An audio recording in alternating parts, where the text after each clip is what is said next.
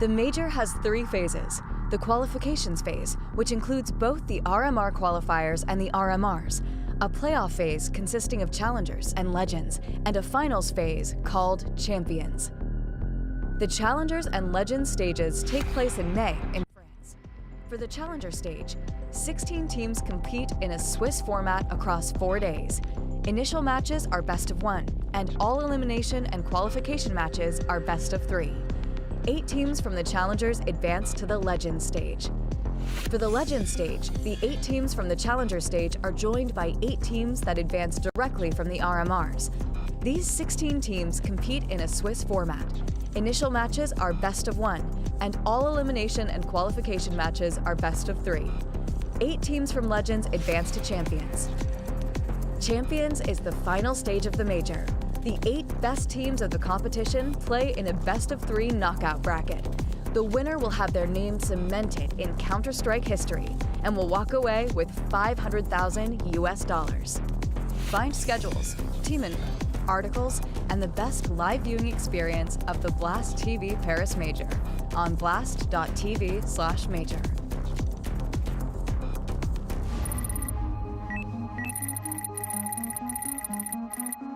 Rules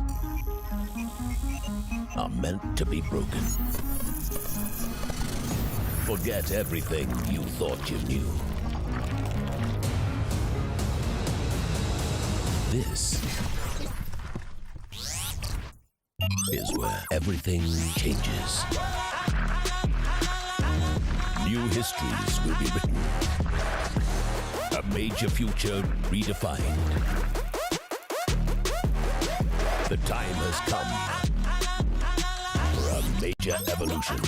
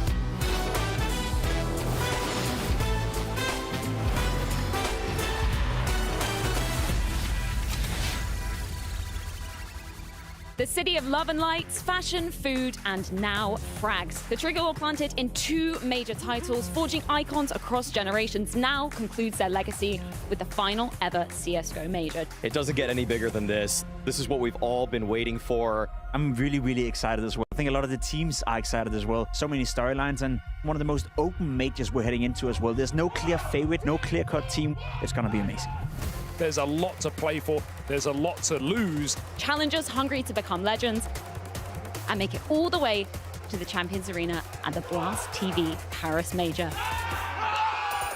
NiKo's last chance to claim a major trophy, and that road begins here. One of the favorites coming into the major, without a doubt. You look at the players, you look at the names, you look at the quality on the server. Hunter is dead. NiKo's got to do this alone. One man doing it all. Legend stage locked in. This was not a question. This was dominantly done.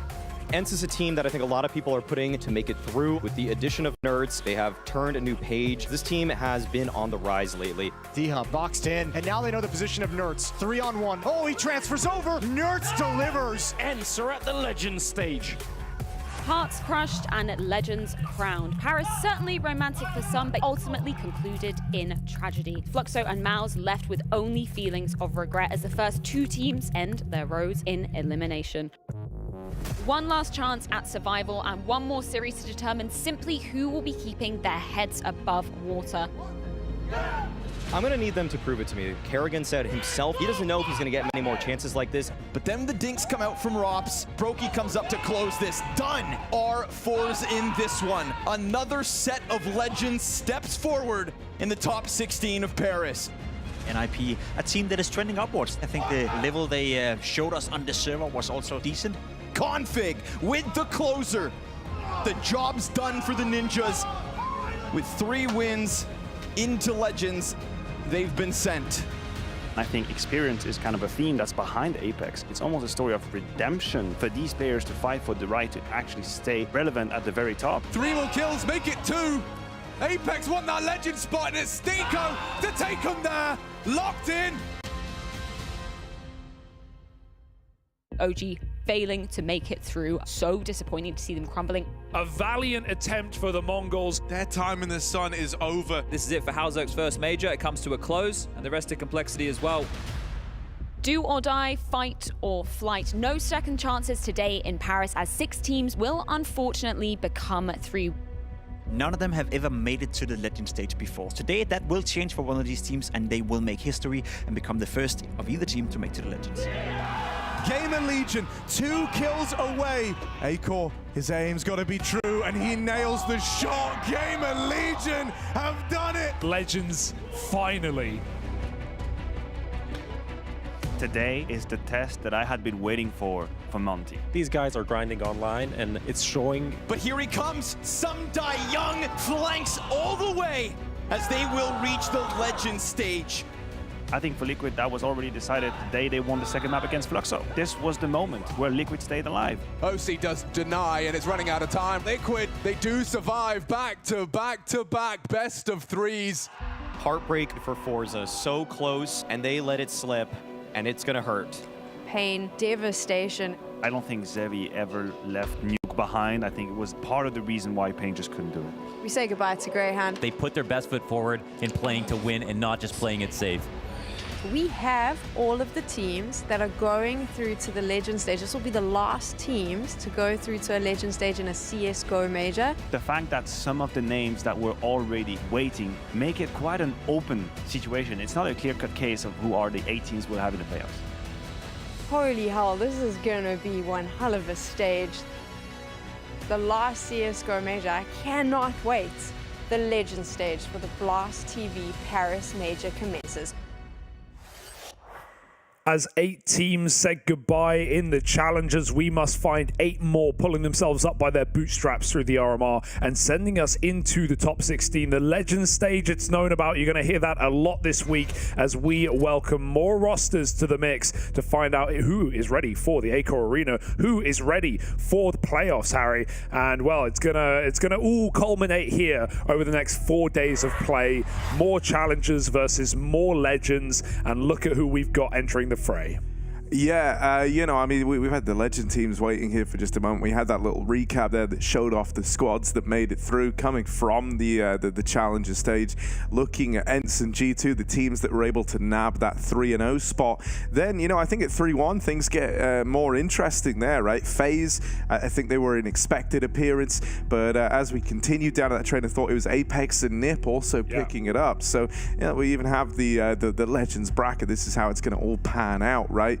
And you know, you've watched enough of these now, I think, to get comfortable with the format. But you know, we can see it nice and illustrated right now. I think the format's the same. The most interesting aspect, I think, is the fact that we obviously have Legends teams play Challenger teams in that first stage, right? So you've got half of these rosters are warmed up, ready to go. They know the setup, they know what they're playing for, and you know, having already been here for a few days. And the other half just arrived, ready, willing, and looking to, you know, make an immediate statement as the Legends teams themselves, right? Teams that have qualified straight to the stage from the RMR, some expected, some surprising, but all looking for that top 8.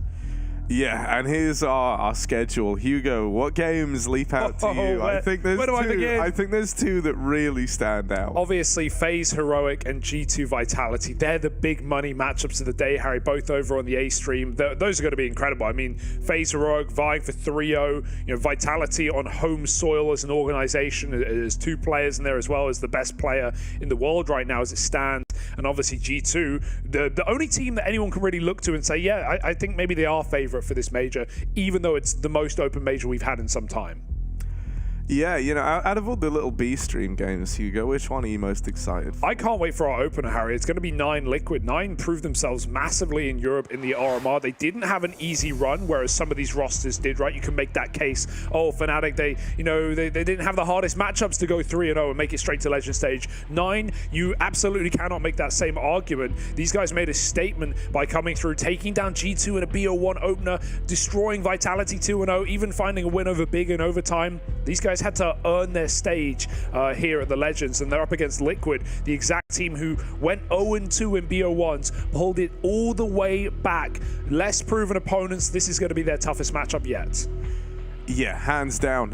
You know, I mean, 9 have been really making a splash, and Liquid, yeah, it kind of plagued with uncertainty since that Challenger stage. And I think even though they did recover from 0-2 down, you know, the matchups they had were ones where Liquid were the favorites, and they even had that like weird 3-mapper with Flux, so to kind of open up the comeback. Yeah, and we talked about we made the comparison for Liquid. It's like, oh, they've done this before. You know, they went 0-2 back in the Antwerp Challenger stage. They pulled it back. They beat NAVI, Cole, Astralis. They made it all the way to the Legends off of reverse sweeps in BO3s. But what actually happened when we hit the Legend stage for Liquid back at Antwerp? They fell apart, Harry. BO1 losses to Heroic, to FURIA, and then falling to Vitality. More proven teams, more expected victors. Liquid went 0-3 after making a reverse sweep. So that can't happen here today. Some say they're warmed in now, right? They've had their time in the sun. They've woken up. They certainly should have after those opening couple of games. But man, 9 are no sleeper team who have already taken down some of the best. Let's hear how Liquid feel coming into the Legend stage. So, Nitro, shaky best of ones in the Challenger stage. We're in the Legends. It's a fresh start, more or less. What should we expect from Team Liquid right now? We're feeling a lot better after, coming back from the 0-2 matches. We lost the 2 best of ones. They were both close games, and we all understood, at the end of the day, that we still have a really good chance of qualifying, even though we're down 0-2. I feel like with the last boot camp, we've improved our map pool a lot. So going into the best of 3s, we just had a good feeling still, even though we're down 0-2. So our confidence is still high. I know 9's a great team, and they've shown a lot of really good results lately. So we're super excited to play against them, and I think it's going to be a good game. And you mentioned 9, they had some good results. I've talked to 9 personally, and looking at their RMR, 3 wins out of 3, they just kind of scrolled through it, basically. What do you expect from them today? I'm expecting a good game. I know they're really good fundamentally, and they're all Polish, and we haven't seen an all Polish roster in a while, so it's really exciting to play against that. Other than that, just expecting a good game, and it should be a pretty clean game from both of us, so we'll see what happens. And looking at those past best of 3s in the Challenger stage, those were the ones that you won. You didn't win the best of ones. But going 0-2 to 3-2, doesn't that put immense pressure on your team? And how do you overcome it for the next stage? Well, at the beginning of the tournament, I did an interview with Dust 2, and I was like, yeah, we're really confident. Hopefully, there's no world in which we have a slow start, and of course, 0-2. So yeah, I'm not saying anything about any starts or anything. I'm just playing every day the same and preparing the same way against each team. And you could tell, throughout the tournament so far, that we've shown a lot of progress, day after day. So I think we're just warmed up. We're warmed up now, and we're ready to play the next stage. Yeah. And just talk us through the preparations that you guys have made for the Legends stage. Did it differ from the Challengers, or how did it happen? So each stage we do vetoes for every single team, and we just kind of figure out what maps we're most likely going to play. So we didn't really do anything differently, to be honest, coming into the next stage. We just know that the competition is even more, obviously, within, all the teams that are just already in the Legend stage. So, I don't know. I think I've seen a lot of teams that come in from being in the previous stage that, they're on fire in the next stage. So I'm hoping that happens for us, and I feel a lot better knowing that we've played previous matches here already. We're already warmed up. Everything's, feeling comfortable for us. So I do think we have a little advantage in that aspect. And just let's stay on that topic real quick, because losing the best of ones, that's a slow start. Best of threes, momentum keeps rolling. Is that what's going to bring you guys on the over the, let's say, give you guys the edge over 9 today? Yeah, I would think so. I think, like I said, like whenever you play a stage, you come in, you know, you're used to all the setups. There's nothing like, there's no ambiguity going into it. So, you know, as long as we show up today, have good comms, good energy, this should be a pretty good game. Yeah. Thank you so much, Nitro. Thank you. Good luck, man.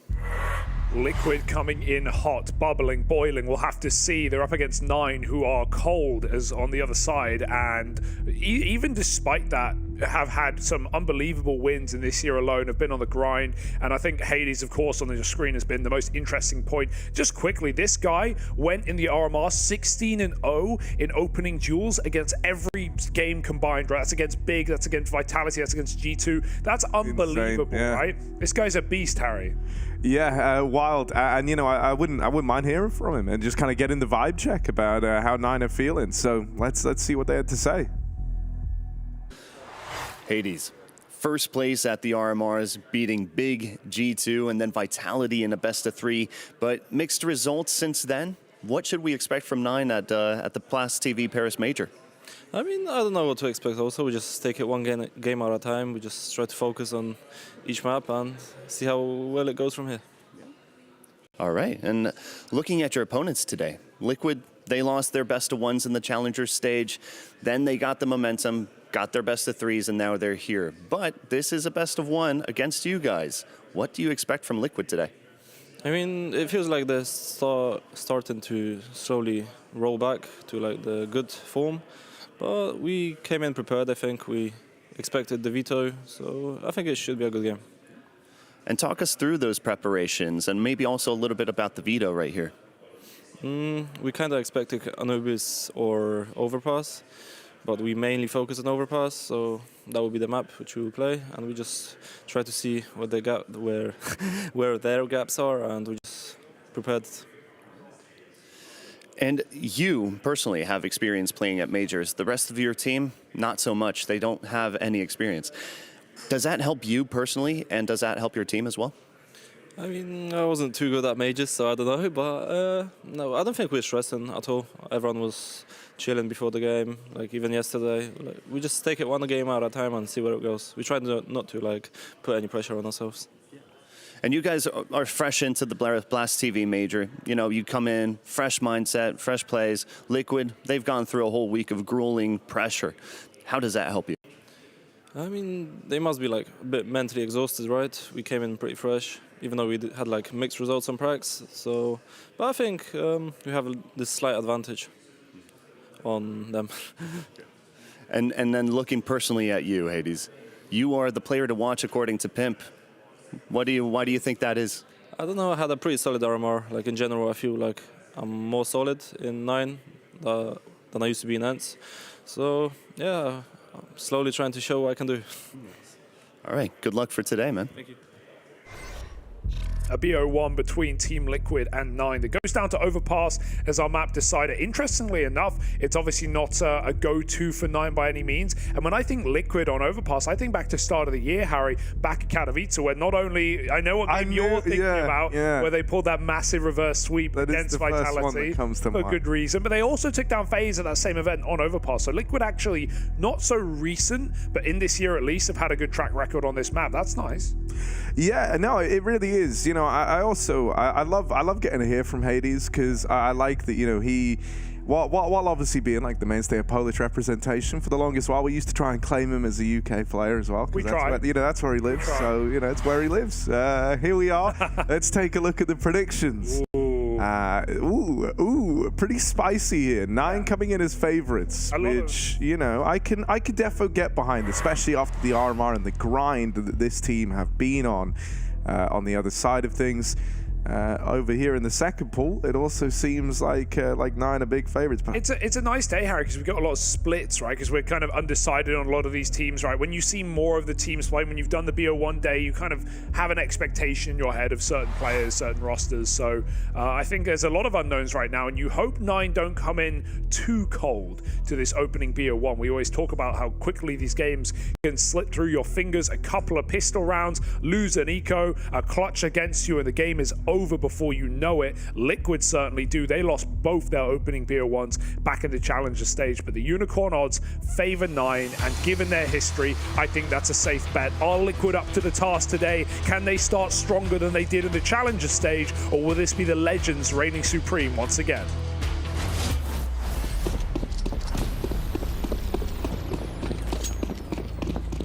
Here we go, Team Liquid taking on Nine in our opening game of the Legends stage, and it's Liquid with a T-side start.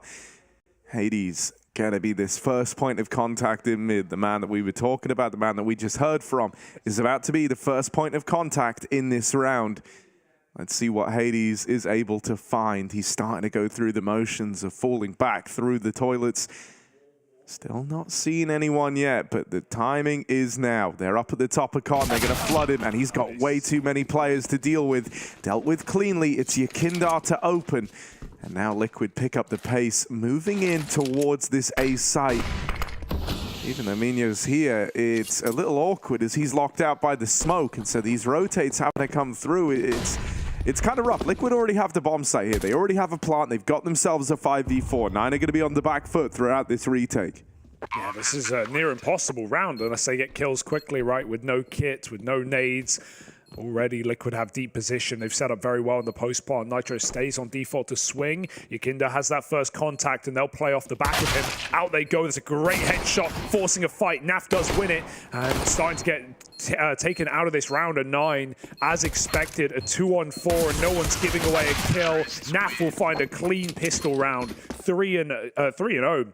On the guy, the player that underwhelmed us at the start of the Challenger stage. He doesn't do so in this pistol. Yeah, I wanna kind of home in on NAF a little bit actually, because you know we talk at a couple of these events, and I feel like when we were back at Katowice, you know, we were kind of selling NAF as the rock player within this Liquid squad. Incredibly consistent, right? And the bad games for NAF have always been few and far between. But then, kind of since Pro League, moving forward into the Major as well, carrying forward, has been a couple of underwhelming games for NAF.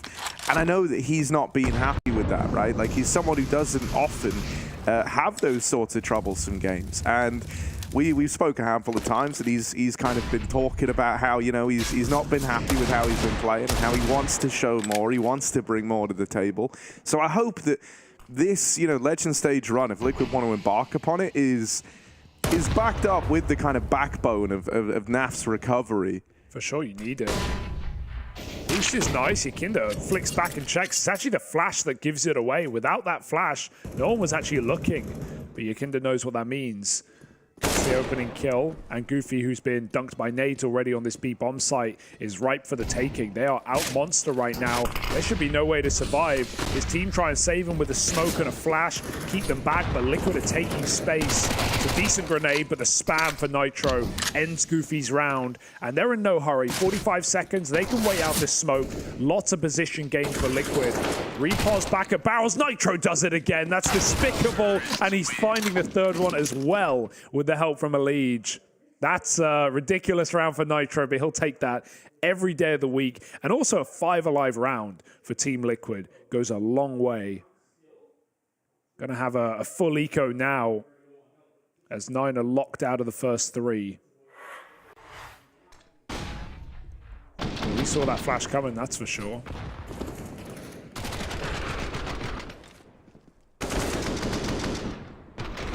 Liquid looking good to start. Yeah, so this round isn't live, but that's fine. They'll probably get that sorted. Yeah. I thought I picked Liquid, but it turns out I wrote 9. And it is what it is. You know, you roll with the punches. So what are your predictions? Yeah. Well, Harry, you got to stand by. You know, you can't doubt it after a pistol round, you know? No, it's not about the doubt, because like, you know, it was partially cope because I just have them going through on the pick'ems. yeah. I don't think I think it's crazy. I'm believing in the Liquid 0-2 in Challenger, you know, dream run. I don't think it's crazy to think that Liquid could, because that's the issue with Liquid. We look at this team, we look at this. It feels like it's one of those rosters that at recent times have been less than the sum of their parts, right? Like they have so many great pieces. They have, you know, obviously the player in the conversation for best in NA, right alongside Twist, who obviously is making more recently a better case for that. But in a league, NAF, Mr. Consistent, you've got this, you know, star fragger with an AWPer in your kinder, right? You've got an AWPer who has actually proven their worth a lot, despite Liquid's actually had some really good inability to really run an AWPer in their system. This has been something Liquid have always struggled with, right? With having Nitro, the you know, captain AWP across the years. But man, they grand slammed with it. So yeah, the pieces are there, but the consistency, the placings, not always. They had a good start to the year at Katowice, but it's been pretty few and far between ever since. Yeah, interestingly enough, you know, it's Overpass when we used to think about like Nitro with the old rifling core of Liquid. He used to do some great work on the AWP here. Like if you type in Nitro AWP highlight, you're getting an Overpass game. I will guarantee you of that. It's had a few of them. Ooh, nade. That's a fantastic nade. Around 150 damage. Maybe expecting the triple boost up on short. We see that a lot right now. But very little to lose in this round for 9. They can throw whatever they want at Liquid's way. Minio dead in middle. And Liquid can start to move towards the site. I like the Goofy has purchased up a Zeus here. Now, he's probably never going to get to fire the damn thing, as pushing out through connector will seal the deal on this round. One more. You've killed 4 there. You don't believe it. You don't believe it. Come on now. Yakindar comes back in and will clean it up. It's him and Nafly in that 3rd round, just farming up the ecos. And now 9 come in with the full investment. Hades even has money to bring out that AWP straight away. And I do like that. I like that he's prioritized getting that on the board as early as possible. I'm checking his spawn right now. It's not the best. It's not the worst. But most importantly, it's not the best. So I doubt he's going to be taking much of a mid-fight here. Might get tempted into it because you know it's probably a bonus round for Liquid. But in that same vein, you know, there's going to be MAC-10s running up through middle. There's going to be SMGs here. A lot of damage done from the early util down in middle. Yeah. Liquid tried to just run straight through it. And yeah, Hades posts with that AWP long. And Yakindar's already knocked out of the round. I love that routing for Hades. They did the double molly and Liquid only smoked the first, but they still wanted to take their spawn. So, you know, whether or not they knew what they were running into, they chunked that playground molly completely, as you say, to get towards long quick. But who's already there? It's Hades finding the opening player for Liquid. So 5-on-4 for 9, and immediately they go back and play within the realms of the bomb site. They don't have a lot of util to refresh in toilets. They're just going to try and give Hades the room to work it. And as I said coming into this matchup, Hades is unbelievable in those opening fights. At least he was at the RMR. I'll repeat that stat. 16-0 in first duels from this guy across 3 matches. He did not lose an opening fight. Of course, impossible to keep that up, but it was just a sign of how much his opening moves caught people off guard, how unprepared people were for Hades, and also how quick he was on this big green. So definitely something Liquid need to look out for today, starting on the T side of Overpass. They're still on T, and Hades doesn't have any info right now, but this jump spot is everything for Kylar. Good bit of info to grab. Now the AWP scoped up on long. Hades able to pick and choose his battles as they move in. They're going to be homed in on dealing with this DICE player. Oh, he hit them. That was the collateral, but it took Kylar finishing off the last player. Minio moves in, and this play gets ruined. Heck. OC. He's playing off his team's monitor. Yeah, you can tell. That's rough. I imagine that's why we had the tech a minute ago. We're definitely going to be a pause here as OC loses control of the ship. Not ideal, but hey, if there's any bright side, they were getting massacred anyway.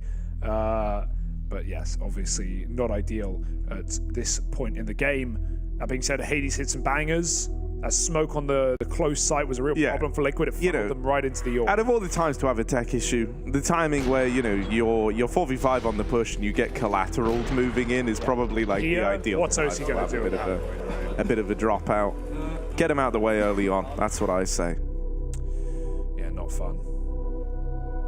And 9 are on the board regardless of that fact. Damage was, of course, already done. So a quick PC restart and we'll be back in for OC. He's been a guy to look out for, certainly. Even in these losses for Liquid, back in the Challenger stage, he had a couple of maps where he popped off, man. So, yeah, Apeks game on Ancient, man, he dropped 30 kills on an L. Whenever we would hear from Liquid, and even, you know, what they would say, like, speaking to them outside of things like interviews, is it was like this idea is that OC often knew what he was doing, or like, you know, had like good reads of the game. They always credited how good he is, but they said like the biggest thing he was lacking was just the confidence to kind of believe, right? It's like he'd be considering everything, and more often than not he would have the correct reads, but he wouldn't like approach it with the faith or the confidence to actually make it work. And I think really, if you want to look at like the event that probably changed that around a little bit, I think it was this recent Katowice run at the start of the year, right? I think, you know, we had some good games from OC there and some important stage experience gained just to kind of give him that faith. That was really what felt like lit a bit of a fire underneath him. So it has been nice to see, and he's going to have to hit hard today, I think, in this matchup, because Hades on the other side, it's considerably less of a question what you get out of this guy. You know, he's been very stable in a lot of these big performances that he can offer to the 9 squad. Yeah. And I do just love like the Hades redemption arc story.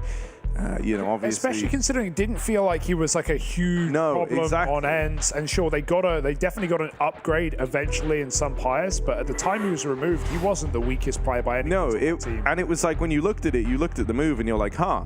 You know, it didn't feel like it was because he was like massively underperforming. They just kind of shot for the stars with someone who could fit like the star profile more. And so then what did Hades go and do? Well, he went back and helped rebuild essentially the Polish scene by being a part of this team, which is very, very cool to see, you know, like, because the Poles haven't really had like a proper team to get behind in a long while now, since really the old VP.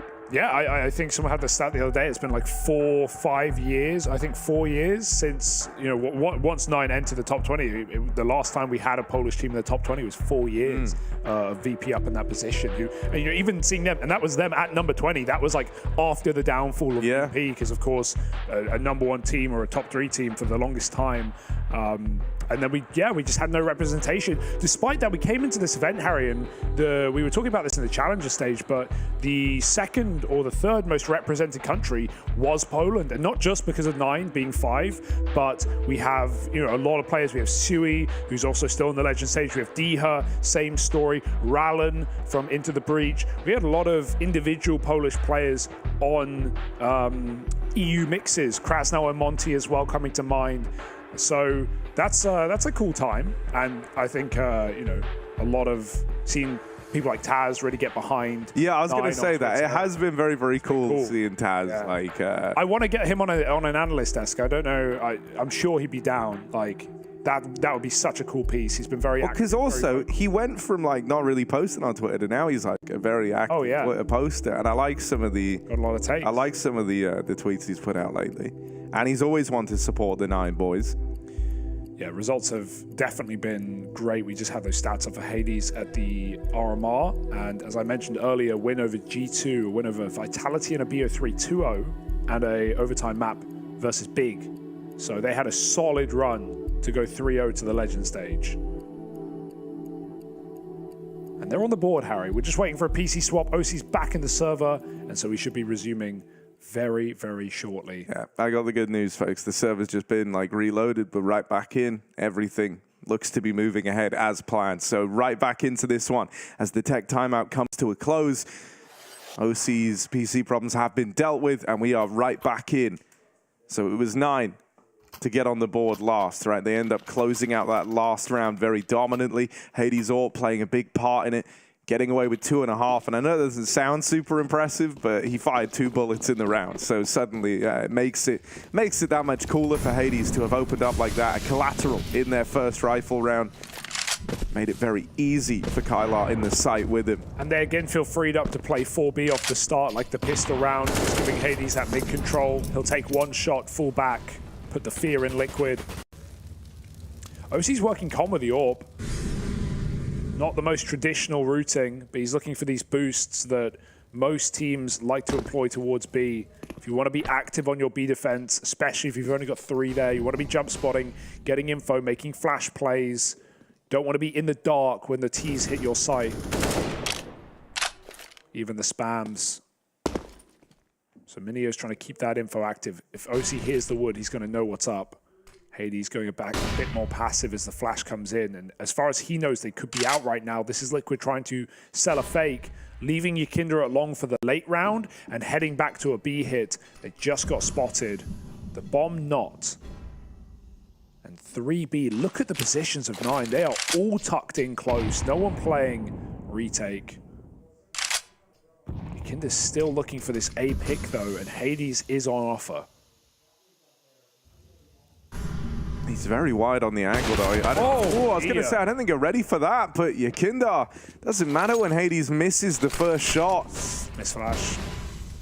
They're going back up the end of the world, yeah. They're going to turn around and try to take this space, try to take advantage of the fact that they found this opener, but with so little time left, it's all weighted on getting into the site. This is going to be awkward for Liquid. This last second decision to rotate up and away, they can still make it work, but the plant might get denied here and now. And as Minio tries to stop it, Nitro deals with them. That's not how that round's supposed to go. Not by any means. Minio got stuck on the truck, stuck on the wheel. It's simply, if he was 1 step further back, he would have swung, and he might have been able to stop that plant with a second to spare. That was right there for 9 for the taking. Like, OC's entering with his nades out on the AWP and the bomb. Like, what's happening there for Liquid? They win it, but my God, they shouldn't. Missed position for Minio. And a missed shot for Hades, and look at what it's done. Liquid 4-1 right now, in control. Oh, I do feel bad for Minio though. There, with how that goes down, like he knows at the end of that round, like damn, you know, I could have just won the whole thing without us even having to really dedicate too much to it. Could have just won it to time, but as you say, it's the clipping on that truck. He got stuck on it for an extra second, and Nitro is able to save the whole damn round with this display right there. Great shooting for Nitro. Smoke shot to boots. Liquid bringing the heat to this opening BO1. On the T side of Overpass as well. That's a very scary round, coming down to sub 10 seconds on plant. And now 9 need to be very careful. This is their last buy. And they won't have an AWP behind it either.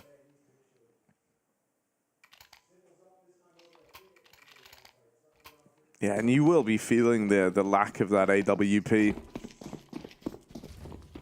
Hades and Kylar moving into mid, but gonna have their work cut out for them now. Kylar tries to take this spawn down the connector.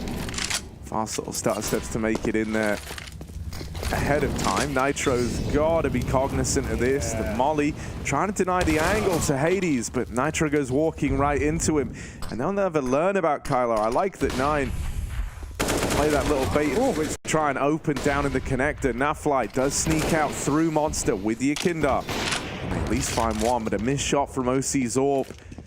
Liquid have had a couple of key fights in this round that just haven't gone their way. The only thing they found so far is a trade kill from NAVI. So they need to try and flush out this comp player, and Elige will do exactly that. That's something to be happy about here. 2 of these fights that Liquid went and sought out did not go favorably for them, but they've at least returned to form a little bit there.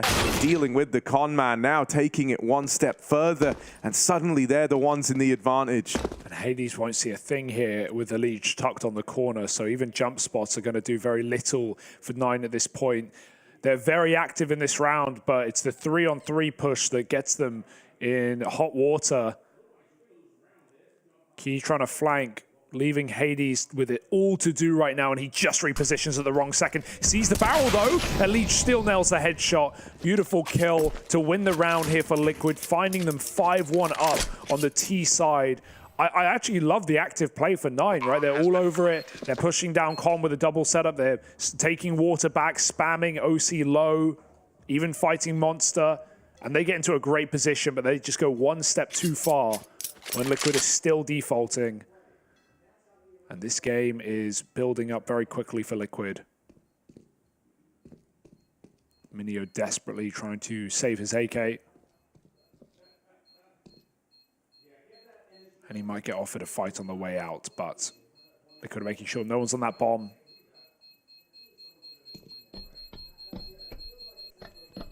And you know, this was something that was like spoke about in the interview with Nitro, as he was saying, you know, he thinks something that's going to give Liquid the edge here is, you know, they've already been here playing, they've played the most games you can, and having to grind it through from the 0-2 down. So you know, they're a lot of maps deep, and that can make a bit of a difference, right? Because even though Nine are grinders, even though they do keep their fingers warm, man, I tell you what, like, you know, these guys are playing a lot, but Liquid are used to the setup, they're used to the sort of vibe, right? They've kind of had a lot of time to build up into the competition so far. And Nitro seemed to believe that that was going to give them a bit of an edge here, and it's certainly feeling good out of the gate for Team Liquid. The onus is going to be on 9 quite soon to try and launch a bit of a comeback here and start chaining some rounds together. It's probably not going to begin this round, but it's got to start soon, or else Liquid are going to amass quite the T-side rounds. Every time they're winning a round right now, it's hitting like a 2-for-1. Neo will get aggressive and opens up onto Nitro. Great way to put that AK to use.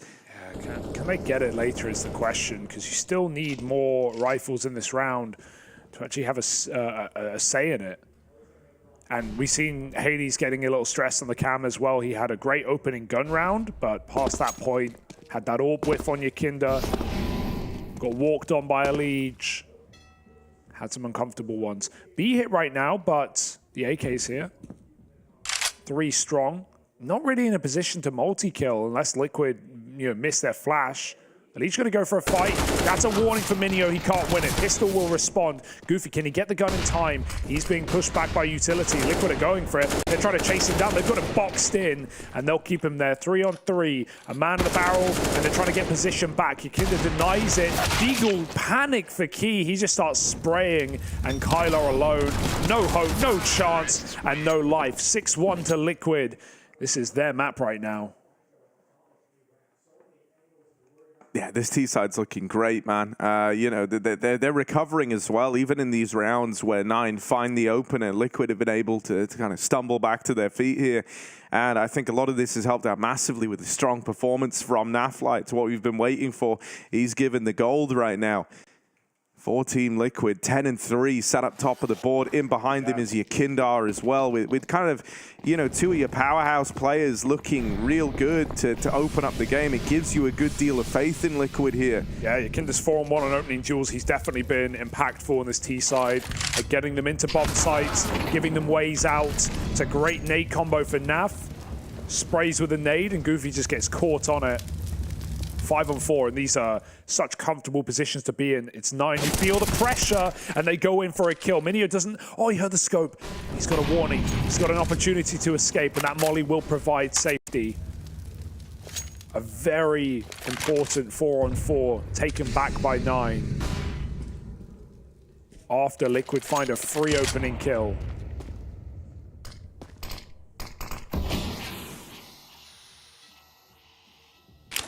Naf wants to try and make a bit of a play here. I was watching him on the cams, right, and he just dropped his belt of util, or what he had left of it, over towards the barrel here.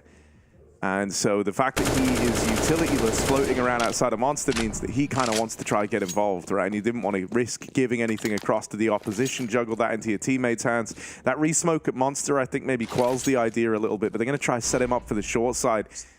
Seeing a very vocal Yakinda right now. He's already talked about in interviews of taking the IGL role on certain maps, on certain T-sides, and it seems to be this could be one of them right now, pulling all of Liquid back to B at 20 seconds. They just lost a Liege. Minio doing work on very low health right now. Liquid have to go. 15 seconds. They need the kill. They need the plant. No chance. 3 strong here as well. This, and a heaven smoke that is not really a heaven smoke, just kind of the illusion of one. They've crossed into the site with the bomb. Plant would do them well, but a missed shot from OC. Oh dear, OC. Gotta hit that one. It's yeah, only way in. Even had time to take another one, and I know it wouldn't have done anything. The round was already lost, but that's certainly worrisome.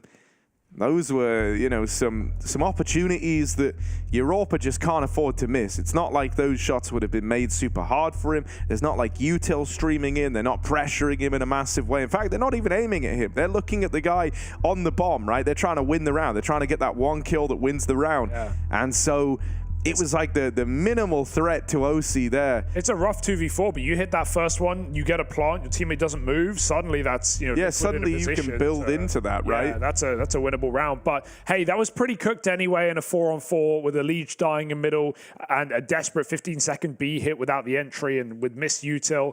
It was pretty scuffed anyway for Liquid. So 9, good to see them compete at least. Big round for Minio.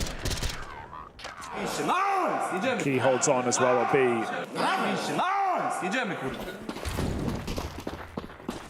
Kindar playing very loose this round. He's got a Mach 10, no nades, and he is rushing B.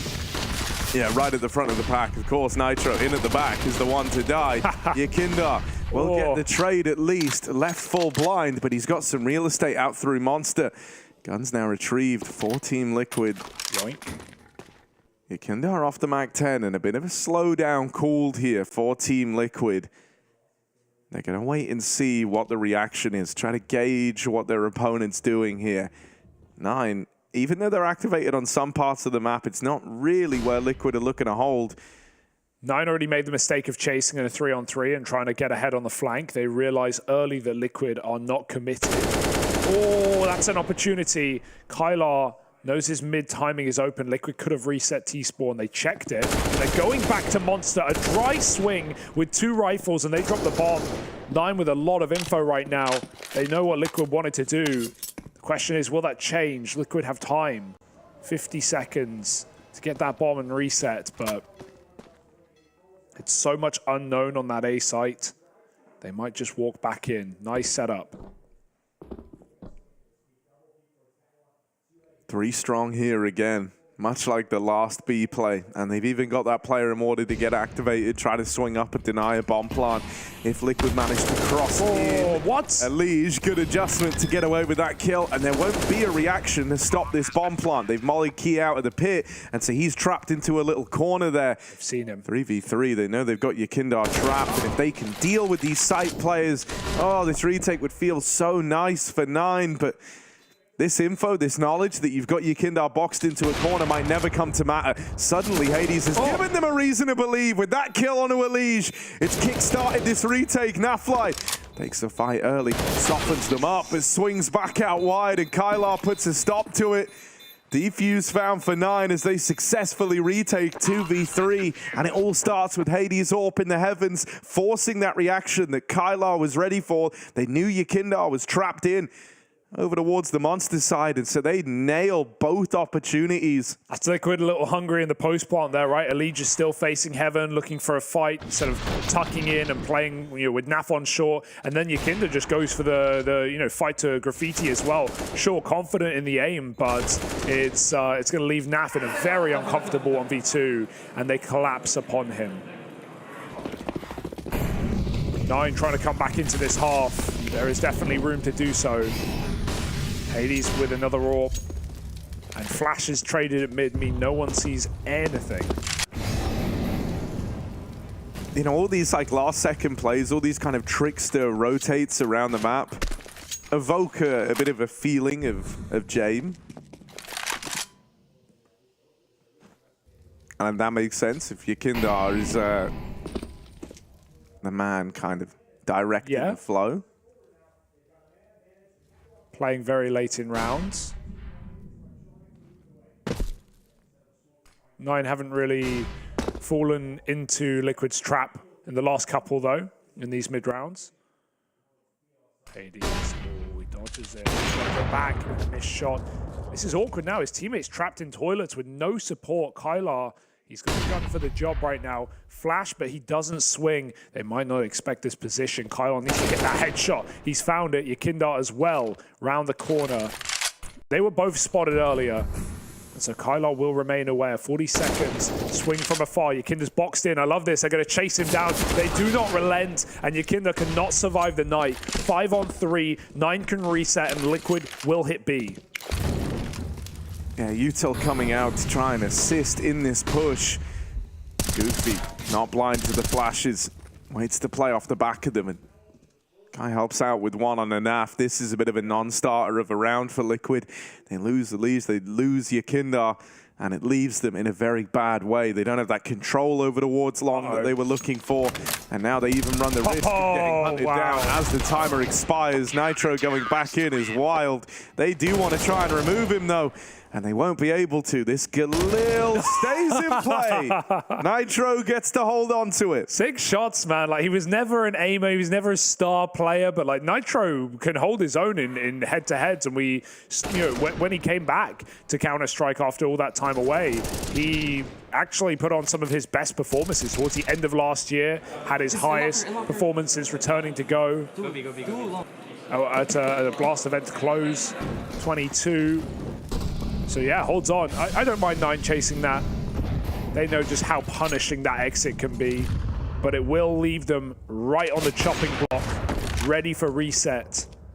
Oh God, there was a good chance there for a Liege. And Nitro dies in middle. There are armored players who can retrieve the gun, but right now Liquid are getting pinched. Good kill from Elige. Gonna try and shut down this double connector setup. He's already ahead of the smoke. Not info that 9 are privy to. But this deep push through the connector out of Kylar, he is set up to be a real nuisance here. Kind of limits how tricky Liquid can get with some of these rotates. And yeah, there's Elige plucked out of the round. So it's all left onto Nafly. Does have the bomb. But walking into this double stack, they are prepared for the A play, and there's key to put a stop to it. So 9 starting to close the gap here, right? This CT side is coming together. It was only, a few moments ago, it felt like that we were saying 9 need to embark on a streak. They were 6-1 down. They were in a bit of a bad way, but they're putting in the legwork now. And there isn't really like a weak performance in sight, right? It's been a real team effort to kind of get them to this point on the 9 side of things. Yeah. But Liquid, I'm still kind of sounding the OC alarm bell. I know it's not had a lot of rounds to It's early days so much, but like, I don't know. I think even in the rounds where he's had the AWP or like he's been in positions where the kills should be his, it just looked very awkward. And from the eye test, I think OC is having a bit of a stinker right now. Yes, there's some smell, but still, you can still clean it up, Harry. There's room, there's time, but there's no AWP, so not in this one. 6-5 and 9 in control. 4 in a row. Definitely been a recovery here for 9. Easier said than done with how punishing some of these entries were for Liquid. Yakindar's going to hold connector this time. And again, all these double setups. Are they going to walk through 2 players down in blue? They hold for now. They escape through short. Another position taken for 9. Yakinda going to play very late. But his timing is looking really good right now. He started to move and go for peaks as they've up and left. There's still Kylar on the toilet. Different off angle this time.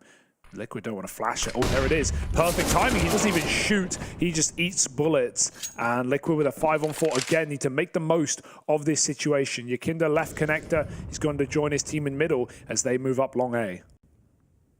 He's very, very cognizant about the presence of a connector player, right? It's something that 9 have had in almost every one of these rounds. So he's been trying to deal with that here. He lobbed in a smoke earlier on, try and fake the idea that they're in bottom con, trying to keep this connector player occupied and out of the action. His teammates are now out through long, and they get slaughtered. OC next to fall, and that's the bomb away from Team Liquid. Yakindar will finally collect the kill on that com player, but now he's only got 30 seconds to make a move in the 1v2. The long peek, he is dinked immediately, and so that is the outcome of the round decided. That one dink down range ends Liquid's run, and 9 tie us up at 6-all. Yeah, a lot of that comes off of Minio in the mid round. He pushes through Connector, and he calls that NAF is running through T-spawn to A. At that point, 9 know it's an A hit, and I love how they position. They figure it out, they know it's on long, and one of those players pushes towards toilets and plays an off angle for Liquid to have to swing past short. Liquid don't have short. Yakinda's holding flanks right there, so Hades here has the perfect position to draw them in. His team play off of him very well, and every single CT's in the site. Yeah, just to build off of that, Minio flank, the other reason why it's so impressive is Yakinda's whole goal in that round was to keep the con player paranoid, right? Like he was bottom con, holding it for a long time. We watched him in that position, just trying to play like the timing game. But before he left Connector, he lobbed a smoke into the door. He threw out a bit of util, made it look like, we're starting to work Connector. We're holding down here at the bottom. Minio just called his bluff, right? And after that smoke comes out, moves in and takes that space. And then, like you say, he hears NAF rotating, gets all that info. As far as Liquid were aware, they'd done enough to kind of keep him paranoid about the bottom of con. So it only makes that push that much more impressive. Maui in his pick and video called 9 a mini heroic, and sometimes even more heroic in some of their CT moves and plays they like to make. And I think active is definitely the right word. These guys have a lot of tricks up their sleeve, and the way they've been utilizing con on the CT side has been a good example of that in early and late rounds. Liquid this time waiting the fade with 3 pistols, but it's completely clear on the anti-eco. 9 reinforced B with a lot of util early. They've dropped every Molotov in the first 30 seconds of the round to make sure Liquid don't go for an up-tempo play. And 4B still at the minute mark. And that's despite having the AWP here as well. It's not like they have Hades with all this info on A. They're going to use jump spots instead. They have just gone for a 3B, and Liquid are going to contact into this site. Yakinda looked good for the entry there. He'll send the pistol in first, and Hades will hit his. Yakinda needs some entries right now. They're pulling nades. These pistols are everywhere, all over the site. Good shot for Hades, but Yakinda does what he needs to. Yeah, big round from Yakinda here. He's even going to keep taking space in the post plant as Minio goes walking out. Won't have the angle. Had that chance there. That was the best opportunity he was going to have for a freebie to propel them in to the retake. Now they've got to check the Yakinda up close, and they don't. You make that mistake once, it hurts you, and then it allows OC to swing once the attention of Kylar's taken away. Liquid will not give up the lead. They might let you tie the game up, but they're not prepared to give 9 that taste of victory. They put a stop to the 5-round streak there and then. Thank goodness Yakinda lets Elige go in first and dive for him there, because my God, does that AK sing. 2 entries on trades to the Tech 9s, and then converts post with OC. Huge round for Yakinda. He is having a great game, right? Like a couple of rounds he's looked like he's been left out of the action, but that's because Liquid have been turned to mincemeat on their hits. He's still taking a lot of opening moves. Out middle close. Oh, OC hits a very important trade in middle. Yakinda now is further forward than they're ready for. Minio trapped down and connected. Nitro concedes and backs out. 4 on 3. Liquid looking to win the half off this anti-force. And this would put 9 in the bin right now, Harry. They've got nothing to work with for the last 2 rounds of the half. And Liquid will not make it easy.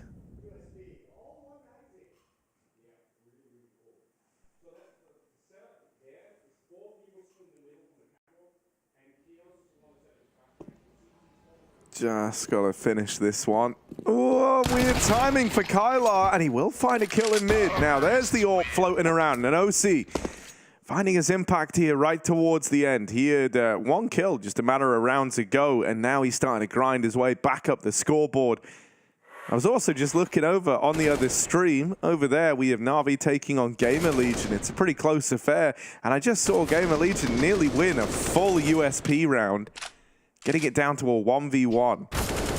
Ooh. So some pretty wild scenes over on the other stream. That game is surprisingly close right now. Picking an 03 has never been harder for this stage, I think. There's just there's so many I think even the teams that you would look at and say, like, yeah, this is a weaker team, they have like a really good 50-50 opening matchup. So it's a very rough stage indeed to pick. NAVI still winning over there though, so one of the teams we have faith to make the playoffs at a bare minimum. And both these teams on our screen now are in that conversation, but yet to be proven.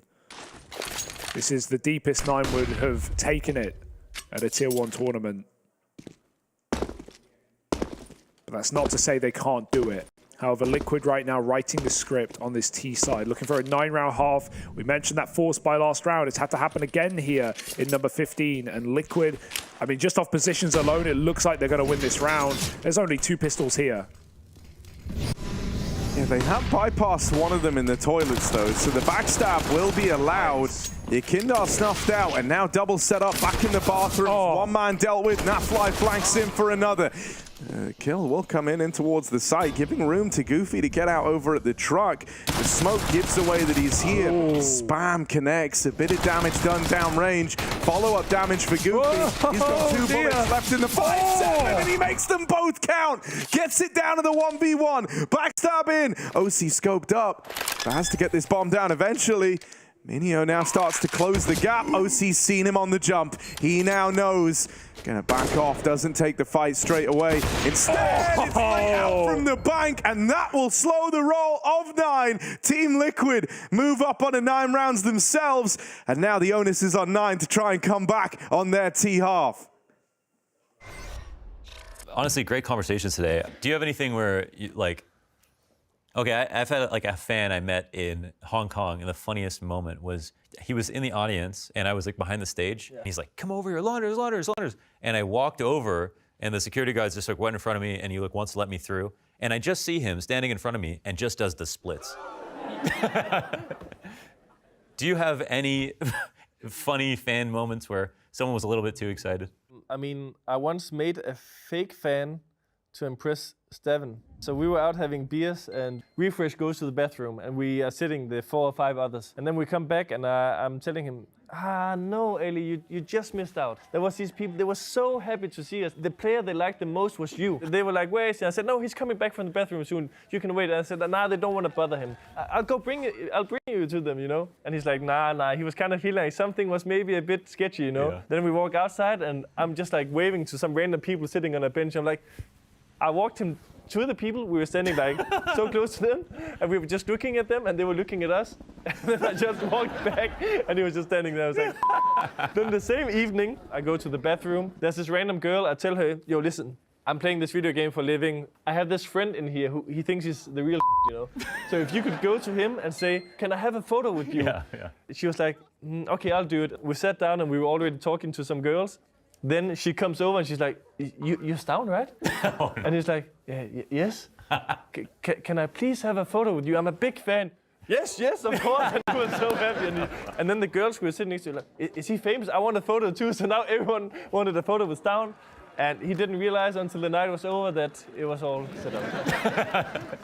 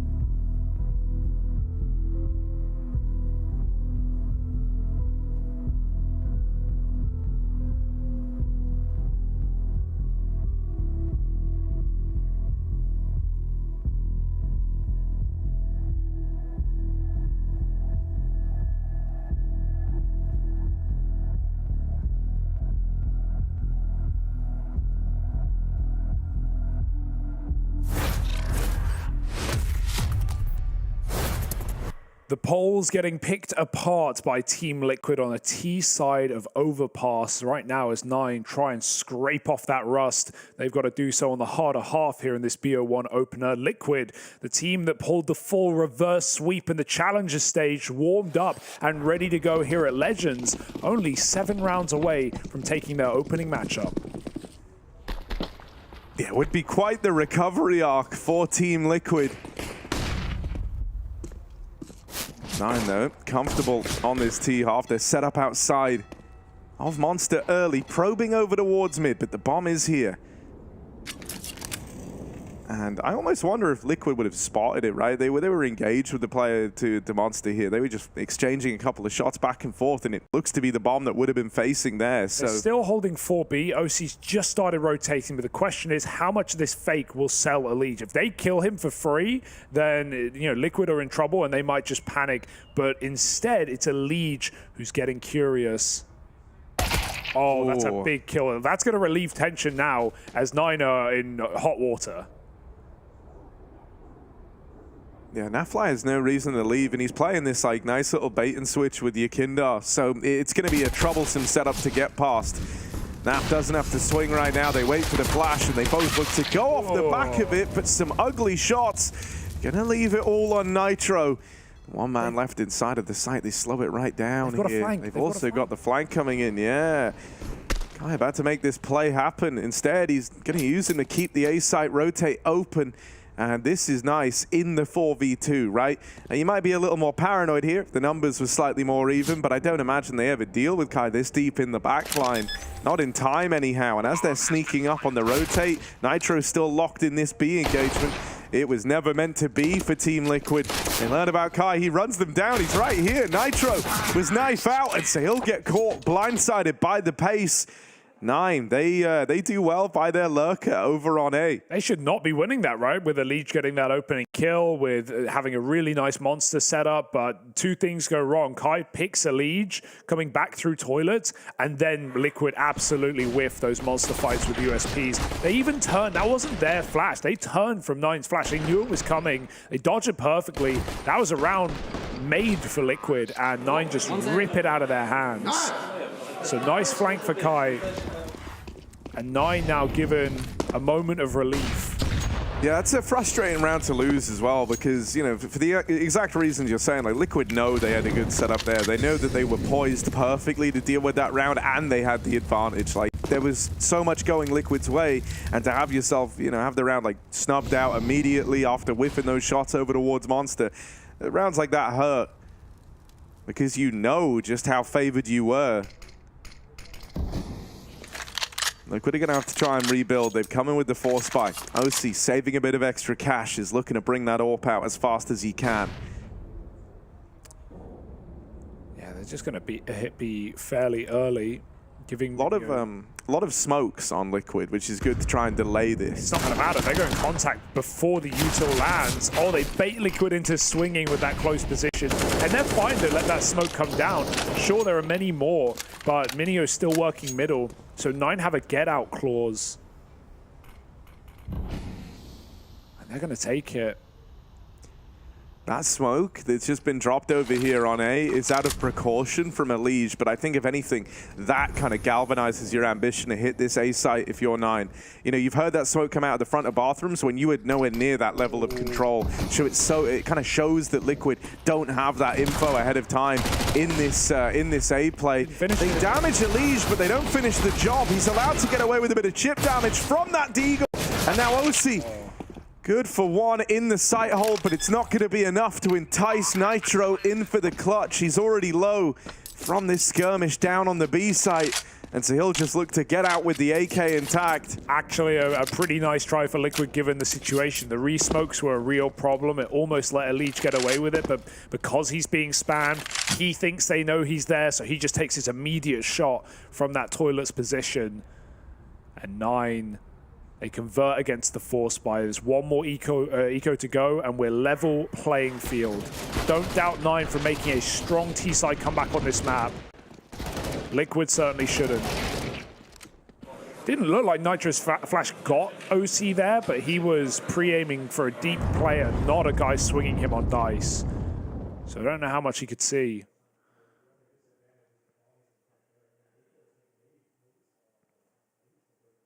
Awfully close game we have right now. We won't get answers till we hit that gun round for Liquid.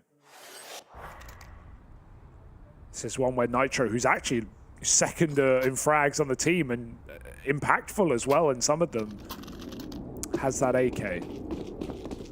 So let's see what he can do. Yeah, we always joke about it, but Overpass is his map. True. He loves it here. True. I want a CT AWP, you know, get that second AWP out. Won't see it, of course, but... Roll back the ears. Let's hope Nitro can get legged or something and be like, yo, OC, yo. Remember 2018, 19?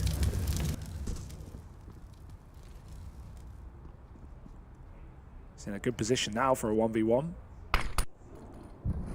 Ooh.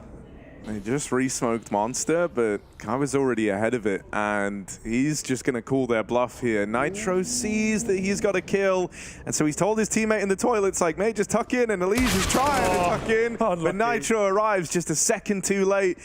Oh, and now, because Kai's ahead of that smoke that fell over towards Monster, he was able to get all the way through B, spotted it was clear, the bomb's already in here. So the round is 9s. There's nothing that Liquid can really do about that. 2 rifles saved, though, in this round is actually really nice. Sure, the Galil is not what you want, but, you know, you're playing the long game here if you're Liquid. You're thinking about your money later. So, you know, as far as ecos go, this is successful. If OC finds 1 kill, that's nice as well. Got to watch out to this ladder, because Kylar has very little to lose in going up. Hades, nice shot. And Kylar hears this rifle in middle. So this might go from success to failure for Liquid very quickly. Nav has no armor. Oh, I don't like what I see.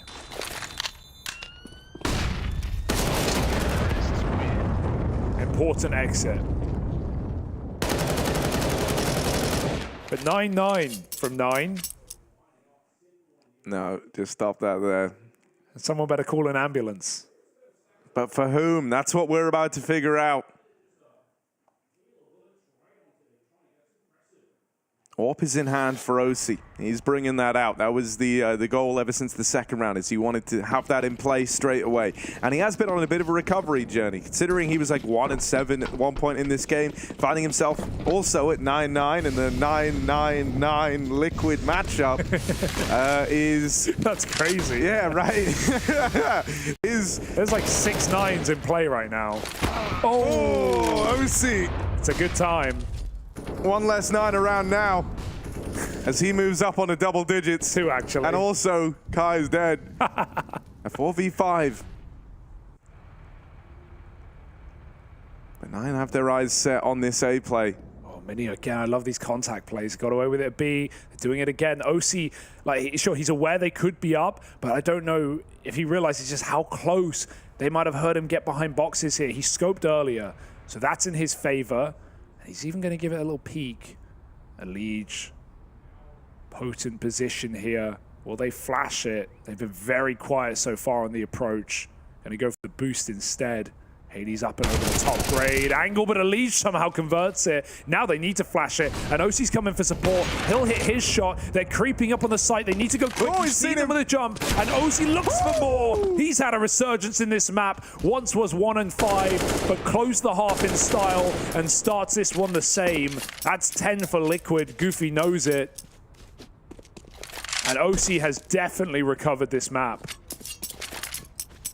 Oh, and they can hear him. They know exactly where he's going. He might even die here. And there's Nafly to delete that last man. Looking to save was Goofy, but Liquid will not let it happen.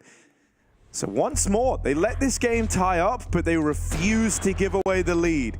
And, you know, if OC can keep this coming in, if he can keep this, you know, resurgence coming down the pipeline, Liquid, things are really looking up for them. He was like the one problem piece early on in this game, the kind of one guy who was having a really rough go at it. He also had those tech issues early on, which you can't imagine helped the situation. Nope. But as he's built back up, Liquid have looked all the better for it. Suddenly you have an AWP willing to go toe-to-toe with Hades, willing to turn the tide of rounds. And that was kind of what was missing for Team Liquid early in that first half. Oh, we're getting a real game here in the BO1, Harry. I do like the BO1 openers. Sure, we want more map pools. We want the better team to win, but it's always exciting when rounds hold this much impact inside of a series. Well, look, man. Pasha Biceps, Polish legend, isn't riding his bike all across the country in honor of just anyone here, right? You've got to believe that Nine can try and dig themselves out of this spot. They've still got the investment.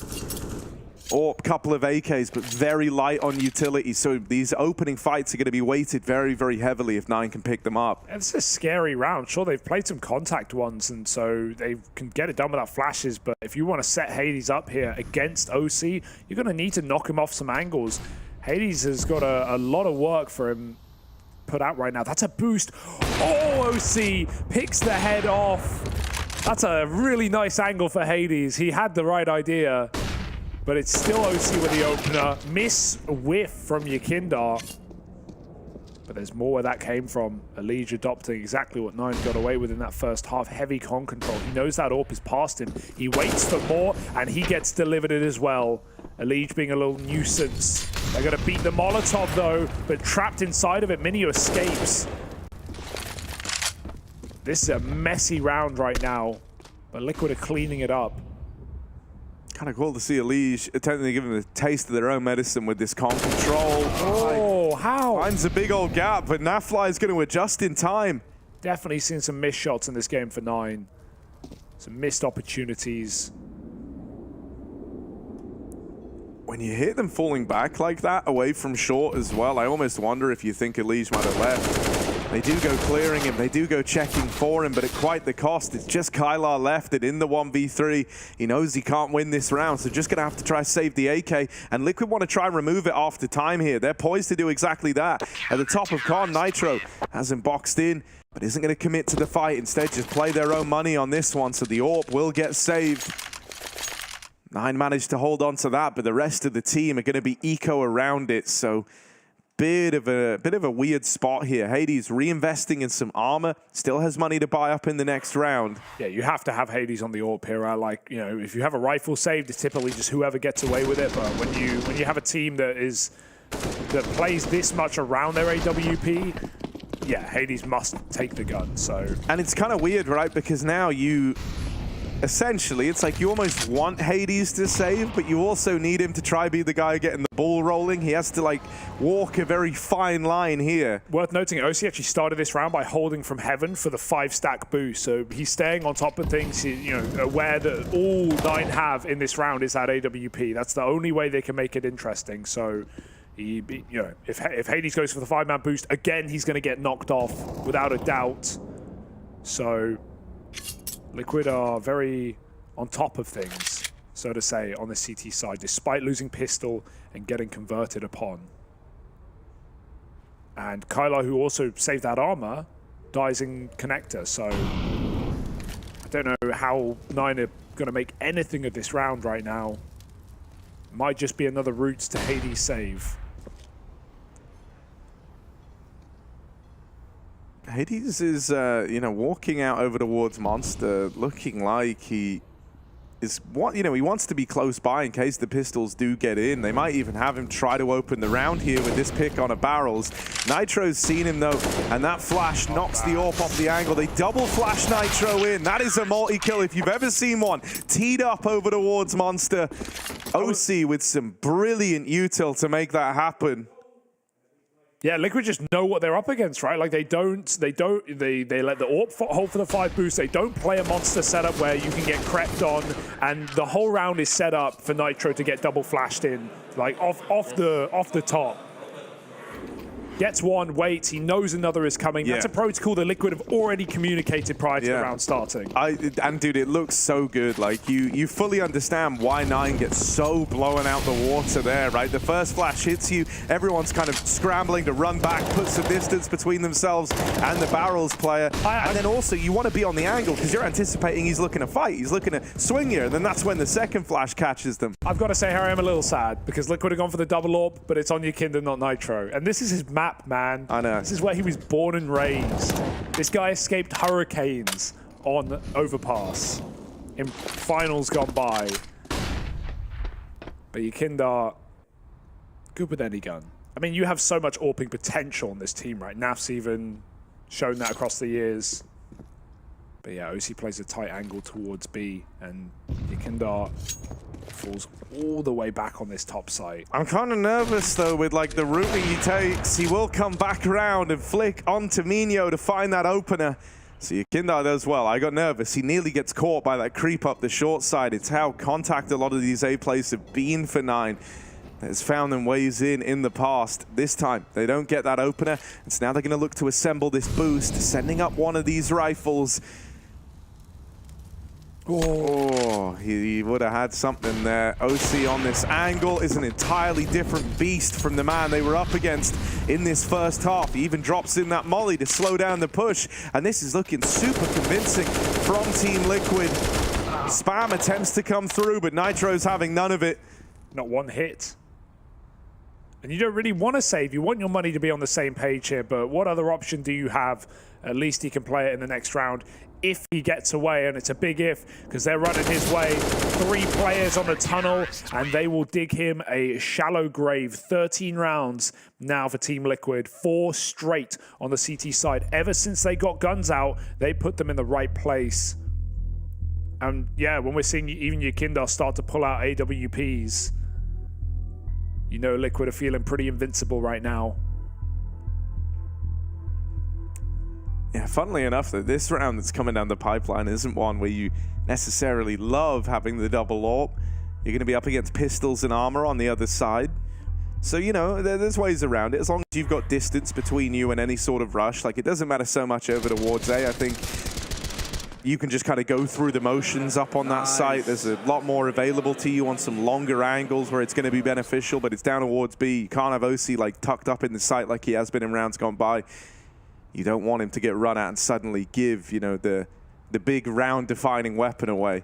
This looks like a Liquid we can believe in, and I don't want to, you know, bait the fans on day 1 of the Legend stage. Do you have them in your pick'ems? Sadly not. Oh, you fool. I wasn't too impressed from the previous stage, but it's looking like a solid Liquid right now. It's definitely not been the best 9 we've seen, you know. Day 1 nerves, perhaps. Some whiffed shots, and very loose on these T sides, but I don't want to take it away from Liquid because they have capitalized very well on mistakes.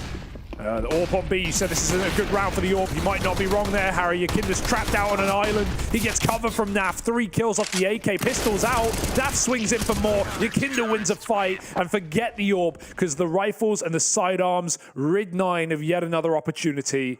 Great flashbangs from that T side, but no kills behind it, or at least nothing to count. 14-9. And this game is resting on a rifle round.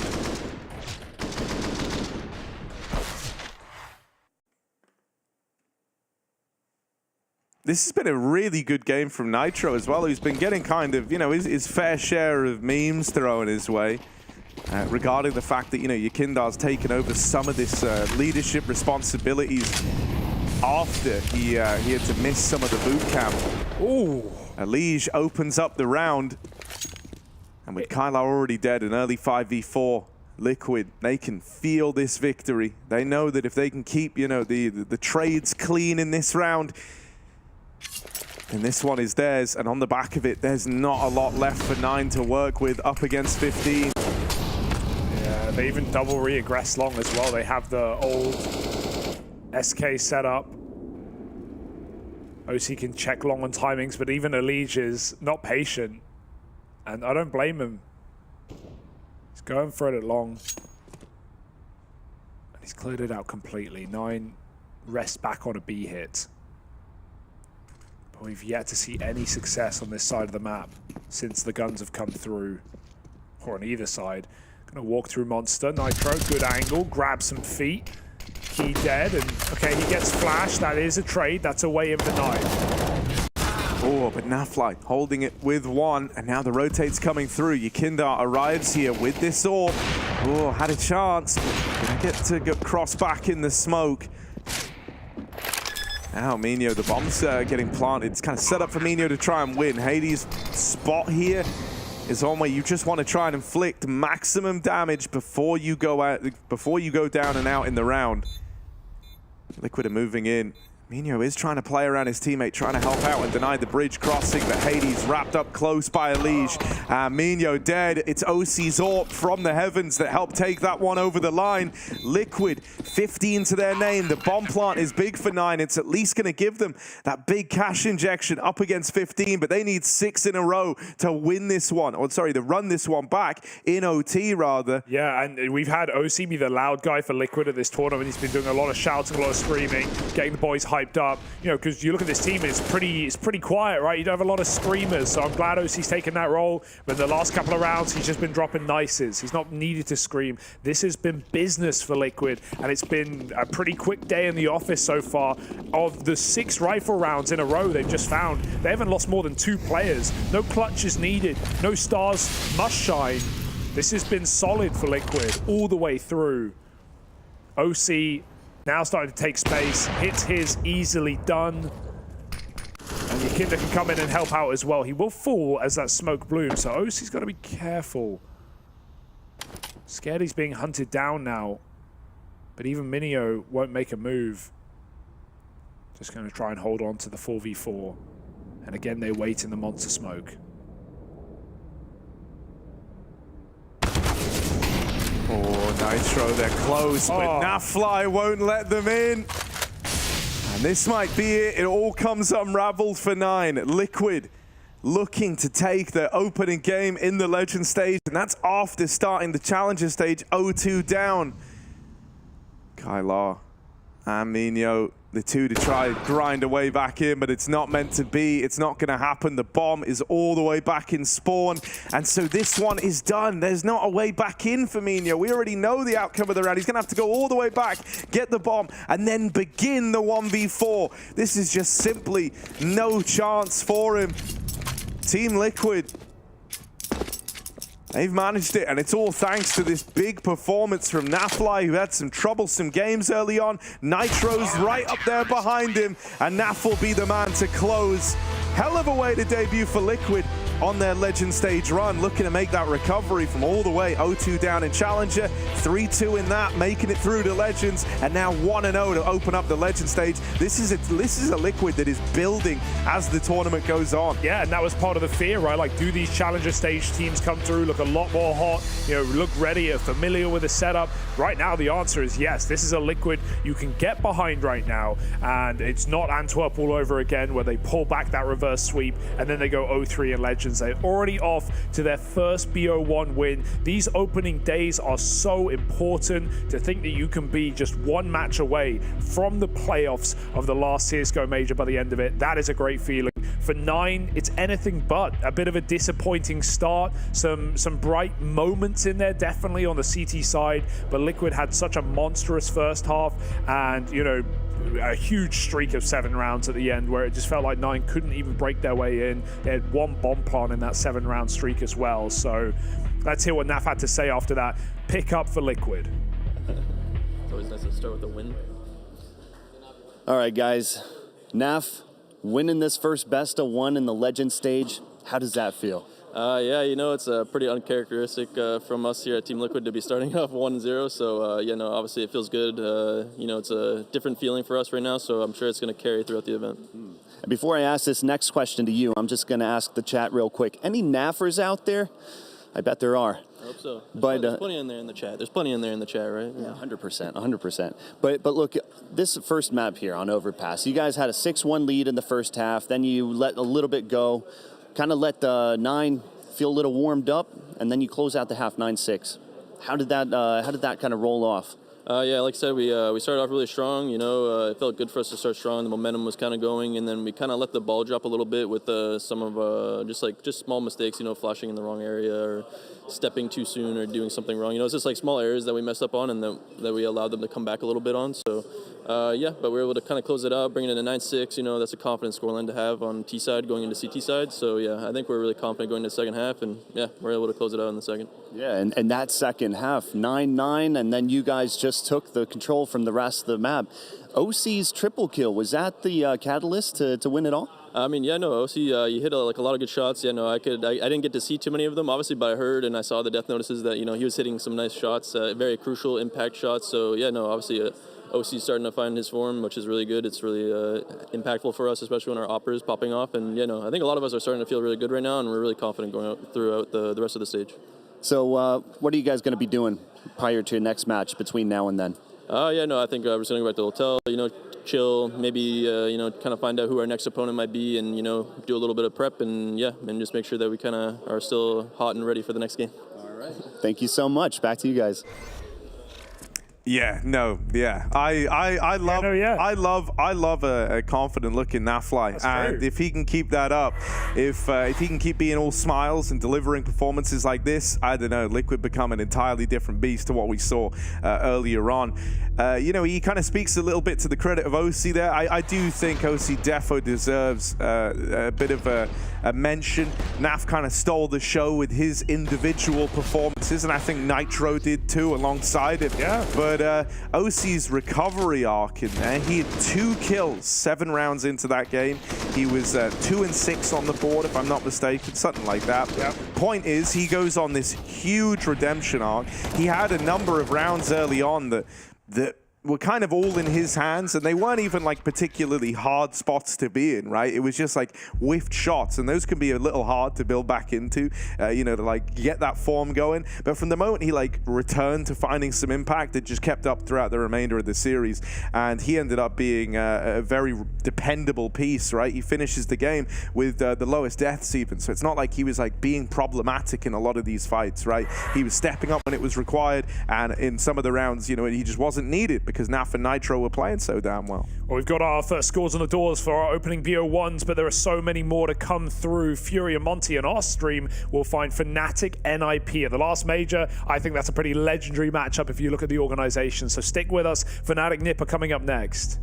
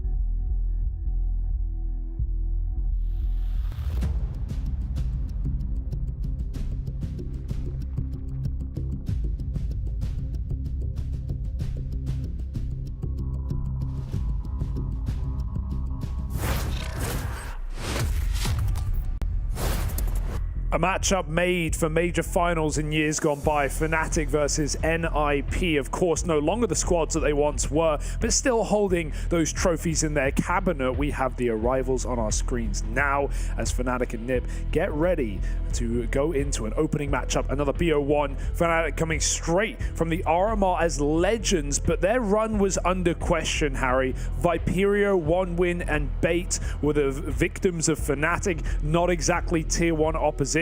So they've got to prove themselves today as the Legends team.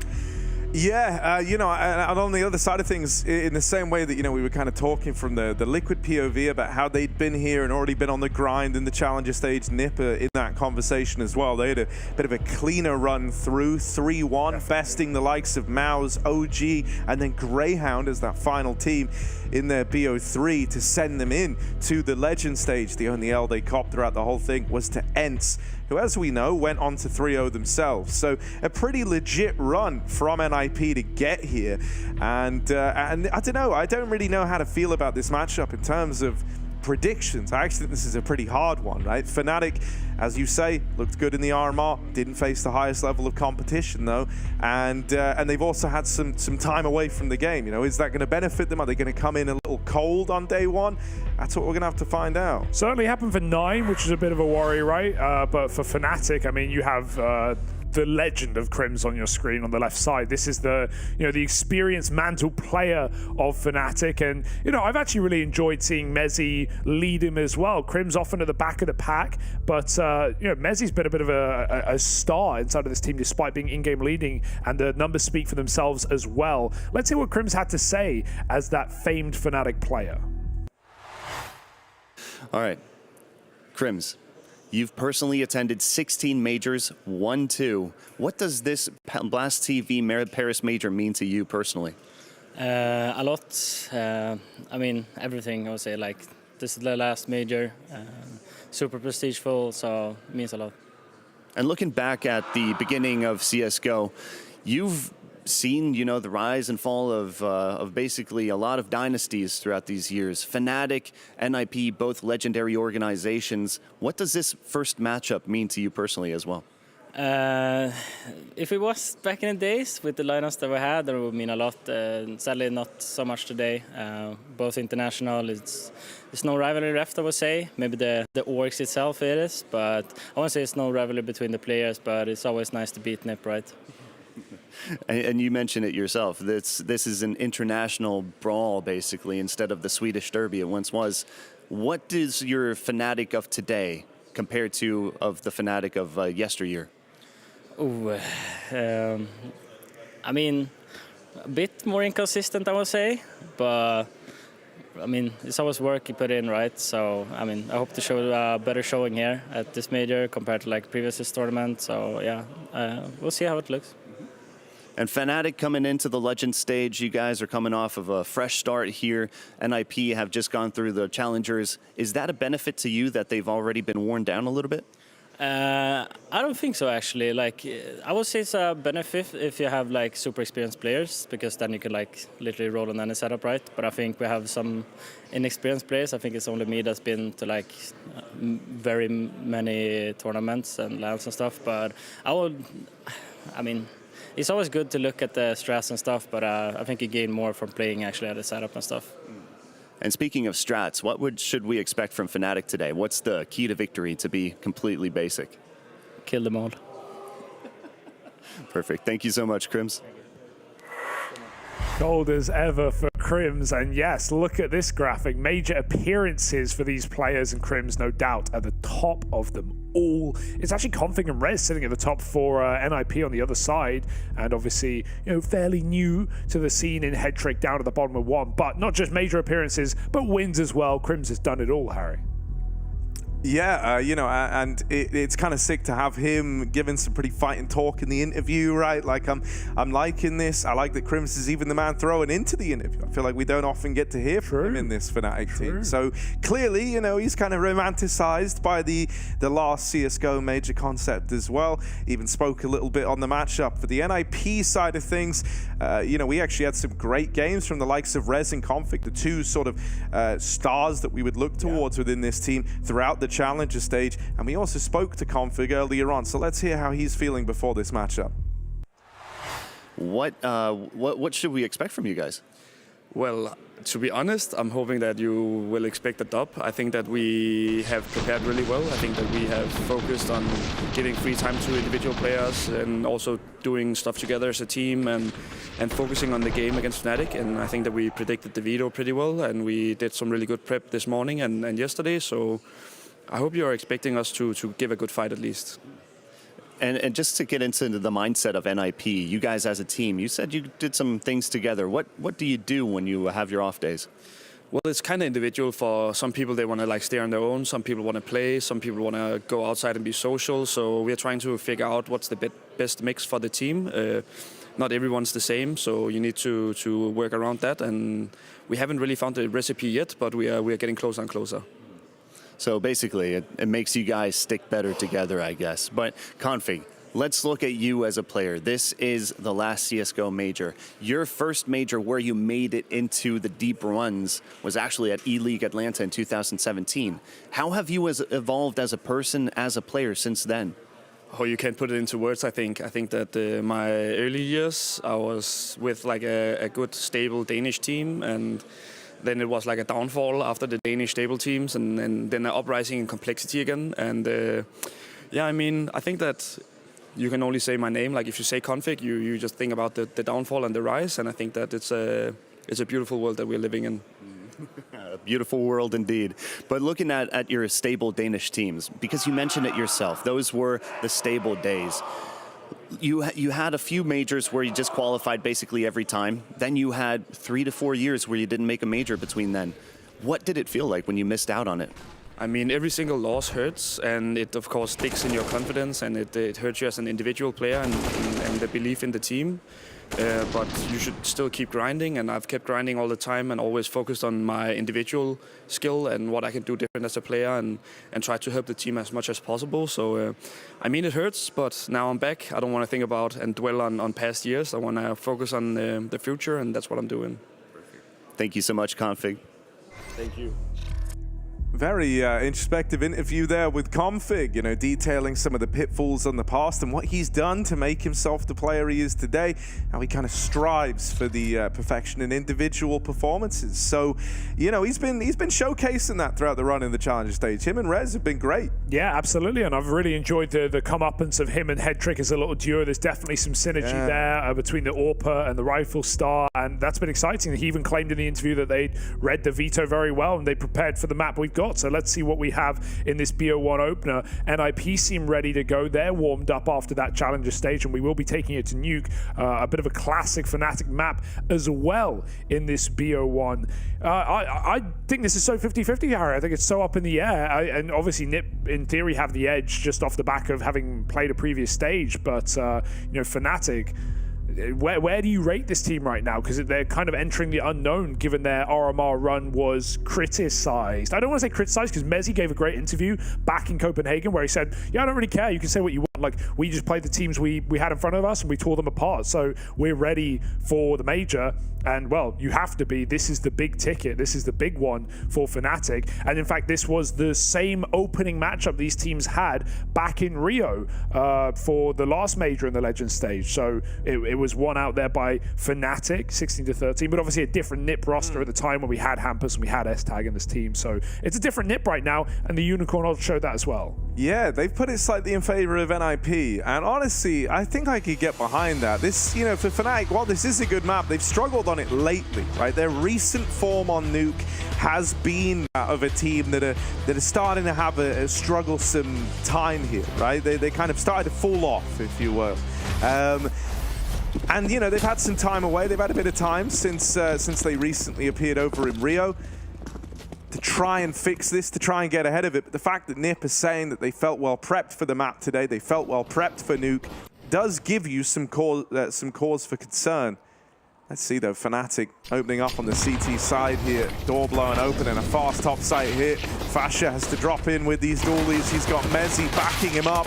It's a one and done for Fasha, but Ikados and Mezzi hold the line, and this A play is churned up. Yeah, it's going to be a bloody game, you can already tell, right? Lots of fights on the A site and all won out by Fnatic. It's Nikadoz with 3 kills and a good hold on that top hit.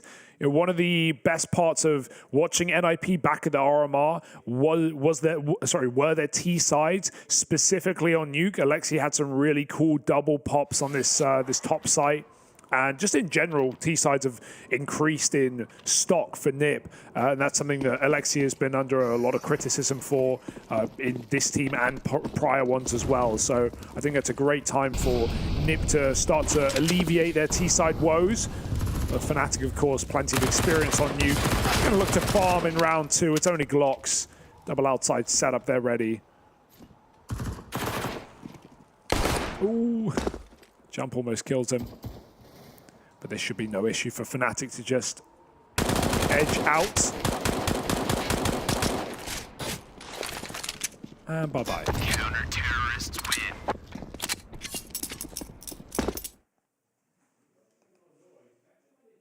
I was just having a little look in the server at the different pins that all the players have pinned in. Obviously, for pretty much everyone on Fnatic, they're donning the quarterfinalist from Rio.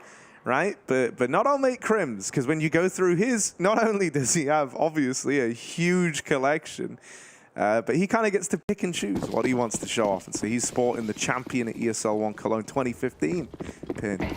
Bit of a flex there in the server from old Mate Crims. Can't blame him. Cologne 2015, those are the days, Harry. Nikadoz outside. He's found that first crossing way very quickly. The A1S does what it needs to in doubling up. Removing that famed duo we've just talked about in Config and Head Trick. It's going to force NIP to reset back in lobby. We've had re-aggro down below as Fasha gets set up.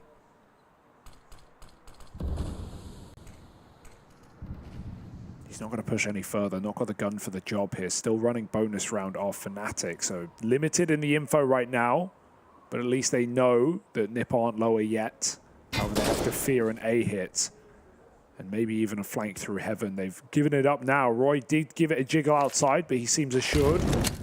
They are all back in the lobby, and he wouldn't be wrong, because Fash has also pushed up Secret as well. The perfect timing for Fnatic to make a play. They do lose a man on that top side. It's up to Mezzi.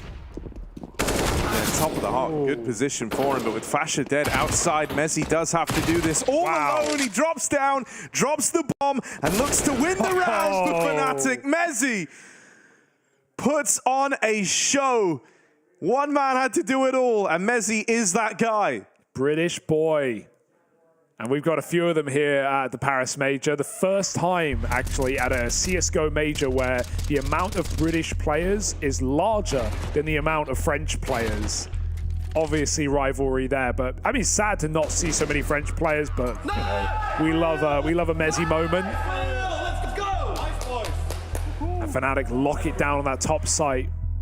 Even despite losing in a 4-on-3, losing Roy up heaven, Fasha missing his spray in main, and Mezzi just puts him down. Very English of you, Hugo, there to just, you know, spark up the rivalry between France and England. Yeah, you know, I had to mention it. What am I going to do? I'm not going to deny the truth. I would love more French players at the Major. I would love to see Kenny S here. Well, maybe he'll still come just for you. Yeah, true. Just for me. Bring out the trophy, maybe. And I peer down to pistols now. That first rifle round falls on deaf ears. And so, relegated to a couple of Deegs, a bit of utility. They have enough util to go for like the outside exec, so I'm assuming that's going to be the game plan here. And yeah, they're lining up all that util now. So, potential just crossing a Secret, see what's going on down towards lower, test the metal of these rotates from Fnatic. Or at least put the fear in them that you could. Oh, we might. And we probably will.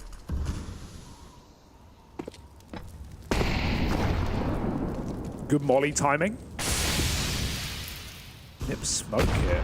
Oh, just a war of attrition outside. Nikadoz looks for random shots. Alexi late with the bomb. Uh-oh, he's in trouble. trouble. That smoke actually helps him out there, but off the missed shot for Nikados, he will make it down to secret. There's a lurk out ramp. Brolin has great timing. Did he hear them drop down below? Because he is right behind at the moment. Nip need to hold off. They're making noise, but they don't want to go out the doors until Brolin's in position. And boy, is he in position. Oh, needs to convert this. He's at least drawn the attention away, but his teammates are melted by the one that got away. Crims puts up the hold and buys enough time for Mezzi to rotate in and hold the site down. Oof. That one's going to hurt for Brolin. Just couldn't bring himself to do it to his old teammate. Oh, dear. So don't worry, Crims. This one's for you, buddy. That's kind of unforgivable, right? Like, he's set up to win the round. He's got to win the round, get that kill. Suddenly, it steamrolls out of control. Yeah, but you know, it's the Tech 9, man, and it's it's the pressure of that scenario. It's I never said it was easy. Each tap you're firing is a little faster, the inaccuracy is a little higher. You just want to get the kill, and Config will deliver that. Brolin. How is he here? He's so blind. And there are all his teammates flashes. Oh, no. They didn't realize he was out of the vent. Roy trying to fight from the heavens is locked out.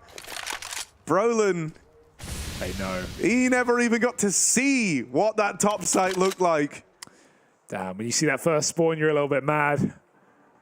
Poor guy. He got all the space though, Harry. He took control. Yeah, he did what he had to do in the round. You know, we're fine. NIP end up winning it, and Brolin did do exactly what he was meant to do.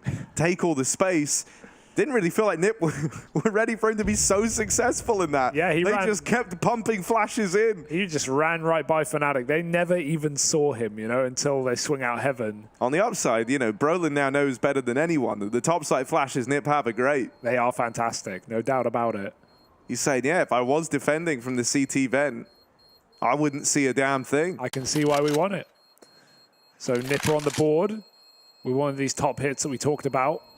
It's a lot faster. It's one where you're just trying to test Fnatic's metal and also set a precedent so they throw their mollies in early every round. Just reminding them we could if we wanted to. And so Fnatic are fine for now with money. One more buy in them. Nikados with an important AWP save, locked out by utility. And some just nice trading for Alexi B, who individually has been a player to keep an eye on for NIP in this tournament. You know, you shouldn't be shy of stars on NIP with the names we have, but they haven't always lived up to the hype inside of this roster. But Alexi has been part of the resurgence. Ramp push denied. Headtrick holds for Crims. And Nikados also got legged earlier, or spammed coming down the vent. So even he doesn't want to push much further than this off angle or this one and done spot. Seems like Rez wants to line up some smoke, but no, even he's just holding for aggro. So Nipper in no hurry here. They're going to crunch ramp as a unit. Rez throwing in a wall. That'll keep Nikados here. Oh, good opener from Roy, and he even manages to jump down. He's hanging around to try fight for this. Roy, it's a ballsy decision to make, and one that will get punished by Brolin. And IP decide, hell, why not? This is as good as an invitation as any to drop on down and commit to the B play. Fasha is the one line of defense here. Needs to have himself a big moment. One and done would be nice. He's going to have to play ahead of that molly, and that keeps him in the danger zone of this AWP. Door swung. Config spammed. It's awkward for Mezzi, but he's at least denied the plant. Rez is mopped up in the meantime. Headtrick needs to try get a beat on this man in window. Config's moving in to help out, and they won't get past Fasha. There's the backstab from Mezzi. And the two of them, those two B droppers in Mezzi and Fasha, do what they can to put on the, to put a stop to the site hit from NIP. I love that. They do a great job. The pressure is great. They're constantly opening doors, spamming smokes. You know, Headtrick gets a final shot out the mag, but they immediately trade him. And great rotate from Fasha, who doesn't jump. It's scary when you're in that position for two reasons. One, even if you get the perfect crosshair placement, your first bullet breaks the window, and that takes the dink out of it. Like, you're not going to do much damage. And as you see, he makes Nip break the window, and then he gets a burst shot off. He even plays ahead of the Molotov and somehow avoids the orb. Fnatic, very fluid right now. This is a scary off angle for Mezzi. But it's a stalemate where I don't think Brolin will be the one to make the first move. I don't think anyone will. This probably won't be the opening kill of the round. Oh. They're coming through main right now. They're getting ready for an A split. Oh, it will be the opening kill of the round. Brolin fed to Mezzi, but his teammates make up for it. Up through the vent. Fasher, that is a mad play to make. Part of me kind of respects it. You know, the round was going to get a hand anyway. Why not full send up the vent, try to come in with the round-winning play? But it will be a round that gets away from Fnatic. Even though they win that opener, everything else comes up in favor of NIP. With all that room taken outside, with the ability to push through main on the back of the flash and pincer this top site, Fnatic were always going to have their work cut out for them. And it was like a domino effect. Once they lost that first man, there's less angles being covered. There's more holes for NIP to find. And so they're quick to flood over the A site. And they get out with 4 alive as well. A pretty important time to find a bit of a clean round, right? Because you've got a reset coming through onto Fnatic on the back of your victory here. You've now got another opportunity at a clean round coming down the pipeline. And if you can build up a nice bank account in these first, few rounds that you put on the board, you put some serious distance between you and Fnatic in that regard. And so suddenly it's a lot more grindy for Fnatic. What a flick for Alexi. He's been on it, hasn't he? A hits have been the way in for Nip. And Fnatic with nothing to play for this round. Yeah, Alexi's individual form has actually looked good throughout the challenger stage. And it's nice to see that that's keeping up. I tried doing everything I can to balance the books to fit him in my fantasy, but I couldn't do it. Couldn't find the resources. Pretty cheap. I know he is, yeah, but that's just how we're working with slim margins here, Hugo. Budget cuts and the likes. But Nip cutting the mustard on this T side have put Fnatic in quite a predicament where with 2 players on sub 2K, they're going to just throw everything they've got into this buy. It's not pretty. But Nikadol's on the orb, and we know what one AWP can do. If in the right place. He's playing rotation, though. He's not looking for an opening pick. Roy. Oh, how does he get away with that? Config doesn't even clear the corner. Roy got there very fast. Oh, Alexi snuck down the vent as well, which is problematic. Gonna really limit the rotates down towards this lower site. And so Mezzi with the scout is gonna have to do the heavy lifting. Ooh, if they boost, he's holding it. Rotate denied. There's that vent rotate denial. That was always going to be an issue that you had to deal with. 2 tags from Mezzi's scout, but not enough to win you the round, surely. It's Nikadoz's orb that is silenced by Brolin. And so NIP, quick, clean, they managed to take control of it.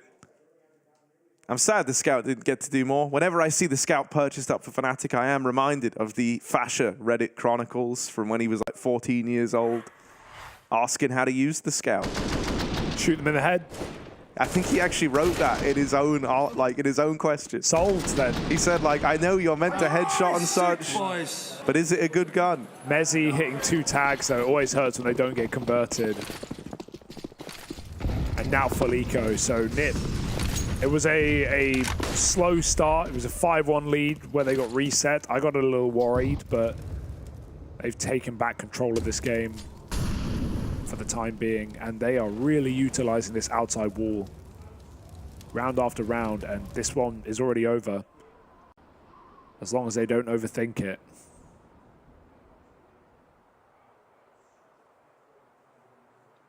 But keep it simple, sneak your way to B, and with no one spotting anything, Fnatic have 0 reason to adjust. And now they go for the boost, of course. Very methodical.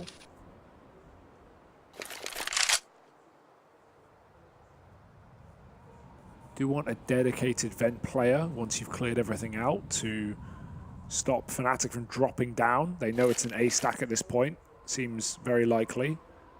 And so they'll start to make noise. No one's actually on the vent right now. Fnatic have nothing to lose dropping in. Headtrick can return. Config will instead. He's cleared out single. Yeah, but you just, you know, for a second, you're not assuming they're not holding vent, right? So this might just be one of the unicorn rounds with 10 alive. What a sight that would be. Nah, they're grouping at ramp. They want to try and fight this with the USPs. Try and keep them boxed in. Do some damage at the end of the round. Nikodos would love that chance. Deeg VAK and go grab a gun. But yeah, just either exiting ramp or running in last It's second. either the unicorn round or they're going to try and take out an AK right at the end. And it's so exciting to know which one it's going to be. Oh. Oh. Excited, oh, yeah. It's, hey, we got one in there. Nikodos' Deagle will do it. So, something happened, Harry. Great stuff from Hedrick's off as well, just to lock out all those USPs from doing any damage, right? You don't want to go down with the bomb. It's kind of impossible to do on Nuke, but... True. Just keeping it contained. Keeping damage to a minimum. And this is nice now for NIP. You know, they've had 11 out of a possible 15 players surviving across the last 3 rounds. So they are stacking that money up. And the same cannot be said for Fnatic. This rifle round is a must-win if they want to stop NIP from going on a real hot streak.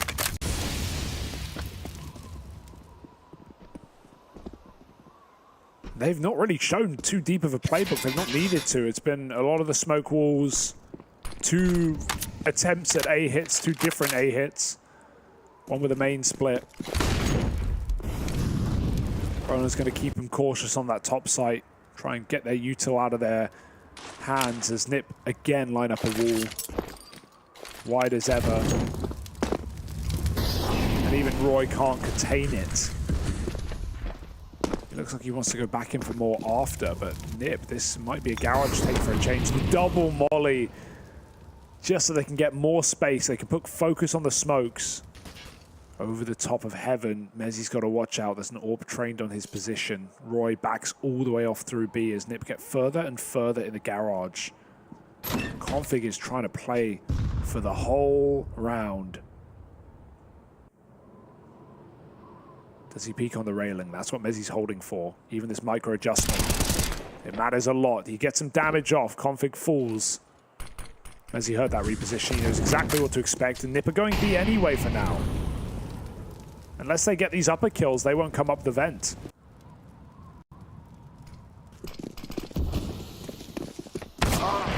Ooh.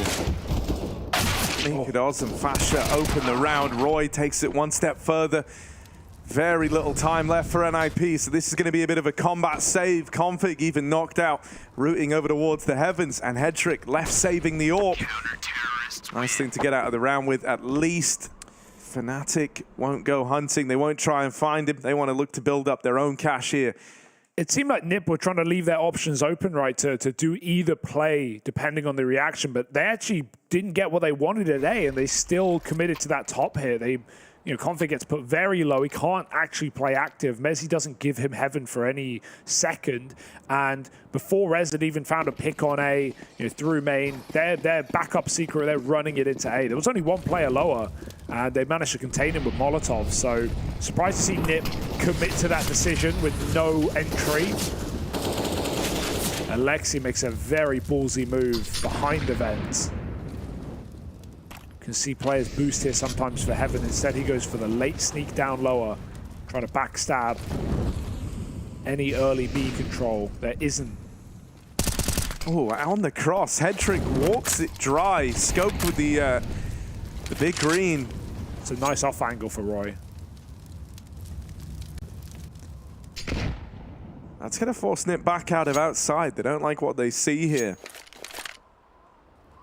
Ways they can try link up with Alexi, who's still patrolling down towards B right now.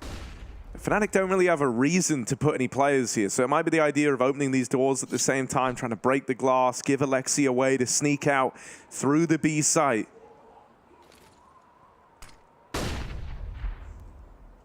There's no avenue open for him anywhere else.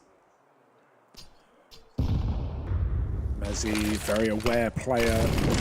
Oh, they're going to try and vent drop and join him. They want to go down the ladder as well. They'll meet them there. Here's them get down the vent, but he is right in behind. Now, there's a man behind him. There's layers to this, but Mezzi is still moving quickly, trying to blindside them on the B play. Is he going to be ready for this vent flank that's defo going to look to come through? That third man arrives late, but Rez has missed the opportunity, turns on a dime, has to go back out and beat Mezzi, and Brolin will. It's left to Nikados. Combat AWPing on ramp, swaps out to the AK, and that's when Alexi finds him. Dude, Mezzi's so good. I don't know how he gets away with so much in that round. They heard him get down vent. They still didn't, realize that the double door was wide open, that he was going to come through and swing them, repositioning in B. And then he even changes up his angle to catch Rez, who kills a vent rotation. I said this was going to be just a mad game, and right now it's proven to be the case. Everyone just flowing between two bomb sites, up and down the ladder. And so many trades, like it feels like there's no one kill in the round that wins you the round, right? It's in the air, it's up in the air, it's open for the taking the entire time. 5-on-5s to 1-on-1s in an instant. But NiP are still shutting it down on this side. I think NiP do really, really well to kind of realize the potential of the Alexi lower lower play. He does really well, because for a moment there it looked like it was going to be a bit awkward. He kind of was doting with the idea of like coming back up secret, because nothing was really open down on B. And then after, a few seconds of thinking about it, they decide to try and vent drop and join him, and he gets away, gets out of the round with 2 kills. Nice job from him on the lower lurk. Just pistols again for Fnatic, so a chance for NIP not only to tie this game up, but to really put themselves in pole position if they can keep this round clean.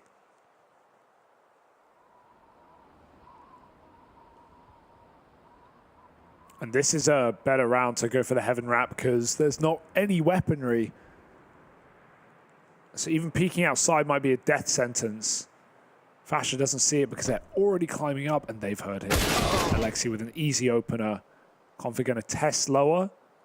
But he does get bobbed. Doesn't matter. It's just going to commit them to what they were already doing, which is this A split. Heaven, main, and door. They've got every aspect.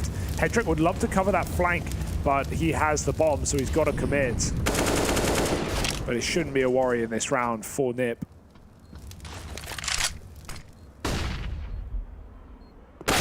Oh, I say it. It's a 2v2 and they've got guns. They certainly have a reason to want to give this a bit of a look in. Outside player is very far removed, so just coming down to this door push out of Nikados, and he's backstabbed by Hedrick.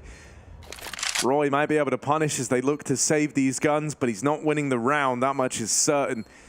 He's just looking to hold on to the AK and hope that he's fed. Yeah, this AWP is coming around the corner, but Hedrick does not commit to the run through spawn. Instead, heads towards radio, and Roy can't even chase it. That's the annoying thing here. So NIP, tie game. And even though that round is more costly than you would have liked, they're still the ones in this power position on the T side, where every round they're winning hits like a 2-for-1.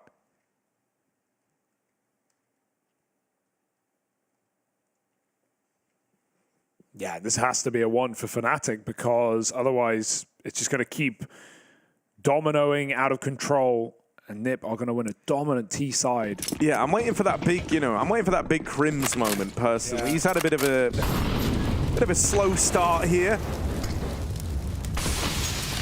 but he is the major man. Fasha's back on the off angle that Mezzi was playing. It worked earlier. He does scorping garage. And Roy has been doing all he can down on lower. But NiP have been running as many fake rounds as they can to keep Fnatic questioning this. Not really seen a ramp hit. This is one for Crims now, but Hedrick waiting on that fading smoke. Molly goes down to the right time, but they're still going to commit. Crims has no more util. He might just have to drop. He doesn't have any support either. Doesn't have like that fast rotate into hell to help him out. Instead, it's Roy down on the B site already. He can hear them moving in towards ramp, tries to fight that first man, but ducks out, and Hedrick finds him. Nades pulled for Alexi. We'll see him fall, and he hit the bomb as well, so that's a little awkward for NIP. They weren't expecting so much resistance down on this lower site so quickly from Fnatic. The sheer pace of the rotates catches them off guard, but now they try to use this against Fnatic, right? You realize that when they've kind of flooded this lower site so quickly, they've likely scrambled bodies down. And this is the play for Mezzi, man. He is taking this space back, and he is now saying, there's no one left down on B. I fully cleared out ramp. This is going to free up his teammate, and now he's wrapping them as they try to take heaven. He has painted a very clear picture of NiP's intentions in this round from the push, and he might even find the AWP on the ladder, just arriving a second too late, but he's right behind them to lock them out of the round. He's going to go on and double up. Mezzi does it all to make that happen for Fnatic. Yeah, I was scared he wasn't going to make that play because he heard Headtrick grab the bomb with a smoke and make steps back up ramp, but he just held on for a moment to see if it was a fake, commits late, and confirms all the info for Fnatic. It really has been the Mezzi and the Roy show in the CT side. Nigdoz's numbers are good, but in terms of impact, he's been left to save more often than not and not really play into what has been a lot of top splits. Big round from the captain of Fnatic. They take the lead back for a moment. And despite NiP going on a really nice T-side streak and barely dropping players in the process, if Fnatic win this round and NiP don't plant, you suddenly have Fnatic looking at a 9-6 half and NiP on eco for the final, or on a force for the final one. So this can be recovered very quickly.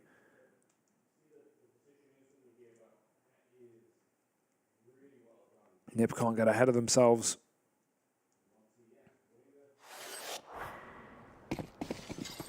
No up for Headtrick either. And he's been so reliable.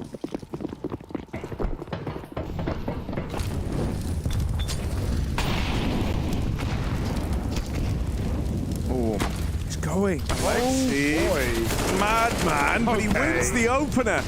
Asher on the receiving end of the Molly door push. The hearts. Crims is dead as well, but there's still more inside of this A site. Nikodos has got to do it alone. One man up close to Nikodos. That is fast. Headtrick knocked out by the AWP, and Rez left in this one alone, rooting in through ramp, gonna have the path up into the heavens. A 1v2 on his plate, but not an angle that Fnatic are considering yet. Nikodos having to watch a lot right now. Single-handedly holds on to the heavens. Rez nearly finds him on the peak, but it's damage, not the killing blow. And that tees up Roy to close, who made a pretty heads-up play there, pushing all the way through outside, clearing out lobby, setting himself up over at the door. And that was like a very complimentary position to Nikodos in at the back of the site. Great. Definitely that synergy between Roy and Nikodos, feeling comfortable with how each other like to play. The old boys from Copenhagen Flames. I mean, even when you think back to their history against NiP, it's there, right? It was back in Stockholm that the NIP org knocked the Flames out in that 2-2 game to go to playoffs. Of course, Flames got their revenge, came back and got into top 8 at Antwerp, but oh, that's a shot from Brolin. Crims is going to hold on this time. 2 kills from the ramp, runs low on ammo. Needed him to do something here. Roy wins his. He heard silo control as well. So Rez over the top, and he won't go anywhere with it. Headtrick, low health from Crims. Gonna go back to get that bomb, but even then, some optimism here in round number 15. As Fnatic, despite going very cold in the middle of the half, 6 out of 7 rounds for NiP in a row. Sorry, 6 out of 8. And they may be left with just that. Yeah, in the 1v3 to close out the half, Headtrick might have been given a lot of room over towards ramp, but even then, if you're Headtrick here, you're kind of suspicious about it, right? You're like, huh, no one's tried to fight me here. And that's because they're waiting for him down in the B site. He's got so many angles to bear in mind, and he's also getting flanked through the lobby. So there is a man coming in behind him at ramp. This shouldn't be a doable round for Headtrick. He should just be screwed as soon as this bomb is tapped. They now know they're going to start to spam the smoke, and there is Fasher to close, tying up this game at 9-6. Fnatic leading the charge, moving into the second half of play.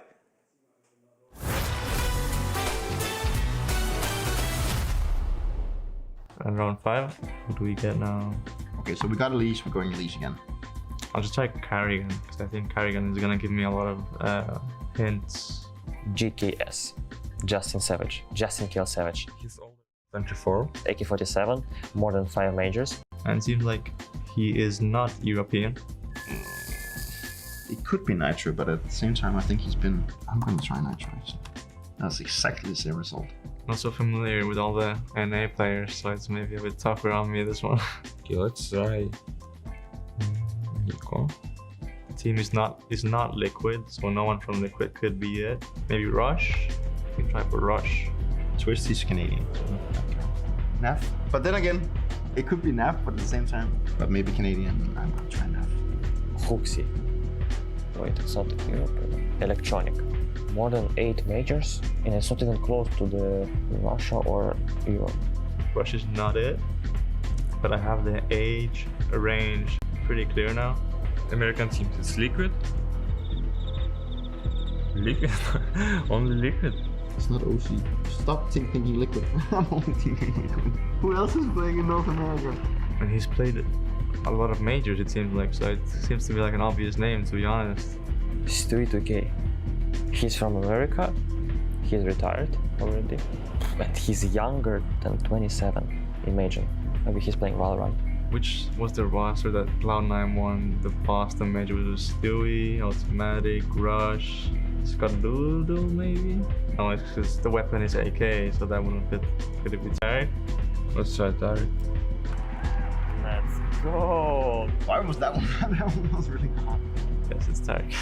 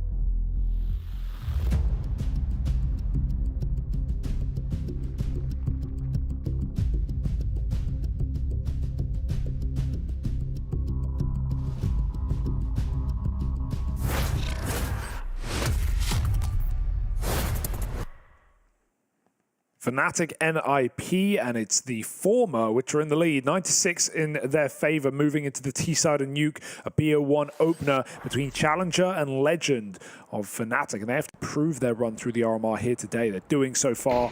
Known for their heavy util pistol rounds, and they've got 2 smokes, a molly, a flash, and a nade. Let's see where these go. Hut roof molly with nade in door, smoke in main, the whole enchilada as Fnatic look to try and get out through the door and down the vent perhaps. Ezzy getting stuck in the smoke. He is completely screwed. Config's torn them limb from limb with the dualies, and there's another pair on this top site. Good flash. Ezzy needs to make it work. Crims rather falls, and Nika does, wondering where it all went wrong. Oh, that is a crazy dominant pistol round out of the gate from NIP. 3 in the round from Config as well, who does sit down bottom of the board. He had 3 kills coming into this second half. He's doubled them at the end of that pistol. So if he can get activated, if he can get switched online in time for this CT side, NIP have still got fight left in them. Oh, I also like his second round purchase here as we get the dual Beretta replay. Let me tell you the good news. Config bought the auto shotgun, and he's going to take that in his stride over towards the top of Hut. No better position for the gun. Going to be first vent rotate if he wants as well. That would be very nice. Brolin has got outside under control. Just a deagle from Mezzi. Going to get passed around. Hot potato, but not hot enough to drop it. Goes back to clear lobby. But Nippon not making any audacious moves yet. We'll give Config some time before that. Eagle ramp pick isn't a bad idea, but it's supplemented by 2 players.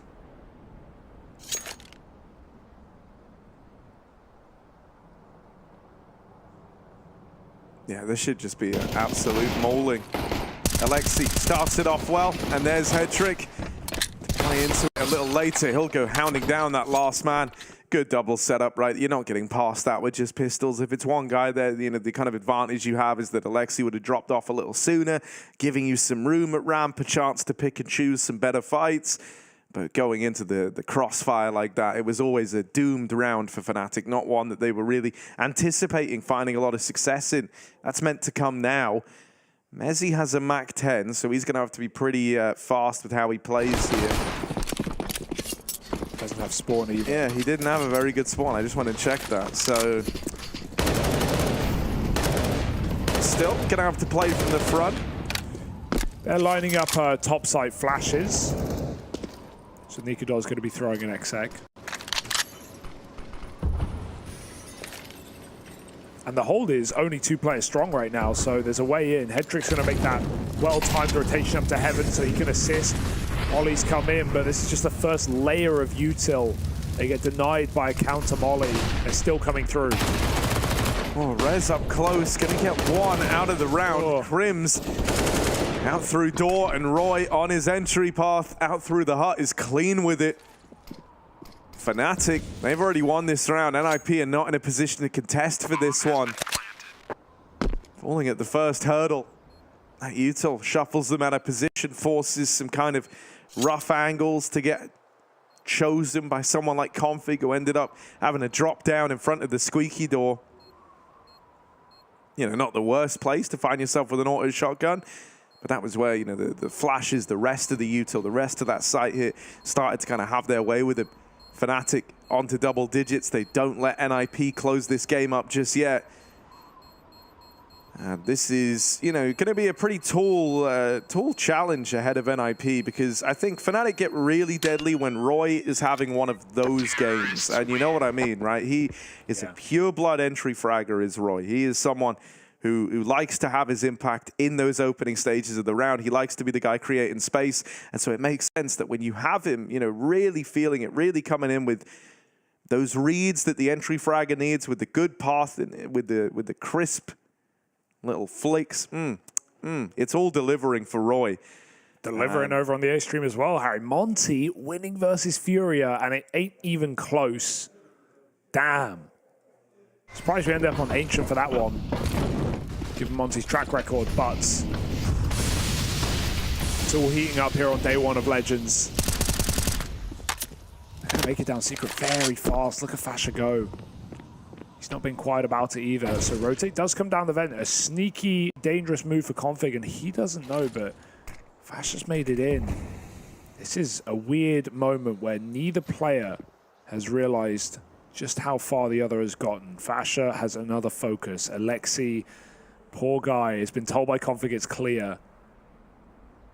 Fasha's taking it very cautiously because he thinks Alexi's playing for him. That is not the case. He's gone back up. With the door left open, Fasha is left to find ghosts. And I'm scared that if the rest of the team try and meet him down B, Config could completely catch him off. But you'll see they're going for a big flank.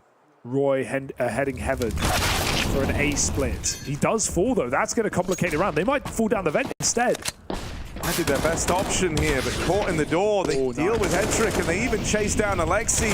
They've got him pinned in, and they know that that's their route to succeed. It's just Config left. He could stop this from ever materializing. If he'd swung just a little wider, he had the bomb right there. No health on Mezzi as he was planting, and that could have teed Config up for the 1v2 with no plant. And Fasha's still lost to the hands of time down on B. That would have been a very different round if Config went, you know, a matter of pixels further afield. Instead, he ends up falling, getting nothing done in the clutch. So weird how the Fasha Config Alexi situation just doesn't even affect the round in the slightest, right? Sure, like, you know, Fasha getting down to B, they knew about, and that does pull Alexi out of the A site, giving Fnatic a better path to upper, but you know, Config never gets spotted. They probably wonder how the hell he's even at main at that point in the round. And yeah, Fasher never gets seen till the end. So it's a weird moment for Fnatic, but they make the most of it with a top hit. Fasher doesn't even need to do much of a fake other than get that control. Seeing some awkward rounds for NIP here at the start of their second half. And they're going to have to take a full eco.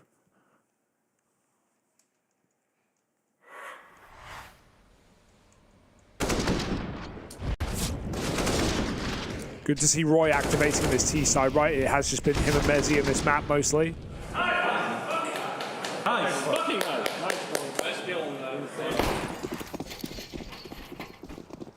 Back 10 for Crimson. They're going quick. He's got the spawn. Oh, they're going ramp into the stack. NIP have got everyone here.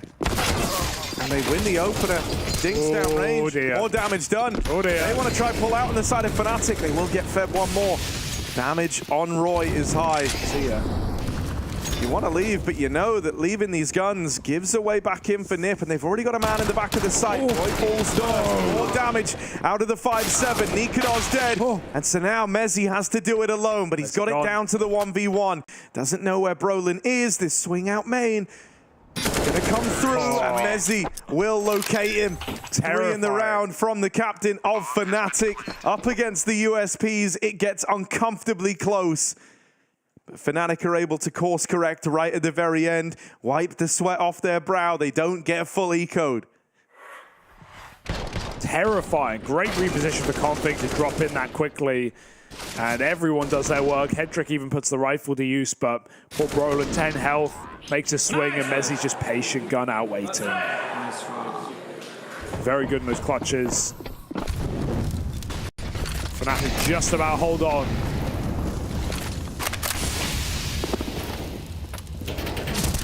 Let's see what Hedrick's AWP can do in the CT side. Nikodar's is getting mostly avoided or smoked off outside in first half. And Hedrick had a lot of T-side impact on AWP. He's holding for heroic boost.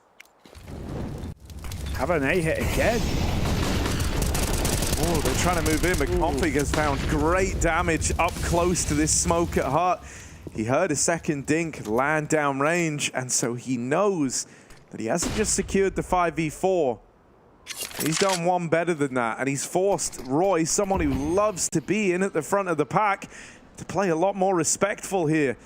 With the game he's having, forcing Roy to be more passive, to have to be a little smarter with how he approaches things is a great deal to have got yourself in this round. Yeah, Brolin, this is nice. He wanted to fight there, but he didn't get a clean. Oh, okay, he just swings back out. He wanted to rotate. Yeah. It felt like he realized, like, okay, I've got to let them down. That's fine. Let's just keep the 5-on-4. Then he tries to reposition back at hell to rotate B, and they bop him on the cross. Yeah, every kind of bone in your body is telling you that that's going to be like a more lengthy fight, right? One where you're at least going to have like the option to fall off a little bit more. And ooh, big info. Hey, Roy might be low, but everyone who's taken a swing at him in these last few rounds has missed the chance. Config finally sticks the landing, finishes the job he started earlier on. 10 seconds as they move in, and Config will not let them into this site. Oh! Hedrick's been knifed! 4, and there is time, 3, maybe! No, it's just eluded him. No plant for Mezzy, but a knife kill in an abstract round. Brit brings the blade. And Hedrick with a missed no-scope in the vent, was not expecting that escape route from Mezzy. Bit of money made at the end, but Nip, hey, a round is a round. You can laugh it off at the end for Fnatic, and actually Nip don't get that AWP. They can't retrieve it, so it's a little awkward by the end of the round. But you just take that in your stride. Fnatic will buy up Nikodar's. Let's see what his openers look like. I am just so consistently impressed with Mezzy. Yeah. You know, every time I watch him play, it's like, oh yeah, there it is. There's like the one thing on earth that gets me at all patriotic. Well, Into the Breach are also here, and I'm excited. We're going to be covering them next, I think, against Apeks. Just keep your eyes and ears open for that one. Nikodol's throwing a full wall outside. Look at the pace. Nip will match it, or at least they try to. There's a late smoke landing just in time for Fasha to again get B, but this time Alexi is ahead of it. There is no getting past this one. There is no sneaking through. It's been mollied this time. Nip won't fall for it. Config back of the A site instead now. And Brolin again trying to play it safe. Oh, even the double drop. Rez will come hang out with Alexi and lower. Fnatic use util to get further afield. Alexi's trapped by the Molotov. Oh, good tap. How has he found a pocket? A bubble! And he pops two. Beautiful scenes from Alexi B.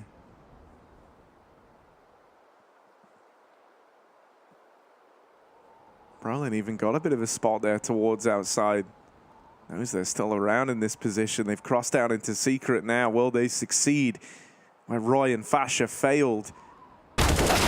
Crim's dead over on upper. This is a very awkward round for Fnatic. They've gone out. They've tried to get openers both on lower and on the top site. And neither of them have come up in favor of the Fnatic squad. This might just be a bit of a non-starter of a round. Rez, the Mavs try and get past. They've seen him here. And yeah, it will just be this save. The ball never gets rolling for Fnatic. NIP put a stop to it. And Lexi continues to impress. Right now, it's the captains, Harry, that are top of their team. And not just the numbers, like the impact is massive. It's more so for Mezzi, but Alexi, big round. That's the thing, though, right, is I think it's like more par for the course for Mezzi to be like this, right? Like, Alexi's been in great form. As you said, like all throughout the challenger stage, he was looking like the real deal. He got one of like my favorite pistol plays from the challenger stage, which was his 4K of backside B on Mirage. He had some really nice moments, was carrying himself well, having a good bit of impact for the NIP squad. And I mean, these shots, like these are the ones you live for, right? Like you have a tiny little angle, your opponents tried to outsmart you, they've mollied you into this like tiny meter of room that you've got. And you make them look like fools. And this one should be free to redeem for Nip as well. They run boost Nikodos to the blue box outside, and Mezzi looks for a pick over on Silo, but those are your options. Limited for Fnatic, and the secret cross might even catch Nikodos creeping into his crosshair. I actually think these rounds are normally deceptively scary when it's Fnatic playing them, but it's the fact that Brolin should be... Oh, if the pistol faces first, that's kind of ideal. Better than York. Yeah, it looked like it was going to be Nikodos walking into that. So he at least now knows that he's seeking a trade down towards B. As he drops off roof with the flash. Gonna try and meet them down below. They go for the boost pick. Nice shot. And with every kill you get, you've offered up a gun to one of your riflers. Armless, yes, but position has to be taken quickly. Pistol's going for the plant. Fasha will make it. Crims needs his kill desperately if Fnatic are gonna win this round, but there's Mezzi to come in and save the day. Crims does not hurry. He does not jump the gun. Fnatic in a power position. You said they were deceptively hard. You may have a point. Yeah, when Fnatic are putting a lot of emphasis around someone like Mezzi and Nikodos to step up, it makes them, I think, very, very threatening. You know, they get a lot smarter, a bit more gimmicky with how they take the opener, but it's a really nice way to force that B fight. And then you see how like the rest of the round was kind of set up for Mezzi to take a free kill, essentially, right? They baited Alexi, took so much of his attention away from the decon door push. And so Fnatic, with the 2 saved guns and a bunch of Glocks, find a round that NIP don't even end up attempting. That one comes out of left field if you're NIP. Yeah, I mean, if they go for it and they lose it, they're back to eco. And this game is so close right now that NIP don't want to be in that position. They'd rather just accept that sometimes it is too far gone. That's a really annoying round for Alexi. Yeah, it's, you know, it's sort of like the same reason why Fnatic actually get quite scary in comebacks and why they themselves always say that they have a good degree of faith there. I think this is a team that play very, very well on like those back foot situations, right? They kind of rise to the challenge every single time, you know, and it's helped massively by the fact that this is a good pistol team as well. Not that round, but... No, didn't need to. And that's, wow, they really put Nikodos in the position to win it all, and he does right. Him and Mezzi both find a kill, and Nip surrender.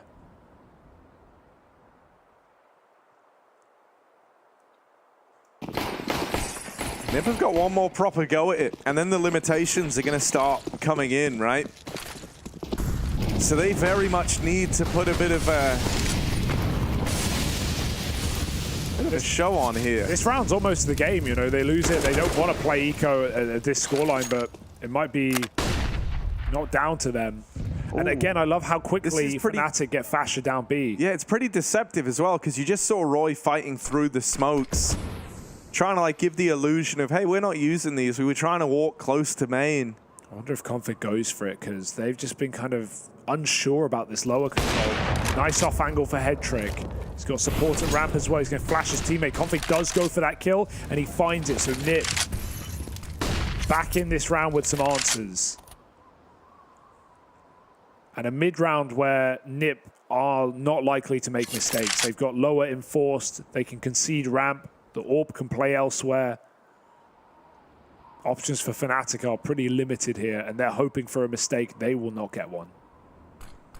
I feel kind of sad for Crims. He was trying to like play a bit of a bait around the bomb, right? The idea that if the bomb's still there and he's like tucked in at the corner of ramp, you know, when Nip come in and check it, it's like, oh, if he could have taken the bomb, he would have. So he was hoping that that was like going to draw a fight out into the open, but it never happens. And he can't just sit at ramp forever.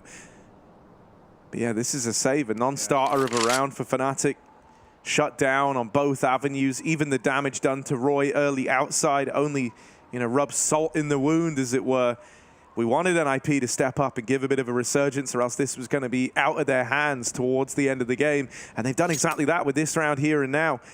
It's clean as well. Config only had a 6-kill first half, but you know, it's nice to see him gaining his confidence back enough to trust in his aim and push through Secret and find Fasher, who, even though Fasher's not really had any kills down lower, the distraction he's had has been noteworthy for Nip. It's forced Alexi to often, you know, be one of 2 rotators to that B site.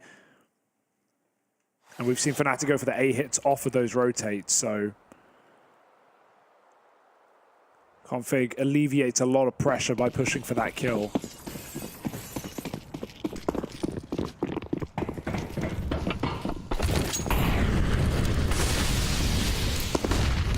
Again, why stop? They just get down Secret for free.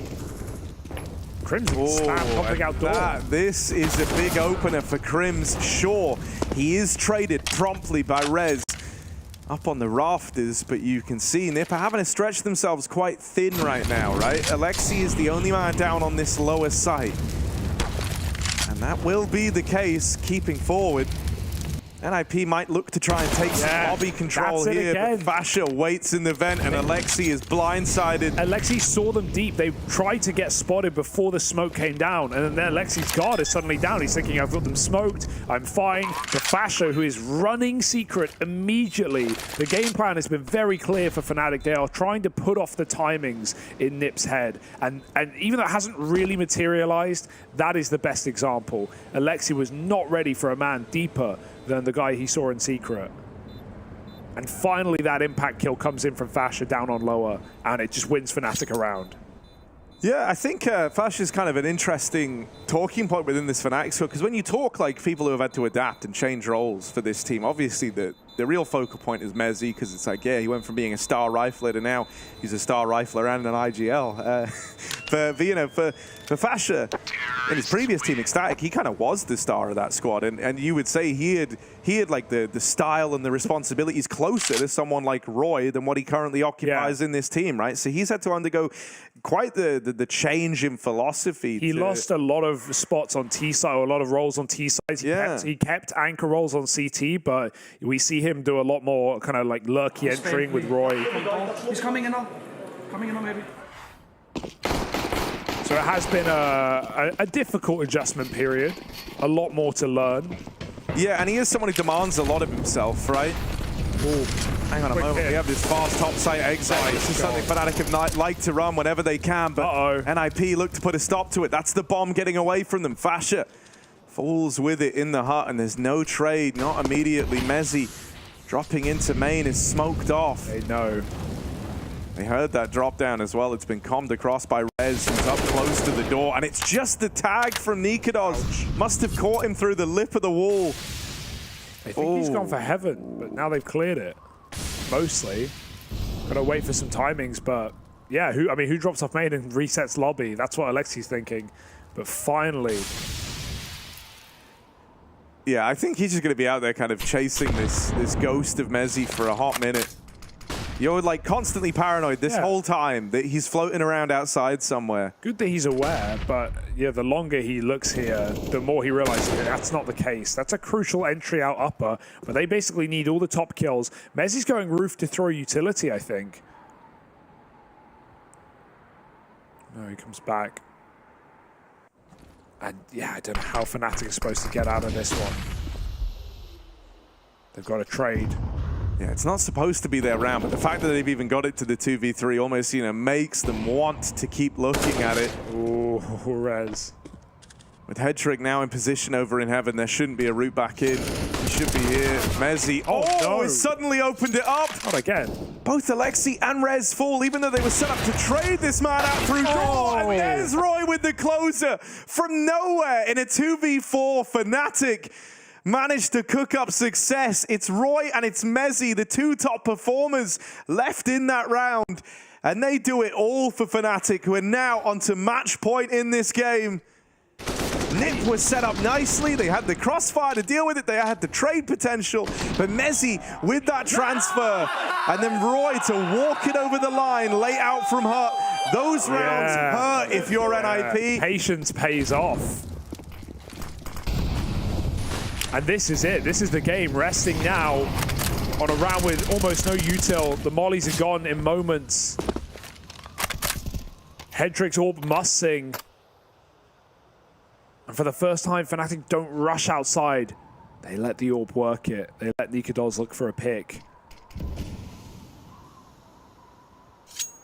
This one has fallen through the fingers of NIP. With that molly in secret, it just allows them to look onward and find Brolin back behind Garage. Rez trying to set him up. Nikados, wrong place, but Brolin is so passive, not swinging this one. Just trying to survive right now. They're going to see him on this crack. Roy looks to hunt for it. Great flashbang, and Rez just stays on the box blinded. Brolin gets a response, but they are up in the garage, and another entry has come through in the meantime. Brolin on borrowed time falls to the captain, who continues to put on a superstar performance. The young Brit at 27 and 10, and this may be Fnatic's map after all. Headtrick is in a really dire spot right now. One kill, does well to find that, but is going to keep getting pressured every step of the way here. They're wrapping up into the heavens. He's aware of this possibility, but it's all timing based, and it doesn't come up for Headtrick.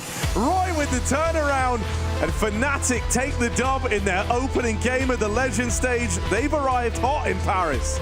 Absolutely burning for Fnatic. First, picking up a win as Legends as well. No warm-up needed for Nip. The Challenger stage run may have been impressive, but that is oppressive. They can't get comfortable after what looked like a really good T-side run for Nip. Fnatic steal away the momentum at the end of the half, and they perform a bit of a masterclass, a clear game plan, that lower hit for Fasha, constantly catching Alexi's timings off guard. And despite the captain putting on a great game for NIP, it was the one on the other side that was the star of the show in Mezzi. Great to see Roy have a strong entry map as well on T-side. He was a little, he was very impactful in the second half, not so much in the first. So yeah, I think Fnatic are going to be feeling pretty crispy right now. A lot of people doubting them coming into the Legend stage this time, but they've already got a win in their pocket out of 3. Yeah, and just to build on your kind of point about Roy, I do think he looks so good when he's playing like this. Yeah, we've even got an interview ready, I think, so let's throw it over.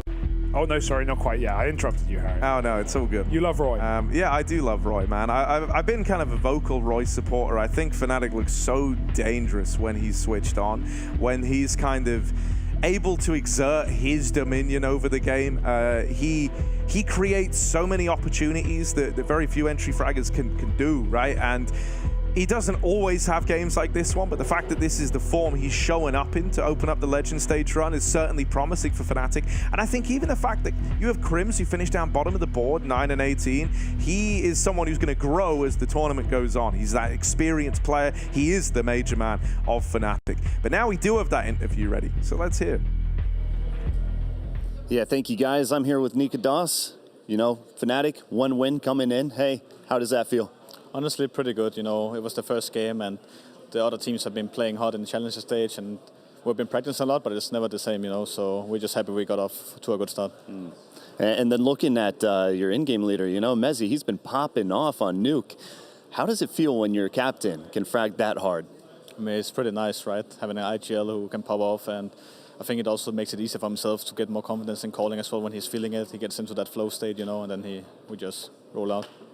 And talk us through this this Nuke map, because it was kind of scrappy at times, I would say. The CT side, you know, it's 9-6.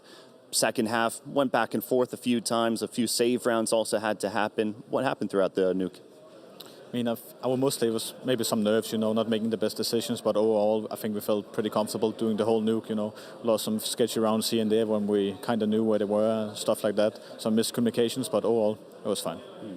And then looking at the major overall, there are 4 former Copenhagen Flames players here. You, Roy, Jabby, and Huxi.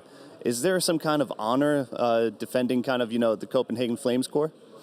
Honestly, not really, but it's still fun to see the same faces, you know. I still see them around. Put a smile to my face, you know. And what should we expect from Fnatic in the next match? Hopefully another win. All right.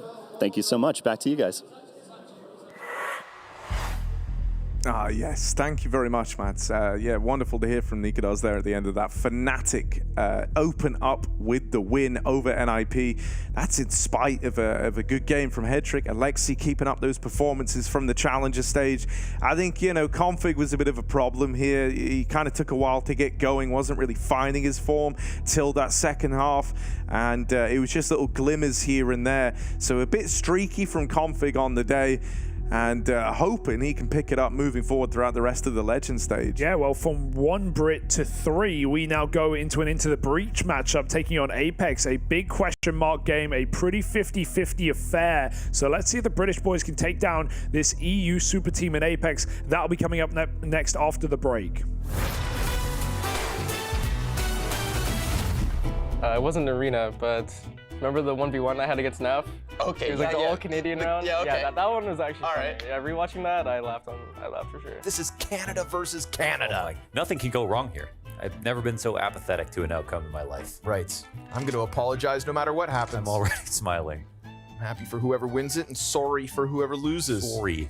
Oh, he's just bleeding time off the clock. Oh, he's playing twist like a God, fiddle. Canadians are so smart. No kit either. It's done. And in Canadian fashion, it's full pacifist. No one shoots each other. Sorry I had to blow up your site, eh? Yeah. Oh, no problem. It's just your job. That's wonderful. Yeah, the most pacifist clutch ever. You both survived and walked away. It was No just, damage taken from either opponent. Okay.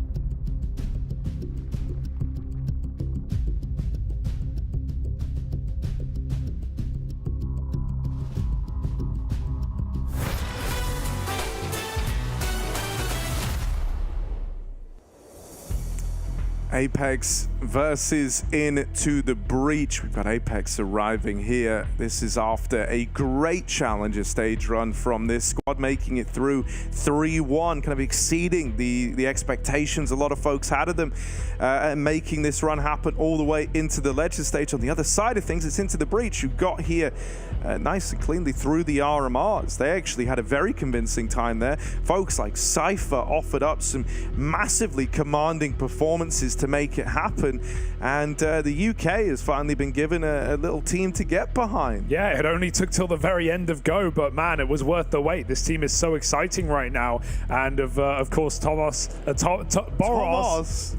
and Thomas uniting there as well. Obviously ex-teammates at one point back at Endpoint, so that's really cool. Yeah, Into the Breach was so shocking and so impressive at the RMR. They opened, if you remember, in that Inferno game against NAVI, where they took them to double overtime for crying out loud, and we suddenly went, wow, wait, are they really here to play? We had two UK representatives back at the RMR. Only one survived, but in doing so, they, I think, killed Sprout as a roster with that game from Cypher on Vertigo, where he just looked unstoppable on T-side, and they even beat the former major champions in Virtus Pro 16-13. By the way, in a game that they were leading 9-1, VP pulled it all the way back. Into the Breach closed in 29 rounds. Like against VP, that is their whole hallmark. That is what they're used to, these comebacks, and ITB still managed to take them out. They went on to defeat Bait as well to qualify as legends here at the major, and they have a lot to prove. Hopefully, they have a lot to say. Thomas, Into the Breach, the first British roster at a major, and you guys are going directly into the Legends. What does that mean for you, and how does it feel? Yeah, it feels really good. It was unexpected. Things just went our way. The boot code system gave us a spot. We never expected it, right? But to be here, it's a great honor. Especially like representing the UK. UK CS has been out of the scene for a very long time, apart from like Endpoint coming in and out, but it's great to be here. And you mentioned Buchholz, the seeding. You guys have Apeks coming up. It's a very favorable draw, some would say. What do you feel about it? I don't really know, to be honest. Like these guys, they've been chatting a lot of shit. We're just going to see how it goes. Because we're coming into this event with no expectations. I think a lot of people have no expectations. So we're just going to play with our hearts. You know, we can't really do anything else. You got a lot of great teams here. We're going to try and show like what we have, and hopefully it turns out good. And just for a little bit more insight into the Thomas, who is a CSGO player but also a person, you've played for 8 different teams since 2017. What's been your main motivation throughout these years and these different rosters? Quite a lot of them have been UK orientated. This has always been my dream, to get a UK team to the major. And at the last one, we finally got across the line. Bit late, but yeah, we're still here now. But yeah, it's been an up and down roller coaster. But, you know, I changed roles. I went to in-game leader, and it's working out so far. So hopefully we do some great stuff here. Fantastic. And just lastly, on a comment that we had on the last day of the Challenger stage, we, at the desk, Professor said that Into the Breach is the obvious 0-3 choice here for the Legends. What do you have to say about that?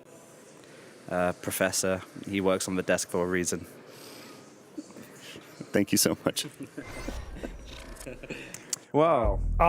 You know, regardless of that last one, a humble and honest interview from Thomas, right? Like, realistic. Yeah, they're not coming in saying, yeah, we're going to make playoffs, definitely, right? We're a lock-in, you know, because it did take until the end of Go to even get a UK team into the major, let alone the top 16. But hey, at this point, sky's the limit. We've seen some great individuals back at the RMR. We've seen Crucial across many UK teams. We've seen Rallen at majors gone by, and he played fantastic as well. But I think the big one is the young gun of Cypher, 20 years of age, absolutely tore up in Copenhagen. Yeah, you know, one of the things that's also cool, and I like that we had a bit of a reflection from Thomas, was this idea that, you know, he he has played on a lot of different squads, but a lot of them are UK orientated. He's always kind of stuck to his roots in that regard, and he's always looked to build up the region. He's kind of on his own, Messi arc to an extent, right? Trying to work himself into the leadership position. And when you think about like the early UK players that were putting UK Counter-Strike on the map a bit, Smooya's obviously the one that comes to the mind first. Then it kind of was Thomas in behind him, and then we had Messi come along, who's somewhat stolen the show, right? But Thomas has always been keen on the idea of building up the UK scene, so it is very, very cool to see that he has, to some end, achieved that goal by even getting into the breach here at the Major. But let's talk about their opponents, right? Because you called them a bit of a surprise, right? Making it all the way to the Legends, especially in the way they did it. It's more the fashion, right? Yeah. Like they defo have great individuals. You've got a good mixture as well of like experienced players alongside some hungry ones in here. But it was the fashion in which they did it. And for me, there was one guy who kind of stole the show in a lot of regards, and that was Nork. I found myself really enjoying watching this guy play. It's just been a treat. And if he can keep up the sort of performances he was offering in the Challenger stage, some of the best performances I think we've seen out of Nork, it does make this team feel terrifying. We spoke to them a bit earlier on there, so let's hear how Apeks are feeling. All right, so Kixon, according to different sources tracking pick'ems, Apeks were given a slim chance to qualify for the Legends, but here you are. How did you manage to just subvert those expectations? We came here with the thoughts of just not thinking about the pressure or the games, just playing our game the whole time. And I think that helped us a lot. We were just focusing on ourselves and we didn't have any pressure. And focusing on yourselves, what does that mean? Can you explain more of that? I don't want to go into details, but basically what I mean is playing the way we always do, our own play style, our own identity, as we say. And if we keep doing that, I'm confident even in this stage. And speaking of your playstyle, you are the man behind the playstyle. You're the in-game leader, but you're also one of the youngest players on the team. Does that put some extra pressure on your shoulders, or is that completely fine? I think it's completely fine. Like when I joined the team, it was a bit harder at the start, but now I'm playing with the same guys for 5 months already. I'm used to it, and they help me a lot with their experience, especially JKM and Stiko, so it's fine. Yeah, and you mentioned JKM and Stiko. They are very, very experienced players here in the CSGO scene. How important is that for a team like Apeks to have people like them on the roster? I think it's very important because, especially in a tournament like this, because the other three, me, Nok and JL, it's our first tournament like this, major or even big tournament. So having the experience of Stiko and JKM is very important for us. And looking at your match against Into the Breach, you both are underdogs. I know a lot of people have picked Apeks as 0-3. I also know a lot of people have picked Into the Breach as 0-3. What do you think this is going to be the outcome of the match? I'm not sure about the outcome, but for sure we will try our best. We will try to be, just to play, as I said, just to play our game, and hopefully we can get the win. Perfect. Thank you so much, Kixon. Good luck, man.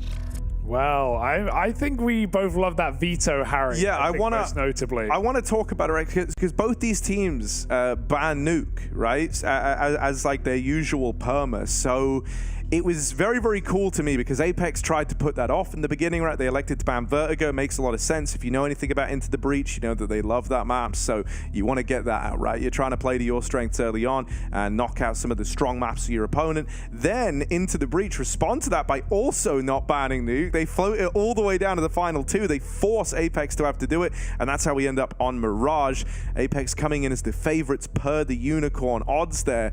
But I think, you know, when you actually go and look at the history of these teams on this map, it's 50-50 for both of them. Into the Breach have got some very legit wins, though. I will say that. I think their most recent legit win was back at the Brazy Party where they beat Pain here.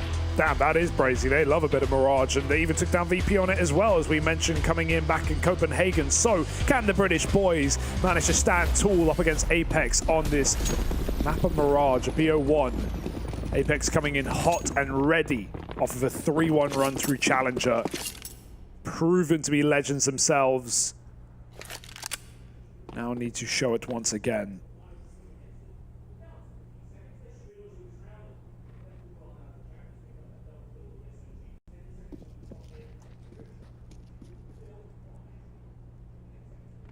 Patience pays off for Volt. They're going to run his way. He gets out. Yeah, here they are. ready to move in. They were hoping that could have been the opener. Cypher from short. Can't let the nerves get to him. Got to wrestle with this USP. His teammates are getting run at inside of the site. JL and Jacob open up. 2 J's are better than one here. Cypher with one hell of a turn. Does right his wrongs. That's a Cypher play if you've ever seen one. 2 quick kills. And suddenly Stiko and Nork, the 2 that didn't even make it out of the apartments, they're stuck in this little territory, boxed in, by into the breach, trying to grab a bit of space now, but getting whittled down as they do it. These response shots have got to be clean, and the first one lands for Nork. Trying to make it happen. Nork is clean with it. Damn, they should not be winning that round, not in the 2v2. Bomb down, great positions from ITB, and Nork nails them to a cross with that P250. Gotta hype up the man Cypher though. Those shots are despicable. He gets gooshed, he 90-degree flicks, does it right back the other way. There's a reason we talk about this guy. He is a talent. But it's still Apeks with a pistol. I wonder if he's bought a real backpack to this event, or if he's still rocking the Tesco bag. Like he did back at the RMRs. Just a little bit of shopping. They found themselves some pistols and a scout. Apeks getting loud off of that first round.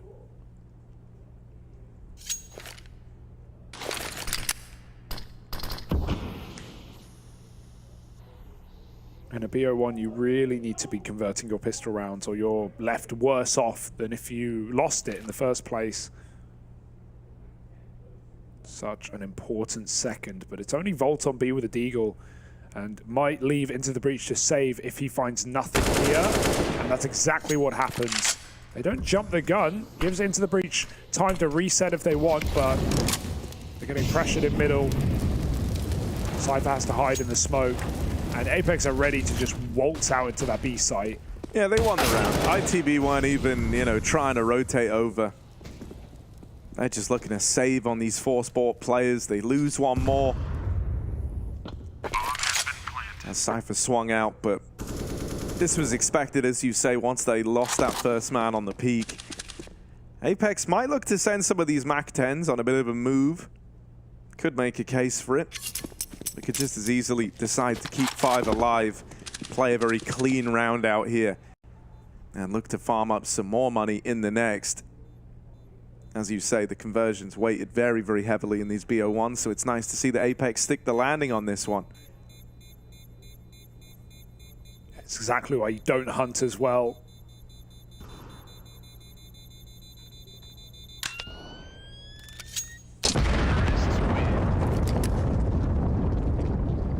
Where does this take us? Probably going to see a stack with all the pistols and armor put together.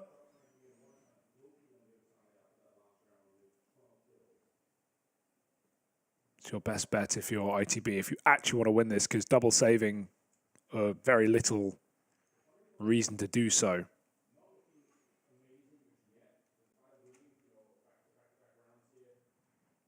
Oh, this is such a weird setup for Cypher. Look at it, there's barely any mouse pad. How does he flick like that?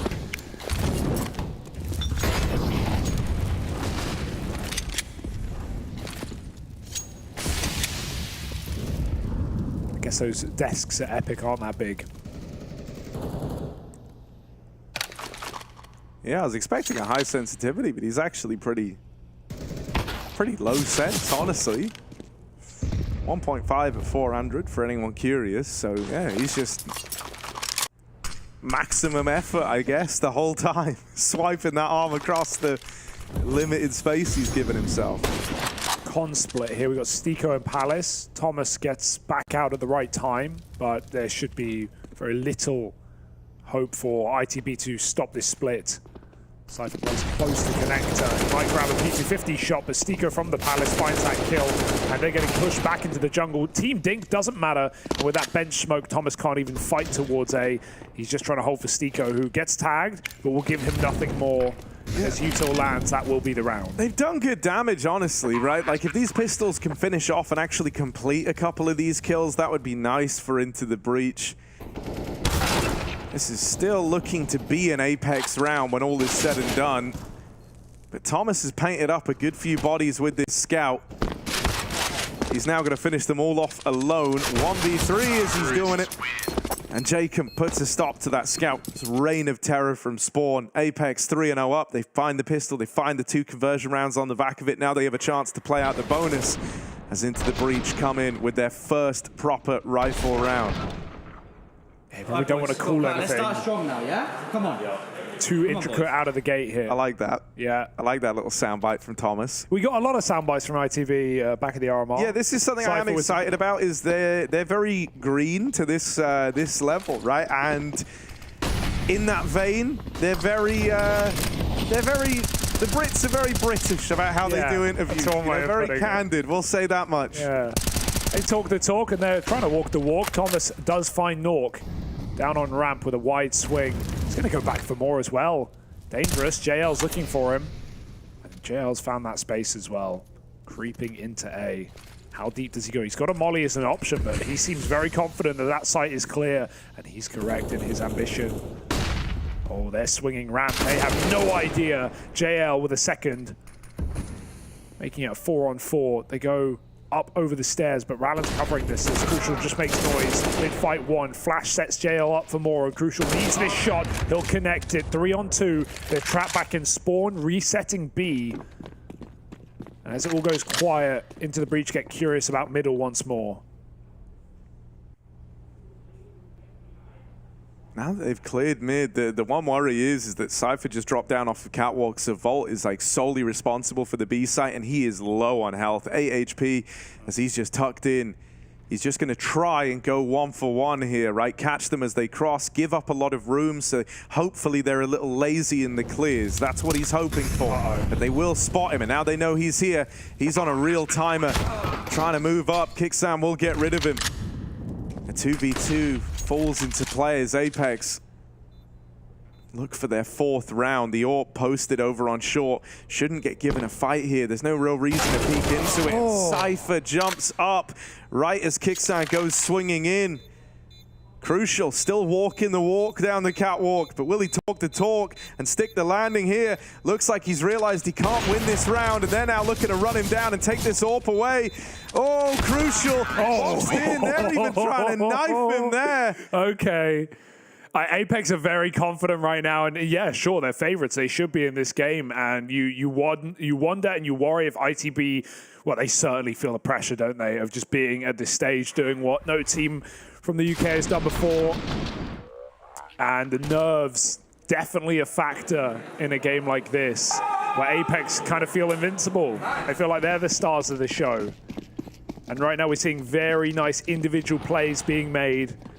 JL just creeping out ramp the last round, assured he had the space. Yeah, I mean, you know, that's the thing. I think it's one thing when, you know, you have like an experienced team show up and maybe they start a little slow as they're adjusting to like the setup, but I think they will always arrive. Like, that's the thing. You might get them slow for like the first few rounds, but they will always arrive in the game in time.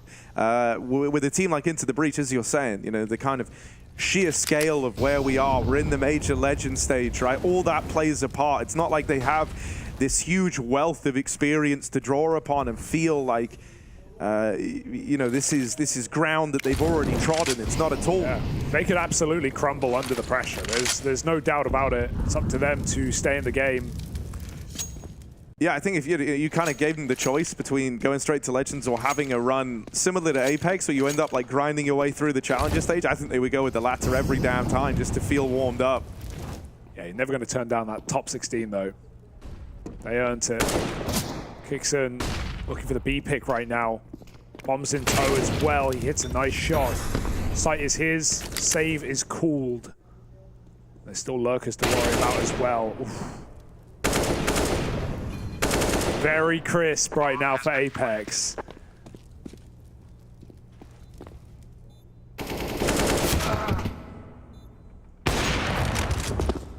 And you talked about Nork earlier. I think we mainly think back to that game against G2 that, yeah, Apeks got swept in. They lost a very close Anubis, and then they got destroyed on map 2.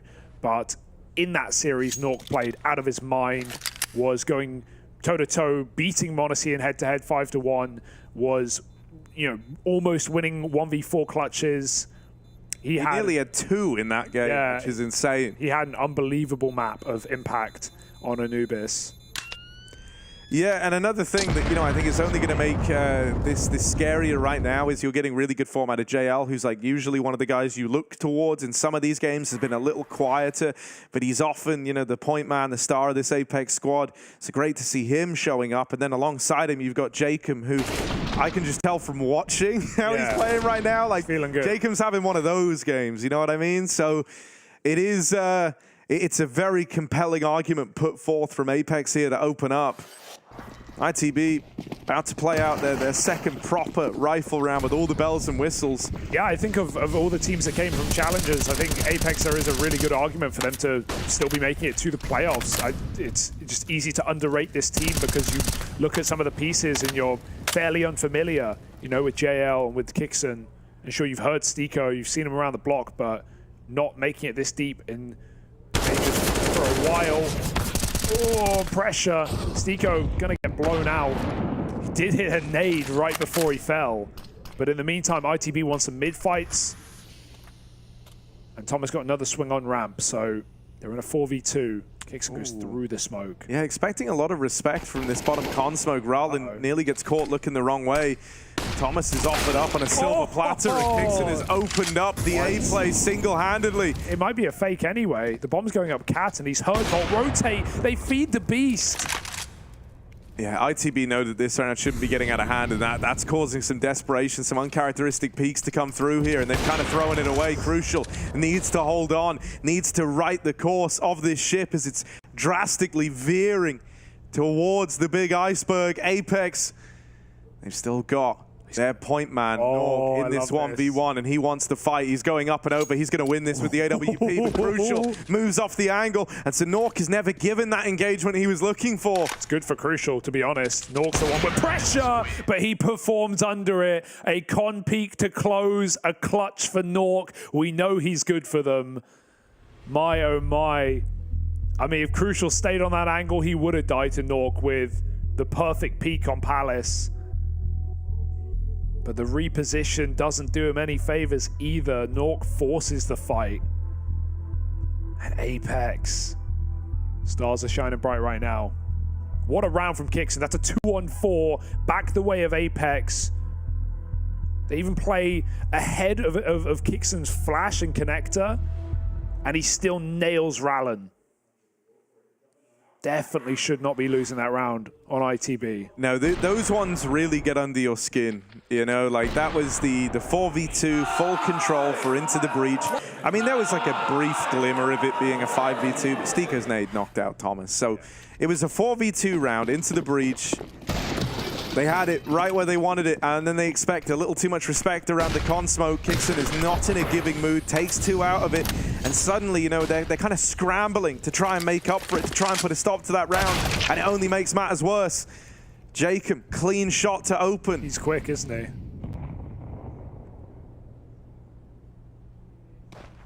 Apeks have already got a 16-0 on this map. Damn, bro, you really had to say that?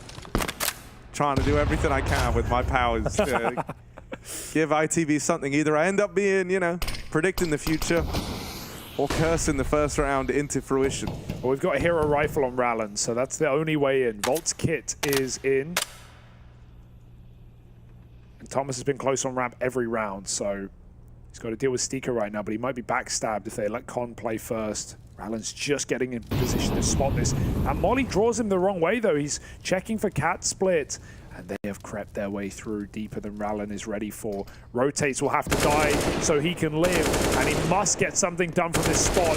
But it's too little, and it's certainly too late. Triple kill from Kixon, the captain, doing the dirty work right now on some of these entries. My, oh my. Apeks are looking unstoppable. 7-0. Yeah, I mean, you imagine they come into this matchup with a great deal of confidence. This is one where, were this like taking place in some online tournament a few months ago, I think it would be a pretty 50-50 affair, but this is an Apeks that have had a great run throughout the major. As mentioned, have a 16-0 on this very map already under their belts. And so I think it's an entirely different beast. It's almost like hard to quantify. If you were into the breach trying to study before this game, it feels hard because Apeks are playing with a real confidence that they don't always necessarily have. They have the reason to believe, right, with their recent results. Just some of the teams they took down, Pain in that 2-1 affair, Liquid, they destroyed them day one. Greyhound, obviously the 16-0, okay. And a very competitive map against the best team in the world of G2. And now they go into a default. And they beg ITB to come in with an idea, to make a play, to be proactive. They're waiting for it, and they're going to get something. Cypher gets into ladder, not spotted. Oh, unless he was, Jacob. Ooh, good one-way. Rallen plays in front of it. He can get out of connector with a 5-on-4. But Stiko keeps catching players from Palace. Aggressive move from Cypher in the mid-round. That's let them down before, but now he's in the right place to hold A.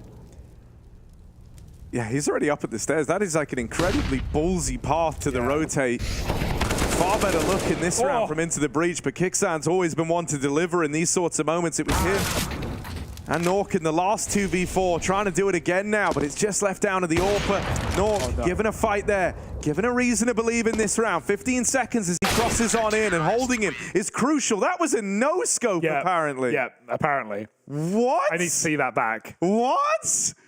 He was unsure. I don't know. Why would he? What? Why would he no-scope from there? He unscoped last second and just saved his teammate's life. That was a winnable clutch. I know the time was very low.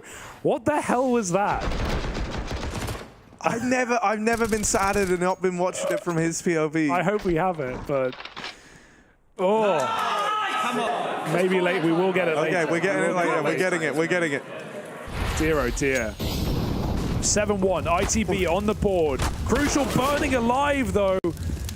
It's going to be Cypher on Cat again. He wins his fight. His mechanics really are unrivaled on his feet right now. The nade comes in. He just lives to tell the tale. Thomas has been putting up consistent kills on the A side. Cypher continues to send it. Another step too far. 3-on-2 now. And we know Apeks don't go down without a fight. They chase them in middle. And Nork's in B with the bomb, Harry. If there were ever a world.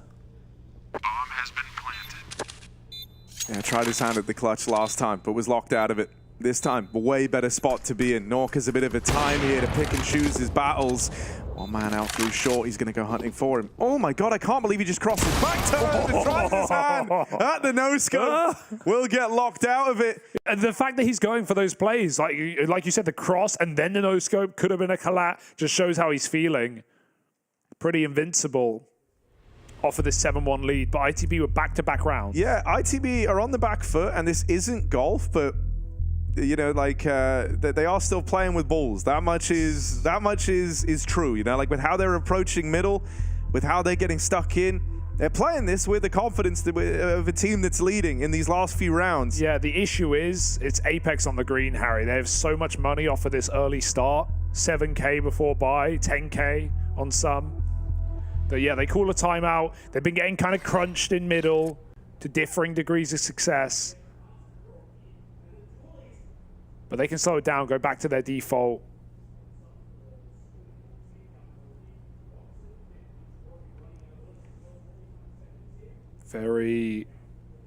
Wow, this could close up very quickly.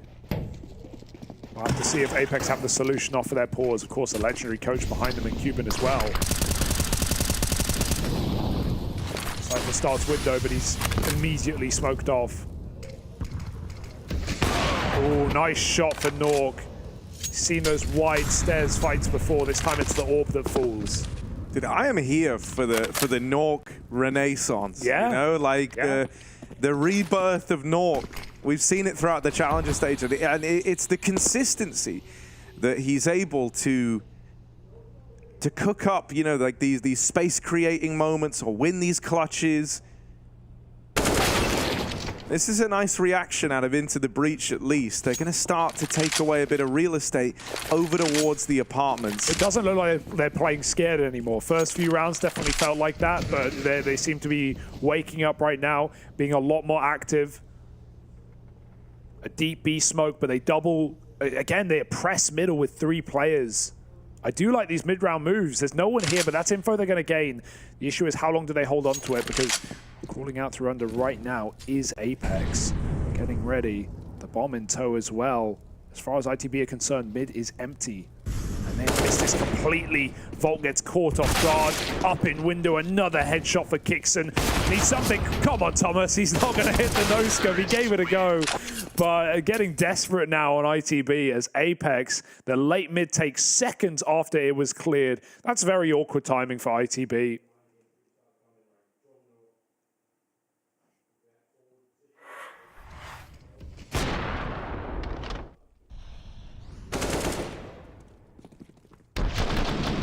But yeah, some of these individuals right now are just tearing through the Brits. Yeah, I like the game we're getting from Jacob right now. It's very, very cool to see, especially because, you know, we've had a few of the X100 Thieves core, you know, like trying to make their run here. The 2 left in the standing is Jacob and JKS, 2 stars of that squad. This round, Thomas dead immediately. Cypher has responded with 1, but the pressure is on and the A site is lost. Battling back from the spawn was Rowland, trying to exert a bit of presence over the site. Jacob is just holding W and running ITB down. We'll end up giving 1 across to Crucial. Is that enough to entice into the breach, into this retake? The Orbs in such a powerful post-plant position. They've got to clear every line of defense first. Cypher will start. JL is ready to swing at the right time, but Nork is set up to win the round, and we know he's good for that already. Smoke he just holds down. Big. Gonna have that for the retake, but it's kind of starting to slow down here, slowing down too much that they can't attempt it. Trying to get out is Cypher. Oh, it's awkward. He's low. He's hurt. He's wounded. Drops that smoke to escape. JL will have him boxed in, but will be able to punish. Cypher dead, the save denied, and Apeks keep on building. Yeah, I mean, if you could put this whole game, this whole T side down to anything, it's that right there. It's the hunting for Apeks. They have just been out for blood in this map. They have been chasing into the breach in every cubby, in every corner. Like Jacob in spawn there, gets the entry. Thomas is super blind. Jacob does not stop. He does not wait for a flash. He has no teammates to trade, but he knows he's going to win the fight. And, well, when the results are this clear, why would you stop? Apeks just run at them.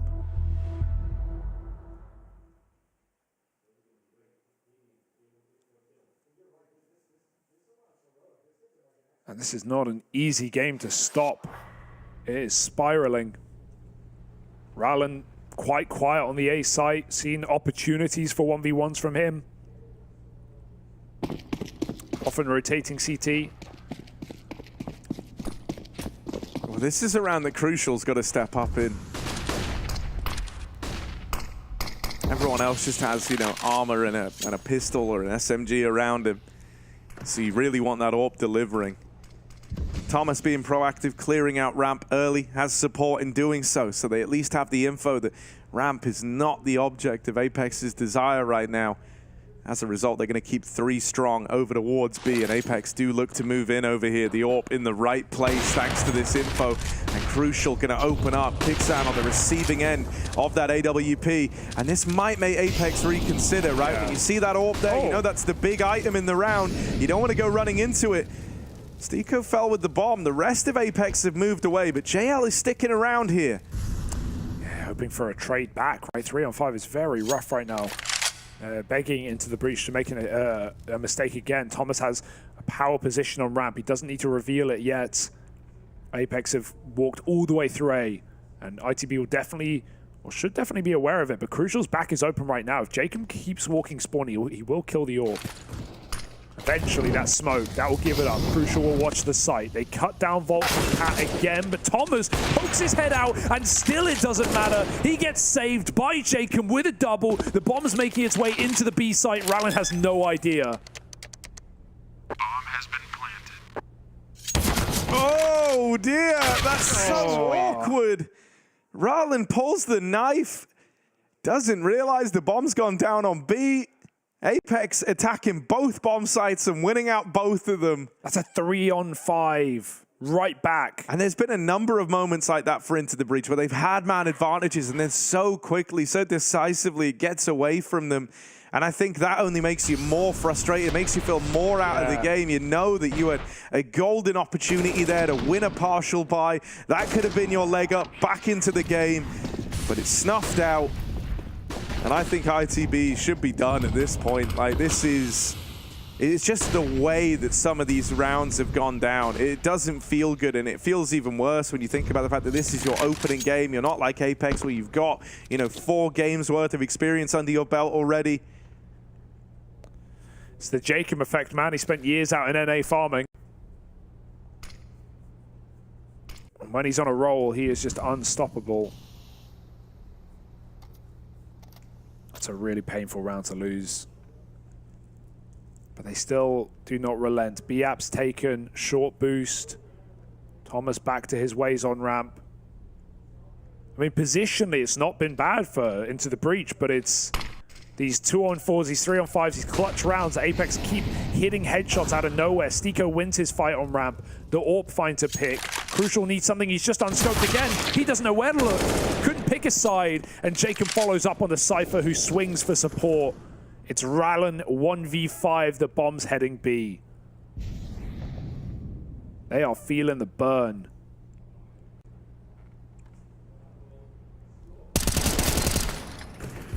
Yeah, they just look a bit out of it, a bit lost here. They don't really, I think this was always going to be a bit of an issue, right? Is for a squad like Apeks is like the solid example of a team who kind of come into the Legend stage where people weren't really expecting much. I think the same as Defo said for ITB. At least for Apeks, they do have a lot of experienced players here, and some of which do fit into like the star categories, right? Someone like Nork, who's been around the block in the Swedish scene for a while, played in teams like NIP.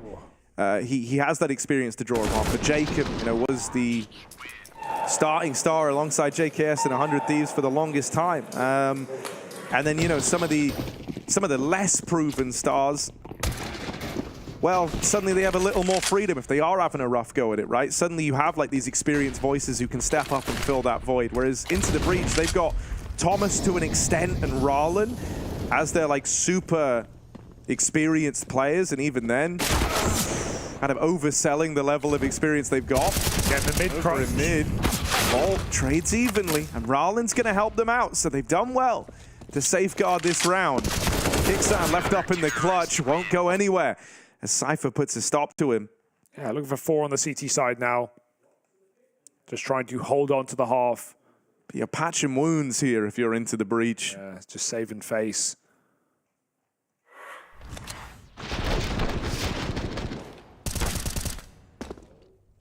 I definitely didn't expect Apeks to come in and play with this much disrespect in this map, though. I think that's been a large part of it. Like you said, you can't really... It's not the team that you've seen before online. It feels like a different squad with a different bravado behind them on this T half. Jacob and Kixon especially. Rallen's going to move up top mid. Jacob's here, though. Oh, he gets spammed through the smoke. He's low, and Rallen can finish the job off. There's cover down lower. ITB, near the end of the half, might just have a late resurgence. There's still more to do. Yeah, it's in these man advantages, though. These are the rounds that have crumbled and often ended up really hurting ITB. This has got to be one they deliver on, or else this game is just too far gone, and there is no margin for error in the second half.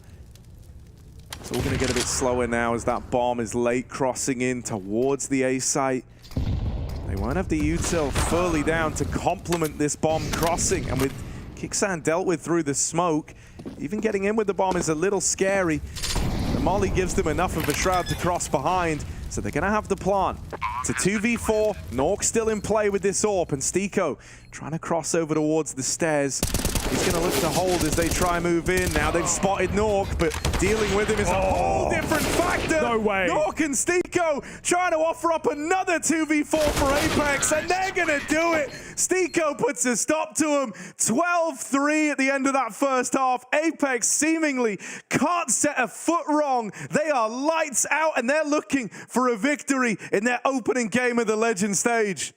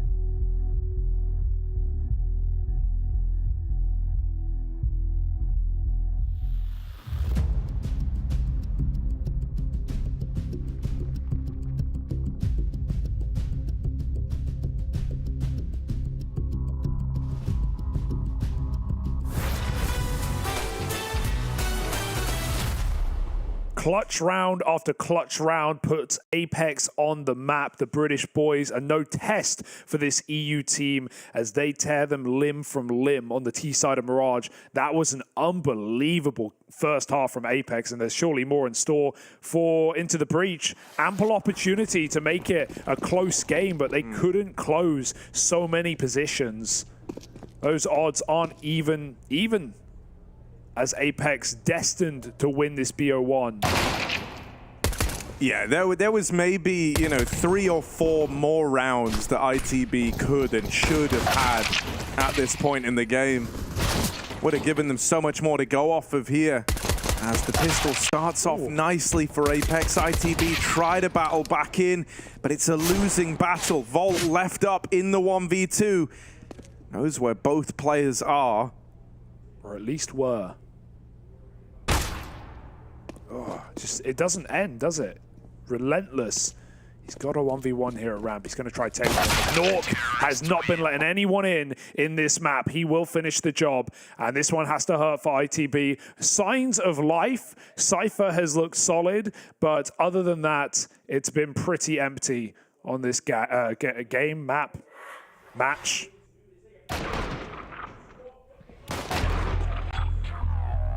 And Apeks have taken full advantage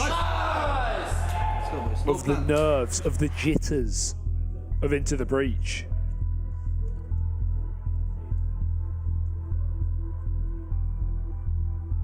Apeks even call this timeout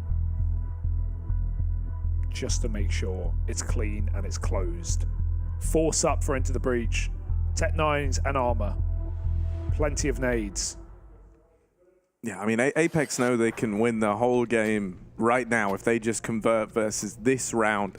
So taking a little pause before it makes a lot of sense. You know that ITB are likely going to be buying up, forcing whatever they can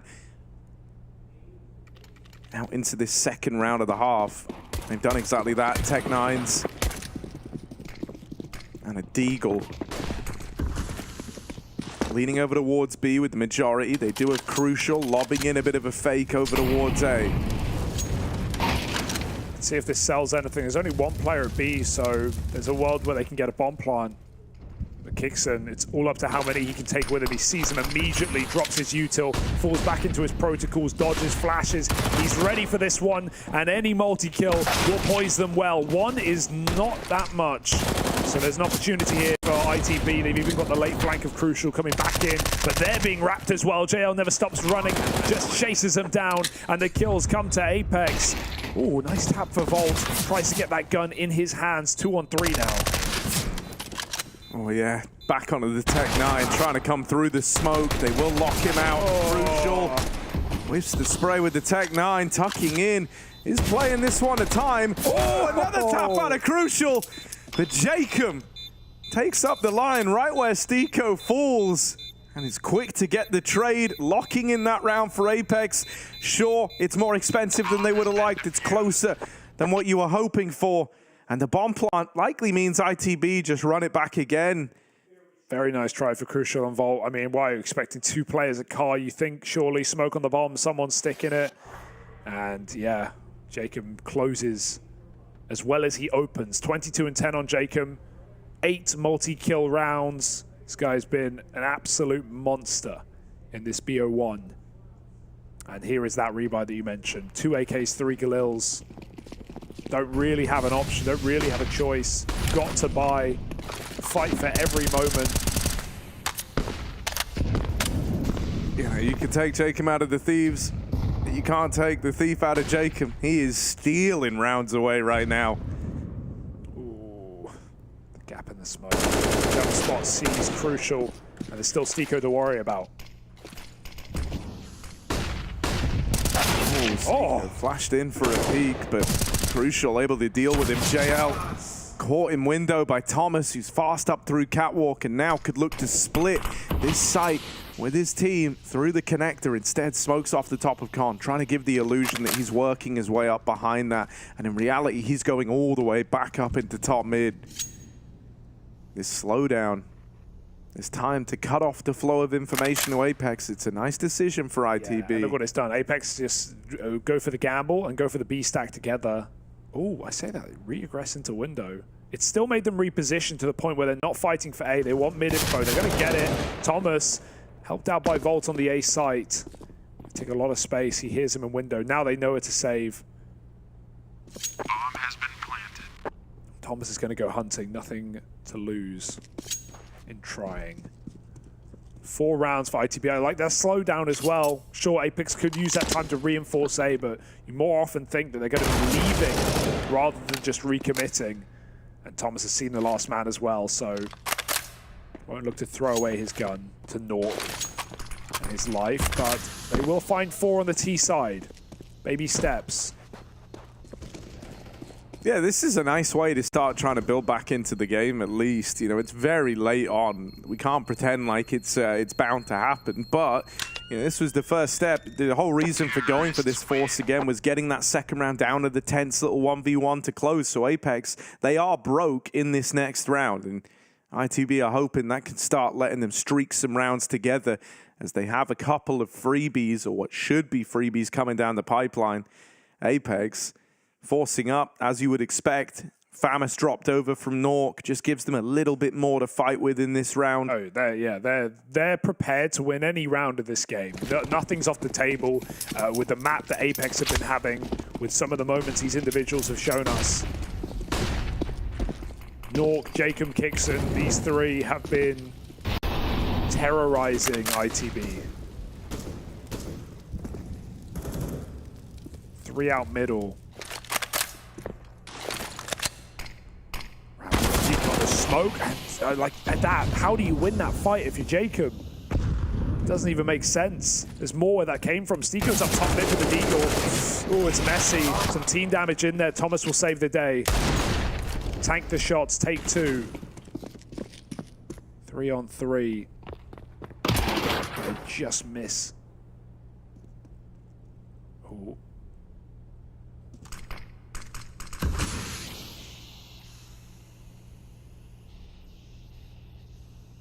This is nice.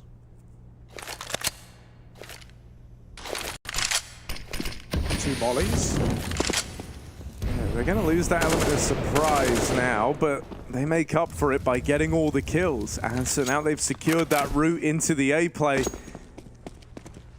Nork left saving his M4. Nice movement. The fast van jump. Love that. But it's just to save the M4 at the end of the round. So there's ITB embarking on this little journey we were talking about, right? They get past the kind of force buy now. They're going to have an eco next. And that's the thing. Back at the RMR, the reason this team was so much fun to watch were the T sides. Was, you know, the entries for Cypher looking really solid, Rallon in clutches, crucial with opening kills. To recount some of their T-sides against VP, they got a 10-round T-side on Mirage. Against Sprout, they got 12 rounds T-side Vertigo. And in that qualification game against Bates, there were, you know, more great T-sides. 9 on Ancient, 8 on Mirage, 7 on Vertigo. So T-sides were the way in for ITB. Yeah. It just hurts that it comes off the back of such a dominant first half. You feel pretty faithless at this scoreline, at least. Yeah, and I don't think that's going to shift for Apeks. I think the thing that's like gonna always hurt even more is, you know, if you go and you make this like, you know, say you end up losing this 16-10 or something like that, right? Like which could defo happen. Yeah, exactly. What more could it have been if you just converted even half of those like man advantage 4v2 rounds, right? How much more room you would have allowed yourself here in the second half.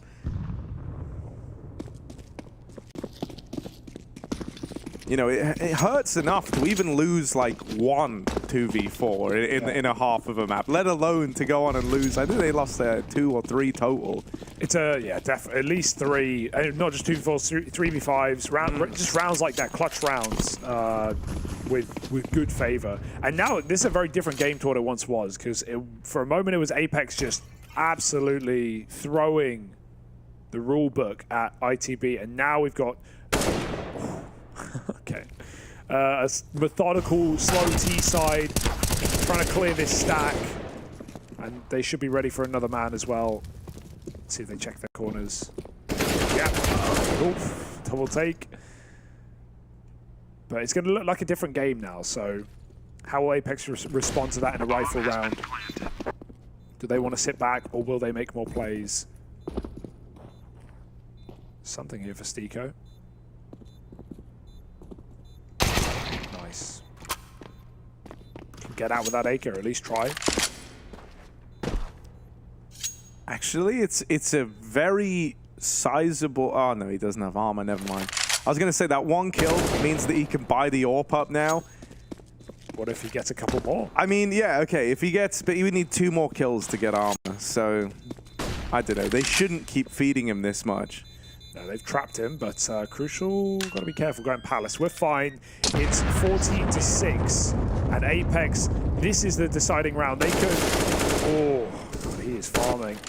They could set themselves up and end the game right now with their first buy.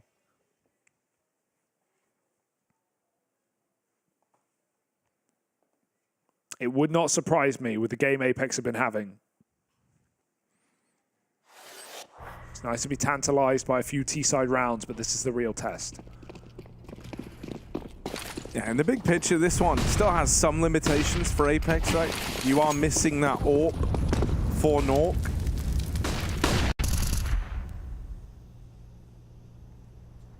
Even Stiko didn't buy nades. That's because he wants to try and make a play here. Moving on in through ramp, spots this AWP on Crucial. And Crucial would have loved for that to have been the opener. You know, you kind of get handed a bit of a ramp fight, one that you are holding for, but just falls shy of the shot. That could have been what kickstarts the round for Into the Breach. Instead, missed opportunity. But at least you didn't give the kill away. You also kind of now know that you have to make a bit of a reaction happen here, right? They've been probing over towards ramp. They've been trying to take real estate off of you. Crucial is spammed out by Jacob through the window. Might have been a smoke in his way, but he's the man to find the opener in this round. And even Nork's holding up for ladder right now, so nothing is safe for ITB, and Rallen can't even hunt that kill. He has bomb in ladder alone. Good Molotov. They capitalize, but Kixon somehow takes one with him, and JL is still here on catwalk, not for long. Rallen comes in with a flank. ITB trying to pull out a 2v4 of their own, back the other way, but the flash is perfect over the top of Market, and they don't give any room for that bomb to cross in. Volt in a clutch. 1v2 to save the day. 20 seconds, he hunts his first, he's got it. Does he read the flank? That's going to be everything. Stiko, fires off, and now Volt knows. Tap on the bomb, but Stiko can try play with time here. He can try play with the timings. This time it's the commit, and Stiko runs him down. Volt gets off the defuse and locks in the round. A 2v4 that goes back the other way, and Volt does it all. 4 kills to make that happen. Yeah, that's not a fake plan. That's a panic. Get off and get back your gun. Hits that shot in the final chance, the final second before Stiko is going to take him out. Damn. Unreal round to rob away from ITB. He had to hit that immediate headshot. The rounds have like gradually been getting closer as time's gone on. We've gone from 4 surviving to 3 to 2 to 1, but ITB is still winning them. And sure, it's coming at the cost. They're always at like the real breaking point of this T-side money, but never quite pushed over the line so far. This buy from Apeks is an interesting one. They've thrown in a hero AWP on Stiko, but it's dead immediately. So with him out of the round, that AWP needs to be retrieved, needs to be brought forward. Jacob fighting, doing all he can from under the palace. And there's that AWP retrieved by Nork now. Here we go. Trying to have his say in the round. 2 kills to the good already. Any more from Nork's AWP? No, he's caught from the short side. Kixon, 1v3 in this all alone. They've spotted him on triple. They will give him that first fight. Cypher dead, the bomb going back. And Rallen goes running into him to knock out that clutcher. Not letting him find his way in the 1v3. I like how as soon as ITV kill that AWP, they send it, man. They don't want anyone to go and pick it up. They don't want to give room for those side players to cross out and reset. They just go right into, yes, the stack, but pistols, SMGs get torn apart. Up to 8 on T side now. Slow and steady wins the race. Guys. Yeah. 5 straight rounds. Here's the orb for Nork now, not in Stiko's hand. JL looking up, so he's fully covered there, so his foot doesn't stick out. Nothing. Gonna get his opener. Cypher tries to trap him, but the con cover is there. Jacob just doesn't care about smokes. He shoots right through, works off the audio. Crucial needs this trade, but Nork just left the angle. The jump spot from under, and that's going to put the fear in Crucial. Yeah, in a 3v5 like this, the last thing you want is to get stray bulleted right out of the round, so just has to reposition. Thomas at least collects that kill on the under player. Maybe there's a route back in. But the advantage still lies with Apeks. Stiko just jump peeking from the spawn, a safe way for him to play it. Not looking to get caught, not looking to overextend. Smoking off the bottom of Khan allows Jacob to keep this forward position intact, and even though he's flashed off the angle, he feels safe in playing behind this smoke, and so he's locking down mid right now. It's a very hard round for Into the Breach. And what was a 3-on-5. Now going to group back for a Palace pop. They don't have a flash though. 3 mollies and a nade. Not really what you want. Smoke flash would go a long way. 29 seconds and there's 3 CTs ready to respond to this hit. They have to hard clear Stiko, but the AWP will get the info first. Stiko knows what's coming, and Nork hits his. This should be done. You could even argue the save right now if you want a fighting chance, but they want to fight instead. Thomas dead. Crucial hits his shot, and that bomb can be planted if he's quick. Last second on the stick, the molly comes in and misses though. He's going to go for an alternative plant. He missed it. Maybe, but the spam there denies it. I don't think that molly even hit default. He might have been able to get it, but you hear it come, you have faith. Even so, stolen out from underneath Crucial's feet. Put him in the post with an AWP, it's a different story, but today it's Apeks with match points in their BO1. And Nork has just been a behemoth.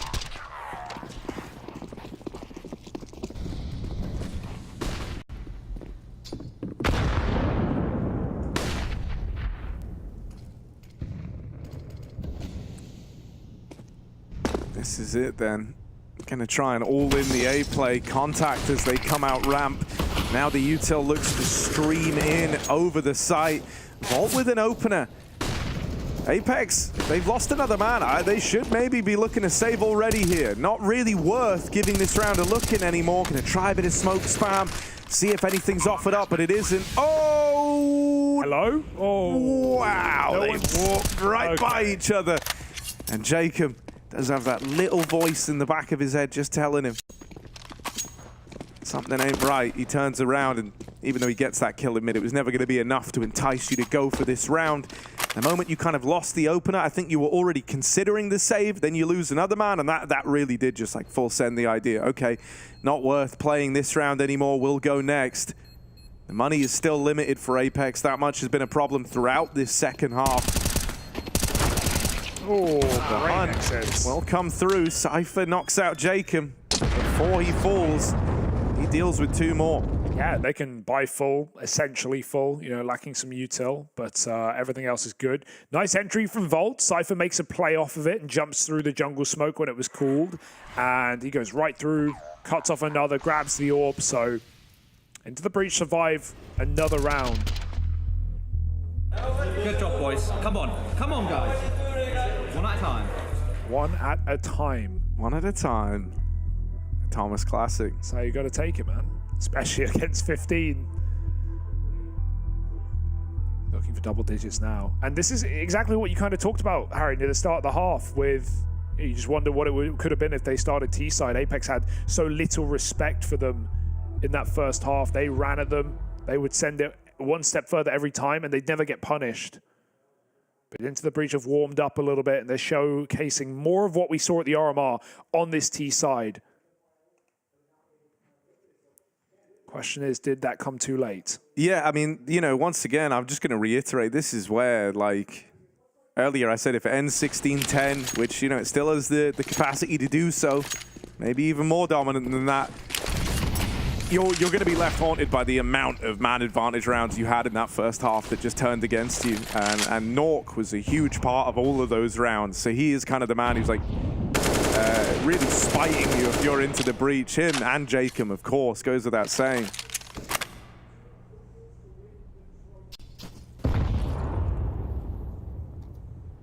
But ITB, they've fought with their backs against the wall throughout this whole damn thing so far.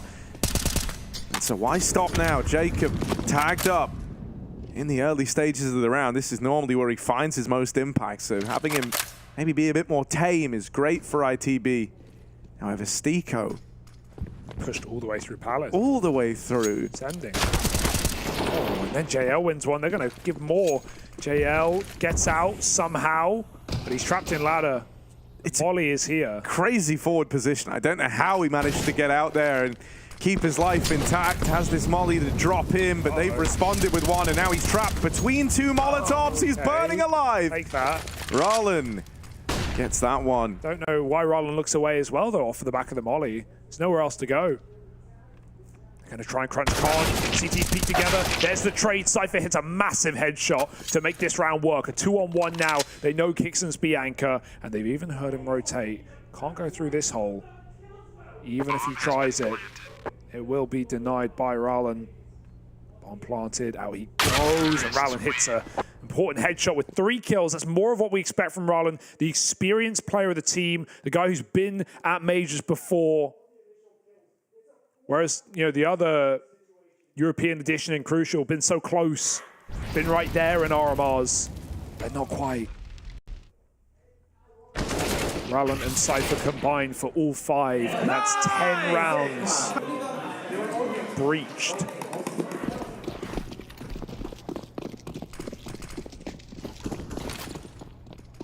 Jacob's gone lower with a mag 7. He's looking for 30 kills. It's one way. Look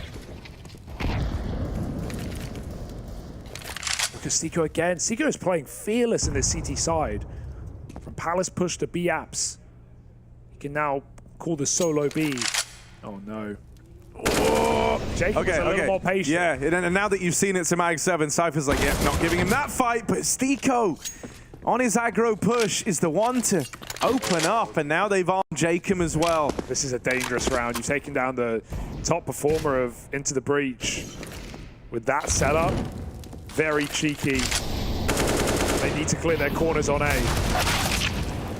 Well, Rollin has at least put them in the right direction. Fails the jump over the stairs. Stico could peek out right now, put a stop to this. We'll eventually deal with him. Stico trapped in at triple, spammed out by Volt. A 2v2 as Jacob moves up the connector. Kicks him back in the spawn. They don't know about him yet, and no one's covering. That's a freebie. Crucial is fed to the walls, and there's Jacob to close.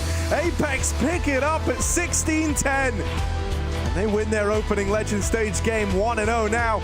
Looking to have a repeat from the success they found back in Challenges. We're Into the Breach. They come in a little slow. They have a couple of man advantage rounds get away from them in that first half. And it was to their disservice because in the second, they did look like a far better team, but it's too little, too late. They go 0-1 down. Yeah, still a team to keep an eye on, but Apeks, that's the real story, right? It may not have ended how it started, but the way it started, the fashion in which this team brought the heat to the opening game of Legends shows that Apeks are here to play, they're here to make a run, and they're here to go to playoffs. And I don't think that's an unrealistic expectation of this star-studded roster right now. A fantastic performance from Jacob, Nork putting up monstrous moments, and even the captain, not known for his individual capabilities of Kixon, had some phenomenal T-side rounds in that map. So yeah, great statement made by Apeks, especially on that T-side. But Into the Breach, down but not out. They've got 2 more opportunities, a BO1 later on, and of course those BO3s as elimination or qualification is faced. Fist bumps galore, but you know, I'm a lot more reassured in Into the Breach after that second half. Yeah, it certainly gave a bit more faith, right? And you got to see some of like the promising signs that we had from this team at the RMRs. Just hoping that this is a squad that can build up as the Legend stage continues. For Apeks, Matt, let's talk Jacob and Nork. Let's talk about that a little bit, because they had a lovely game. Like, Jacob did just like roll back the years, enter some headspace from back when he was with the Aussies and they used to dominate on Mirage. He used to get away with some madness there. He was having a great time. Nork feels just terrifying to go up against right now. I feel like so often he might even be holding the right angle, but he'll like hit you on the flick, or he's going to outread you and outposition you and nail you with that AWP. But let's actually hear from Apeks, the victors of this game. Look at this, guys. A man who just 30 bombed on Mirage. How does that feel, Jacob? It feels good. I mean, I played all right in the Challenger stage as well, but now it felt good, of course, to, start playing good in the Legend stage, and also really good that we start 1-0. And this match, it was 14-3 at one point, and then into the breach, they just started clawing back more and more rounds until they hit double digits. What made that happen? I don't know. Maybe we thought we won a bit too early. I am not sure. We have to talk about it and discuss it and not make it happen again. We definitely lost a few rounds to ourselves there. But of course, we had a lot of rounds we knew we would win. Like, I'm going to be honest and say we knew we would win, but yeah, we shouldn't make it that close.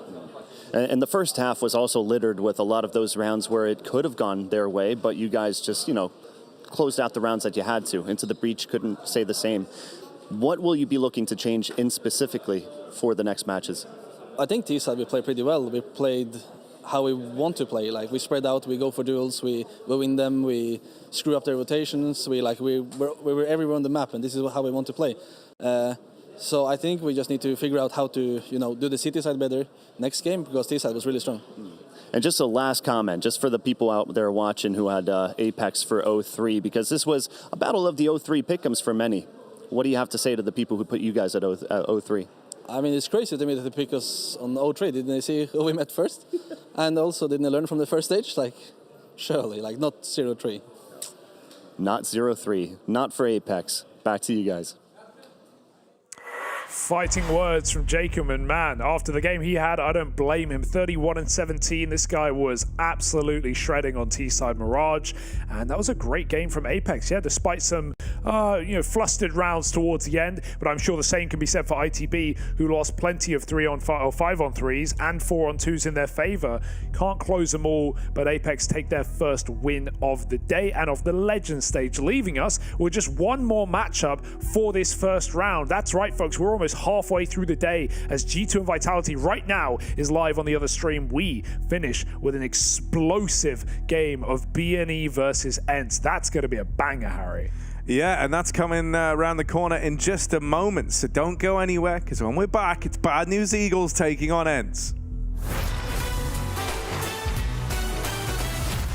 Do you have to divvy up your energy when you come into a tournament and think about it the same way? If you, for example, you talked about the major in Antwerpen in Belgium. Like, when we played the quarterfinal against NAVI, we were actually kind of surprised with the greeting we had from the crowd, where, like, of course we were expecting them to cheer more for NAVI, but they were kind of rough against us. And we were kind of surprised because we didn't find out until the introduction with the videos of the players and stuff, So when we were about to walk in, we could hear, okay, damn, they are not just cheering for NAVI, they are also against us, a lot of them. I just gather in all that kind of energy and all those kind of vibes, and I bring them to the team. So that's why when we did the entrance, it was like, let me hear more. And there's also like this kind of famous photo where after I do the 1-against-2 against them on Inferno, where I think we reach map point or something, I'm like, come on, give me more.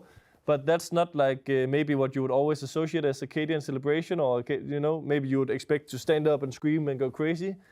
But that game, for example, was a game where I knew it was more about just closing out on the outside environment, focusing on my team and us. I think that worked out perfectly.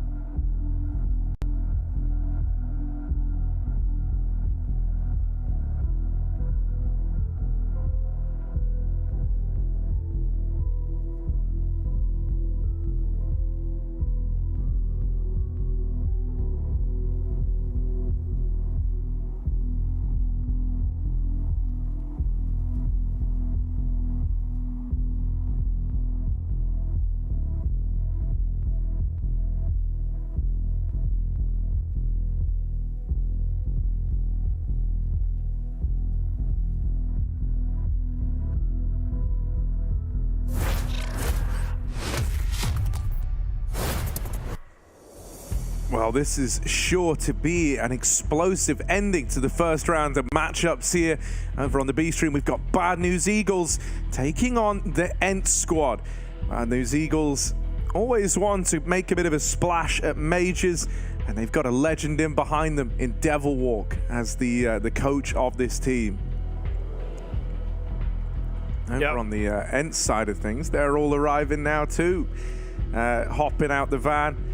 They had a good run through the Challenger stage, right? Looking lights out there. They went through 3-0 straight into Legends, besting out the likes of FaZe in that final matchup to decide it. So they had a legit run through the Challengers portion of this, and I am really excited for this matchup. I think it's going to be very, very brawly. I think ENCE are kind of down to embrace the chaos that Bad News Eagles look to play with. Yeah, if there's one thing either of these two teams know about, it's about beating FaZe, right? Like, that's been the historic matchup for BNE. Same thing happened at Rio where they eliminated them 0-3. They did it again at the RMR and pushed FaZe into that uncomfortable last chance bracket. ENCE, of course, as you say, just managed to defeat them the other day to clean sweep the previous stage. And they are looking like a real powerhouse. Snappy even talking in interviews about, you know, hyping himself up.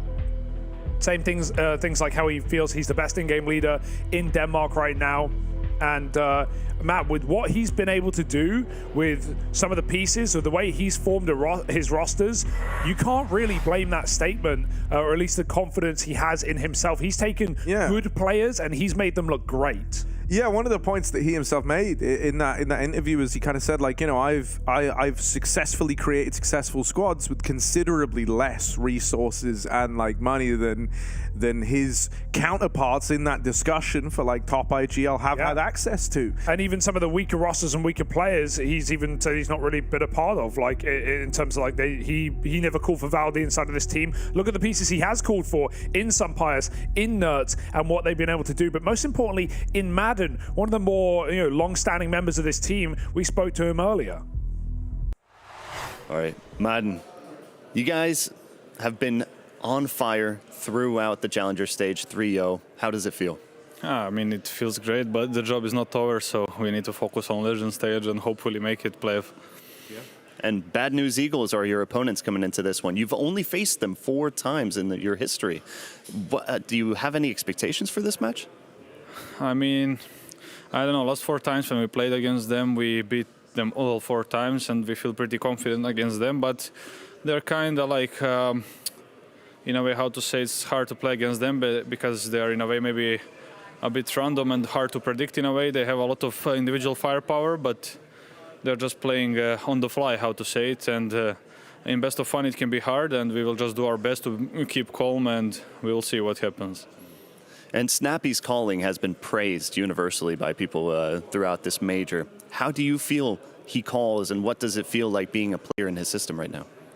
I mean, he's a type of IGL who gives a lot of space to his teammates, especially he gave a lot of space to Nerds since he's new to the team, and he's letting him do a lot of things he's confident with to make him confident, and I think it's just pretty easy to play with him as an IGL overall. And giving you space, is that something that you also feel for yourself? Because you've been a top performer too for ENCE. I mean, before heading into this tournament, I feel like I've been more of a guy who didn't do much plays because, as I said, now Nerds and Sampais joined the team, and I think we were focused kind of a lot on them, and I was the guy just in the back doing nothing. So I think coming into this major, we changed a bit, and now I'm also doing a little bit of the plays that I like to do, and I think it showed up on the server. Yeah, and you certainly did show up on the server because you've been nominated to be one of the top 5 players of the Challengers stage. How does that feel? I mean, for sure it feels great. Obviously, I don't think I was the MVP of Challenger stage. The people performed way better, some of them. But just having a good statistics for me as an individual is just, I feel great, and I'm coming into this Legend stage with more confidence, of course, because before this major, I feel like I didn't perform good individually. So this is just kind of like self-confidence. And just to look at this match and round things off, you talked about confidence now. How important is it that the whole team shows up in this match? For sure, in this match and the next match today, I feel like if we start 2-0, we will get even more confidence because, as I said, the best of ones are pretty random in a way, and if we go through them nicely. I think we will get a lot of confidence maybe going into the playoff. Thank you so much, Madden.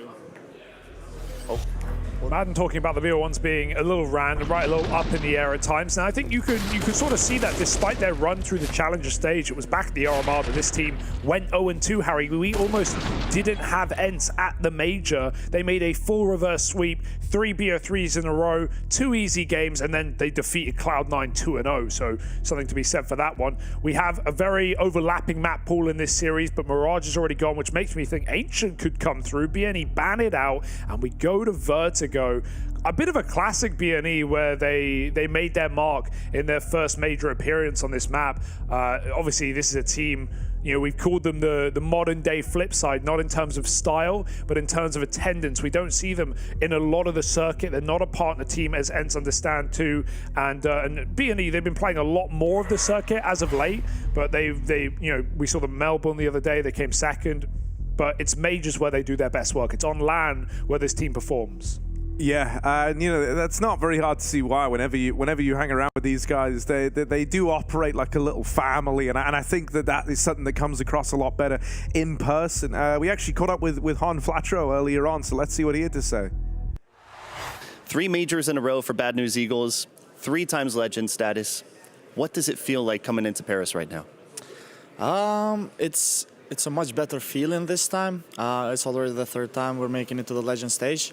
First 2 times we didn't really make it to the champion stage, but this time is definitely our goal to make it to the champion stage, and I feel like we're prepared enough and we can actually do it. And you say you hope you're prepared enough and that your goal is to make it to the champions, because for those out there that don't know, you've only had 1 win but 6 losses throughout your previous majors. How will this one differ? I feel like every loss prepares you for the next event, next journey, next steps that you take in your journey, whatever. So I feel like those 6 losses in the legend stage that we previously had made us work a lot harder, realize our mistakes, give us a chance to fix them, see what is going wrong, and I feel like we prepared enough this time to make it to the champion stage. So yeah. But looking at your first opponent, it's ENCE. They went 3-0 throughout the challengers. Now you guys are just coming in fresh. You know, first game of the Paris Major for you guys. Is that going to be a hindrance for you? I'm not sure about it, because we've just been to Australia. We also had the LAN event in there. So we have been playing lately LAN like a week or 2 weeks ago, and also we had the boot camp. I feel like we're pretty familiar with the atmosphere and everything, yeah. And what's going to be the toughest part about facing ENCE right now? Do you have anything that you've been focusing on neutralizing or something? We've lost to them like 3 or 4 times in a row already, and we just want to make that change, definitely. And what's the key to victory for Bad News Eagles? Because you guys, you have a lot of team chemistry, a kind of unique atmosphere, I would say.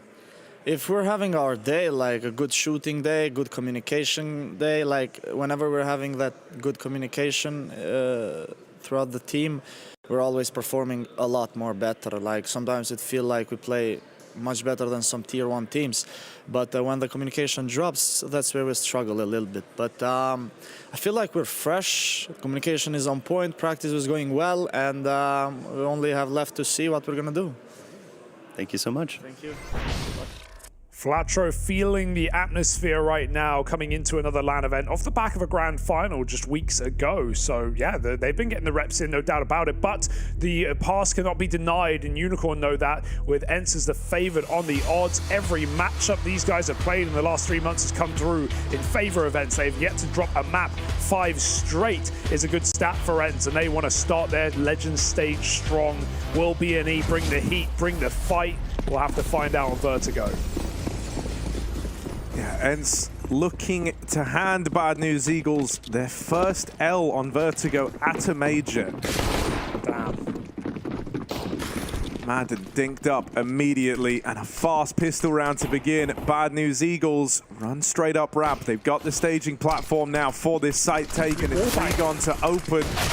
Oh, GXX adds another to the tally. Pijamas getting boxed in here has to shut them out with this USP. They're going to start to get closer, and he will get run down. Flatro to find him. Pijamas now dead, and it's going to come down to 2 for ENCE. Yeah, a lot of space in the site. Flatro will just sit back on default, make them come to him, and this is a great one-and-done position. Julies will overwhelm him. No kit right now for ENCE either, so clock is ticking quick, and Diha needs to move back in. He's all the stats, 1v3, and it's unwinnable. He's been finished. We'll try and take them down with him, but no surviving this bomb. Oh, he's really making it work there. One more, no, scenario will end it. So that's BNE with the pistol. Always meant to be off of those entries. A nice little post plant where they can sit back and relax in. No kit, no chance. Oh. Bravo! Bravo! Let's fucking go! Love the energy this team brings to majors. Even if the track record in Legends isn't what it wants to be.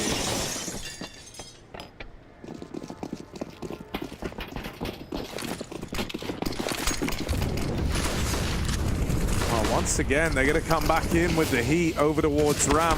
Oh, Snappy tries to play around this Molly Smoke combo. Ends up getting locked out by Regon. We'll get deep. Madden is clean with it. Nerds adds another to the tally. Over in mid, GXX is dealt with. On Flatro leading the charge out through Ram. There is this flank coming in behind them that Nerds is embarking upon.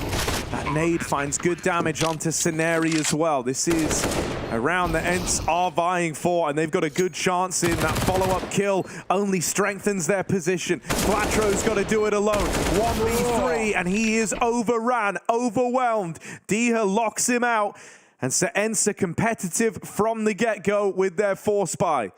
That's what you want to see from ENCE, right? As explosive as BNE are and can be, ENCE have no lack of individual talent, of players that can clutch a round out, that can win you a 4-spy. And that's been the most exciting part about ENCE, not just Snappy and what he's done with the team, but even in that interview, Madden talking about the freedom that players are given to make their own decisions, to make their own moves. Yeah, I thought that interview with Madden was really good, actually. He gave some great insight, like even saying how, you know, up until this event, up until the major, there'd been a lot of attention on Nerds and on some Pijamas in terms of integrating them and giving them that degree of freedom. And he said that he just kind of felt like the 5th guy in the background, right? Like not really given that same attention, just like a surplus to requirement almost, but there's been more effort in terms of integrating him and having him have like these playmaker moments.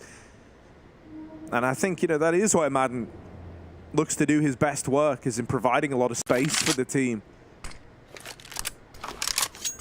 No, after you. 5-on-4 that they won't waste their opportunity in. Goodness, Nerds gets out. Second chance at life as he goes down the ladder.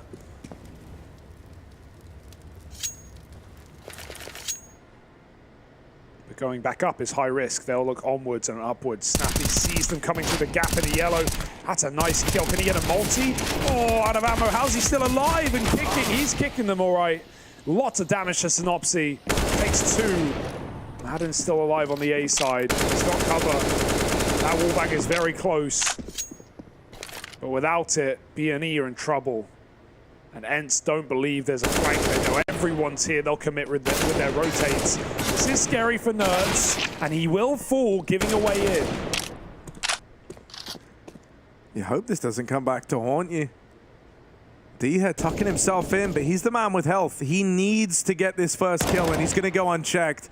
With that, that should be the round. Synopsy's just too low, and Diha will finish the job that Snappy started. ENCE on to a second, and even though it comes down to the wire, there was a moment where it looked like Bad News Eagles were going to grind away back into that round. It's safeguarded by Diha, who's having a great game, a great start to this match. 7-1 to open, and a couple of must-win fights going his way in this round to protect this scoreline for ENCE.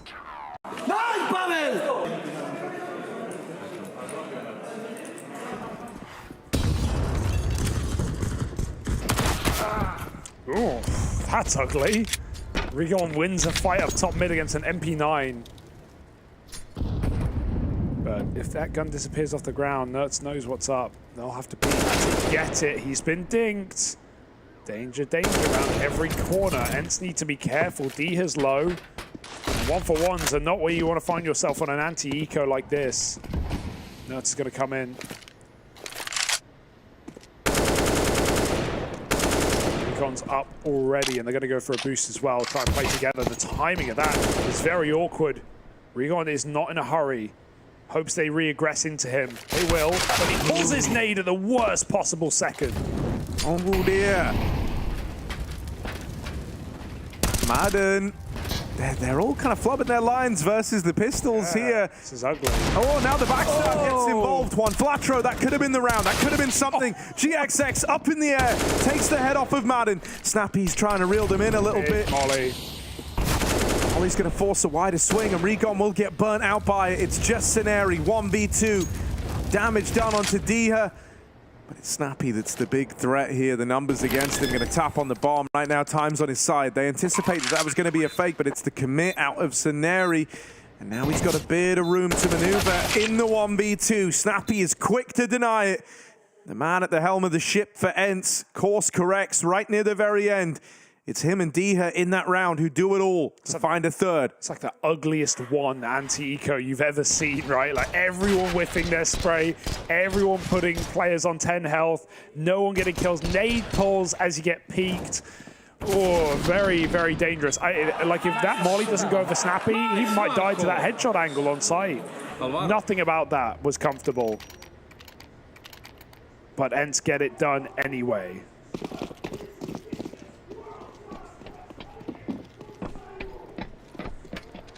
I think Zywood just I think Zywood did something cool. I can hear Anders going godlike. Zywood's also got like the tough guy haircut now. Yeah? Which is pretty cool to see. It suits him. I like it. Oh, you know you're at the major. You know you're in the legend stage. You can feel it. Those mollies are impressive. And again, somehow, everyone survives. Another nade. And there's 4 of them in the round, or 3 of them rather. That will destroy this B play. Boost is really good when you're low, because you're on a headshot angle, but not the wood boost, because you'll get spammed. And they're so scared, because ENCE are being oppressive towards B, trying to take back this control. So Bomb will rotate out towards A, leaving Synopsy on alert. And Snappy has been active. Oh, he doesn't get spammed either. He just swings off of timing. GXX hits his orb shots, and B&E are welcomed into A. Oh, Madden spotted getting up on top of this, but still gets out with one. They haven't even hit him yet. The earlier nade damage onto Scenari and Juan Flatro leaves them both low here. GXX lands the tag, but that needed to be the killing blow. But Scenari now dead as well, and this double short side setup for ENCE being employed. It's all hinging on this fight, and with GXX dealt with, this is an ENCE round all day long. Juan Flatro's even getting flanked up the ramp, and so he should be dead on this angle. Spotted by Nertz. ENCE keep it clean in that return to rifles. That's a bit of a disaster for the Bad News Eagles. They call in a timeout now, and it's a chance for Devil Walk to try and cook up a solution. I really like how oppressive ENCE are at B right now. They're, you know, B&E really wanted to be getting up the B stairs, but ENCE are just cycling flashes from middle. They do a lot of damage early with Molotovs and nades, and then even as B&E try and set back up, and you know, 4 players there out of 5, ENCE throw more util in, forcing B&E into an A play. And on A, look at the hold. Sure, Snappy swings and dies, but you have the AWP of Sumpires, who's a superstar in his own right, and Madden, who has put on MVP, although he won't admit it, performance back in the Challenger stage was a huge reason as to why ENCE went 3-0. Broke FaZe as well.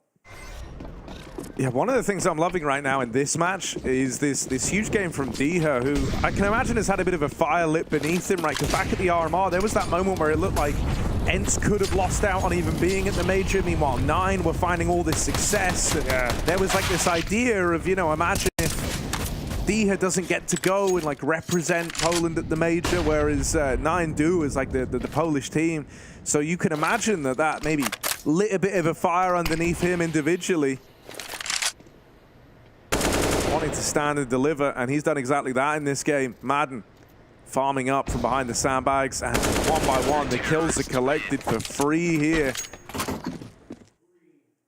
ENCE 5-1 up on their CT side. Bad News Eagles, their troublesome streak in the Legend stage might stand to repeat itself if they don't, you know, right their wrongs soon. If they don't start finding a way back into this game, there might be no stopping ENCE with this much momentum behind them. It's a great sign for ENCE, but yeah, I'm waiting to see that flare from B&E.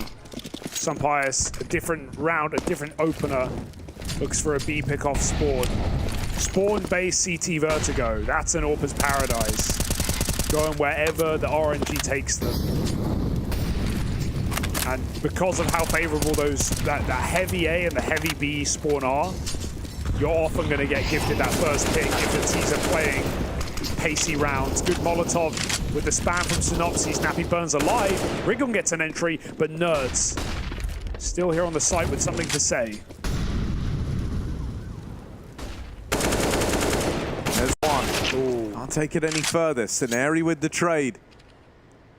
3v2. These are the rounds that Bad News Eagles have got to convert. These are the rounds that you've got to find. Dycha is still in the picture, and Sunpius pushes up to short and takes some serious real estate here with the AWP. They shouldn't be prepared for this. They've already dealt with a short man.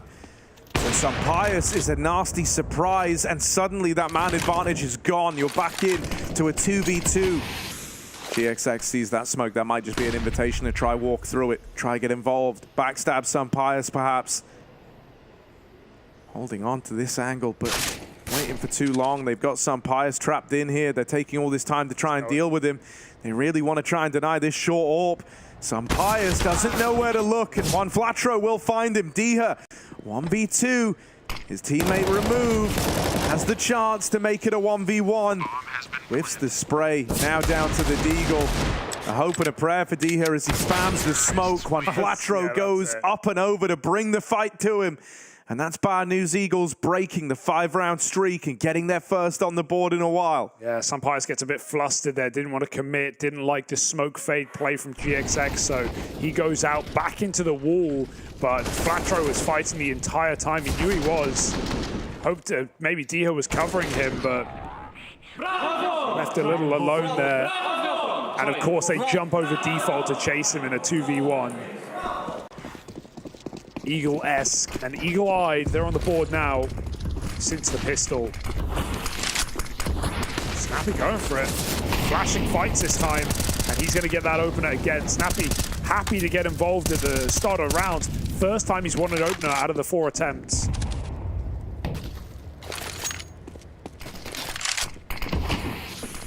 And ENCE will concede.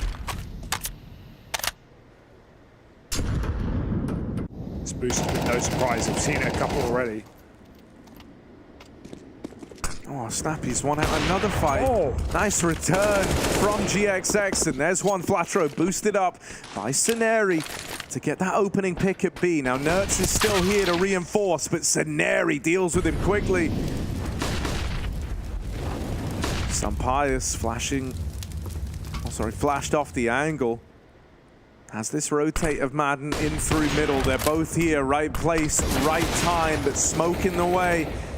Madden looking for a route over the top of this. He'll win his fight. Scenari now out of the round. More follow-up damage onto GXX, but he lives to fight another day. One man up close in the smoke. They don't know about Flatro. They don't know that he's here. Sunpius has got to keep his wits about him if he wants to attempt this 1v2, and he decides it's too far gone, or is he just trying to bait a fight here?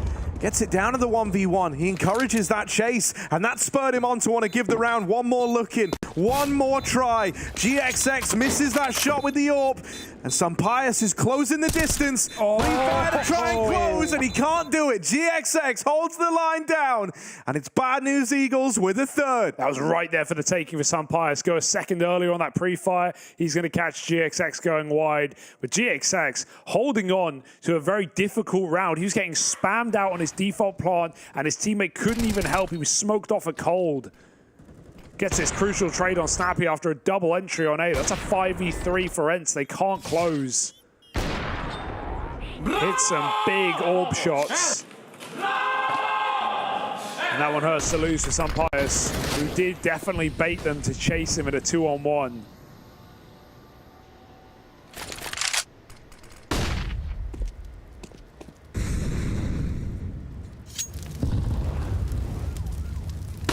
Different boost for a change. Gonna get Fatra up on the wood. Ugh, it's ugly, but they make it. No one close enough to hear a footstep. A fleshy head.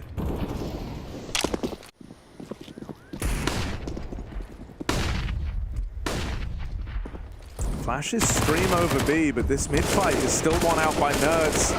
Oh, that's awkward. It's ugly. Diha's still alive. Saneri's quick to make up for it. Saneri's on a tear. 3 in the round, and he might still have to give even more here. Saneri doing all he can. 4 kills, on for the ace, and there it is. Saneri makes them sing. My goodness. What a way to find that round, and it was required as well. He wasn't just farming anti-ecos. That is a round that is rapidly getting out of hand, that he rises to the occasion in, wipes the sweat off at the end of it and all. Galil as well, not even AK into that force buy. He just takes them out one by one. Wow. Beautiful shooting, and you can't hate these guys. Like when you see them and the energy they bring and the brotherhood they have when they're on LAN, it's kind of unmatched.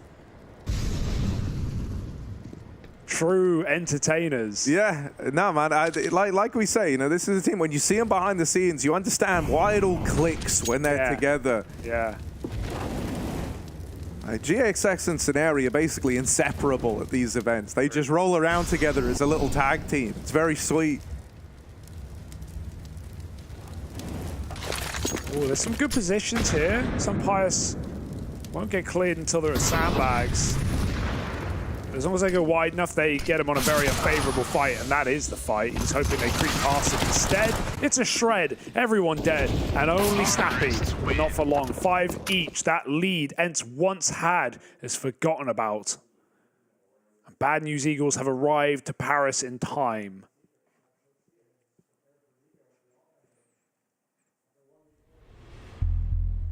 Fletcher and Regon putting on some great openers in this map so far.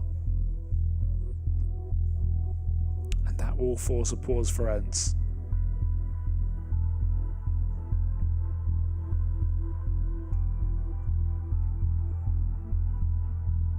Yeah, time to try and problem solve.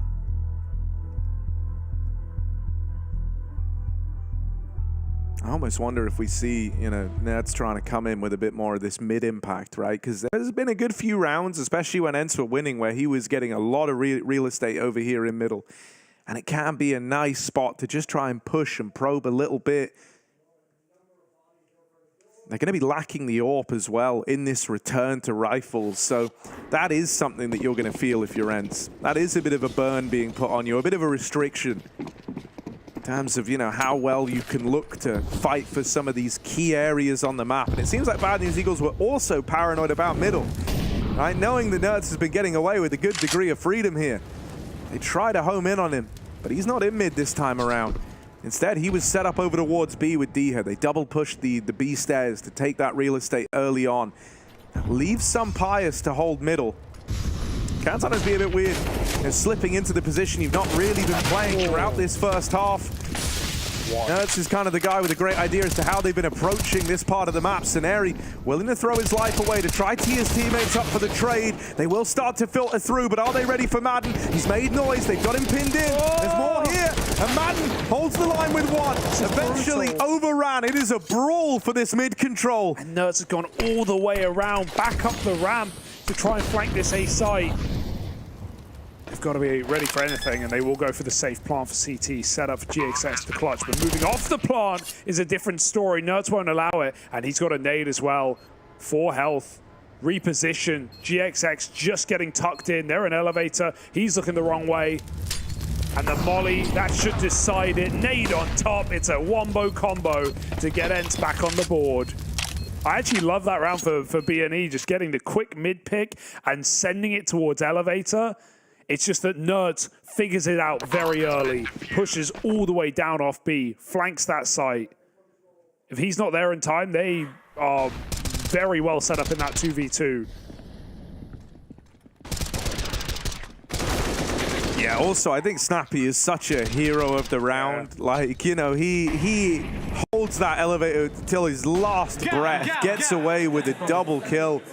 Stops them from just flooding into the A site. Like, you imagine, right, if they weren't stuck in elevator for so long, the NAVI flank would have been far more predictable, would have been considered. The round would have felt so much more free for Bad News Eagles, but instead they get bogged down in elevator. It gives time for the rest of the gang to get involved. And so back to the drawing board now for the Eagles. Snappy just continues to be going for audacious fights on ramps, spamming smoke, spamming top. Just trying to keep the pressure on. You will run out of bullets eventually in that A1S. Just gonna have to hold off sooner rather than later. That's his last mag in. 13 spare. And after that, when they hear the pause, BNE take short back.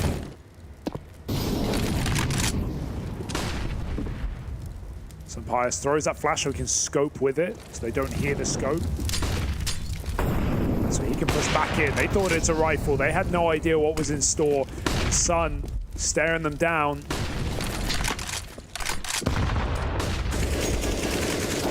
Oh, Saneri with the spam. No account for that if you're Snappy. Oh, Madden. Decides, hell, why not? I'll walk into the bullets, crosses over towards short. Some Pius and him trade positions, this AWP. Oh, NAVI on the timing, it's awkward, and Synopsy snuffs him out. Some Pius dies in the meantime. Madden is now embarking on a flank. He can catch GXX trying to leave, but GXX is fighting forward through the site. This is weird now. D has spots that they are in B, that they have moved in, that they've taken the site control. And Madden's left chasing Ghosts. There's the backstab. GXX beats the timing. And Madden is left kicking himself. How did that just happen is what he's wondering. How did he get past me? Won't take it any further. And hell, free AWP, hell yeah. That is, you're really happy with that if you're Madden. It's a bit too far because they actually don't have the AWP. You know, if they... I guess Fletcher could buy one, but... Don't really want to be throwing away free AWPs to some Pius. Madden will fight for survival. And BNE, that's what they were trying to do, bait that flank from NAVI. That this time, we said has been coming in very quick, well, too quick. He doesn't play to trap him. He just walks right into the rail and they're there. BNE make all the noise at A, get a couple of kills and walk right back to that B site. 6 apiece right now, and ENCE reset after 1 round. It's 5 out of the last 6 for BNE.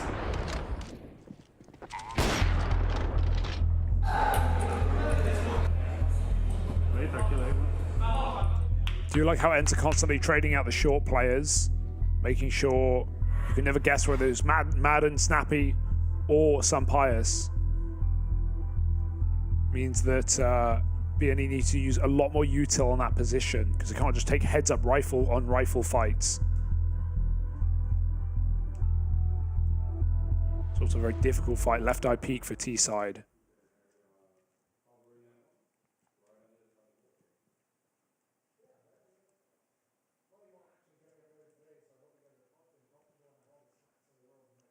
I do like as well, whenever we cut to the player camps, just seeing Devil walking behind his guys. Is it his mustache? You gotta love the Devil Walk mustache. It is a beautiful sight. But no, man, he's someone who I think he cares very deeply about this roster and trying to help them in their final, legend stage run and go have an impact, right? Has a lot of love for the game. Multi-major winner, player coach. Been there, done that.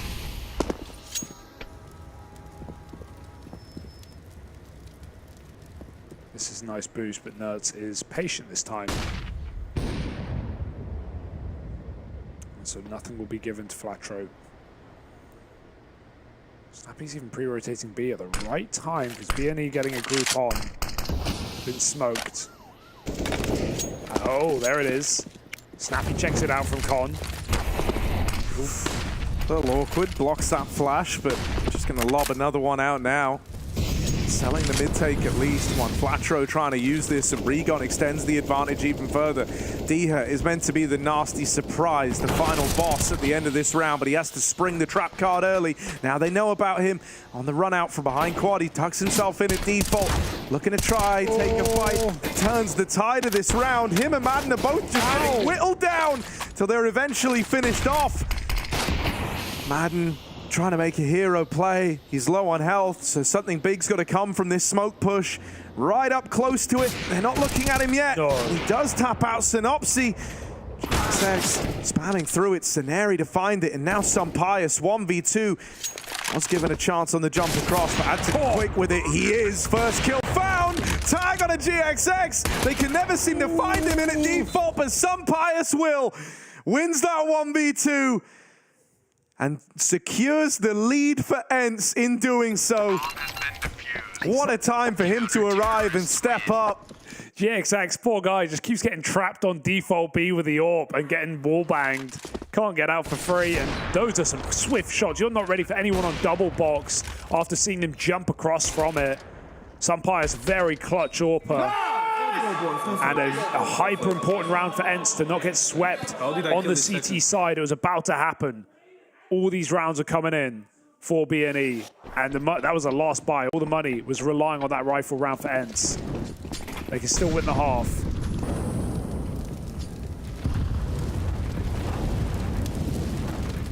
This game is as competitive as you would expect.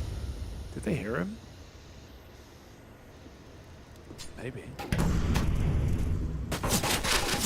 Maybe not. Orb can wallbang this. Ooh, that's awkward. If Snappy gets out, he'll be one happy chappy. Oh, GXX just jumped up and he would have seen the man on the back rail. But just missed that timing on the angle. There's this boost employed over at B. Nice way to try and force the opening fight. But nothing's being given, nothing's being gained. In fact, they lose Flatro in the meantime. That pop flash back in for a peek over at B. Nets them a bit of damage. GXX is fed one over on the ramp. But now ENCE are just going to turtle, right? Snappy might have been a little more audacious, trying to take a swing, trying to see just how much he can milk this ramp fight. But everyone else is told to cool off now. Force Bad News Eagles to be the one to make the next play. Yeah, it's a powerful position for Madden. There's no molly. We haven't seen any sandbags control on CT side yet this game. They're still going to flash it. Well, they don't hear it, though. You're hoping that impacts with it. They've got their eyes on it, though, and they're still going to hit that shot. Still a 1v3 for Scenari. He can get a plant, but they might just rush him down off the audio. With a time this low, he's out of options. He's out of chances, but he's been given 1v1s. Oh, the bomb out. They rush him down. ENCE. It gets scary for a second, but everyone commits to that hunt. And they live and die by it. Round and half won by ENCE, but it is still anyone's.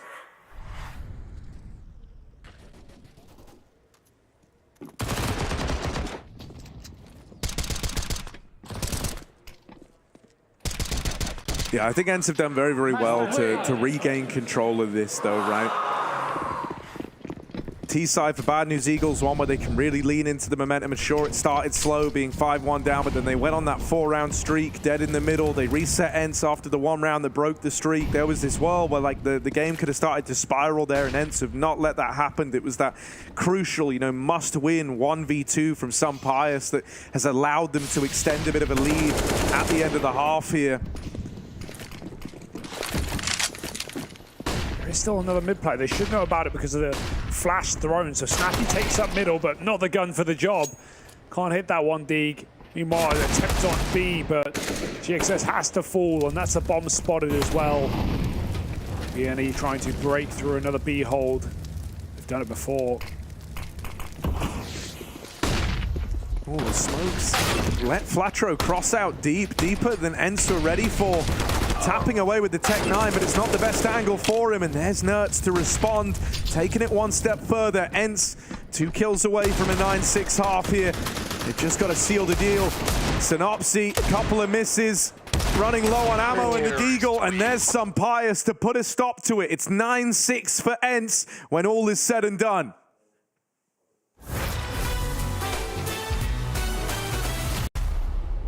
That's the first guess. I'll do one of my teammates. Let's do Brokey. See what we get. Nico. Alright, now I'm going Fish. Let's try. He's older than Sortuan. Another European player. He's been at more than 10 meters. Cold Sarah, let's go Cold Sarah and get this one. Nope. I guess from my team, like Rain, Carrigan fit that narrative. I'll try for Rain. See what happens. Has Cold Sarah only been at 9 meters? Carrigan. So he's from Europe. He's older than 32. Guys, we're going for Swedish legends or Polish legends now. I think it might be Taz. Nope, but it's one of the guys. Yeah. I'm trying my best. Freiburg. No, he's 30. I think Neo is playing with Taz, so it will be Pasha in that case. Okay, let's try Pasha beats. Yes, easy. Let's go. I knew it, I don't know. I had a feeling. That's so clever. Pasha beats was on point. Lost it.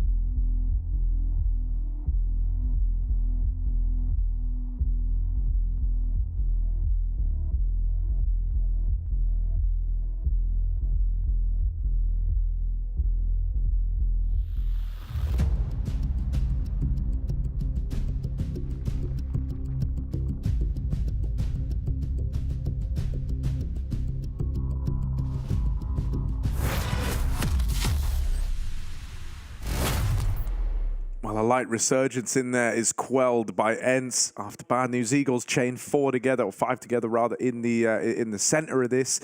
They end up getting snuffed out right at the end. It all starts with a lights out 1v2 from some Pijamas, and then the rest of the gang fall into place to pick up 9 rounds for ENCE here as they move over to the T side. Yeah, a mountain of a CT side half for ENCE, no doubt about it, considering the streak BNE have in there, but there's more to do. BNE have brought the dualies, 2 of them. Make it 4. As they fight for A ramp immediately. They're going to get that info early that this entire map or side of the map is clear. And so they should be ready for this quick B split. D head down below. 4 players in middle. No nades in the pistol for ENCE. They just dry run it out middle. Steps are heard now. Soneri needs something. He's being pinched between 2 and he doesn't know where to look. Flatro falls, but he at least pulls a couple with him. There is no kit in this round. A retake will not be easy, so they cannot wait if they run. Oh, Synopsy is like a big decoy right now. And the dual Berettas will find the last couple of kills. He even gives a little head tilt.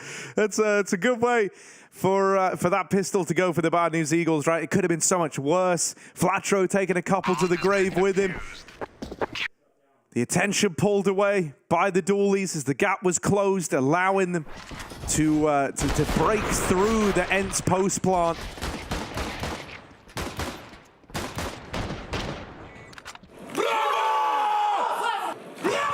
They know the impact of it, but they won the first pistol, Harry, and it still fell apart very quickly.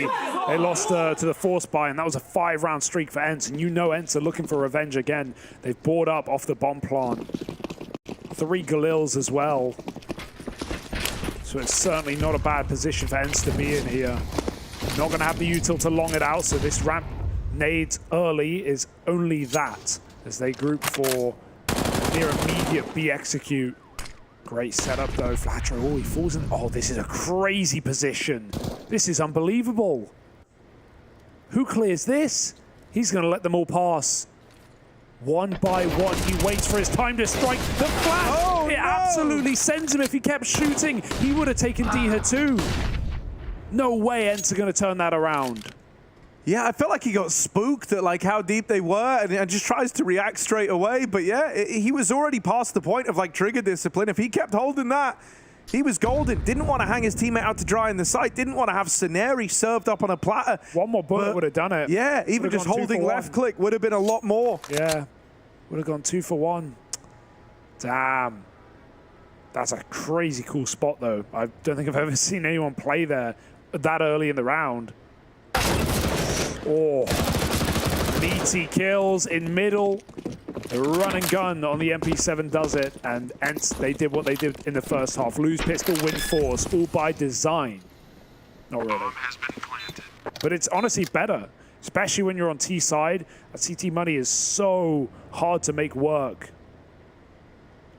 That this save is extremely important. Oh, this is like, that is just the saddest moment. Yeah. Like that should have been the anti-eco win right there on position alone from Flatro. But blinded by the flash, he stopped shooting. And it ruins everything. That could have been one hell of a mow-down moment down towards the base of B. Instead, it's ENCE picking up where they left off. Same start to this second half as the first. Success found in the force buy. And now Bad News Eagles going to have to come through with a force of their own.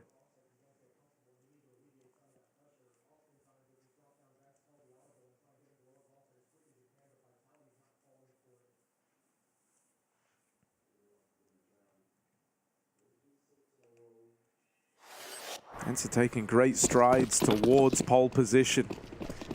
And suddenly we're in this world where there isn't a hell of a lot between Bad News Eagles and having this game go against them pretty dominantly in the second half. You know, that's what's so scary here. It's made worse by the force buys and the money situation in both halves now hurting them. And it's going to check this corner this time.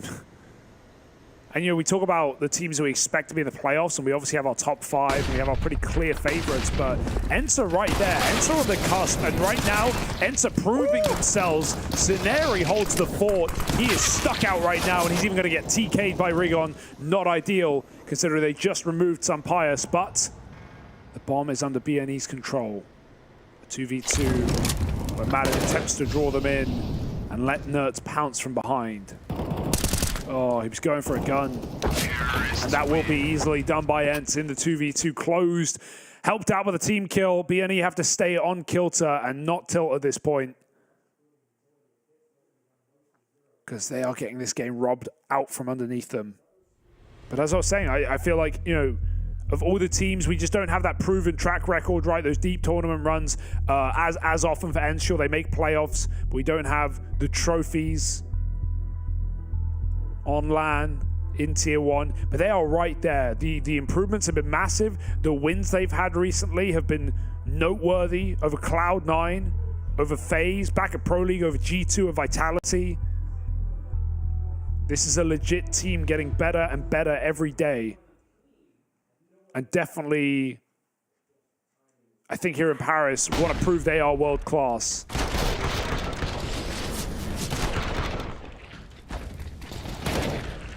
Oh, that's such an awkward TK as well. He had to take that shot, it felt like.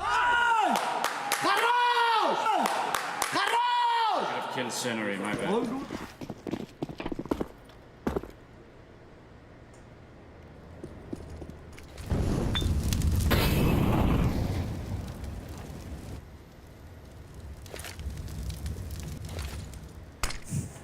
Full B stack now, so this round should be nice and easy, and it's already pretty much over with how ENCE are positioned. They don't have anyone over towards B. There's not even a grain of anything in their brain telling them to go back towards that side of the map. They're just going to stick to their guns, follow through. When you're this deep, you kind of go, okay, yeah, they pistol stack B. That's all well and good. We can deal with that. And so ENCE are up onto 12. This next rifle round has got to hit for Bad News Eagles, or else ENCE are just going to steamroll them in this second half, and it won't ever have the time to close up. No, it's calling for help. He'll get it. Ooh.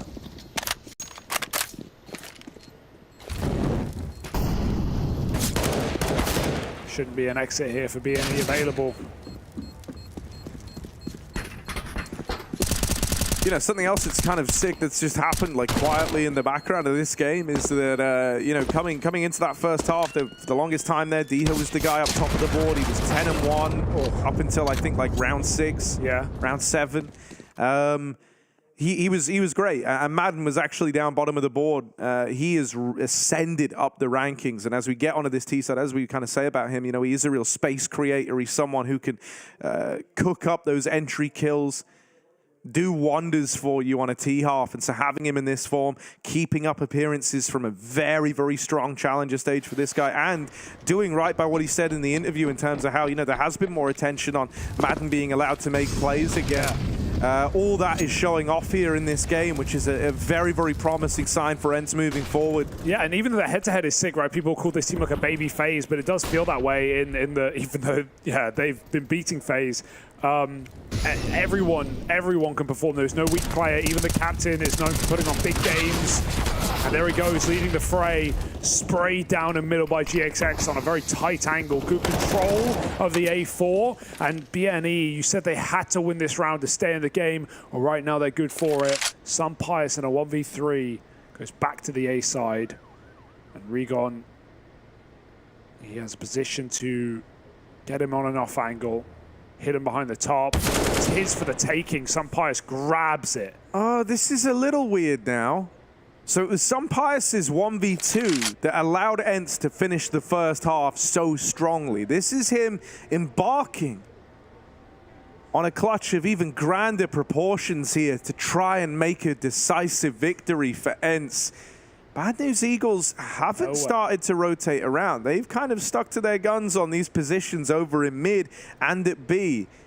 And so this is giving Pius a lot of room, and I mean a lot of room for how he wants to play this 1v2. They hear the plant now, but it's not like they can react quickly. GXX might be here already, but his teammate's a long way out. Flatro's having to start that rotation over from B. Pius is given a lot of room. Gonna tuck in and play around the bomb. They've not given him any fights, but that molly perfectly placed, forces a swing, and GXX locks him out of the clutch. Not this time, Pius. They put a stop to it. It's the Bad News Eagles. They needed this rifle round. They needed to not give that clutch away, and they manage it.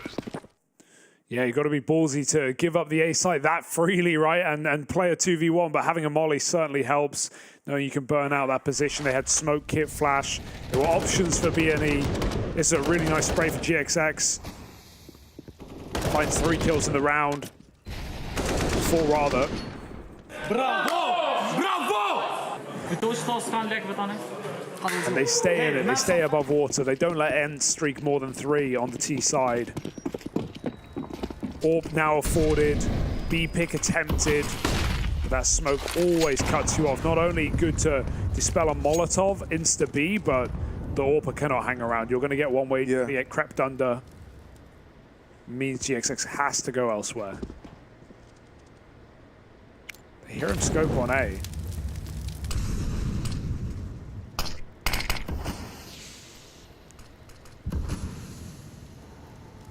Oh, one-way smoke on the Xbox gives fear to Madden. He knows that hanging around underneath it is not a good way to stay living. And so Bad News Eagles just keep replenishing that, trying to deny the ramp creep up right now. Pius is begging them to face him from short, but they're still just occasionally checking this one way and then bowing out.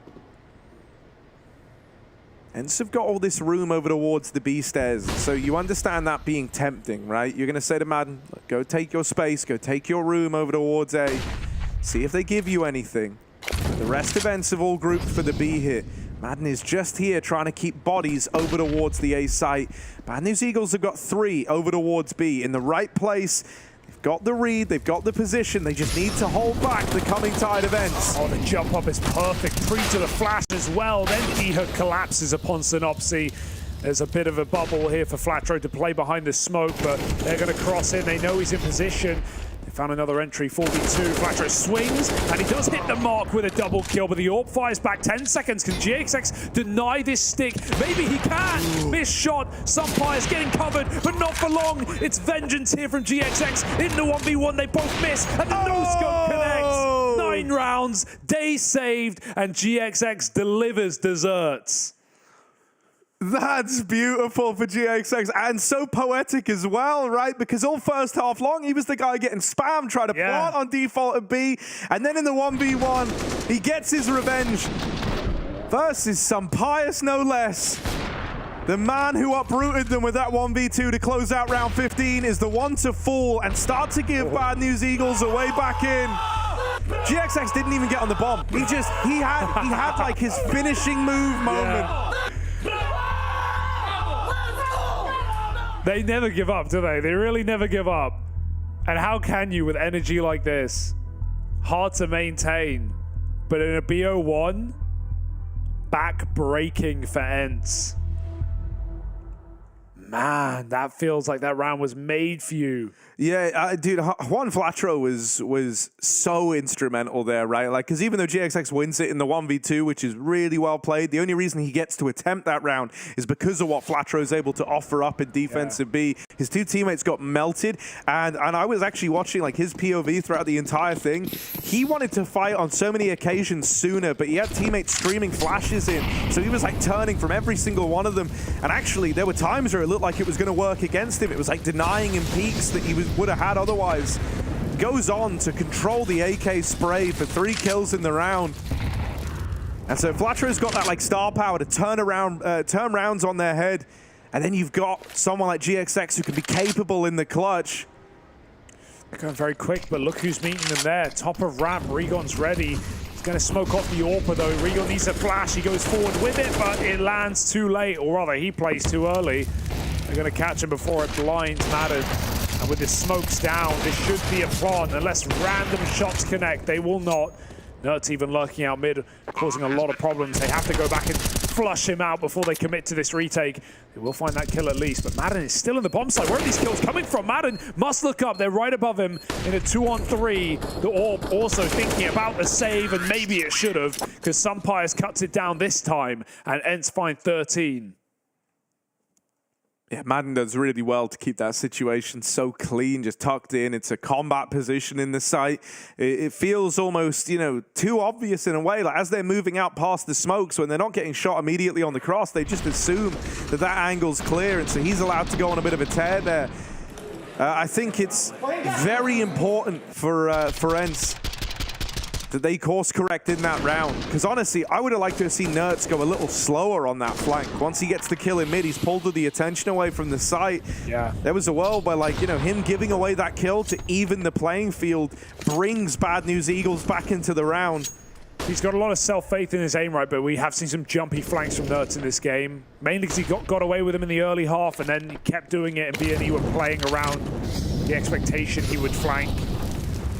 Yeah, there's a world it could have really come back to haunt ENCE, but right now, they're the ones spraying the ectoplasm. 13-9 and 5-on-4 on an anti-eco. Back for more, Rigon. My goodness, unrelenting and for reasons. 3-on-2 though, and still have this mid lurk, and they're holding for this backstab. Snary playing to contain, and Madden going first means he's just dead.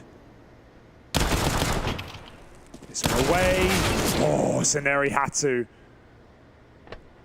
Gave it a go at least. Flatro knows his gun's on offer. That molly only confirms what he already expects. Not the gun he wanted either. There it is. But he has to flank, or Nerds has him in a coffin. Bomb has been planted. And Nerds can just play on timings here. He doesn't need to bring the fight to Flatro. He can just wait for him to cross on in to his crosshair. And he'll do exactly that. Nerds, nice and easy from the spawn. ENCE onto 14. And the money is gone for Bad News Eagles. This might be the beginning of the end for BNE in this matchup. And it's largely out of their hands. Faced with a very awkward decision right now.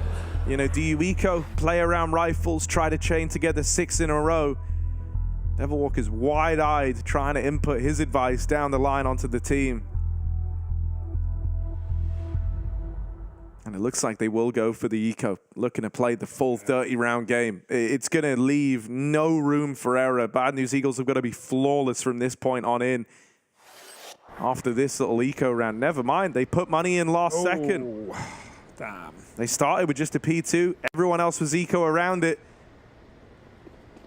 And then they ended up throwing all their money in. I mean, Rigon is, yeah, he's gone back for a gun. Yeah, okay, he found a deagle. This is desperate for BNE. Sign of the times. Snappy with a MAC-10 doesn't even expect this buy, and now he saw him on the player cam there. He just got blown across the chair. Leans back after a shot like that. That's what ENCE are just going to group and play numbers, knowing there is resistance after all. I get one. They forced maybe. They forced maybe. Damn right, Snappy. That's unreal. Backup ramp silent the whole way, 60 seconds. Until they announce with nades. This molly retrieved by Rigon. Waiting to use the perfect time, but he is on his own. Oh, Nerds runs through the molly. Crazy. And Rigon, that is the last thing you expect there. He really tried to time that molly perfectly. Nades too late. And Nerds didn't respect it. The nades rain in, but they missed their timing. And so ENCE in a 4v4 post. Not even feeling the pressure to swing or get involved here. They can wait for Bad News Eagles to get caught out, and that's what they'll do. They snatch each and every one of them from the round. GXX left in it alone in the 1v4, and Nerds deletes him. ENCE up onto match point. And with that decision of force, that was the best look of a buy Bad News Eagles are going to have. It's basically a repeat of that same round again. Yeah, I love that idea, but GXX was not there in time when the plant came in. They were meant to double nade the plant, and then you can often win those rounds by rushing back in, catching, the T's confused, grab a gun. You don't even need to recommit, but just, it's a free kill on a planter if they don't fake it out. And one nade lands, does great damage, and then the second one's like 3 or 4 seconds later, way too slow. If they actually nade the plant there, it's a very different round for BNE. Slight mistake costs them a lot. And the final timeout, the final chat with Devilwalk, I do like the effect he's had on this team. He's telling us how, when they go to prac rooms, he writes on the whiteboard, you deserve nothing. And not in a disheartening way, but in a motivating way. You have to earn everything. Every spot of the major, every match win in a Legend stage. Keep in mind, BNE, they run through challenges. They've done it 3-0. But when they hit Legends, they've only won one match at this point in the 2 majors they've played. That was against FaZe.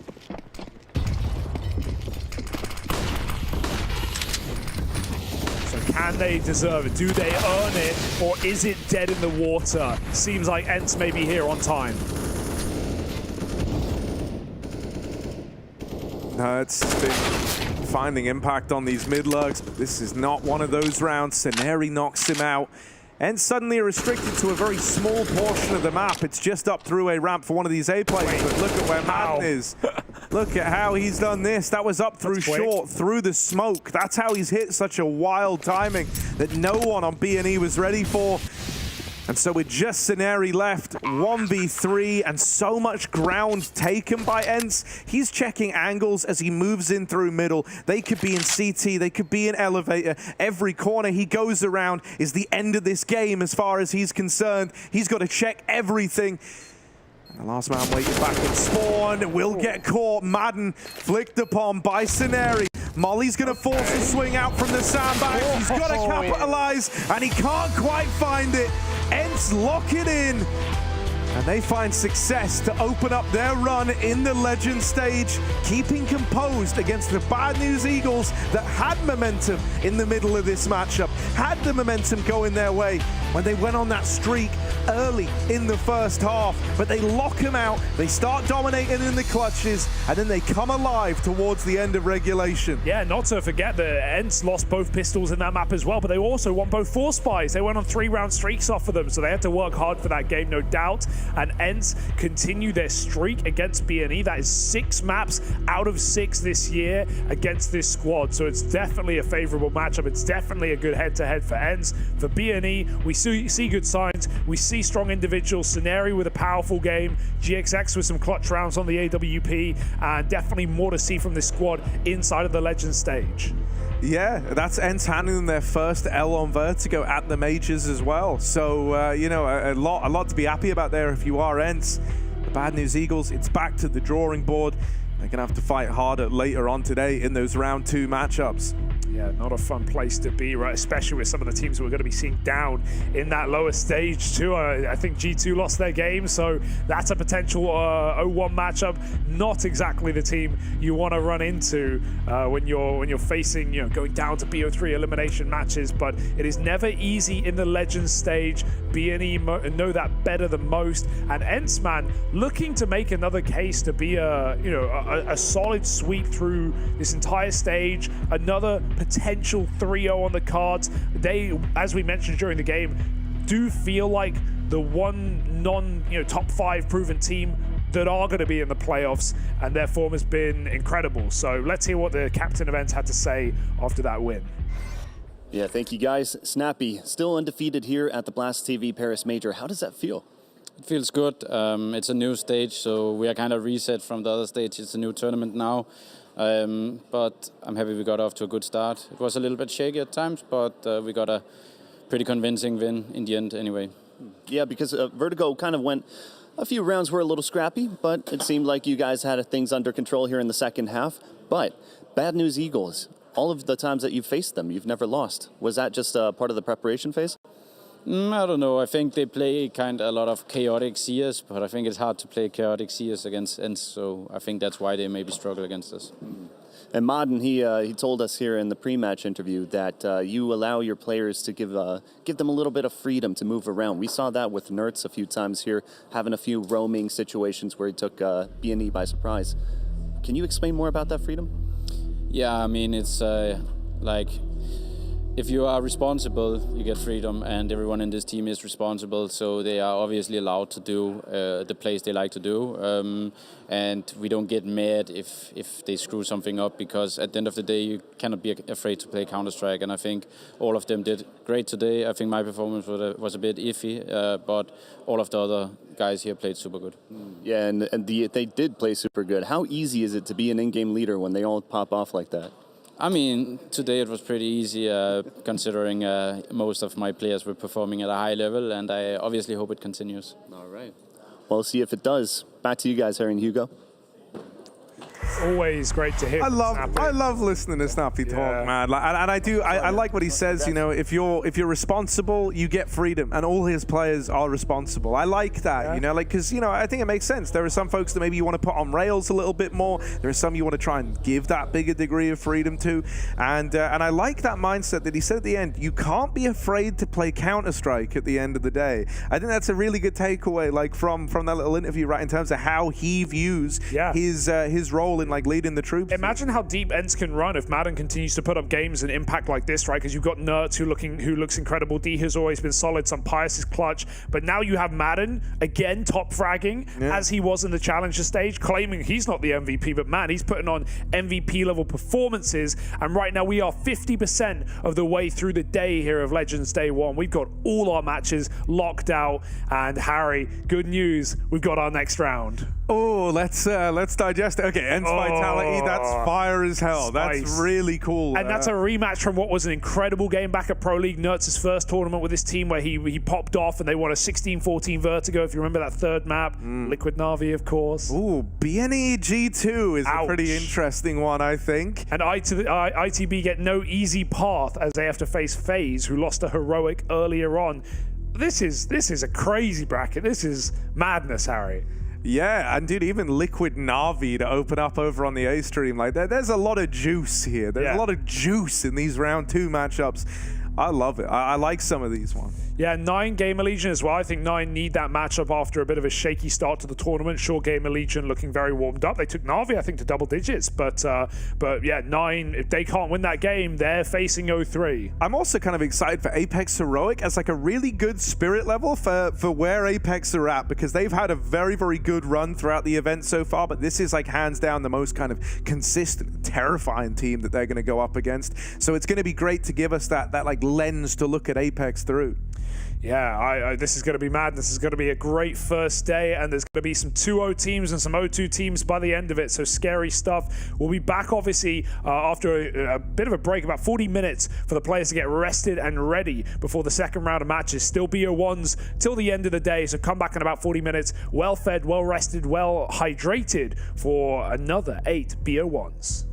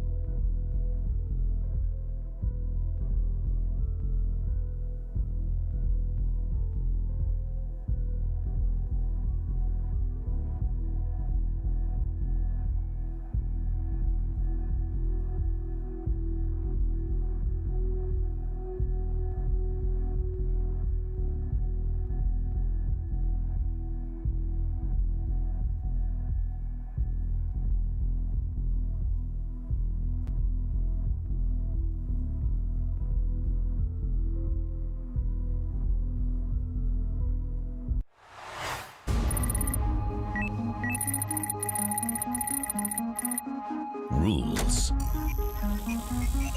are meant to be broken. Forget everything you thought you knew. This is where everything changes. New histories will be written. A major future redefined. The time has come for a major evolution.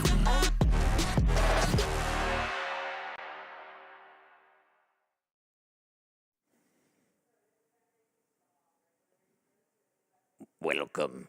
Oh, hey, what's up? The Arc de Triomphe, the Eiffel Tower. I thought it was the Arc de Triomphe. Oh, something like that.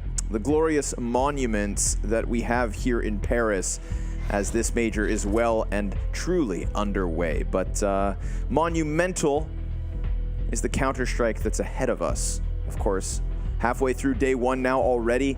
0-1 teams, 1-0 teams. Nobody wakes up this morning on the first day of a stage of a major and wants to be in that 0-2 pool.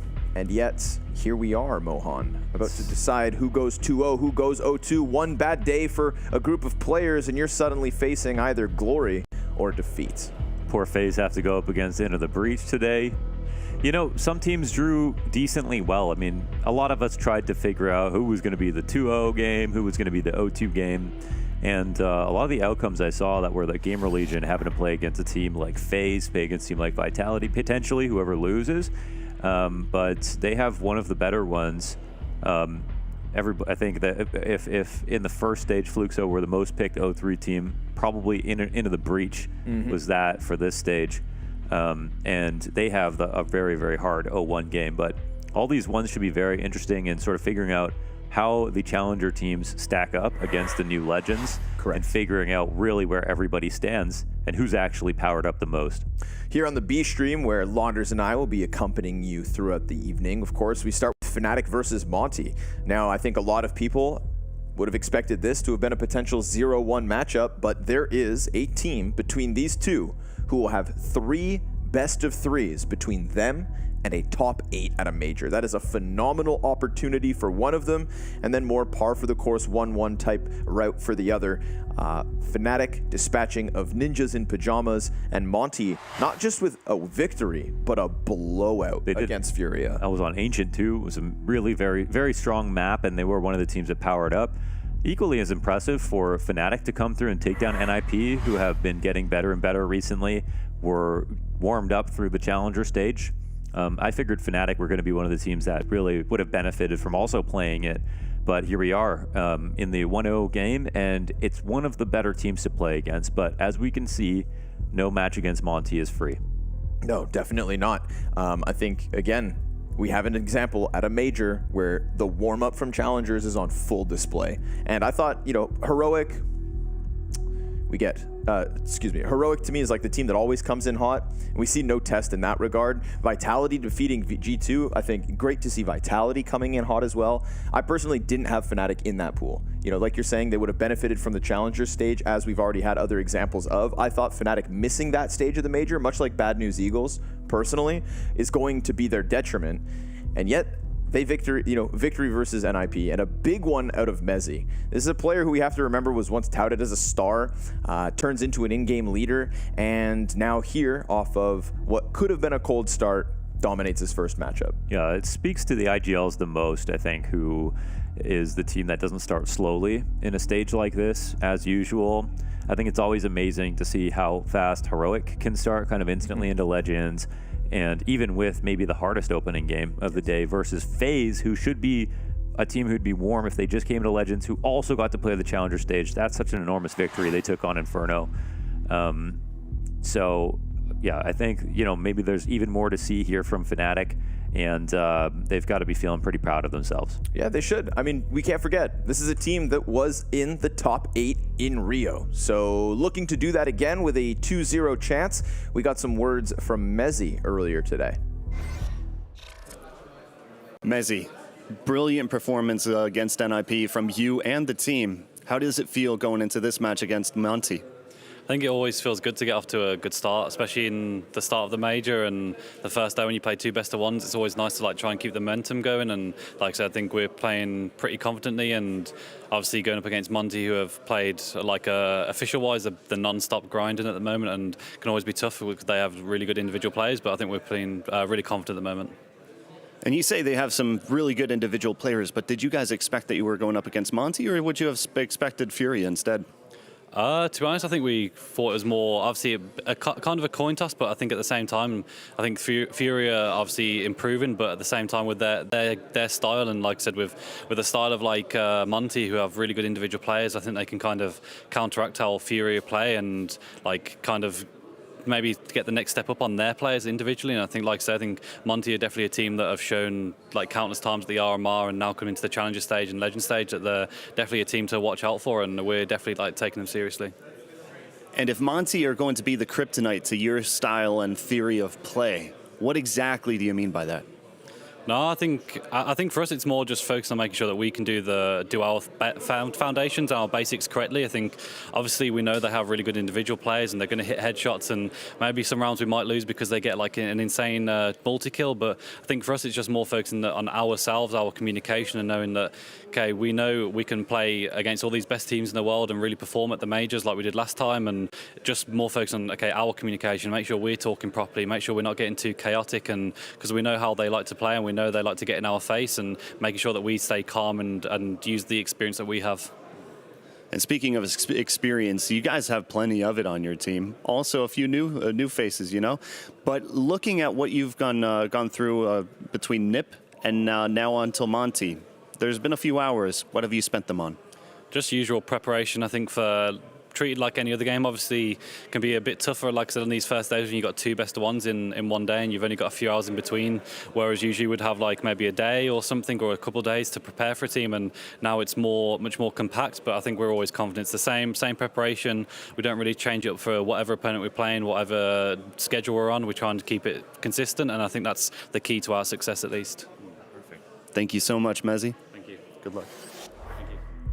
All right, always nice to have words from Mezzi. Very well-spoken, very level-headed, and I think he is tapping into something very valuable, and that is just remembering where you were 1 major ago. Remember that you are jumping a stage, coming in as legends. Yes, you've got to make sure you hit the ground running, but they did that versus Ninjas, and he did that on an individual level himself. Yeah, he's the most valuable player coming out of the UK right now because he's the IGL, because he got top 8 the last major.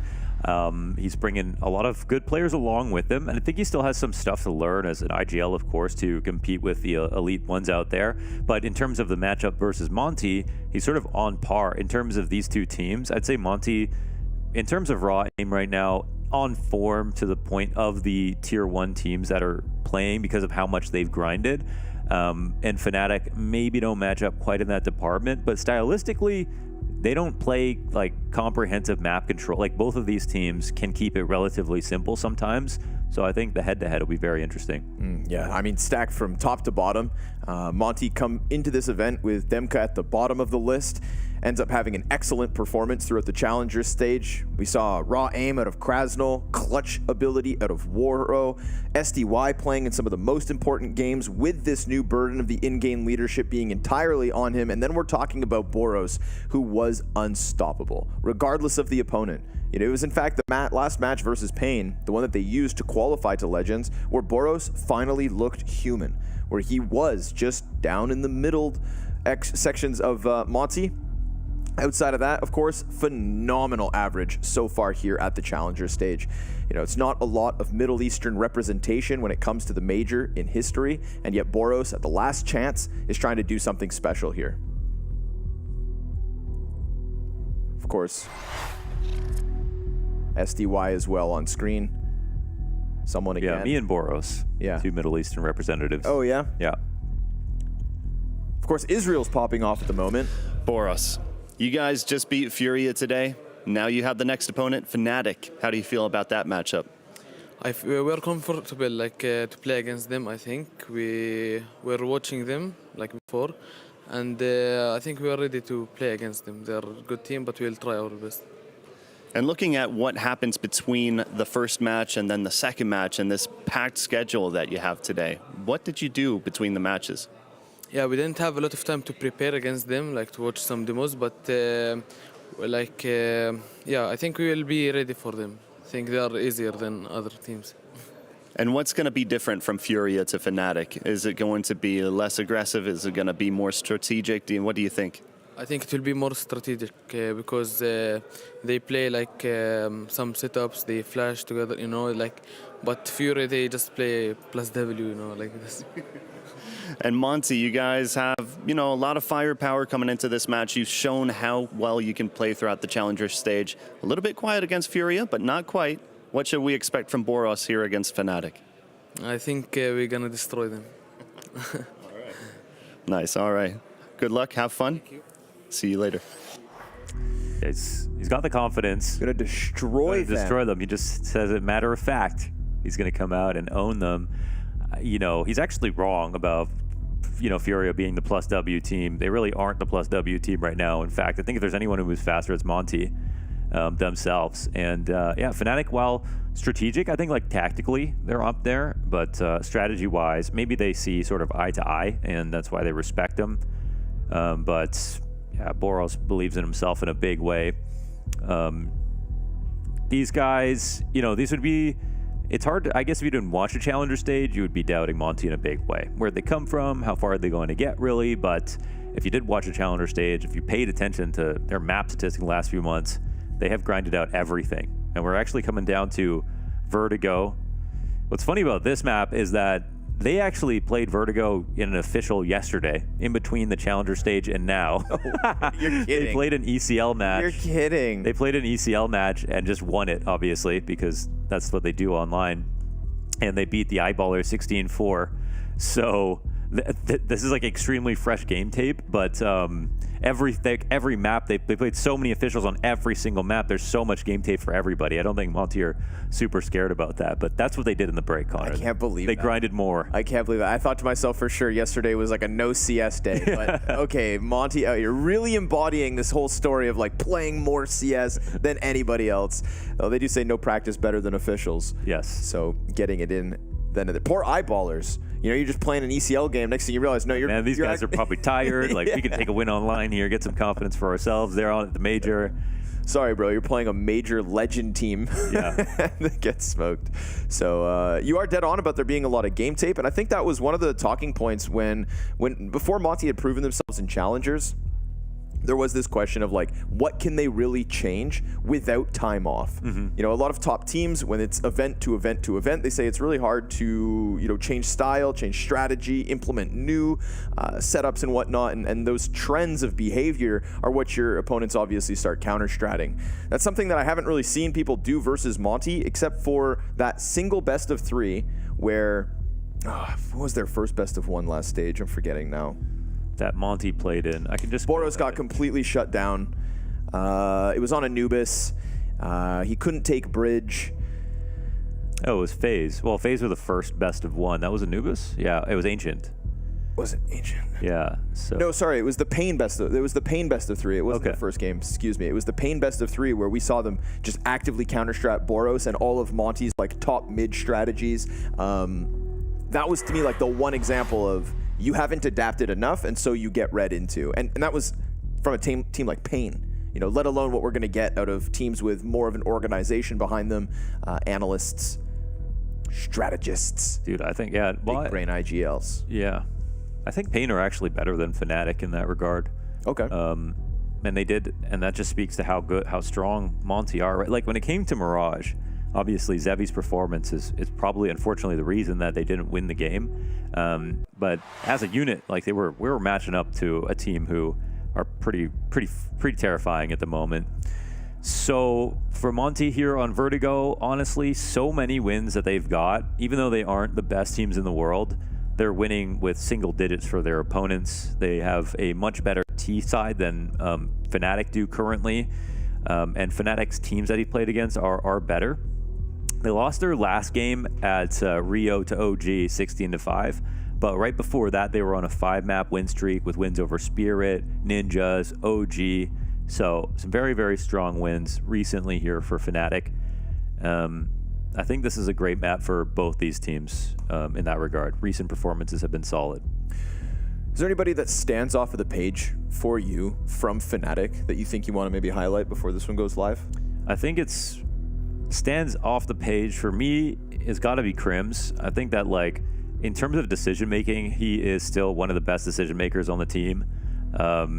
His stats are never going to be star player stats again, but he's so legitimate in terms of consistency, and he makes very, very good moves, obviously, every round. So Mezzi had a great map. He's capable of a lot as an individual as well.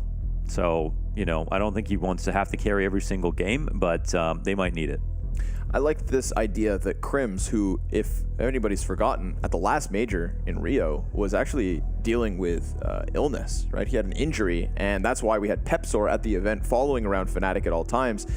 He didn't want to use that as an excuse for his underperformance, because statistically, Crims did sort of miss out in some of their more important games, and Crims is meant to be the person that obviously stands above the rest when it comes to those high-pressure moments. There's very few who have had careers like Crims, and it's obviously one of these amazing stories that he has been the career player for Fnatic, representing what once was alongside the rest. So I hope that this time around, if he's given the chance, given the runway, we get some big highlight reel moments out of the likes of Crims. You have to remember that those are always just a couple steps away. Yeah, he had a 1.15 rating at the RMR, but the biggest criticism for Fnatic was the fact that their RMR run was the easiest to 3-0. It's not like they chose their teams, but of course they played Viperio, 1 win, and then a best of 3 against Bait.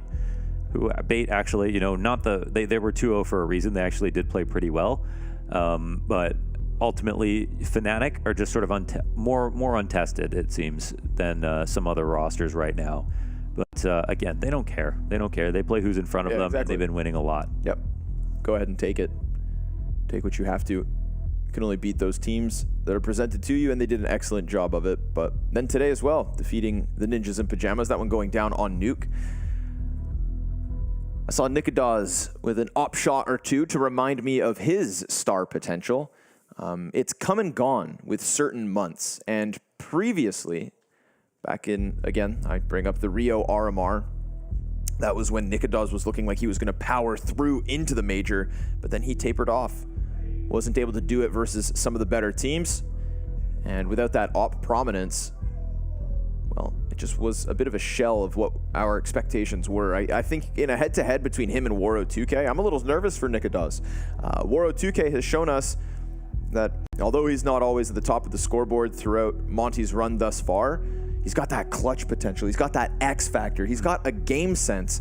We saw a wallbang kill without ever even seeing players. He just has this ability to visualize his opponent, predict their movements, and he won't hesitate to take a chance. And I like players that take chances because we see the payoff in some of his 1v4s, 1v2s, etc. Waro2K and all of Monte they make me nervous in that regard. There's certain teams, certain players that when you're casting them, you have to remember that anything is possible. And that seems like an exaggeration, but then they truly can pull off moments that you yourself don't expect. Yeah, and maybe even SDY had more clutches overall, Okay. Yeah, he had the one before on the pistol on Nuke when it was 14-1. He's also the stats leader for the team, which is so ridiculous considering he just picked up IGLing and is not the player that's, he didn't get picked up on NAVI because he was like an insane individual. He got picked up probably because he was like a malleable, intelligent, player that NAVI could work with, that, they saw potential in, that Blade could definitely sort of craft and form. And to come onto this team, which is just the Mirage Demons, basically, all united, and then to be the stats leader in the Challenger stage, that's nice. I mean, when your IGL doesn't always have to play well, but I think it's easier to trust your IGL when they do. For sure, right? Yeah. You gotta respect them. Yeah, you have to if they're putting up numbers.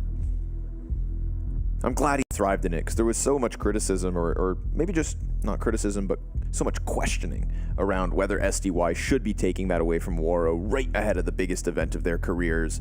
And I can understand why people fall into that train of thought. But we know that SDY was secondary calling. We know that LMBT is still contributing in preparation from Ukraine. And it's nice to see that his individual level didn't fall off.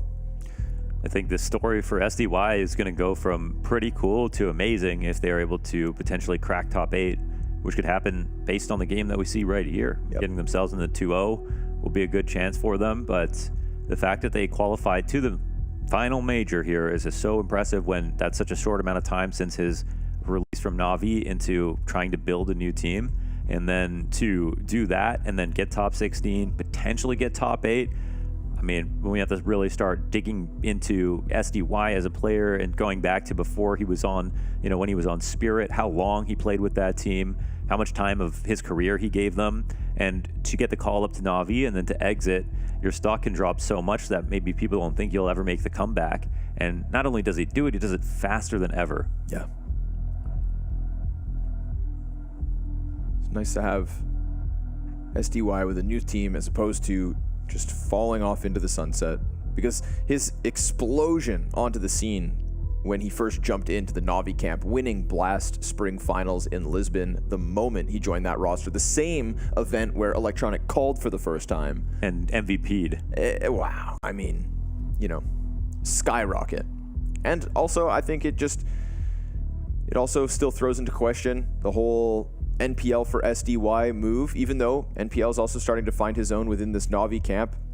We're waiting for him to be another NAVI prodigy. But Sumdai Young has had very few opportunities. I think his career is defined by the fact that he was a long-standing member of Team Spirit, a team that never really pulled off too much until they removed him and revamped the roster, and the new blood came through with their Antwerp performances. It's crazy how many things have come from NAVI in one sense or another. Like you have from NAVI Junior, Monte, Bit, Headtrick, who's playing on NIP in this stage. Then you have SDY, who played for them. And there's just like Boomich, who played for them. But in this stage of the major, in this stage, all of them are in this stage of the major. Right, sure. It's all based on either NAVI or NAVI Junior. Yeah, you're not even listing off all the accolades. Yeah. Just the ones that are relevant to top 16. It's wow, pretty incredible, yeah. I see what you're up to. Wow. That's Blade for you. Yeah, seriously. Because we know they have the secrets. His involvement with the NAVI Junior system is well known. He is very much shaping the talent pipeline of the CIS region. Don't sell off those players too quick. Yeah, when you do, G2 suddenly get a hell of a lot better. Yeah, no kidding. It's like you can't turn down the money, but you almost know you're going to regret it anyways. Right. It's that was the decision that G2 benefited from so greatly, and now we have a major that's wide open with 5 really strong teams, and with Vitality looking good right away here in Legends. You know, it really solidifies their place in that top 5. Of course, they won the last event to be played, but you know, G2, Heroic, Vitality, NAVI. It's who knows? I think it's going to be based. People's playoff brackets are going to be completely based on the performances, recent form right here in the Legend stage. Yep. Who qualifies, how fast, how big their wins were. But outside of that, it's just it's a complete gamble to say you know who's going to win now. And it almost feels like with the Challenger stage going as smoothly as it did, that we're due for some kind of an upset, right? We're due for ITB 1-1. Yeah. Okay. Yeah. No, I guess, you know, we get it, though. Every time we jump into that second stage, we've seen it already this morning. FURIA getting absolutely dominated by one of the teams that we are now about to jump into the server with. Who else falters? That's the question. It's always an action-packed, high-risk, high-reward day of CS when you start each stage of the major. And so here we are, a 2-0 score for either Fnatic or for Monte. And 16 rounds to victory on Vertigo is all that separates one from that line. Yeah, so Fnatic are looking for a very good CT side, because even though they win a lot, T side is where they struggle for sure. Monte, pretty good T side, just over 50%, and CT side, just over 60%, and that's with tons of maps played. So it should be very accurate to what we find today. Excellent opener here from Nikadas. Clean pistol kill, but SDY brings it back. There's more behind him. Better be careful. I think that Nikidaz can be a real nuisance with the AWP and his mid-rotates on Vertigo. Love to see him peeking from elevator, sitting back CT. Crim's going to serve up an easy one to Krasnal, and so Fnatic with a pistol victory. The start you're looking for. I've heard a lot of, rumblings of undercutting Fnatic and not believing in their ability to make it to playoffs or even pick up a win at this stage. Where did you find yourself on that conversation about Fnatic prior to today? Yeah, I thought they were one of the weakest teams coming into the stage based on recent form, even though they won just because of the quality of the wins. I put Liquid down there as well. Of course, Liquid did really well here in Legends, and we're clearly powering up towards the ends of Challengers, but again, you couldn't really tell based on who they were playing against, right? Struggling versus Fluxo and then ending off well. But yeah, I think Fnatic, in terms of seeding, are in a fine place. In terms of matchups, they were just right above teams like Into the Breach, for me, anyways. Because again, I do think they have something to prove. If they qualify to top 8, it's not going to be an easy one to do. This would be one of the better roads to get there, but. Nice, boys. Speaking of seeding, I think that's one of the things that is now playing against Monte, obviously qualifying as one of the last 3 teams from Challengers, whereas in Challengers, they were the #1 seed. So the event no longer playing to their strengths, but Boros has a strong arm and knocks down 2 with the pistol. Monte just keep it simple. Flash out from bottom B. It's a fast flank, though, from Nikidaz. He does get away, despite the bit of a chase that Monte offers. Unicorn odds having this one as Monte favorites, even after Fnatic pick up pistol.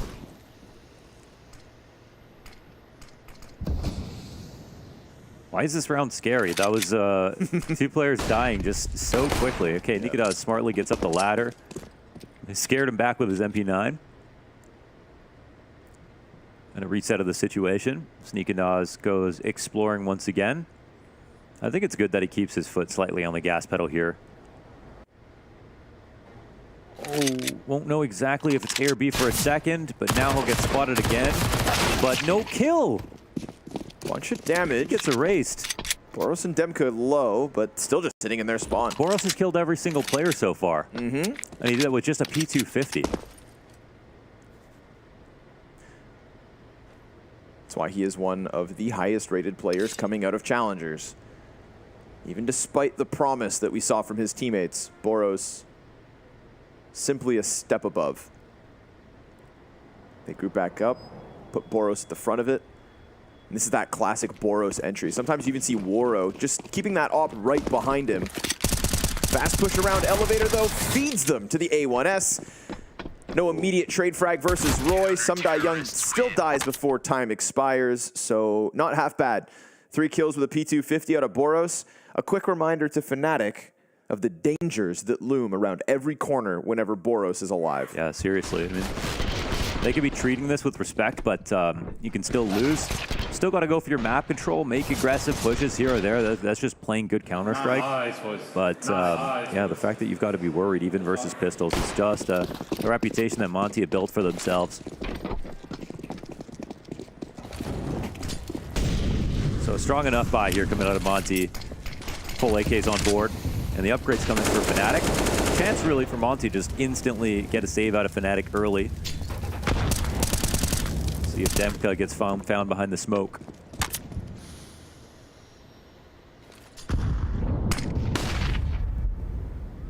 This is what I was talking about. Boros being just 3 feet ahead of that AWP. They're going to walk it out middle while ramp does fall to Fnatic.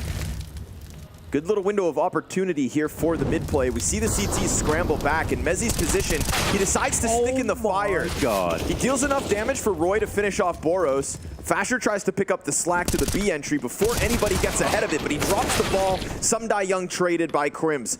It's the 2v2 with the double back from Krasnal. They want to move the bomb up ramp. He could get a 1 versus 1 as Waro gives space back towards middle, and we can see that Fnatic go hunting for that contact. Molotov towards construction, pushes Krasnal to the clutch. They put out the flames, but nobody jumps through. So Krasnal's still given a chance to double back. And with cover, he could have gone anywhere. He could be behind Tetris. He could be down those steps. He could be tucked behind the wooden wall. Will they anticipate that he is this close? Of course, CT still playing with kits, flashbangs as well to throw out and get closer. And Krasnal looking for the first contact. If Crims gets on that bomb, Nikodas doesn't have the angle yet. Chews through the first one, nearly needs the reload. 5 bullets left in the mag, not much time on that clock, and he draws Crims into him. Does Crims have it? No, he doesn't. Has to jump away, and so Monte breaks through. A nice move from Krasnal to make sure to move that bomb safely back up those stairs, puts himself into the 1v2.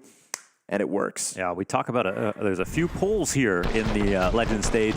There's Shuhei, of course, calling for GamerLegion. There's all of 9, and then there's Krasnal, who, in his own right, he's not getting carried. He's actually doing a lot of work for this Monte lineup. And again, nothing but strong individuals across the board. Fantastic 1v2. I think Vertigo does suit Monte so well on paper just because of their aggressive lurk style, and that's Boros, on middle on Mirage, on middle here on Vertigo. Makes their defaults very strong. And there's Boros with just about any gun getting a kill. P250, Mac 10, bare hands. Doesn't really matter. He's choking me, what the hell? They do scamper away from the bottom of ramp. Crims wants to fight. Off to a 4-1 start. Wasting no time is Fnatic, however, moving that bomb back towards the base of B. There's nobody there for Fnatic. And looking at how poor Fnatic is, that's Boros' 3K with the P250 right there. That's the reason. That's why Mezzi's on this Deagle. He puts a smoke ahead of their entry. Crossing over, plus a gap. Bad smoke, yeah. Mezzi almost caught out by it. He'll be low because of it. Is the flank coming, though? It's been flirting with the idea. Fasher still just a couple steps back, holds off. Smoke's gonna fade. Another one comes down in front of it, so again, it's awkward for Monte, but I feel like sometimes Monte just have no fear. And at least they still have time. They know they can wait this out. Yeah. What are you gonna do, throw another smoke? No, Fnatic are out of utility. And also, by employing the boost, Krasnal's now through, so here it comes. A commitment into the B site with the pistols to try and stop it. Nikodas dies empty-handed. Mezzi will find the angle to stop one. And Crims is just a few steps back, predicts the mid-fight. Nice sectioning off of those duels, and now it's going to push Waro to the clutch. He goes back to hold flank, but doesn't get eyes on the player who was right there. No plant either. Fasher times it to a T, and we've got Fnatic with lesser weapons stopping him inside the B site. I was wondering about that smoke, so of course, Fasher coming down the ramp means they have that locked off for a certain amount of time, and then Mezzi immediately smokes a step, and even though they don't line up that smoke, getting it there at that moment probably stopped the attack, and they had a refresh smoke as well, so doing a lot with a little here are Fnatic coming in on low utility and worse guns as well, showing they have just as much power on a half buy as Monte do.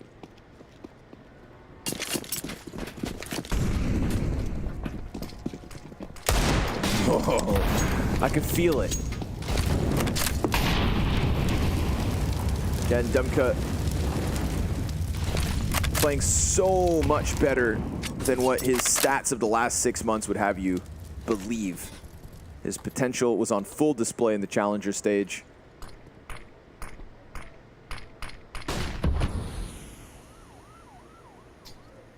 Throwing himself into the mix with all the Monte stars, but there it is. Good thing I was just about to talk about Crimson's decision making and how good it was based on that last round. This is a one-off kill, though, of course. A really nice deagle shot. It's going to happen.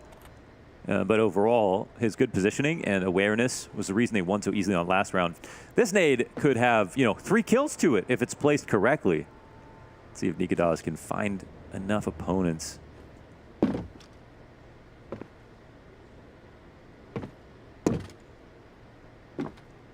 He's about to probably let that go. Let's see. There it is. Boom. Bye-bye, Boros. And a double kill from Roy on the short side. Nikodas doesn't want him to scamper away with anything, so a little control towards short. Krasnal's going to walk into the next fight. Fasher picking some up, and we've got Fnatic CT side. Keeping 3 alive. Just Krasnal get ahead of it? No. his internal clock was ticking, and he nearly found that contact, but it's 3 up for Fnatic, kind of recovering from that Boros P250 damage, and all seems good. Yeah, well, Fnatic are looking solid so far. And again, it's just a Krasnal 1v2. It's the one round that Monte have won, so looking to build some momentum. And if they break the money and get any kind of T-half, again, there's lots of pressure on Fnatic to overperform on T side to close the game out. So Fnatic have quite a high quota to try to meet right now in the first half.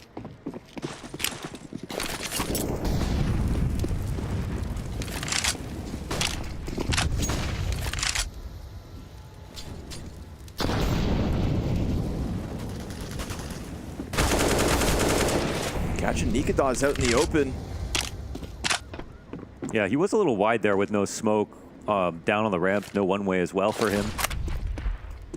Say he was at least far back, so he was the smallest target possible, but Boros just sprays and slides those bullets over the top. Yeah, I'd be happy to be the T in that position. Dusty White looking for another clip off. Moving right into mid-take protocols with his eyes on Fasher. You know, mid's going to weakened, of course. Nice. Snake kill. Well done. See, if Boros can't shoot at you, you can get away from it. As he's traded out after the one, Fasher just plays around the CT smoke, but then he just jumps in, trades on trades here, as we see a sequence of like 3 players all getting caught off guard. Demka's already gotten an entry up ramp, but he's being flanked by Roy, and Crims is on the other end of all this. He's got so much time to try to piece this one together, expecting that Crims would be in a closer corner. He's getting walked up on, though. This should be the end of days for Demka. Well done from Roy. Again, very tactful about his flanks, not running them, not doing them too early, but they're just in time. And Crims, he's been a rock, staying alive. Opening trade. And now there's some questions here for Monte. What's going on? Can't keep up on the trades. Some smokes are looking rough, honestly. When they smoked into middle right here, there was a huge gap on the left side, which allowed Fnatic to wrap around it, refrag back. Nice! Let's go! So, impressive to get entries, but I'm liking the trades from Fnatic even more. Monte really do embody the pack play style. We see it with the 3 players in middle this round. Where there's one, there's more. Yes, and that's something I'm critical of with them. And Fnatic's T side, I'm also going to have similar criticisms, where I think that they sort of zone in on one idea a little bit too soon sometimes. But with Monte, a lot of their defaults are in the, they're like 4-1ing a lot. There's not a lot of lurks. They don't really do too aggressive lurks. I think on paper, they really should be fanning the map, especially on Vertigo, and taking advantage of having Boros, but then also Woro, you know what I mean? Woro with the op on one side with a rifle support, Boros on B. In my mind, this seems like a very obvious idea for a default, because you can just give them total autonomy to pick up apart the sites however they want to. And it can be hard to maintain control of deep ramp, but you know that that's instrumental here on CT. And yet more often than not, it feels like we always get Boros and Woro playing tethered. Yeah. Side by side, so you know, all your eggs in one basket in that regard. But when it works, it works. Getting Woro onto a deep angle with a Boros entry kill. That's what Monte wants. Nikadaz blinded, doesn't matter, but does lose Roy, so no support, which means a quick flurry from Monte up the ramp. Op repositions, rotators come through. All is good. Nikadaz, AWP looking very sharp at the moment. Very comfortable walking around these angles. Yes, the confidence of just battling down pistols, but when Nikadaz has his moments, you feel it as his enemy.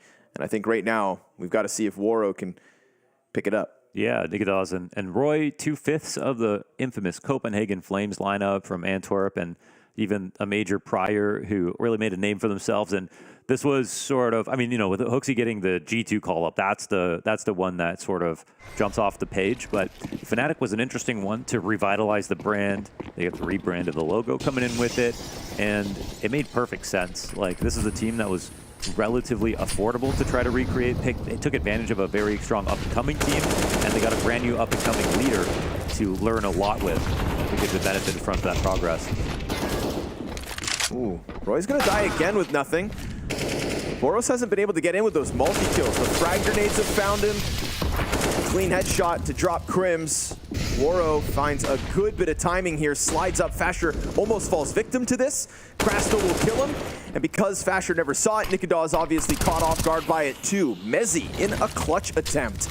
Throws the nade out, chips down Crastal, flashes great! Ooh. But Demko regains vision and has 2 very critical kills in this round. Obviously the closer, but the speed of that headshot when he jumped up on Xbox finds the kill in the open floor, even with so many numbers there from Fnatic on A.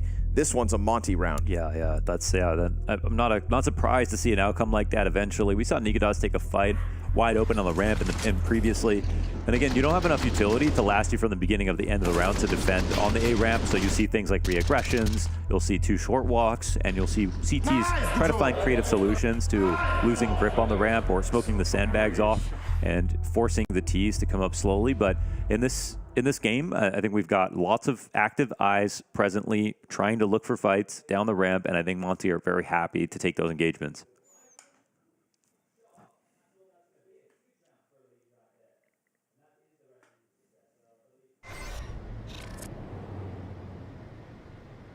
Another lesser buy from Fnatic, but we've already seen them win one like this.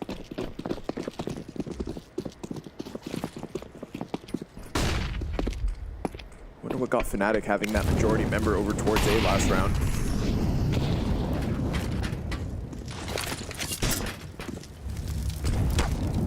Is he trying to get a read on it all? Smoke again. Timing. Timing number 2. He's holding this. Oh my God, he's trying to go. Oh my God, it's Boros. No, that's not the way you want to go. Off the building. Oof. In a major. Well, you play as many games as they do, it's bound to happen. It's bound to happen. It was a probability Law of thing. averages. Yeah. Oh, poor Boros.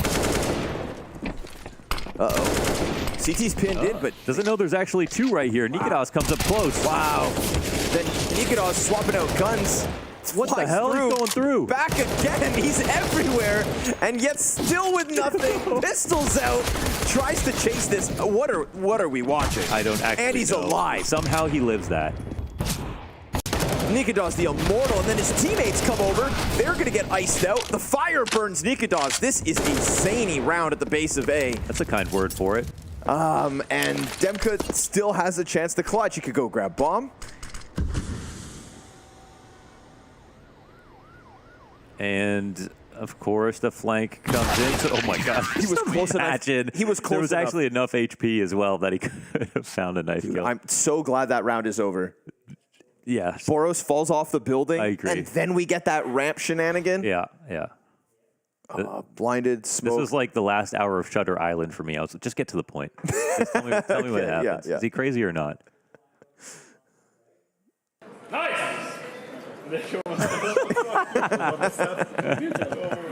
Said, you can't explain this. Yeah. Like magnets. He said it himself. What was that? A round like no other. Very quickly behind sandbags. Roy loves to prod off of short. We got Fasher with the MP9 right above. Smashes 2 heads open. And this is an excellent round for Fnatic. 3 kills quickly, keeping Monte at distance, and now just pummeling them with bullets to keep them all back. Fnatic CT side starting to really turn into something great. Yeah, no kidding, man. This is awesome. This is awesome for sure. Yeah, and then the story on the other side, right, for Fnatic is Crims. Like, a lot of people are talking about Dupree right now with the amount of majors that he's come through, but you know, arguably Crims even more consistent, at least in the last 2 years, on top of having an era, on top of having a lot of longevity, and you know, looking to really earn his way into playoffs once again. Doing a great job in this game so far. Roy, nice passive. I mean, surely he gets one from this spot. Oro's keeping an eye on it. They're going to go clear this off that smoke. Good usage of the smoke. It's also going to get a gun into Waro's hands.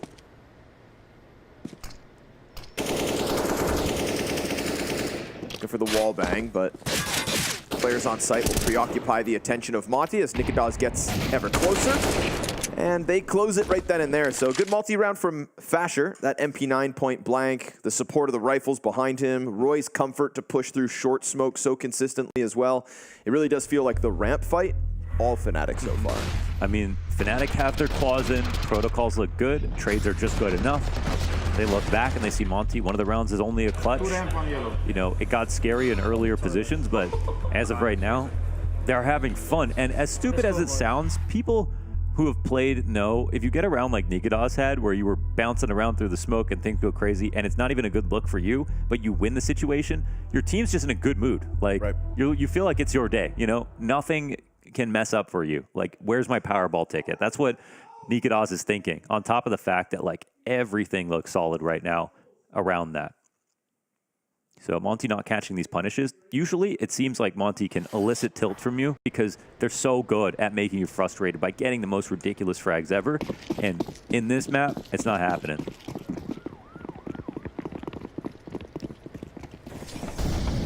Lady Luck sides with Fnatic for now. Monte coming back with the buy. Say they frustrate you because of the things they get away with, but we haven't had any of those zany moments, barring that P250 kill coming out of Boros. You know, that was 3 of his 7. It was back in round 2. We saw the economic damage that it delivered, but it's also been killed by grenades in a couple of rounds. Spammed through smoke at the start of this one. So somebody's gonna have to pick up that slack for Monte, and right now it's looking like Demka. Couple kills towards ramp from him again, and in mid, Krasnal catches Mezzi. We've got a really good pinch, but it's going towards A. In fact, it's going towards A. The bomb is still in this direction, and they're getting wrapped now. Oof, but if you just keep killing everybody, then you'd think no problem. Oh, Crims knows that they're going to immediately try to go B, but instead he runs it back, and the bomb is B. Is B, okay. It'll just take the safe route towards this side of the map. Rotation's being guarded. This should be a third for Monte, just because the amount of time it'll take for Grims to get back into this. But you know what? Kit in the smoke, full HP. Oh, and an opening chance. See why not going in for the reswing. Lots of time, just going to get burned off the clock slowly here.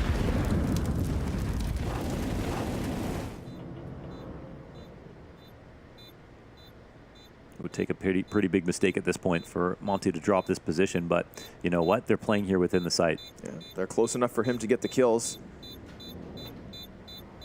Time. Oh, he's letting this one go. Yeah, lets this one slip. Monte with a third and no fadeaway frag for Crims. So Demka again, double kill. Krasnal comes through. I'd just like to say, elephant in the room here. Liquid are up 12-1 versus NAVI on Inferno. I wasn't going to say it. We have a little monitor to watch the other game just to keep eyes on things. This is historic. How? I know, right? How? I watched Liquid all last week. How? What is this? Everyone watched Liquid last week. What's going on? Oh, man. We also watched Monte last week, and you know, this again for a 1-0 match. This is one of the better ones for Monte. Like, it's one of the better ones for Fnatic. Yeah. One of the better ones for Monte. It should be close, if anything. Yeah, we heard it from Boros. Yeah, he said we should destroy them. Called them one of the weaker teams. Of course, this T side still within the realm of possibility for Monte. This most recent round win will help. It's not quite a 12-round T side like Liquid's, but it's getting there. Try not to get reset. Should be an easy task, that in and of itself. It is Fnatic on pistols. But unleash Crims. Wait, he got past. They're holding top middle, and Crims has managed to slip by. Krasnal has a knife out. Oh, but he just... Oh, that's so unlucky for Crims. The run by, and he gets to switch back off his knife. Demka and Boros both get fragged. Oh, dude, that's like a nightmare. Oh. I feel like Krasnal thinks like he just saw a ghost. Yeah. A pasty Swedish ghost at the bottom of the ladder. He's got his knife out, looking to grab bomb, and all of a sudden there's an enemy in there, all while Sumdai Young was top T spawn watching towards mid. I mean, if Crims just... I understand why he jumps, you know, he doesn't want to die, thought maybe he had a good spot, but that was a freebie. Just unlucky, yeah. Actually, no, I take everything back. It looked like Crims was more scared. Yeah, because he got spotted, yeah. Yeah, because Krasnal decided to run right at that moment. So you know, we're not at the point in the half where Fnatic have, per se, enough CT rounds. They just have now enough of a gap and enough chances to continue to get more. But I think we're looking for 10-5 CT at least. So let's see if they can stop Monte right now, make things really bad.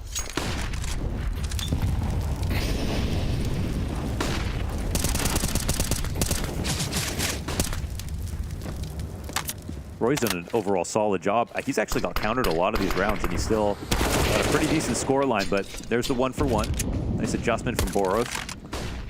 Feels like Roy never died without one. Maybe once. Just so constant in that fight. Monte had been guard up the entire time. Boros, such little health, and still he took his chance at a duel there. Krasnol's gonna dunk the nade on Nikadaz, who sticks around for a moment, but there's more utility pressuring him back. It's gonna be a bloodbath. The majority of all players here towards the A site. I feel like they're just going to use Boros like a mercenary to take some kind of gamble because of his low HP. So comfortable to try to do it. You know, for him to fight the op as well makes a ton of sense, but okay, complexion of an A split coming on. CTs don't have the great spots, but they have enough people here. Let's see how it works out. Another nade. Perfect. That's 2 grenades on Fasher's head. Takes the attention away to let Boros come through. Crims is going to get flanked. Back towards site. He can't manage, and Krasnol double headshot to close it. Monte, what a squeeze. What great usage of utility. You saw the incendiary into a smoke push the op of Nikadaz back, and then we saw the 2 frags, one from SDY and the second one over top. Pulled out Fasher, just denied Fnatic any chance at a hold, even though they had all their numbers there. Yeah, it's a first sort of normal-looking A hit coming out, and all the positions are in place. I mean, utility looks great, entries look solid, and they never look pressed, honestly. And they do such a good job of using low HP Boros to make a little bit more happen. So officially back into this half, man. I mean, it was a slow start for Monte, but now the game becomes very real. Feeling like they can pressure top T-spawn. I mean, wow. Boros. Did he get a kill? Yes, he did. He just pops up in a millisecond and gets a kill on Nikadaz. Then Roy picks up the dead off. He finds a frag. That was close, actually. Crim's almost getting away with the USP robbery. You'd think Roy would just want to save this. That was the money. Yeah. Yeah, op looking unlikely for Fnatic, so... Dude, 6 rounds here, Monte T-sign. It's fine. Yeah, it's no longer dominant for Fnatic. I mean, there were those economic resets that kind of screwed Monte over. The one-off round wins until they got this spree of victories. We've also, I think, seen a small resurgence from Boros since he got killed by frag grenades in back-to-back rounds and then sprayed through the smoke on that third one. There was that 3-round period of time in this first half where Boros was just getting killed before he even saw anybody. Well, his eyes are open again. Fnatic are feeling the wrath. That's 6 for Monte. One more to play out, but again, that save keeps the AWP on the Fnatic side. Kind of shed some of the frustrations, I think, from the earlier rounds. You know, when Boros falls off the building, I think that's where, mood-wise, I'm sure that would affect Monte. Oh, right. That was in there, too. Yeah. One thing I liked about the interviews from SDY in the Challenger stage were that talking about his team, he always talked from perspective of trying to find a way to enjoy the game, no matter what the situation is. So, you know, this team feels like a bunch of like ragers coming together to like pug really hard and have huge individual moments, but he really didn't make it feel like that. He made it feel like they're here for the right reasons. You could feel the experience coming across. Okay, but, well, one last tactic here for Fnatic. Starts off strong. E-ramp rush. 3 players, they go 1 for 2. I really like what you just tapped into, where SDY is kind of now being the face of this team. And the heart. And the heart. And we know that he has such a professional demeanor, always had. Took all the interviews for Spirit. I think that's why he was so valuable for Spirit back in the day, because he really, you know, you can sell his brand.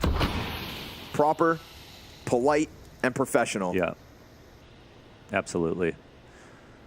Definitely comes across as one of the more intelligent CS players out there in and out of the game. And I think taking that and giving him an in-game leadership role, making him your captain, you know, people change. And maybe SDY is a positive effect. Ooh. But Krasnol's been killed in middle. They're wary of a top ramp play. In reality, it's going to be Monte with 1 left in the tank on this T side. A 2v3 to get into And Some Die Young looking for the contact up B ramp. But the bomb is actually heading A all the while. So Some Die Young's going to try to set up Waro and just let him do this on his own. SDY looking for a kill, keeps everybody preoccupied. Yeah. Oh, excuse me, Roy's still alive, back on A site. Oh yeah, not enough to sell Mistake, it looks like. Nah, he's got the majority, but not everybody. The plant, will it be able to go down? Waros, he's expecting someone to be up here. He's going to hear him as well, but he can't lock down the kill. No time to plant now. Done. I like the attempt, but with 4 players up, it just simply wasn't enough from Some Die Young. It is enough from Monte, maybe. 6 rounds on this T side, CT side ahead. One of these teams, 2-0 by the end of the next half.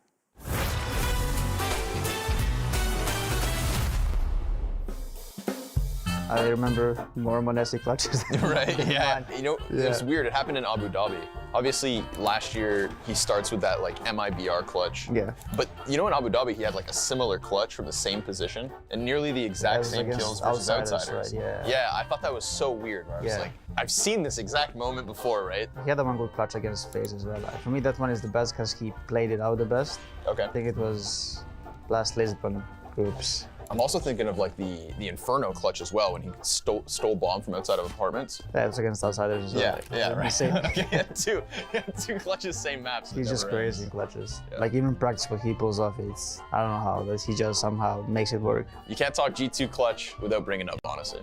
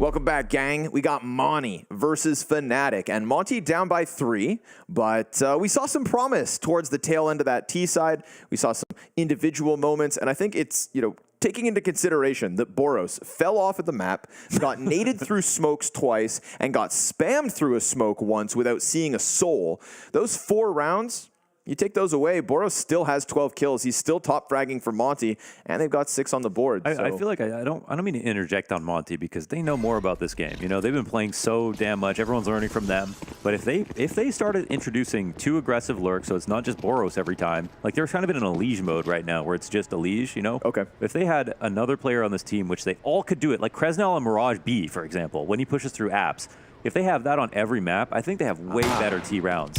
Okay. Valid point. Tell them. We'll see if maybe what the Monte development looks like down the road. But it's a 5v4 for Fnatic. Couple smokes within the site. That gives Demka a nice little pocket here. He doesn't have to worry about his left nor his right. Focus forward, take the head off. Oh, but he moved his crosshair. And then looks back towards the only place that can get peeked as Fasher comes through with kills. Waro2K catches Roy. We've got a little fight still left in the tank here for Monte, but the bomb's down, the retake's needed. What's Waro looking for? Need a kit? I'm not sure. But he's got 2 Ts along this wall. First player peeks out. They're looking for the other peek. And it's over towards Crane that things could get sketchy. SDY, now he's got a better spot to fight from. Feels like he's in a bunker. But he gets bombarded from both ends, and they just keep holding that angle. Crims with the double headshot, Fnatic with the double digits, and a pistol here to pull ahead of Monte. Yeah, he says, believe in it. Don't move. Don't move. Crims has you. Very nicely done from him. Lots of great kills from him. Playing B in the first half into this pistol round right here. And this is so old school, right? Literally not moving. Nice! One of the best angle holders in history. Crims the killer. I brought it up in the pregame, but I'll say it again. You know, fought through a hand injury at the last major cycle.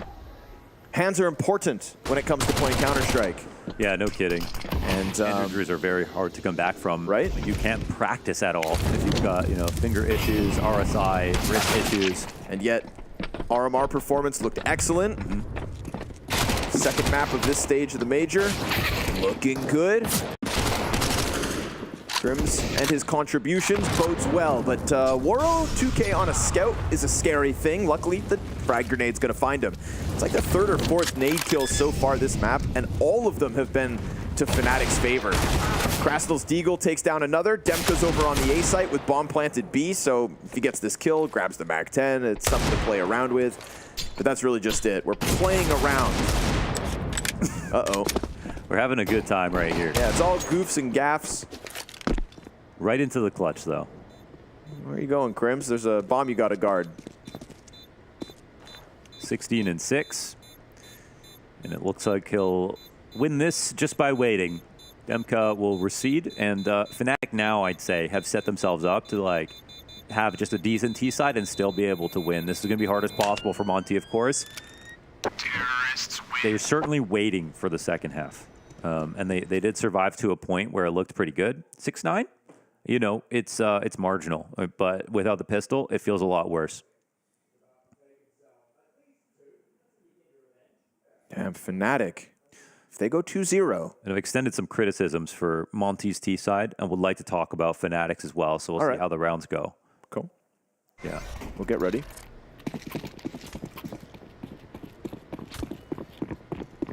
Ooh. Force here.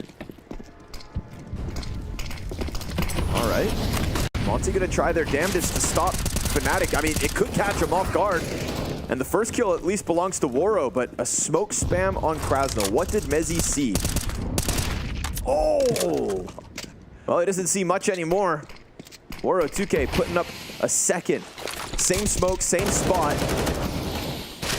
Double the impact. And almost Crims as well. A single point of health left for him. That's that old man strength. All right, straight up force buy on the ramp, and it feels to me like Fnatic were pretty liberal with giving away some chances. It wasn't even duels because they're behind the smoke grenades, but they put themselves in a place to die. And Monte, I do feel like I tried to highlight that with Waro2K. He just has this intuition. And he gets a back turn to him, so the Nikadaz kill is an easy one. He's done everything so far. The only M4 to come into this round. FAMAS is around it. Still enough for them to work with, and if only Crims had more than a single health. Instead, we've got a Monte force buy that could have gotten sketchy. It was enough to just batter up the ramp fight. Put them in a great position to close. Man, that one kill right there. If a second one came from Roy, could have been, honestly, map defining. Still holding my breath to see, you know, where the chips may fall, because Monte have a chance to get a word in before this half really gets started, where it's not super scary, but that 12-13 territory is where it really starts to feel bad. You really start to feel deflated. You really start to feel like, well, we're just not the main character today. But Crims walking up for his chance. SDY takes him out, and now 4-round game. They're going to take a breath, look to a full-strength CT side, and there'll be some pressure back on Mezzi to complete this in the second half. Little 3-bullet burst catches the headshot. And like, yeah, when I talk about their, their T side being a little worse, 40% for 42% for Fnatic, which is very low for a team that likes the map a lot. Weighed a little bit more heavily because they started off like 10 maps ago, or 4-map loss streak. So we'll look to see if there are improvements. This one's quick. Fasher, yeah, such a rough duel. That headshot angle. M4 versus your MAC-10. I mean, Fnatic come through with the force buy thinking they were going to get something done, and they're all essentially dead. Boros will not waste a moment on this flank. A wounded Crims yet again in the clutch. Tech9 to the head of Boros. Demka's got the multi-kill this time, and Monte quickly closing that gap. Yeah, some big moves from Demka, and they're not going to be shy about their A-ramp pressure, just like Fnatic weren't. So, well, it might be some fireworks right here on CT. How do you see this ending, just based on feeling right now? I haven't seen enough of Fnatic's mid or B, but the stats you've brought up have now me a little concerned. I wouldn't be shocked if Monte can just lean into a CT side, and I see this ending. We've seen their CT side I see this ending in 30 rounds. In 30 rounds, I mean? I see this getting really tight. I like that. That's what I want to see. I'm not writing off Fnatic because a lot of their pieces look good. Very few OTs here at the fair point. last EV major. Oh, that nade. Immense amounts of utility damage off the frag. Everybody's been sauced for the barbecue. Krasnal can't even get in time to get more than one. Look how quickly Monte just jumped on those pistols and closed that gap even closer. Now 2 rounds, that's it. And another buyback out of Fnatic. Yeah, so they'll get started. On the other stream, 15-4. I think they got the teams backwards. I'm not sure how this would be possible. This is Liquid from the Challenger stage, right? Yeah, let's see. Oh, 27-11. That must be simple. Definitely not Yakinder. Versus the team that always 3-0s Legends. Wow. I'm sure they'll fix that graphic. You know what's crazy is Liquid could never beat NAVI until Yakinder showed up. True. And now he is their kryptonite. True. Yakinder Liquid beats NAVI. Fact. I remember that Nitro quote that was like, we love playing against NAVI, and you look back on the stats and it's like, you never actually won. But then, and they had Yakinder for that game, and then they actually won. Yeah. And I was like, okay. Oh, good boost out of Waro. The tactics. Love that. You know, Monte with a little trick. A little trick here and there. Yeah, but a risky move here. Krasnal with a single push on the ramp. I think because they use the boost at the same time, you're not expecting re-aggression. Well, but another punish. These flashes aren't finding the eyes of Fnatic. Now Monte decide to give it up, but where are they going? They're kind of chill because they can just play retake actually on A, leave one to spot, and they don't have any vision on B. So there's timing here for Fnatic, but they don't know that B was vacant because they haven't set up any lurks themselves. And this is where, again, on Fnatic, they kind of mirror Monte in a lot of ways, where they can get honed in on one idea, but not necessarily keep their options open enough when you see their space on the map, right? If this was heroic, Jabby would be walking through the B site as A fails, right? Instantly, you could count on that. But you didn't really see that from Monte's T side. Hoping to see that from Fnatic's.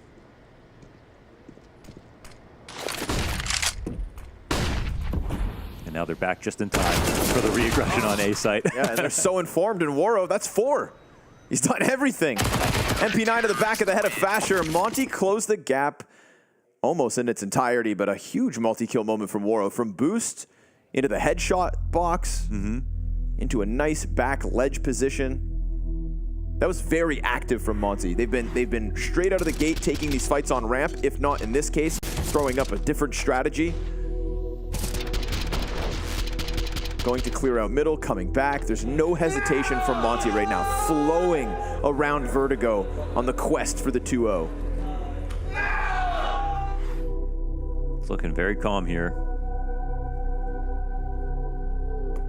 And we still haven't seen much else besides the A-ramp defaults out of Fnatic, which is a good and a bad thing. I think right now that means playbook is still open. We could see B splits, we can see full B attacks, and we could see defaults that are trying to break both A and B at the same time. But they've already given up a sort of a lead here after winning the second pistol. And we're still not entirely sure they're going to be comfortable going for those plays.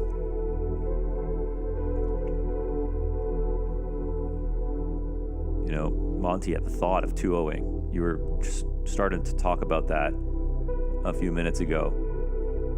Imagine what that would feel like after just narrowly surviving challengers. You know, not even having the easiest draw in the end, having to play against Pain. That was a hard match. It's going to be quite a story. I think because at the challenger stage, my own assessment of Monte, when I had to think of their win conditions, I really just had two. Boros goes God mode, and the seeding advantage that comes from them being #1 in challengers, and the fact that with lesser opposition, they were going to feast on those guys. Fluxos, the Greyhounds. Here, Legends? All of a sudden, we're seeing a Monte that has multiple members with top frag capabilities. The clutch potential is through the roof from SDY and Waro.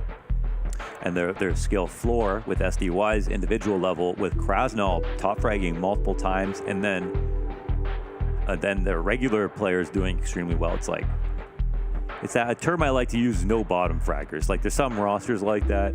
Heroic are a great example where, you know, you'd say Shush, the anchor and everything, but he's like regularly the reason that Heroic win. They sort of have that aura about them.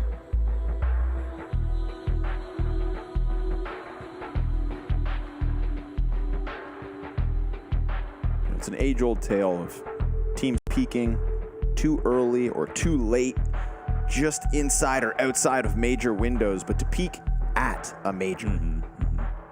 That is every CS player's dream. Yeah, that's so. And a dream that some of the legends of this game have never been able to realize. It's such a confidence game. It is so much about how recently you trend, and then it's just about catching the lightning, you know, at that moment when you're hot. And on Monte's path, obviously, there are corpses all over the amount of Counter-Strike that they've played, right? What an argument for it.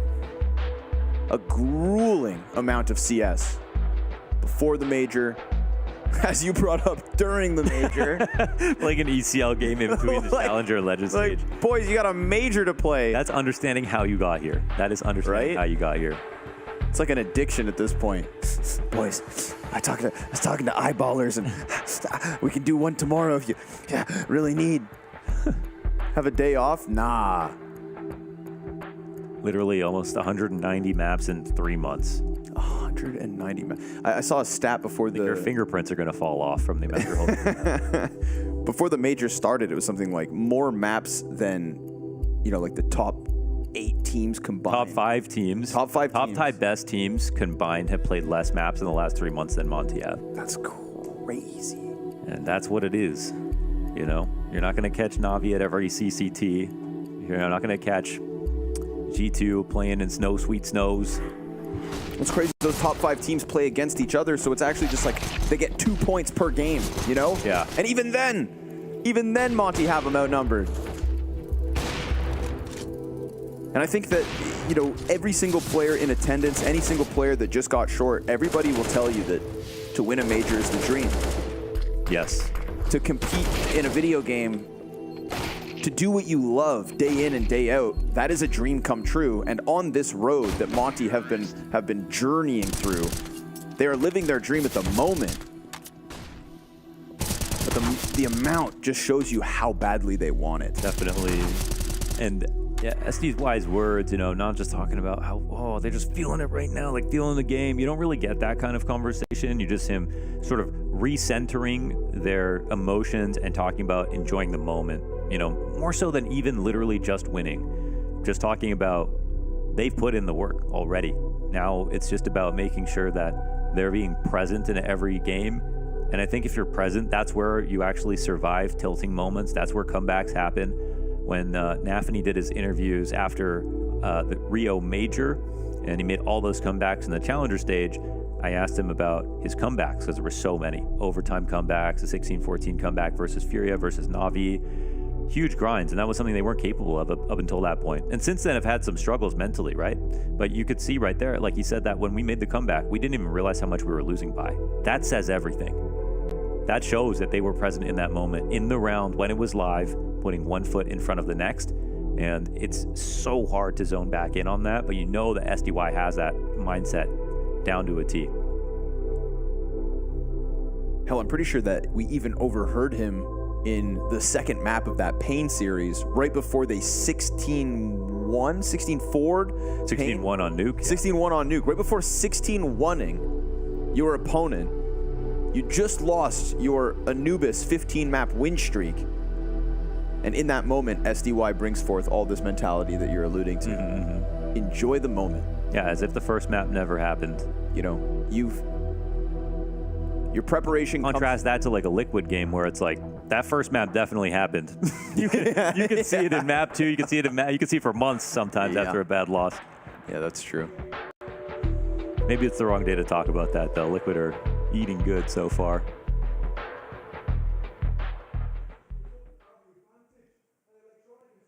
$15-8 over on the A stream as Navi's T-side comeback continues. They can make it close, but this isn't a best of 3, you know?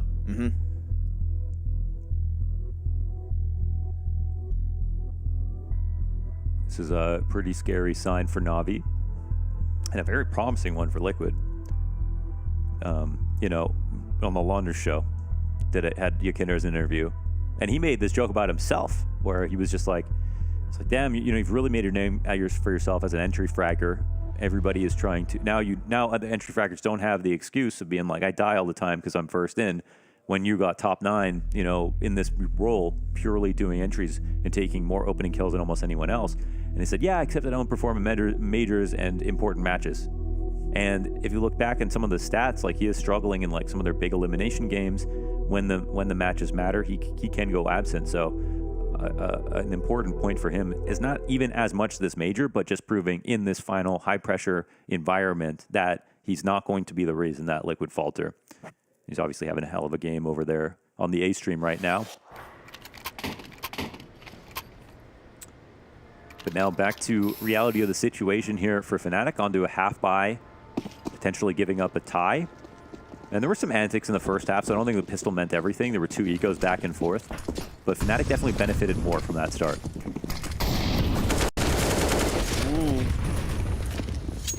Demke gets back. It's a bunch of util out already, so smoke flash for Fnatic. They can crawl up ramp. There's actually a lot of space to be given here. A tendency from Monte to play this retake yet again.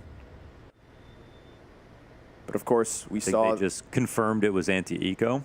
Yeah, and feel a bit better about it. We've seen him leave and come back just in time, and this round could be another one, but there's still movement in the opposite direction. Just a ton of utility to get the job done. That's if Demke doesn't kill them all.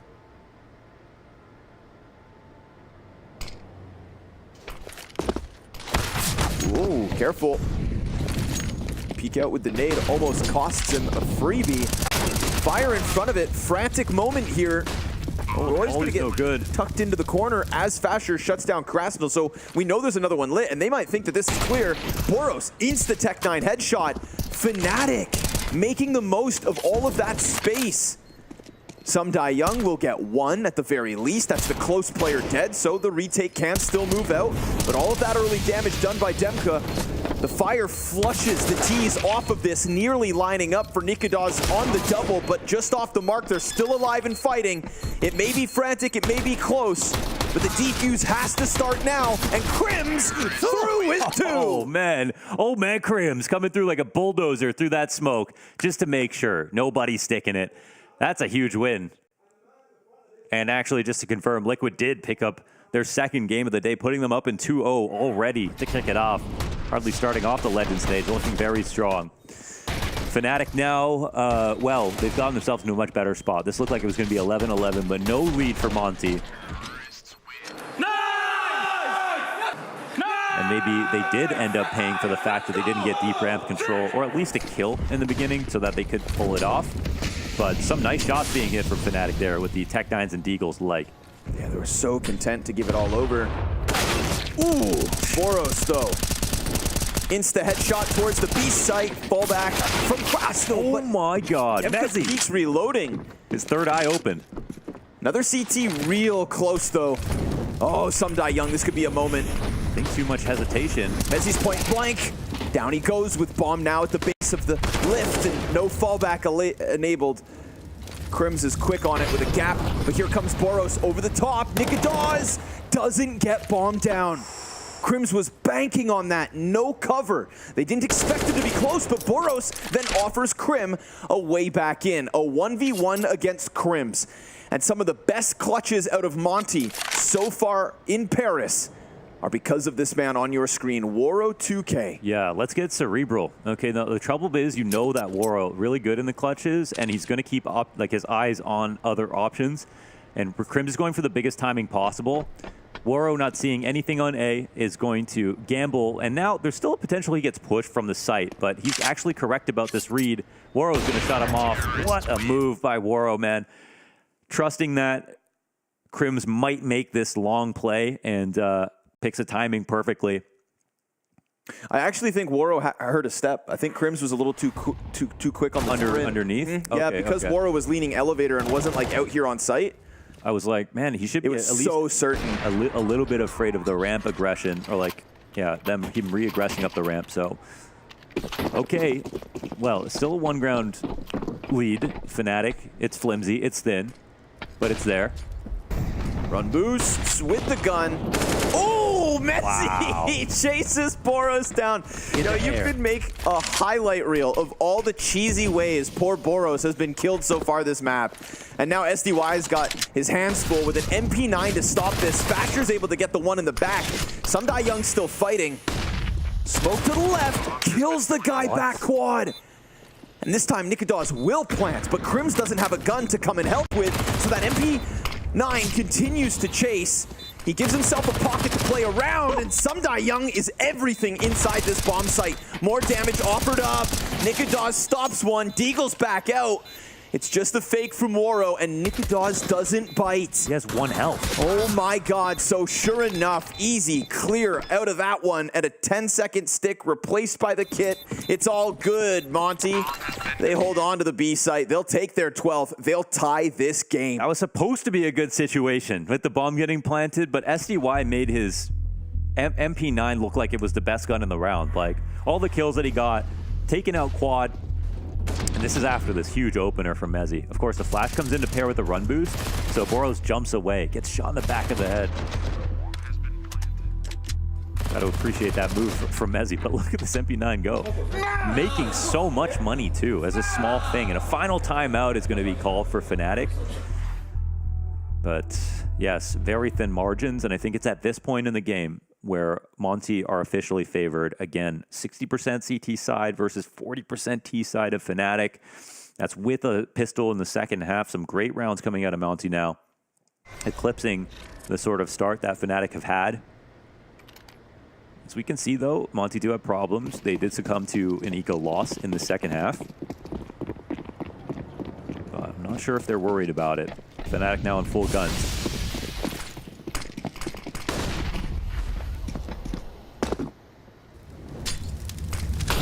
Oh, he saw it, and he tracks him as well. Nikadaz gets the leg shot in on Waro.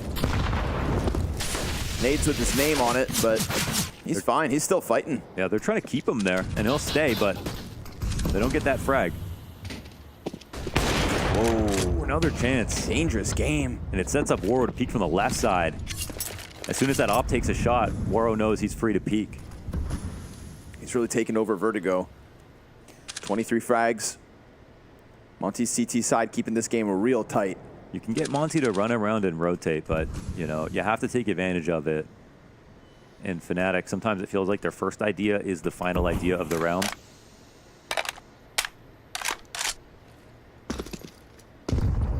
And they don't win the opening play on the A ramp. There's no aggressive push from Monte on the B steps. There's nothing exactly to take advantage of right now. Basher just shadow boxing these angles. And they're perfectly comfortable to sit and wait.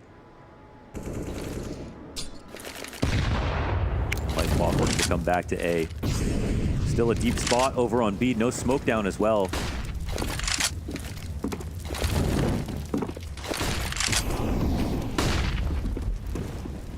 close though. Krasnal, they still don't know. Demka just over top of that Molotov.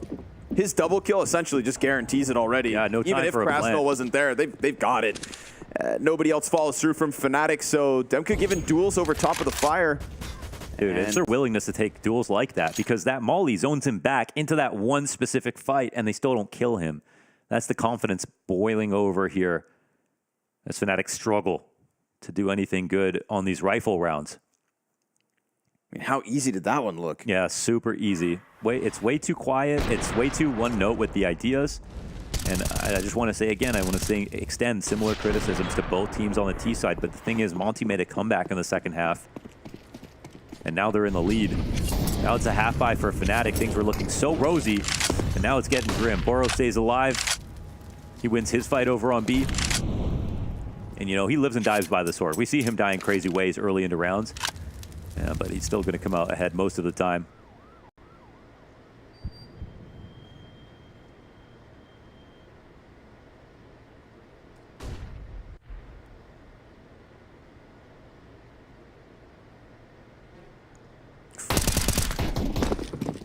Just cancel the boost real quick, but that just stays around. Krasnal, oh my. He didn't get to use that angle last time, and now it will work out for Fnatic. They flood in, they force him back, and he doesn't get anything for it. This is going to be the second time on this T side. 2 of 4 rounds for Fnatic, assuming they close, that just a quick pistol burst into A is enough.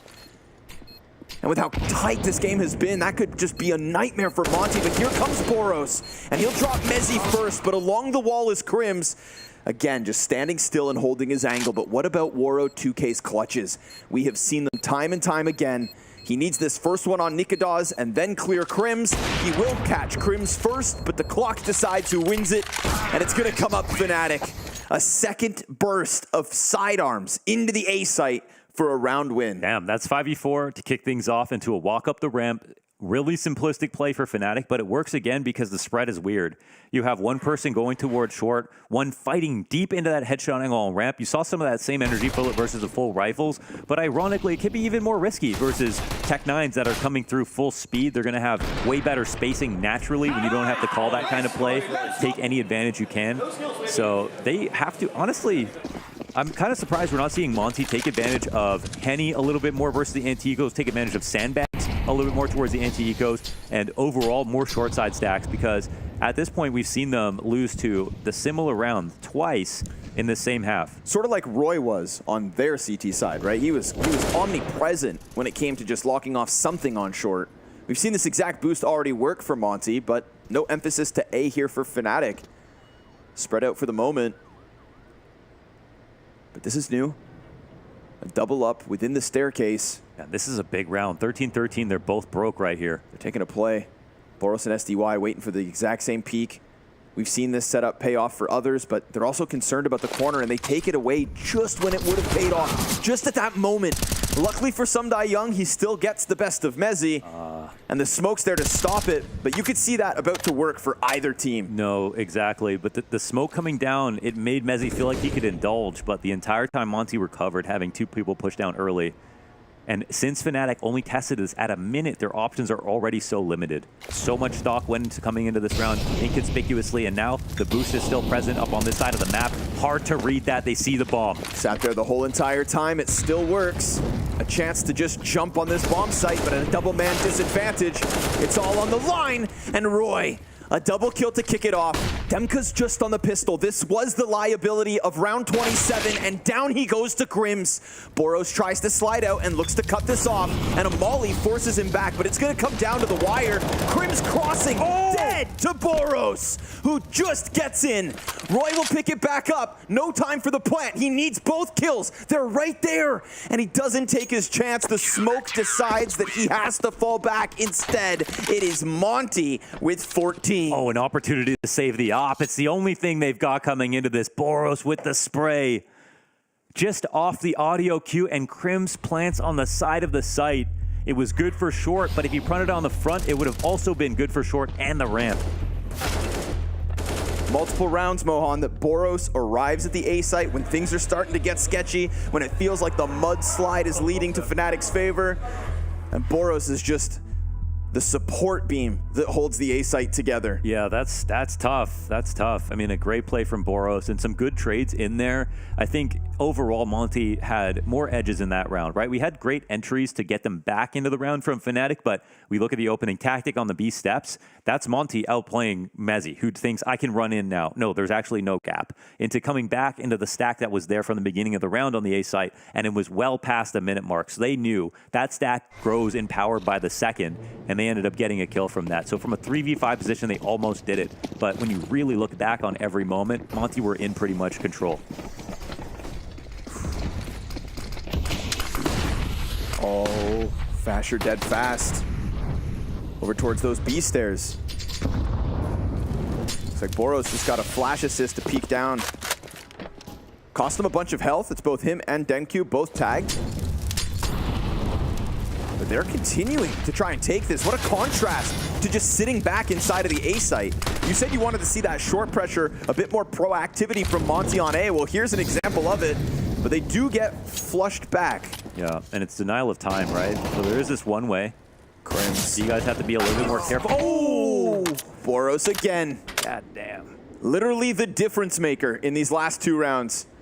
This one's not done yet, but if he doesn't peek for Nikadaz, that's 15. Like, we can take a look at Crane right now. Full vision on the A ramp, and so everybody on B is very comfortable, ready for these duels. So comfortable indeed.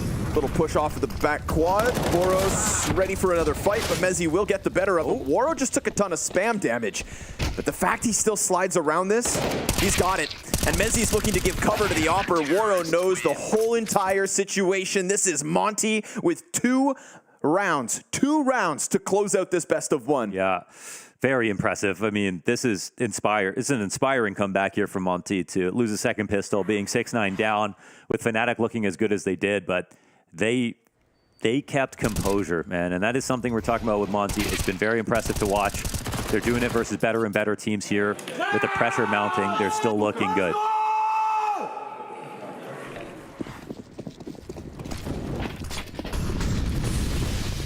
Fnatic went unscathed in the RMR into the Legend stage. And this might be their first loss. Oh, Waro, check this out. Certainly dead. Instant 3 kills out of Fnatic. Yeah, fight's not over till it's over. And Nikadaz put him on an AK. Just tears up this A site. Why is he so mad? Because people had Fnatic 03. Yeah, no kidding. Wow, well, okay. I mean, listen, as amazing that the comeback was, it's now a 1-round game. Round 30 decides whether or not Monte end this, or if we get an ever rare overtime game. Took us 20 maps in the Challenger stage to get our first overtime game in the so far in this major. Not many overall, but this is feeling like a pretty good opportunity. We're gonna have 2 MP9s and a scout coming in for Monte. Ooh, all right, who wants it? Feel like highlight real potential on so many of these players. They're gonna go back to the A emphasis. A dink on Demku, forcing him back. It's instantly him exchanging guns. So now he has to play with the scout for the rest of this round with only 11 HP. We've also got this little pack of players over towards the B stairs, but it's basically Boros versus the world over here, and he only has his MP9. Roy takes a ton of damage. The fight off short with just the SMG. Oh, and the molly doesn't matter. SDY's got space to work with. And Boros only has the MP9, but they didn't continue to test him. Wow, I mean... They're leaving quietly into the wrong site at the moment. That is the fear that Boros instills, just knowing that he's over there. I think he might be swapping with the better gun, or if SDY's permanently coming over to help him. Here's Nikadaz's timing. What a shot.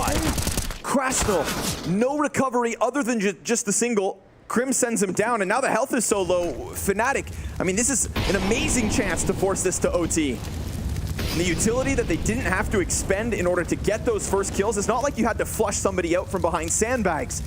They were gifted that kill against Krasnal. The nade, though, oh, that's important. Half of Krims goes down, and Fasher's now primed with the MP9s in play. That could make a total difference. And the CT's already quick on the approach. It is Boros, who is so alone at the B site, hasn't had any action until now. And he'll be on the front of it looking to go flush out short side, seeing if he can get these T's to take fights on site instead. Boros getting ever closer, and now it's feeling like a squeeze. The instant kills! 2 headshots off of the SMGs. Sumdai Young wants to force this. He doesn't have a kit. He doesn't have the kill. It's Fnatic to push this OT. Oh, let's get a reset. Let's go into overtime. Both teams can do better. It's going to be interesting, of course. I'd say there's an edge here for Monte, considering they had such a good CT side overall. They dropped 1 full gun, but they only got eco'd twice. They didn't have a pistol to work with. I think the pressure's still on Fnatic, but at least we get another chance for them to improve here on T side, where they finally shown a couple of rifle round victories.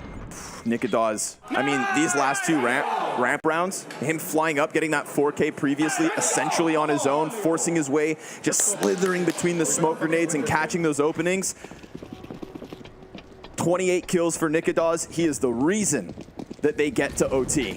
A 1v2 clutch to close as well, killing Boros, whose MP9 looks so sharp. But enough about that. Let's lock to OT. Again, we get a quick fight towards ramp. Counter-terrorists not forcing the issue, though. And Boros, well, he never got that challenge over towards the B site, sees them, putting the boost up, and Sumdai Young's got the angle from the other side. Yeah, that's an in-between move here from SDY. Finds a small gap. Critical refrag.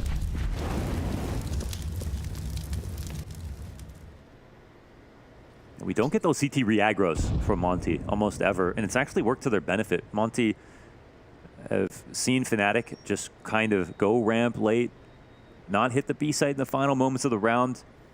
But this is a moment where Monte don't have vision on the steps and are a little bit slow on the A site, with Fnatic coming in a lot faster.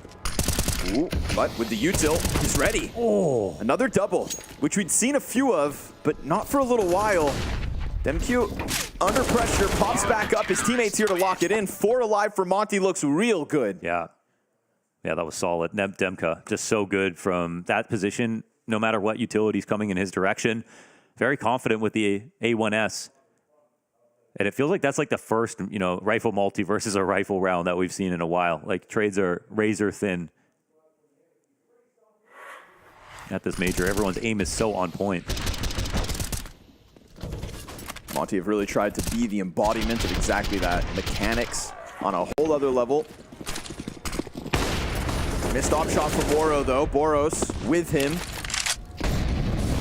Oh, that's a great nade. He knows he can actually push out with it. Oh, I love that play. Pinned against the wall down there. Smoke drops at his feet. So oppressive, right? And that smoke is just like, all right, you want to stand here? We're going to nade you. We're going to push you, and you're going to get smoked. There was no chance, even if you survived that opening push. 3v5. Monte know what the deal is. Full B control.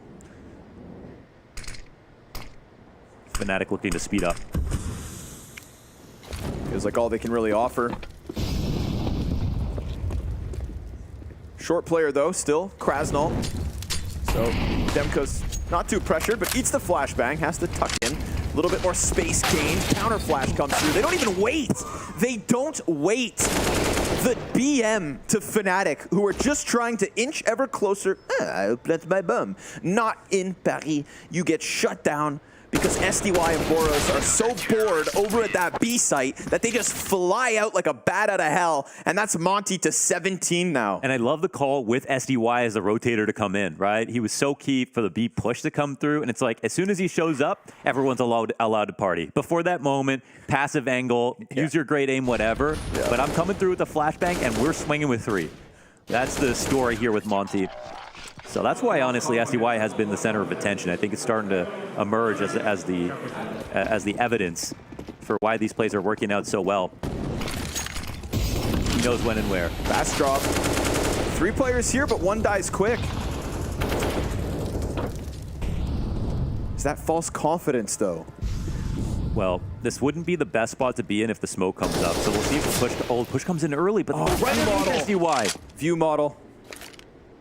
Fasher just walks right out. Sumdai Young doesn't see it coming, so it looks like Fnatic's got some fight left in them. Go back to regulation. When pushed back, it was Fnatic and notably Nikadaz to go huge with the AK up ramp. Well, Demka's not going to be able to post the double kill that he was starting to get into the groove of. So yet again, when they need one. It's Nikidas to catch an entry onto A. Poor Waro pelted by utility before he even gets his peek out. Flash the moment he looks through the doorway. Poor guy staring at the sun. And Crims, the god, gets at least the one. All right, 16-17, still anybody's map. Yeah, great for Nikidas to match his efficacy coming out of regulation because he was a huge reason they are able to get to overtime in the first place. And 2-to-1 in ratio in overtime is solid. Like T-side overall on these full-on rifles that moved a bit slower, heavily lean towards Monte.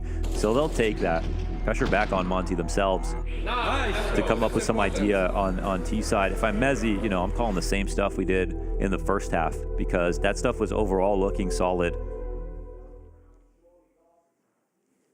They know how to fight for pressure. They can trust Crims locking down B.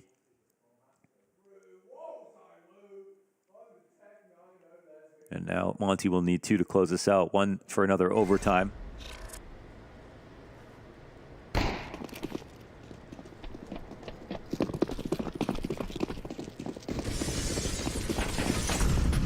like the vote on Blast TV. Seeing another overtime, it does feel likely. Let's see. Roy was getting his. That he was. I'd say like the best short player in the server. What we've seen so far. Boros is getting ready. Oof, that flash. He come through. Good thing. Yeah, seriously. He was blind, Roy wasn't. Now, of course, Roy's got an inkling that something was about to happen there. Massive nade. 40 damage. Nicely done from Boros. Ready for it. There's the... No peek. Roy just going for the spam damage. Not far off. Boros is amped, man. He's ready to come forward. And so much mollies down, they would think they pushed all this pressure off. No, Boros speeds up. Not going to see a soul. Oh, but 3 CTs already having extended around the bottom of the crane. This is a big flaw in the setup at the moment. And nobody to catch him back on headshot. Nope, nobody's looking. Boros is already behind them. Boros is about to shoot them in the back of the head. They just need to shoot a little bit, you know? Yeah. He's going to get ever closer. Roy's the first victim. Fasher and Nikidas double it back. So these 2 CTs that were just pinched between Monte's players managed to grab a kill each. And that's the recovery. But all the while, some guy young gets out. This is what we were missing in the first half. They finally set up the aggressive lurk, and it catches a timing SDY, locks down the frag. Mezzi. Oh, he has left this one wide open for the taking. You called for the aggression on the lurk, and there it is, but Sumdai Young's not long for this world. Dies right after. Waro opts up in the middle of it all. 2 CTs right there, and he's gonna take the fight. He misses his chance. 8 seconds to the clock. Krasnov falls down. Point blank. Has to find him. CT's in the corner, and time. Oh, it's close. It's so close, but he survives until time decides. It's Monte, just a little short. Oh, he had to hope and pray and just hope that smoke lasted a couple extra seconds, just enough cover, and Krasnov can't find him. Had to be the shot of his life as he was jumping away with 1 second on the clock. And Waro misses this second shot. This was actually, you know, not hard when you think about the shots that Waro hits. Everything goes right here for Fnatic. 3 bullets to the guts of a jumping CT, and he still lived. 1 HP can make a difference. This guy survives to tie. 17 all. Ooh, everyone's gonna remember that round, no matter the outcome. Roy's ready for a fight. Boros. You think he's gonna recede? He comes forward. Nah, he's ready. Flash was there for it, but he connects with the headshot. He's got this terrifying presence. Look how underplayed the rest of the map is. The re-aggression. Whoa. That's scary. With Waro on sandbags, he could have very well caught them on that fallback, and there is still a chance he does. There's a huge chance they walk back into this, but right now they know it's a short re-aggression. They 100% know. Waro can see everything, and Nikidas is not watching heaven. Boros is still ready. Oh, there it is. They got him. Fasher's his second victim. Crims could be the next. And Crims tries to chase this, but Boros doesn't miss. The headshots, one after another, just peeling the layers of Fnatic off of A. They better hope that this flank comes through. Sumdai Young doesn't manage to get Nikidas out of the position, but Boros puts up a 4th. An individual who, to get to Legends, went quiet versus pain. has just single-handedly destroyed Fnatic on the brink of getting this 18th, but the in-game leader of Mezzi tries to round it back, kills Boros first, 2 to his right, sandbags, and an exposed Krasnal at Crane. And with the timing, you know the attention will get split up, tries to take a step, doubles back, and they're still watching either end. You can see Mezzi lost in not knowing which positions are occupied. Now he's got eyes on bomb, but it's also lit a fire. There it is for Monte, 18 off of the back of Boros. 4 kills, 4 headshots, so clean. Yeah, terrifying presence from his short push, shutting this down. But you know what? You've got to give credit to Woro as well. When he jumped up on the sandbags, cleared the whole site, that's incredibly important communication for Boros to feel confident that the push is about to come and that he knows he can't even take space after the first kill. Everything is open. Nikodos spotting down the ramp. It's flawed information. That cost Fnatic the position. Boros catches the punish. Doesn't need any help whatsoever on the fragging front. He's going right back for more. Bloodthirst never satisfied. Roy, it's only the single. There's more where that one came from. All of Fnatic here looking to lock horns on ramp. Monte see this as a chance to move numbers back. Feels very evident that Fnatic are looking for an A fight. Oh no. That's Fasher down. 4v3 in favor of Monte. Ideas towards B with a kill that soon. Man. How are you going to stop him from coming in? I don't think you can. Look at the guns available to Fnatic. I don't think he can. I mean, he's throwing nades. He's so unprepared for that Krasnal peak. That's 2 critical rounds where Monte have been able to throw a lurk up into the B site. Demqu's been waiting. He connects to Nikodos. And poor Crims stranded on the other side of the map. Monte get a chance today versus Fnatic. 2 teams that some had written off. And 2 teams in Liquid and Monte who just scraped by in the Challenger stage will now have 3 best of 3s to get into a top 8 in Paris. Crims tries his damnedest to get that going, but Monte will not drop this chance. A huge opportunity and a huge performance out of Boros. With things getting quiet towards the tail end of Challengers, I thought maybe pressure gets to him. But that 4K entry into the A site, his consistency in scaring away Fnatic when defending B. Monte, today, are very much the real deal. Yeah, it's tough when you go to overtime to know as Fnatic that this was going to be one of your best chances for that clean 2-0.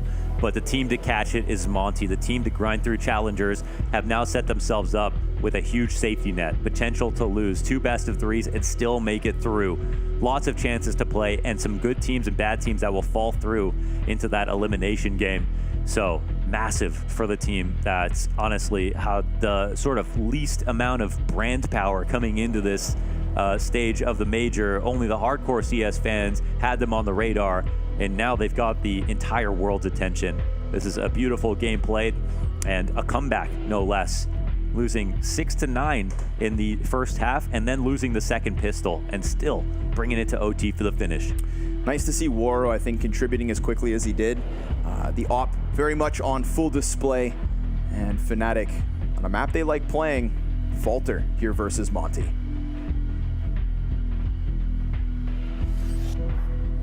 Someday Young, SDY, you guys 2-0 here at the Legend stage. How does that feel?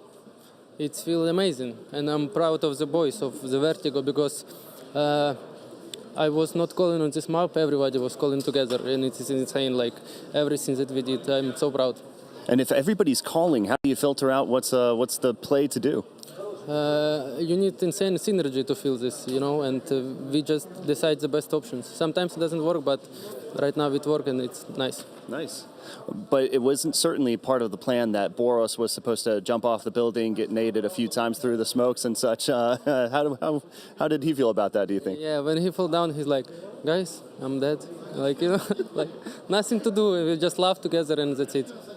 But looking at your performance right here at the major so far, it's been very, very impressive. This overtime, though, how did it take a toll on you guys? Because certainly, when you have a 2-0 on the line, you must be a little nervous going into overtime, right? We knew that we can win it because we played 3 last rounds that we lost without nades, without good guns, and on overtimes you have 10k, so you have money, and every buy that we play, we win basically. So we was kind of confident that we can close it on overtimes. And looking at your next opponents, do you know who you'd rather meet? Like there's some, you know, Team Liquid could be coming up. How do you feel about that? I didn't know that Team Liquid win NAVI, but now I know. I think it doesn't matter who is the opponent. We just do our job, prepare for the game, and try our best. All right. Thank you so much. Back to you guys, Scronders.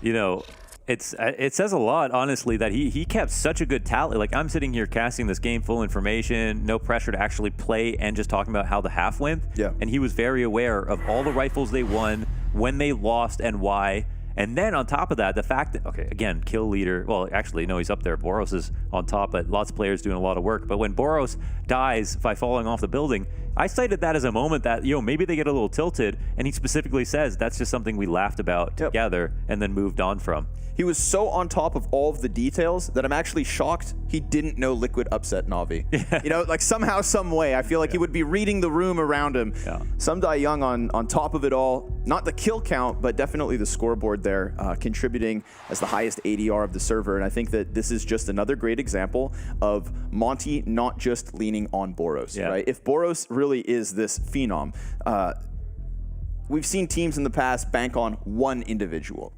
Hell, I mean, even FURIA are kind of in a spot right now where it's like the K-Serato carry. But you mean Art? Yeah, today I do. Yeah, today I do.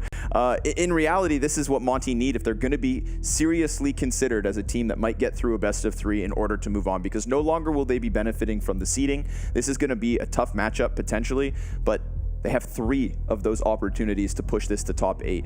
The thought of Monte in a top 8 major playoff stage is an amazing, amazing prospect. This is literally, today, what we see here, what dreams are made of. Can Monte do it? You'll have to tune back in tomorrow, and there's still tons of best of 1s to play through today. We'll be back in a bit with the next one here on the Beat Stream.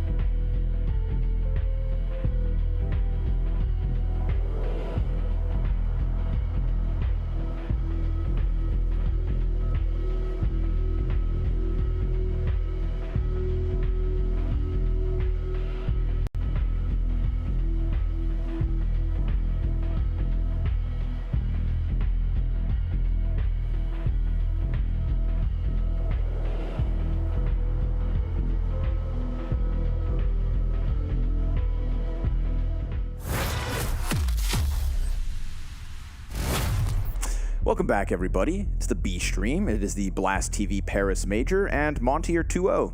Let that sink in. Bask in the glory. Monte and Liquid 2-0. Vitality and ENCE tied over on the B stream. NAVI lost. NAVI lost. Bad. G2.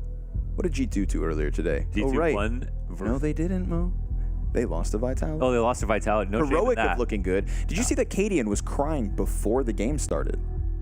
It's starting to make less sense. The emotions are starting to make less sense here. Yeah. But everything does mean a lot. You know, passion, baby. Speaking of Cadian and Heroic, that's who, of course, we have up next on the B stream. Yeah, this is where we find out, you know, even if Apeks don't win this match, we can find out how good Apeks are. Yeah. Because talking about this, you know, there's almost always an outlier that comes from the challenger stage that breaks into top 8, major after major. And some people are talking about Apeks as potentially that team. That, to be honest, overall talent-wise, maybe beat out GamerLegion. Definitely beat out GamerLegion, I would say.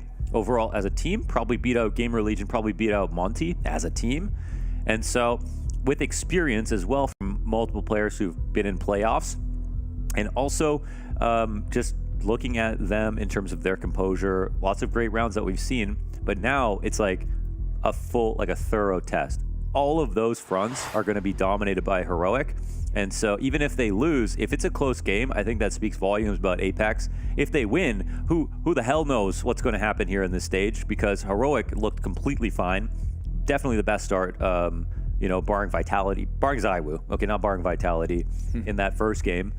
So hardest possible draw here from Apeks, but most interesting, I think, from the fan perspective to see what happens. Yeah, I think we want them to have a test, or at least I do personally. It's like a morbid curiosity. You know, it's been an amazing run from these guys on screen. A little sprinkle of experience between Stiko and Jacob and Cuban and Cuban. That's true. That's true. I think Cuban is one of those underrated elements about Apeks where I kind of just completely forgot, because also in between Virtus Pro, I didn't know he could speak English. Well, maybe that's what he was doing between his Polish Virtus Pro days and now, because that's not even like, you know, somebody who I remember jumping around a bunch of different teams. You know, it's not like Zeus who went from Brazil into NA. It was just Virtus Pro. Yeah. And then I forgot about Cuban. And now he's here with Apeks in a top 16 at the major. Like, okay, welcome back. I'm happy to have him. Absolutely. You know, was always very much respected by his peers and his teammates. But yeah, you know, that's just the thing. Cuban's back. And I think that could bode very, very well. But you're dead on in saying that Heroic looked fantastic. And I think that one of the characteristics of Heroic throughout, you know, their slight ups and downs in time is the fact that Heroic don't usually lose to lesser teams. And with all due respect, Apeks are very much the lesser team. Now, their individual stats, this is all coming off of their one map so far earlier today. We have to remember that they started off versus Into the Breach, which seemed like a layup. And based on Jacob's performance, holy hell. You know, 1.89 rating, just dominated, and is really starting to, I think, show why this is a European individual who went over to the Aussies camp and was, you know, was brought into teams here and there for an uptick in performance. You can trust him to perform, and he did exactly that today. Yeah, Jacob was an underrated part about the Renegades Australian lineup, right? Because when he was playing on that team, he was the odd man out. He was, obviously, everyone loved him, and he was comfortable and loved those guys. But in terms of individuals, no one talked about him as the best Australian player, but he technically was, for a long period of time, the strongest player by the numbers on Renegades. And he really wanted to look for a chance to play for a Norwegian team, or a Norwegian org. He's got sort of that opportunity now. Of course, you can't put together a 5-man Norwegian lineup that easily in today's CS, but this roster, he talks about how much he loves it, the fact that he got to move back home, clearly benefiting from all these things. And when he was far away from home, you know, through the dark times in Counter-Strike, was still putting up really good numbers. So we kind of didn't get to see how good he could actually get. Well, he's good now. That much we know. And right now, we've also got a quick little interview with nobody other than Stiko. Stiko, you are one of the most experienced players on your roster. How does that benefit you guys in situations like this where you're 1-0 up in the Legend stage and going up against opponents like Heroic? To be honest, I feel like we're pretty good when it comes to composure, but this is what we're trying to bring through experience. Me, JCam, and Kuben as our coach as well, that we just cannot crumble under the pressure, and it's basically just another game. And the pressure is off. We won the first game. Now we can only surprise against like tier 1 team, and obviously #1 in the world. We're not gonna make it easy for them, obviously, and this is how our mentality works. So through this experience, we're just trying to make it hard for themselves and hopefully get a good start.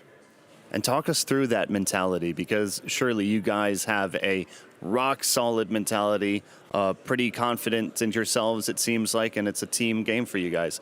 Talk us through it. I think it's important to understand that we're facing really good team, and things will go wrong from our side. There will be rounds that we lose, obviously, and we cannot let that just affect us too much. It's priority #1 that we don't let one mistake ruin 3 rounds in a row, and we have to mentally reset during the freeze time, during the pauses, etc., etc. This is something we have put heavy emphasis on, and we will just continue to do so. And I believe that we are going to be worthy opponent. Well, worthy opponents, that's exactly what you are when you're both 1-0, right? But Heroic, they absolutely closed down FaZe Clan. And you mentioned the fact that you may be doing some mistakes against opponents like these. How do you ensure that you guys are going to come out on top against Heroic like that? It's not just us doing mistakes, it will be them doing mistakes as well, and we will be winning some important rounds that we should have never won. It's just nature of Counter-Strike, that's the beauty of it. I haven't seen them playing against FaZe, that was the time when we were playing as well. So, to be honest, I just feel like we are not scared of them, and maybe that plays into our favor, where they might think we are losing confidence because we're facing team like Heroic on the server, but that's not the case. I think we're going to show that once we connect to the server. And just one last question here. You've been to the... Just Heroic.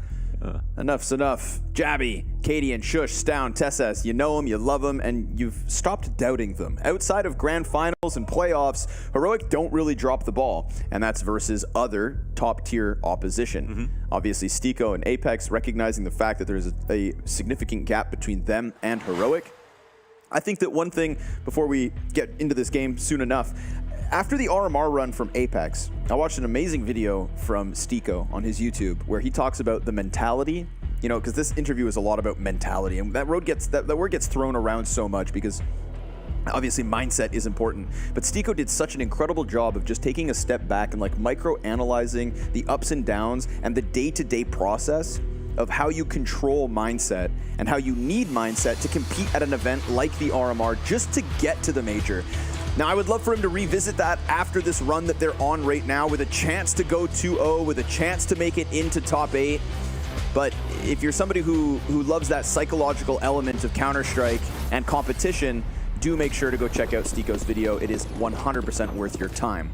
But not right now, because you've got a best of 1 to watch on Mirage. That's right, Heroic and Apeks on Mirage. Heads will be ripped off, limbs will be separated from bodies. It's time to get into the destruction. A-site's already being swarmed. We've got Kadian hiding behind box. He taps down Knock. Can't get the second towards Ticket. It's Stico to get that threat dealt with, and a bomb plant here for Apeks. What the?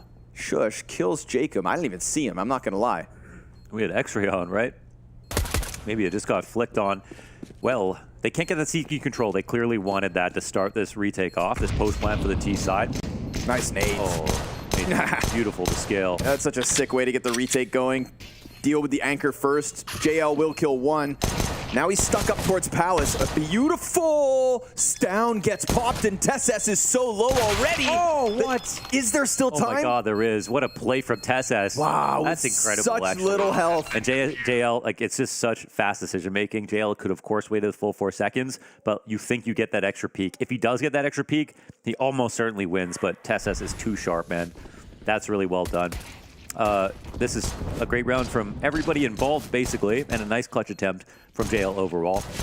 Now, Apeks, third team to get a 16-0 in major history. They did on Mirage versus Greyhound in the Challenger stage. If there's anyone who's confident, it's them. They also took their win over Into the Breach on the same map, 16-10, just a few minutes ago. But again, Heroic are the ultimate step up and challenge. The cool part, I think, about the second round is the lack of preparation that you can have in, trying to anticipate what's coming up next. Put some pressure on the teams that can't adapt.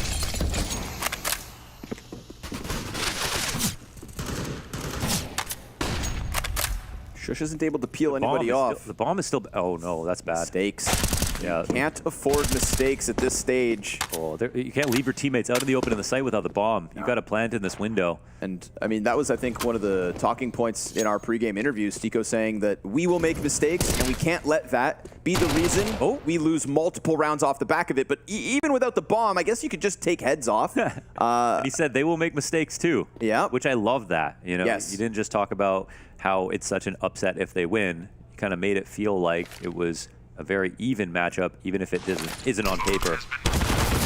Not going to get through the murder hole. Kicks in, takes it to them. Wow. Dude, that MAC-10 just picks up 3 kills. I mean, I'm sat here saying that a mistake won't make you lose more than 1 round, but this doesn't even make them lose the 1. How do they recover that? When they didn't have the bomb plant, it felt like it was over. Yeah.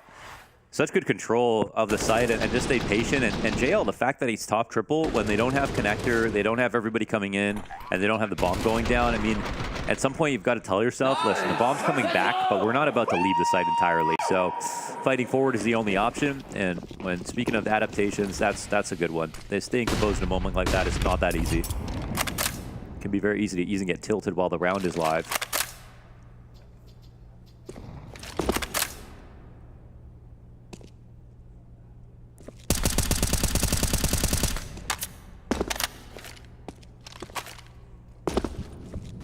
Well then, Apeks. Interesting turn of events early on.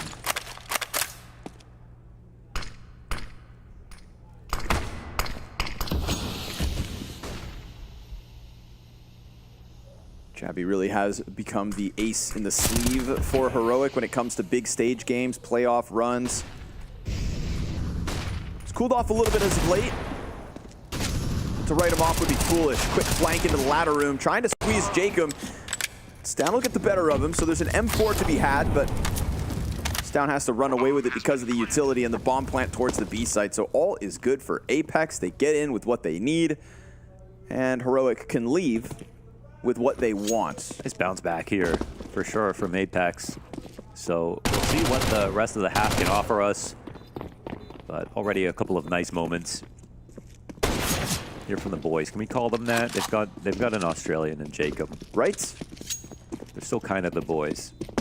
Knock, I mean, everybody's story. I mean, for me, it's Jacob, Knock, Stico, and Kubin, especially, who these are players and a coach that could have either retired, fallen into obscurity, never been talked about again, all doing it together. We've got a few stories like that peppered into the Legend stage, but, the fact that Knock gets cut from his team for no other reason than an objectively better opper comes in for the chance in Device, that's kind of sad. And it's hard because there's no other Swedish lineup to simply go to. So to forge a path in all of that uncertainty is very impressive. I love Knock, honestly, as a player, even when he's playing on NIP.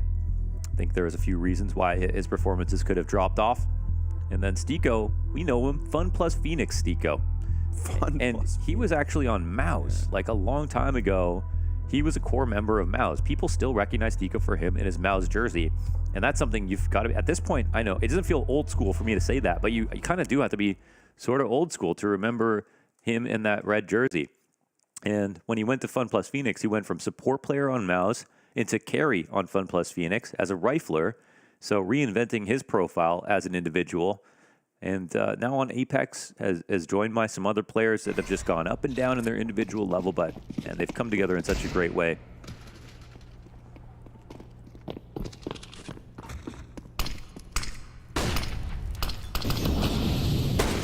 Shush won't find any angles in middle.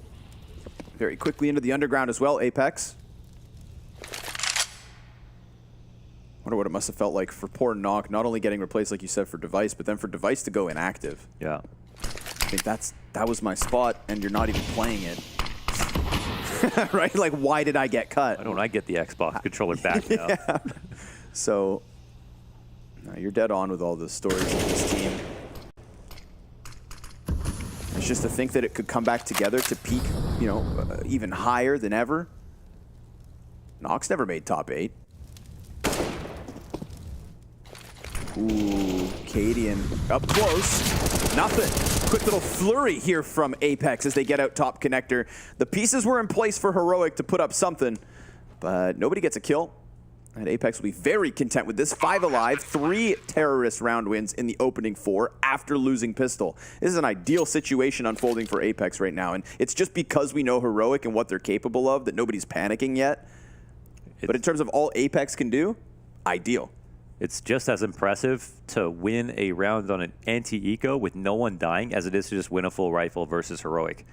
And again, if you missed the early part of the day, Heroic, that were incredible, man. On Inferno, they made a comeback happen versus FaZe. They didn't have the benefit of playing challenger matches to get to this point, and they were hitting shots like they were in the middle of a semi-final after really powering up through the whole tournament. So you have to appreciate already what Apeks are starting to do. And I think at this point, you know, Heroic know this one isn't free, and they probably have limited information on Apeks. So we'll see how deep the preparation runs, but Mirage should be a layup for Heroic. They're comfortable and stay the best map pool they have had for a while, and Mirage is definitely at the center of that.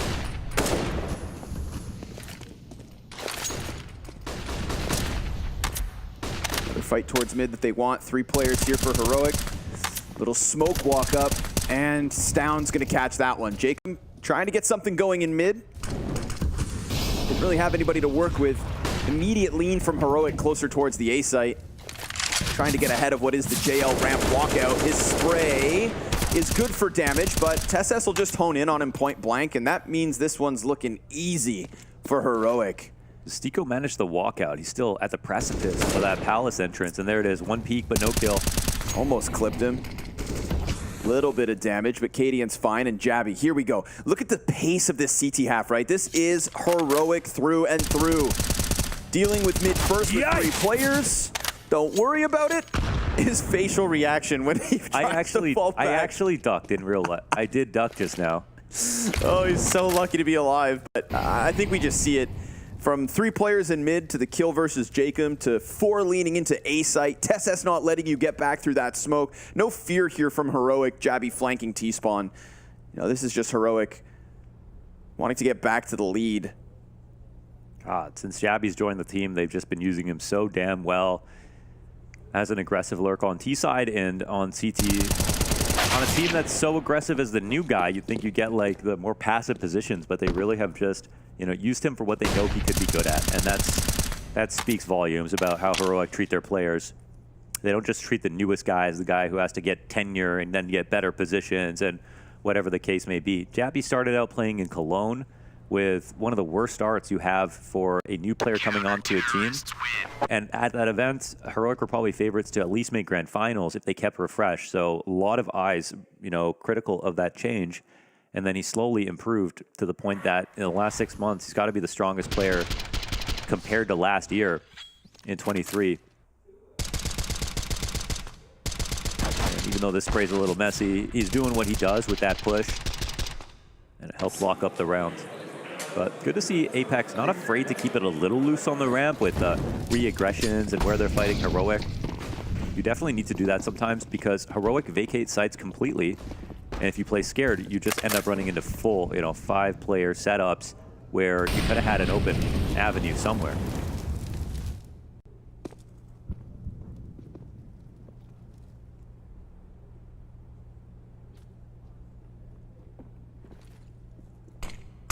TeSeS versus JL, straight up duel. And he went to watch just for the smoke walk up, and TeSeS was a bit far out. Just ahead of it. Nicely done from TeSeS. Bodies at the A site again. Stico's gonna have a tough job trying to get in the site, whether that's solo from Palace or in this case on ramp.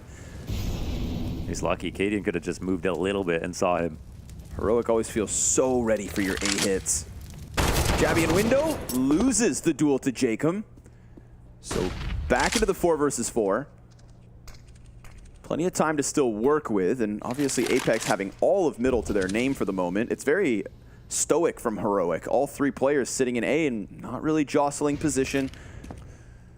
It's kind of interesting. It feels like Apeks have forgotten about the underbalk position for both the last round and this one. I think Cadian feels really good about that because, you know, you don't throw those CT grenades from Tetris if you think someone's sitting under balk. So playing and waiting for this opportunity. Oh, how about that? Him. Okay. And kicks in between them because of the jungle smoke. Oh, multi-kill as he pins down into the corner of jungle. Dude, that was so quiet. And all the while, Bomb still gets in on B. There were layers to this from Apeks. What a wonderful mid-round from Apeks. I don't even know how they figured that out, man. They waited long enough, then they went back to search out under balcony, took out Cadian, and then Kixan spinning on a dime here. It's all assisted by this opening trade back as well. That helps out so much. Jabby gets his dink, but that's it. Beautiful moves from Kixan.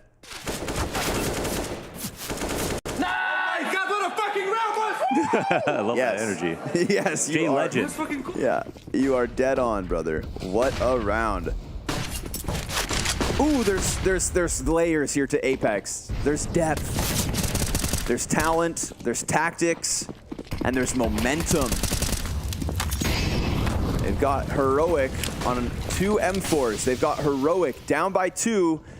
And Shush instantly stuffed. Dude, Stiko's a little nuisance, huh? A little devil up in the palace. Spamming the floorboards, creeping out Tetris, waiting back around the deepest corners. Yeah, they're out here controlling space. Stiko. That's an ooh! They try to walk forward on the boost and JL's ready. JL said, hold this. Smokes him.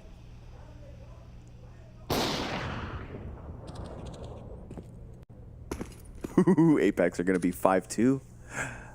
Yeah, looking so good while doing it, too.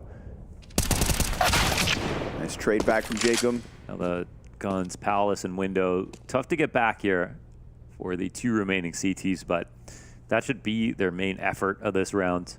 However, pressure comes in to Cadian. Kixan will find him. Gabby will die soon after, so 5-2 here for Apeks, with some very interesting rounds. And honestly, they haven't been pressed to put together any full execs yet. So I feel like the fact that they've got so much depth left over that they haven't even, flirted with speaks to their strength and confidence versus Heroic, where they're winning in defaults. If anything, that should be the single most difficult way to get an edge versus a team that is ranked higher than you, that's more confident than you, that's proved more than you. And Apeks are totally fine with it. Let's play the slow rounds. Let's play the individual trades. Could it be the prep from Cuban? Could it be the players who have done enough studying? Could it be the 16-0 over Greyhound thinking they can't lose to anybody now? Could it be the week of playing better Counter-Strike than the rest of your career? Yeah, and this is exactly that. I mean, they don't have a single win on Mirage versus anyone nearly as good as Heroic. So, trending at the right time. Definitely a story of the major. None of that matters once you're here and once you're in the server. As crazy as that may sound, that's just major CS. Challenger's buff is real. Even Liquid, who barely got through it with an upset in the best of 1. Nades come out of bottom connector, forces Kixan back. Of course, expect CT adjustments out of Heroic. They will never go down without a fight. You rarely see the same setup twice. Right now, it feels like dealing with Khan may be their biggest issue. A couple duels that Jacob's been able to win inside of Window. That bench lurk from Kixan in the middle of the miraculous T round. Counter utility comes out at the minute mark. Bomb still floating top mid. Jacob on the entry attempt sees nothing for now because Heroic are just moving pieces. It's Cadian into the back of B. It's Tesses to get aggressive with an MP9 against 2. Apeks have been given a chance to get into a favorable spot. This is, I'd say, comparable to when they were able to walk out on A. Spam from Palace. But now the intended target's B instead, so Cadian's going to have to be sharp, and he sure enough is. very rapid on the reposition. Catches Kixan as he tries to clear corner. TeSS drops, but Cadian does it all. 3 kills off of the AWP. They don't know about this SMG. And TeSS pops back up, serves up a distraction. It is Cadian to clear them as he creeps through B, shaving one after another off of the entry. Yeah, and with the trust of TeSS up in the apartments, locking off the angle, he puts himself in a deeper position to punish a shoulder peek, holds a little wide, but then look at how fast he's able to reposition into this sequence. Puts together a whole damn movie with this play, and TeSS doesn't have to get involved until it's already too late for Apeks. So a real nice shutdown between the op and the MP9 on the B-side defense with no cat control. Best op in Denmark enters the server, down on the second one. Jabby didn't like that flashbang, forced him back into underground. Nobody's going to challenge him from Apps, so he's lucky enough that the setup here can't punish him. Woof, but he thought he could jump back in time. Flash almost catches him. Jacob had a chance there. Shush kills Stiko. He wins his duel towards Palace and gets a free upgrade. So Shush versus Stiko could really evolve into a fun one-on-one with each of them doing their own thing on this portion of the map. Man, they try to get Tetris a lot with this exposed smoke where you can one way on honestly both sides, but they're alerting Heroic constantly of these plays, and it's very easy to clear Tetris, of course, from default side safely, but with this close A ramp open, they feel good about the exec coming in. But look who takes over the space that's just been given up.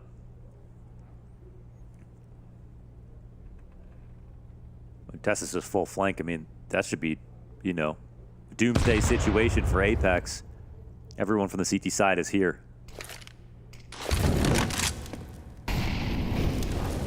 Kicks hands in front of it. But Cadian's not going to let his guard down. Yeah, with that molly.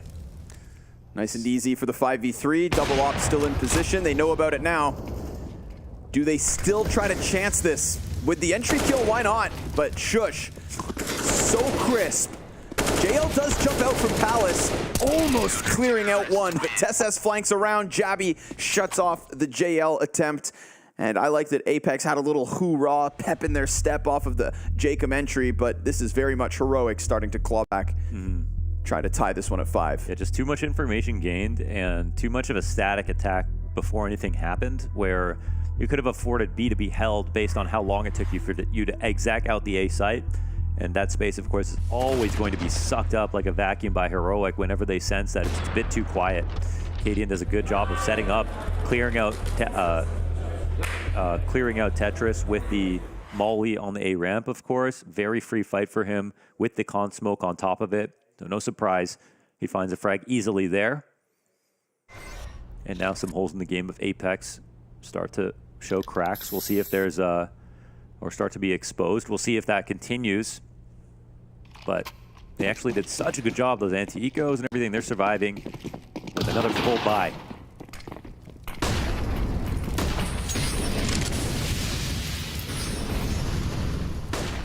Good thing Jabby's not by underground, because this time there's eyes on it. Yeah, but this is top boxes in control of the CT side, which slows down the underpass push. They can get up to a point, but if they walk out with no support top mid, it's going to be quite risky. Now the T's did not win mid. They're starting to peel back, but they're readying just a con split straight up. I don't know about this. We'll see. Pieces of util to make it uncomfortable. They missed their connector molly, and they're still the top mid player. Very unfavorable attack here for the T Whoa, side. he but doesn't see oh my it. god, they don't see each other. What? Jacob kills Stown inside connector. Doesn't get his double versus Jabby. JL tunnel vision. And now Apeks are just going to try to pounce into the A site. We've got a guy backfire, so TeSS catches him off guard. He's locked in with the fight. Can't transition into knock. Jabby off of top of stairs. Teammate around him drops bomb instead, and Kixan, the last up, will try to get more from this. Nice! Oh, but Cadian turns. Fast adjustment. Ooh, and if Cadian dies as he should have, 1v1 versus Shush, you know his last position. I mean, Kixan has put together some flashy moments for sure. Yeah. Likelihood of that 1v3, not unrealistic. It was good. It was a good target selection too. The rifle first. The op had a hard shot, but Cadian's really good at those shots. Some super wide angle flicks. But man, the way that even TeSS gets that one kill, not a good spot once he goes through with his first spray, right? Wouldn't want to be fireboxed if people knew he was there. So they survived this one. I think this one, fundamentally speaking, is a more obvious round for Heroic. You know, they're happy with the engagement coming out underpass. They're fine with the A-take coming in a little bit after that. Apeks were really banking on them not being inside of mid.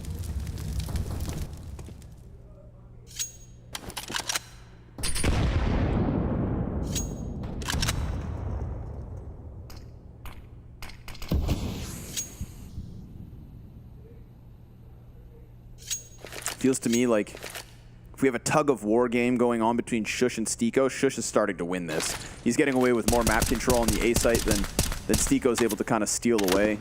That was different at the start of this half, I feel like. Sjuush is finding his groove, slotting in, doing his thing. He really is a one-man army sometimes.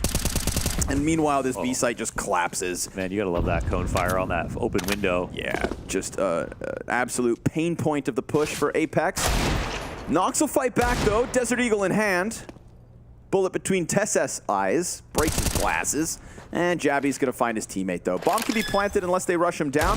He will catch one flying out through the window, but no additional kills here, so if it's just Tess, then so be it. We've got Heroic back where they started, a 6-5 lead. Calm down. Maybe that's a comment on the comms, or just people talking over each other, saying, listen, this isn't the game that we're supposed to get frantic in. And that speaks to how well Apeks are playing. They put together some solid attacks. They've made things very interesting so far. But it is starting to look a little bit better here for Heroic. Another buy will come in for Apeks. What's the flavor going to be? Oh, it's a money grenade. Ow. Oh, that's a big gap too. This could work out in your favor or not, but yeah, now he'll spot this. Beautiful stuff from Stoum.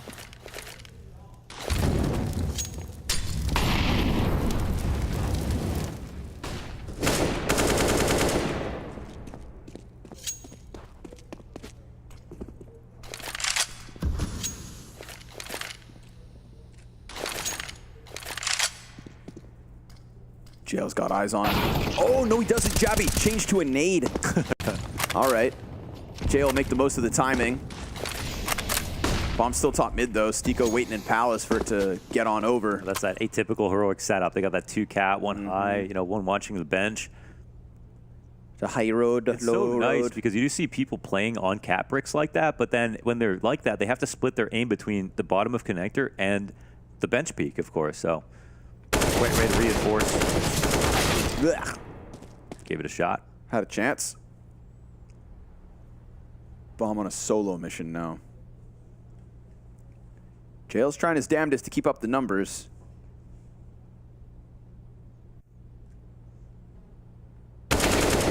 Knock will catch an entry top con. Now 2 more over towards Ticket. Fire on his feet. Doesn't matter. Doesn't shy away from this. Runs into the bomb site. Cadian's coming up catwalk. CT's peek off Ticket with one another. And that's the pack of Heroic players that you don't want to be staring down the barrel. 2-round lead. Heroic's CT side recovered. Now, if Heroic have slow starts, I mean, versus FaZe, they won the game and looked amazing, but they actually had to come back into that game as well. It looked like FaZe were actually going to run away with it in the first half, but Heroic just clawed back, and that just speaks to how fast they learn. Like, they figure out your tendencies within the match, they adapt to them confidently, and then the aim just carries the rest. So I think that's what we're seeing at the moment. They're the closest thing to AI that we have in CSGO. Yeah. Yeah, Heroic GPT.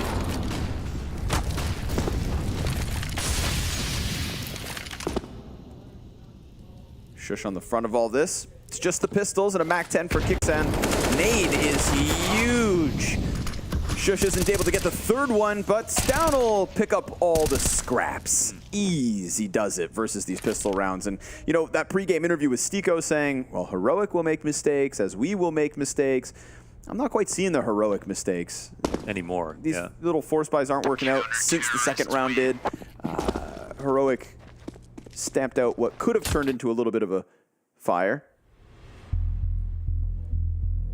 Yeah, if the entire half is a range, of course, it's no surprise that Heroic will be the ones to expose the game plans, get continuously better. They've proved that time and time again, that they might be the best team in the world at doing that. hard team to prepare for. You know, we talk about sparring partners in MMA, and you sometimes need to find a guy who's southpaw or a guy who fights in that like John Jones style or something like that, and that can be hard to do. Like Heroic is that team. No matter what practice you get, it doesn't really ever look like Heroic until you play them, and that's why Heroic stand out.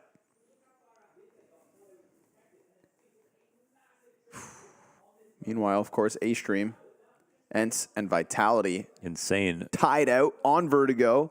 Zywoo having another banger of a performance. Dude. Having a hell of a first day in Paris. Crazy how it's just like the most important event of his life, and just like, yep. Okay. All right. Yeah.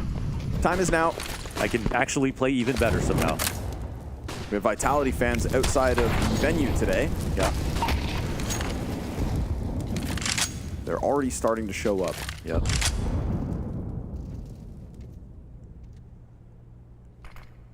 It's big and special. Oh, okay, we're going to get the same setup here on Cat. Actually, love to see how this plays out again. JL coming up through the underpass. Why is it you can stand so much further off of that than other pieces of cover? The clipping's fine. You can actually do that on, like, you can do that on the bench as well, where your feet are not on the bench at all. And be looking into upper B. This one just seems so extreme. I know. Yeah.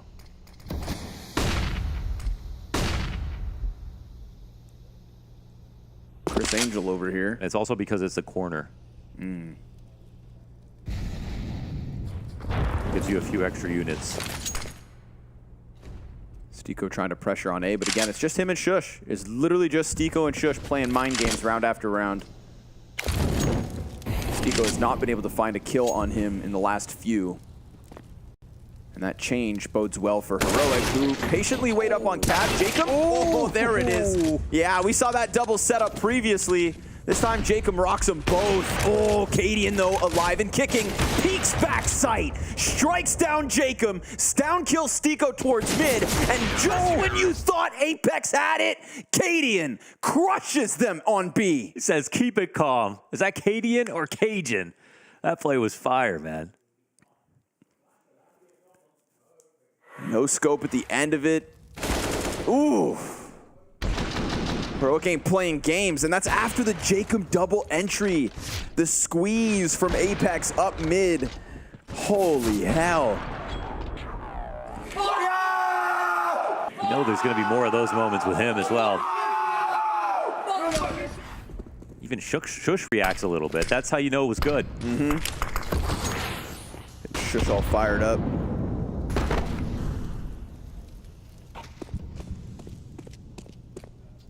Woof. Cadian had a crazy performance versus FaZe at the start of the day as well. Yeah. I mean, wearing his heart on his sleeve. Emotions at an incomprehensible high, but last chance for him to win his CSGO major. Didn't want to start off slow. Stiko finally gets a piece of Shush. With that, a little room for the rest of the teammates to join him, but top mid play could go south. Cadian finds Stiko from across the map. Tesses back by Ticket. We've got layers on this one. Timings will decide who falls next. And Jacob, almost the victim. Almost the killer, almost the victim. JL, though, comes out. Now, bomb has been spotted and dropped on site, so things can slow down for a moment. Jacob expecting some kind of a middle play. Curious about sussing out Catwalk. Bomb still needs to be picked back up, and the CTs drop a smoke front Ticket. JL looks over. Oh, Tesses thought he had to pocket the play through, and Cadian gets caught off on the rotate. A nice slow moment yet again from Apeks. That's how they picked up that 4v4 on A, and it's how they're going to pick up their 6th on this T side.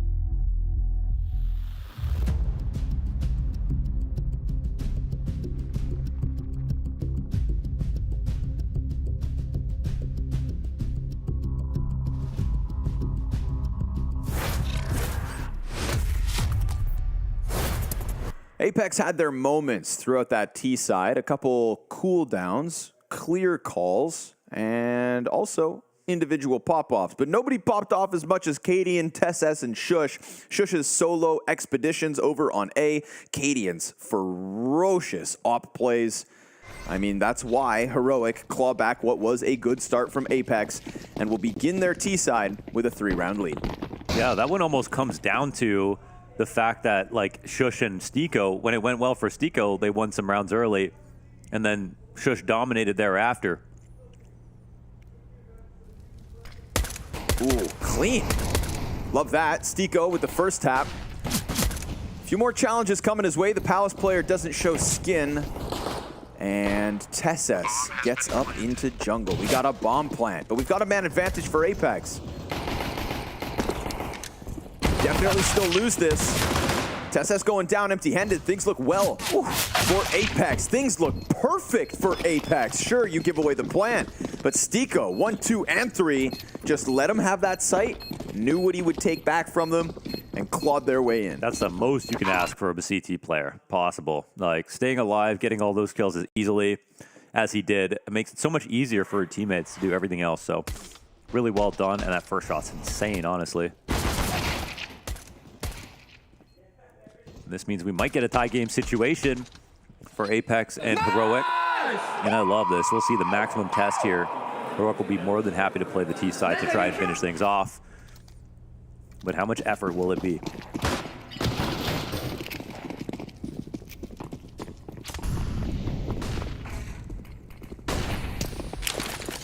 They're getting ready for the B hit. Does Apeks have what it takes to stop this? Cadian and TSS sure did. Catwalk held. Knock. Welcome. Very quiet first half, but a double kill here. Jacob slides out from window, but he gets iced out. Oh, Deagles! Shush and Jabby just smoke him. Come on, man. Let him breathe. It was looking like Apeks had it. The double kill off Knock. You know, Jacob sliding out. He almost killed one, but then when he looks away to finish off somebody else, you could see that he just got swarmed. He knew he was in a tough spot. The late cat play as well. And Deagle 1 and 2. Well, what goes around comes around. Pistol rounds don't mean jack. Force buy for each team in the second of each half. Heroic get revenge in double digits first.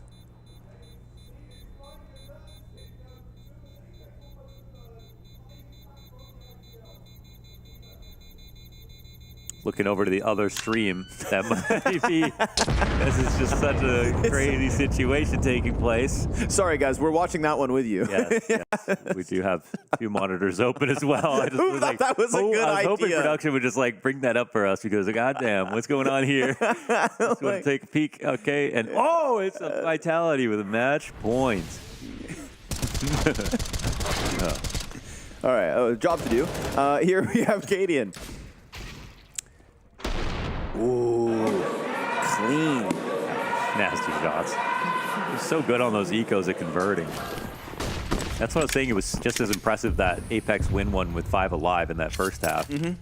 See a round like that, and you're like, man, could it even be any better? Like, what did they actually do wrong? Perfect crossfire, 2 opening kills, and a 3v5 loss versus Pistol.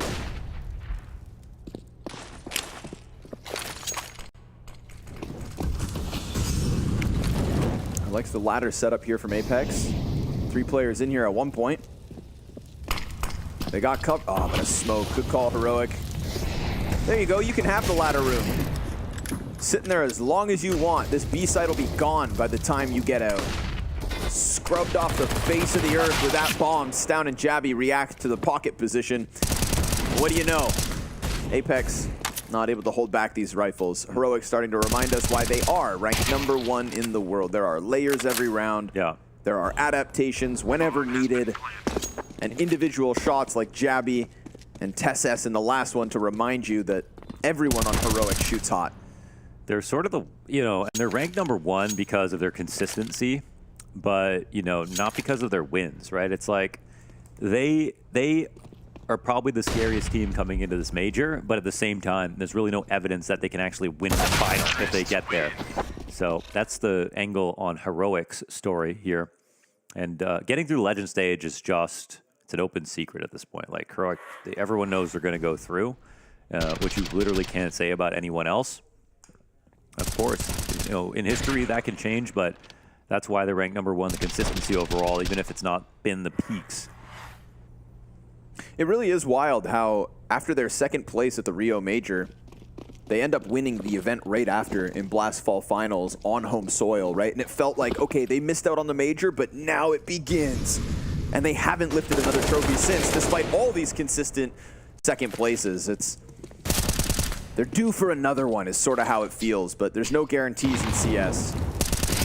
Clean double kill from Cadian, and even cleaner triple out of Stown. Couldn't ask for more on that one. Yeah, Stown in most of those, unfortunately, elimination games was one of the players who went missing. Gabby, in the biggest games and even in the fall final, was the star for sure. So as the most improved player on the team, the newest pickup, Gabby has made, you know, this brand so much stronger. And Vitality are up 2-0. Oh my God. La la la la la la Vitality. It almost felt like a foregone conclusion that Vitality would be in the 2-2 game. You know what I mean? That was very likely, and no shame in that, honestly. Hard stage, but 2-0 and no free ones. They just beat G2 and ENCE. Yeah. Wow. The 2-3-0 teams. Yeah. From the challenger stage. Yeah.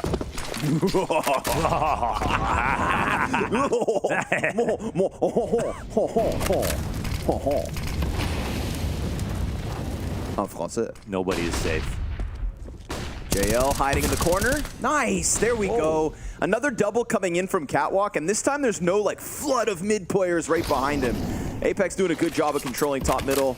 Apeks doing a good job of making sure that 2 kills on B means a round win and not just an immediate response out of Heroic.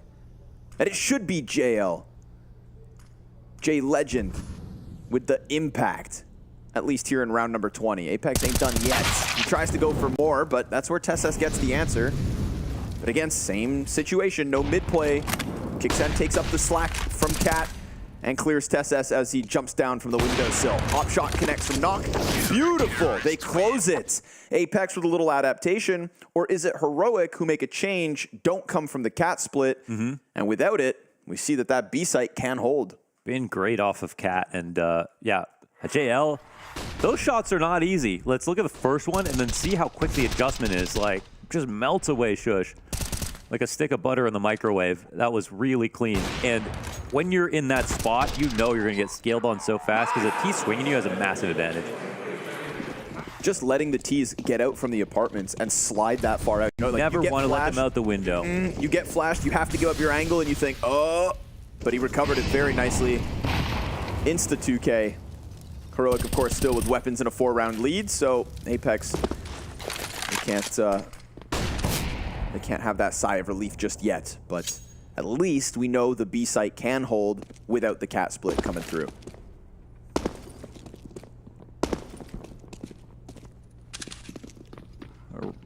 Heroic not looking to leave any audibles here as they get the op flashed off. Hard to re-aggress because you have to jump up again, and they know that Knock fell down, didn't see anything else. Jump spotting over on B, so static defense here from Apeks. They're not in terrible positions, but they are locked up an extra player on the B site. Holding the cross.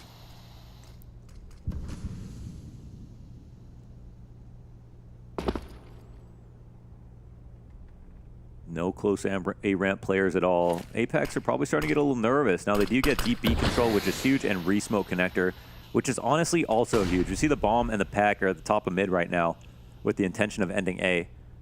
But time is sort of running slim.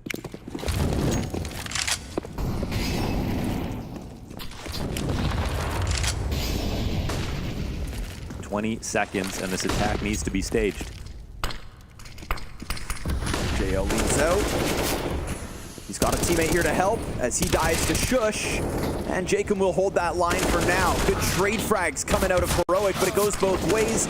7 seconds, and Stiko may be blind, but Kixan's got the double. Dude, they kept all the, even though they played relatively blind throughout that round, they kept enough smokes to re-smoke connector at the 35-second mark. 2 players at the top of con. Heroic with full intention of taking over connector on the A hit. It's not easy to make a read like that. And that's without doing much except for they push the upper B a little later after Cadian left, but taking back that space was the move. So 3-round game now, and you know, it's such easy kills that come at the top of Con too. I think that says a lot as well. You're not really trying to just out-flick Heroic. You want there to be good crossfires in place.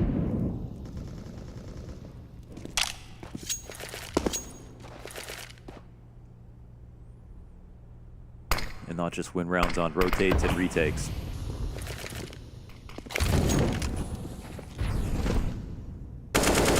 Ooh.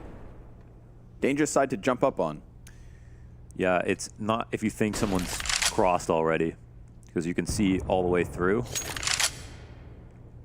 Small chance there for Jabby.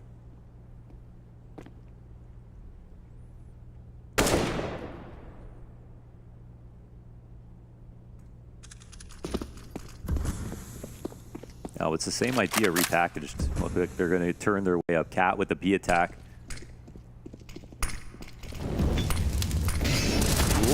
Oh, whoa. Damn, Jacob, nice adjustment. Oh, with the flash from Kicksan, and they both re-aggress in the middle. Look at that little pop out of him and JL. 3 kills. Greyhound's like, yup, that's why we lost. Yeah, right? Yeah. That was sweet, man. I mean, they knew exactly when the timing was going to be for Heroic to come down Cat. As soon as the molly came into connector, just disrespected it, but with the help in tandem of his window player and the flash from the A site, they force Heroic to save. Very hard to do that, you know, even if it's 2v4 with enough time on the clock. They're going to try it, but shut down. And really working with like the bits and bobs of utility they were holding on to. You know, it wasn't like there was many moves happening all over all at the same time. That was the 3-second window that they tried to create in this entire round, and they land it. Yeah, so a solid read. You know, I want to know how deep their preparation goes here, but the idea is so simple. It looks like just see that molly, test mid, question marks, profit.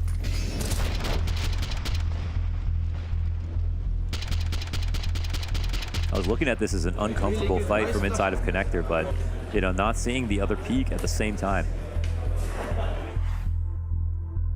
They don't leave anything to chance, and it shows.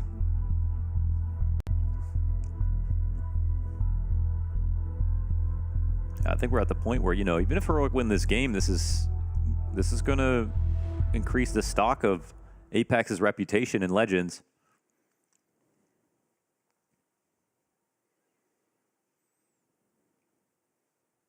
But right now, that's all they should be focused on, is just winning.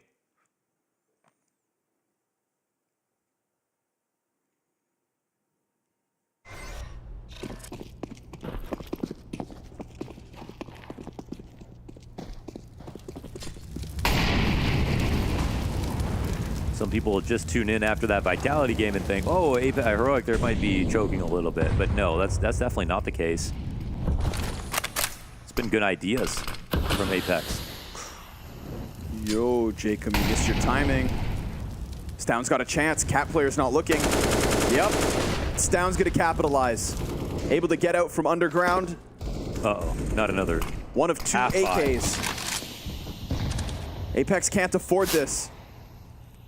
The whole entire pregame conversation was all about both teams are going to make mistakes. Well, right now, Apeks have not benefited from any. Oh, and they were just thinking about going B instead, but they got so much out of this. Stico with the up, coming up close. 1 of 2. Now, under Balk is interesting because they're not going to have mollies on a round like this. But where does he go once he gets the shot off? Oh my God, 2 ops on the A site, yeah. He could just hold this angle. He gets closer and closer. He's going to clear this ult. Now, Jabby's going to... Yeah, instantly. Jabby swings this.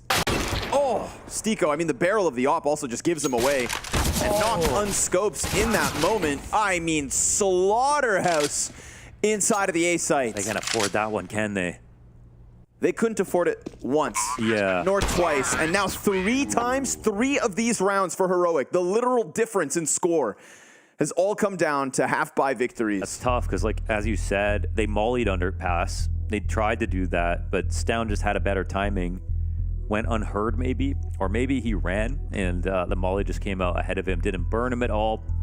And that's literally how it all Stiko getting into ramp. I mean, the barrel, the gun, that's so easy for the player in the corner. That's where you can see he's not regularly holding the op. Obviously, Yeah. It looks a little uncomfortable on the approach, but at the same time, Knock comes off the scope as well from CT. Yep. I think they just really didn't want to have two ops on the site versus pistols in that situation, and we're trying to find a way for them both to be useful.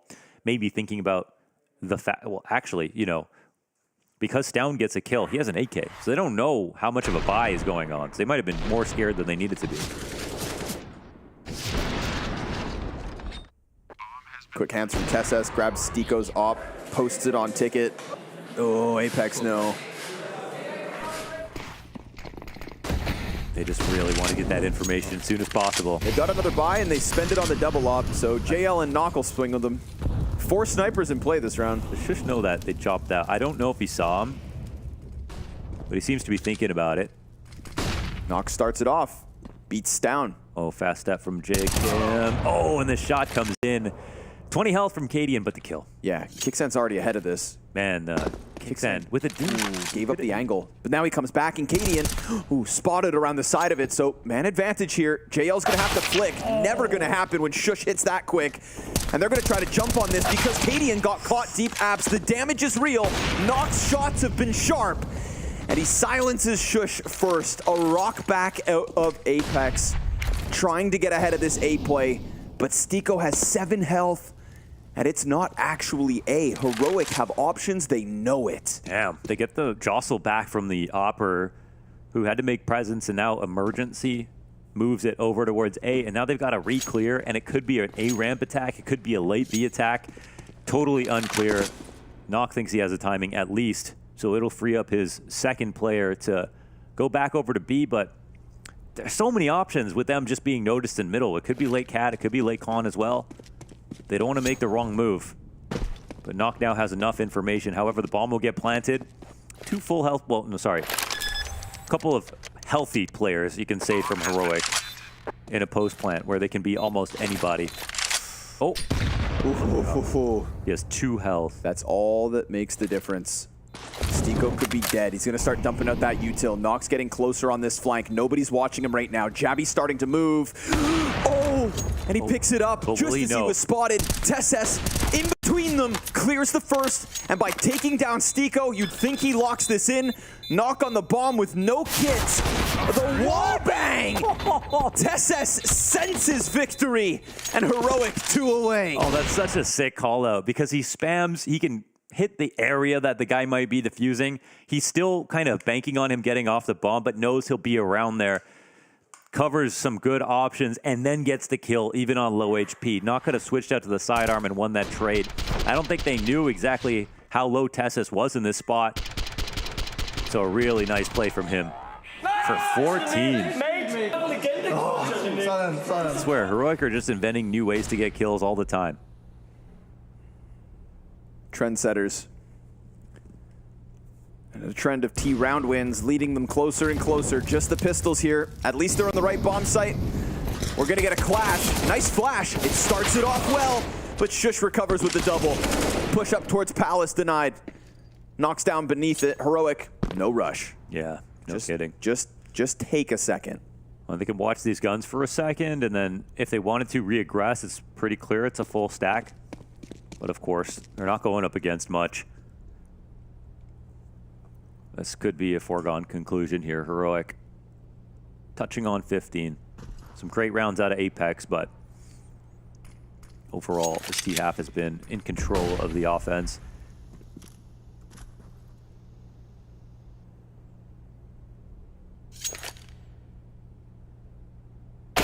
Done is Kicksan. Maybe Knock gets one more, but the trade's right here, so he's done for. Shush, not going to let his guard down. Gotta appreciate, though, they're moving slow and composed still, you know, like they weren't. Yes. Yeah, Yep. you can see the respect across the board. No, I don't think Heroic are about to show up and skip protocols, and I think that is why when we have this conversation about how Heroic dispatch of all of the lesser teams they play against, is because we get moments like that. It's only if this was a blowout we start to see that every once in a while. Heroic triple P90 play. They will start to have fun in games, but you'd be foolish to write off Apeks after what they did in the Challenger stage, after some of the moments here on Mirage as well. But It's a push out of Apeks towards middle. TeSS gets one, Cadian, tunnel vision.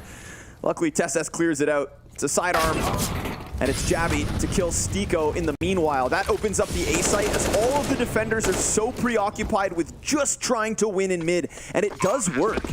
In the end, it leaves them 2v2, but this isn't an impossible situation. Poor Kixan rotates down into the frag grenade, and Heroic on the brink of skating through these best of ones.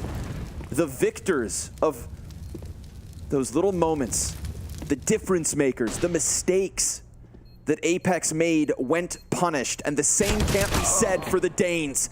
Sjuush yet again showing his value in best of ones on this major run. Knock will not get the clutch, and it's Heroic to close it on Mirage. Heroic, the team that can be relied on. They close out the really close matchup for FaZe to start the day. And a sleeper pick in Apeks, who really put a good foot forward to make this as difficult as possible. Honestly, had me believing for a second that this could be one of the craziest upsets that we'll watch. But instead, even versus a well-composed and underrated Apeks, if I may call them that, Heroic show up. They control T-side, they win a map pick, they do what they're supposed to do, and I think the confidence for them isn't shaken. The confidence of the fans of Heroic hasn't changed. But the stock of Apeks simultaneously, I think, has... It's gone up? Yeah, gone up even a little bit. I was going to say, it's nice to know that the formula of Heroic that we all think we understand has been applied yet again here, right? If they're losing, it's in grand finals. A shoe-in for the playoffs, not necessarily the finals itself here in Paris, but just the fact that Heroic don't lose to teams like this means we're going to get some type of forward trend from them. Their consistency, unquestionable. Apeks as a challenger, though, nice to see. Nice to see that the individuals showed up. They had their moments of glory, but I think at the end, you know, this game did come down to those forced by losses, not being able to stop the pistols, the couple of AKs here and there, and there was a lot of conversation about that in the pre-game interview. You know, Stiko saying, we're gonna minimize them while maximizing on Heroics. Look at the pace that they played versus Pistols in one of those last few moments. Heroic did such a fantastic job today of making sure they didn't give up any slack to Apeks. I think that's about respect, and I think that respect is why Heroic win this one. 2-0, now joining the likes of Liquid, Vitality, and Monte. And this is now locking in a game as well versus Liquid for a spot in playoffs. We hand this one down to Mads on the sideline. Thanks so much, guys. Yes, I am here with another 2-0 victor. It's Cadian from Heroic. You guys, I say it was a tight affair at times on Mirage, but then you just pulled together 7 rounds in a row in the first half, and then, you know, you go back and forth in the second a little bit until you finally grab victory. How does that feel? Yeah, it feels good. You know, great start, 2-0, the best of ones. It's always a bit of a, you know, a little bit of that, a little bit of that. I think after the 5-2 lead that they had, which was mostly due to the second round, which we played super poorly, I think there was like quite a big difference in level, in my opinion. I think the boys have been doing tremendously well today in terms of preparing under tough circumstances, because you have to stay at the studio, and obviously it's a bit more difficult to prepare here than it is at the practice rooms and stuff. But yeah, the boys have been doing a really good job, and we can be more than satisfied. And tell us about your day. I mean, you knock out, you know, not knockout, but you gave them a knockout blow on Inferno early in the day, FaZe Clan, right? And then you come in and take down Apeks a few hours later. What does that day look like for you? You know, it's always like when you enter a tournament like this, and like in a way it feels like you haven't played forever, and yet we played the final of Rio, like 2 weeks ago. But you always need to like get back into the rhythm, make sure you do the right things, and FaZe is a super good team. So winning 16-7 against them was very strong from us. But it's been really long. I myself as well has had a headache basically since even before the first game started. Always a bit of a, you know, want to get back in the drill, you want to be prepared, you use so much energy. So it's been a long day, looking to rest up and get ready for tomorrow. I'm not sure who we play yet, but yeah, any 2-0 team is probably pretty good as well. Yeah, I mean, Monte, Liquid, Team Vitality, they're waiting up in that 2-0 pool. I don't know who you're going to be playing either, but tell me about your opponents today, because FaZe Clan, 16-7, now Apeks, you took them down on Mirage, a little bit closer scoreline, right? So who was the tougher opponent of those two? I think, like I said in a previous interview with the Danish side, that FaZe actually played pretty well. They at least had some really good reads on us where they were stacking correctly and had good information or a good vibe and good feeling of the game of what we were doing. So I think our protocol still showed really well there and we did our things right, but it could have been a very different game with just some small marginals. I think in this game, it was mostly us not playing very well in the first 10 rounds of the game, and then we really turned up and did good. And like I said, I think it's two super tough opponents. I think that Apeks has been developing a lot lately. They have gone from all the roster changes with the shocks and all these guys and trying a lot of different things, and actually took the tough decision of saying, okay, we won't play tournaments for a month or two, we'll rebuild the roster, and now they're in the Legend stage in 1-1. So yeah, I think they can be proud of what they have achieved in a short span of time as well. Yeah, indeed. And you guys can be proud of your 2-0s. Go home, get some rest, prepare for tomorrow. There is a new day. Back to you guys. Oh, Cadian, one of the best in our scene at the moment. Always honest, always wearing his heart on his sleeve. Qualities that I think he and his team will be proud of as they pull off this 16-10 2-0. And to answer both Matt's and Cadian's question, it is indeed Liquid tomorrow that they will play. Oh, okay. It is Liquid. Damn, I'm so sorry, Heroic, that's how you go out. I'm sure they'll be content with it. That means also Vitality versus Monte. So two teams that barely scraped through challengers trying to fight off versus teams that came in hot. And we can't talk about that classic tale of Legends teams starting their run and doing so slowly. I think it's really cool to see that Heroic and Vitality, who are obviously coming off of a grand finals in Rio just a month ago, right here back at it, right? No ring rust for both of those teams. Two teams who I think will absolutely deserve spots in playoffs if they pull it off. And a tip of the hat to Liquid and Monte for kicking it up a notch if they can pull off an upset. Really exciting 2-0 games queued up for tomorrow. But that's the 2-0 games. Y'all still want some best of ones? We've got plenty of them to go. So we'll say farewell for now. We'll be back soon enough with the third one. North America, we had a thing called the do not peek bat. It's a baseball bat. Yeah. It was written do not peek because that was our biggest problem in North America, was over peaking, re-peaking.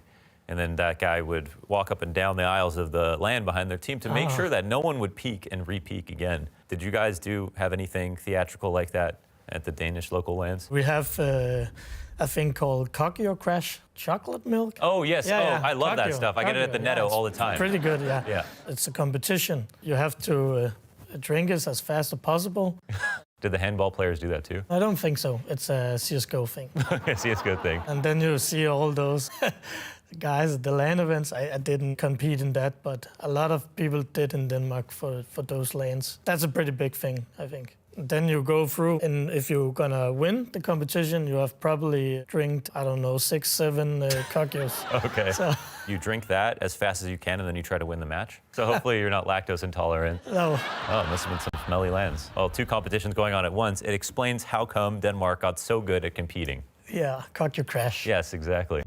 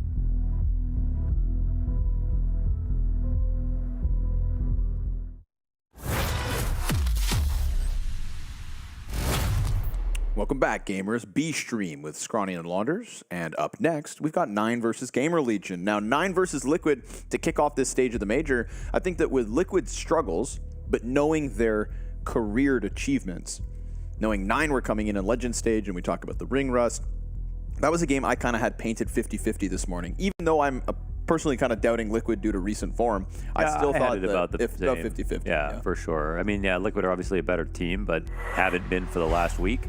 So we were expecting some kind of buff for Liquid, who are clearly getting better, but they didn't play a team as good as 9 at that point. So now the conversation is about, are 9 too cold to come into Legends and play well enough? Whereas GamerLegion have also, they had a great week, and they had a long week as well.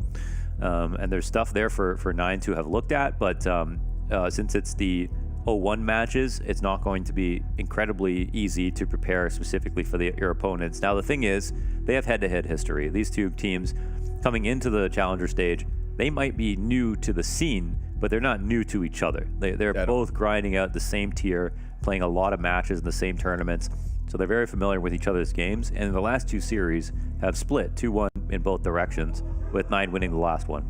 Feels like we need an uptick from Goofy and from Hades. And speaking of Hades, Mads was able to catch up with them earlier. Hades, you guys are going up against GamerLegion in the 0-1 matchup. How does it feel right now? I mean, we still feel calm. Like, we had good chances against Liquid, but we just didn't shoot, The stress got to us, but everyone had like a nap. We had a talk, so we're more energized now. Should be better this time. And your first match was against Team Liquid, as you just mentioned. Team Liquid just eviscerated NAVI. That may be why you guys lost to them. Is that it? I mean, most likely, Otherwise, we would win for sure, right? All right, but talk us through what's happened between the Liquid match and now. GamerLegion are a different breed of team than Liquid is. And looking at what you guys are going to be expecting on Mirage, what have you planned? That's a secret, But yeah, after the game, we just ate, had a nap, then we prepared a bit as a team, had a chat, and yeah, I think we have a game plan, and we'll see how it goes.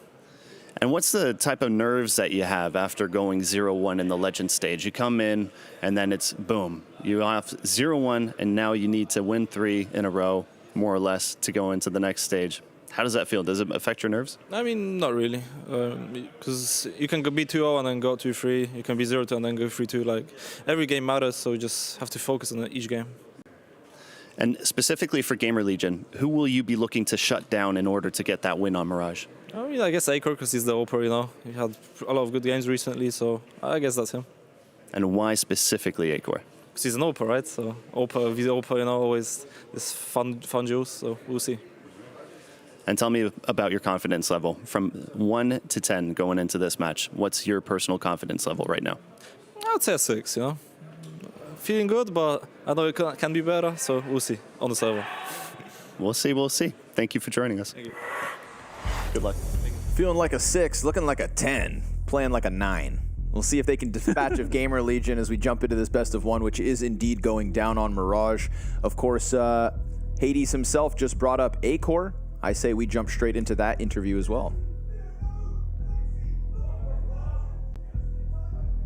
I did try to queue up something with Acor. Oh, there we go. You guys are 0-1 after losing to NAVI. How does it feel going into this match against 9 right now?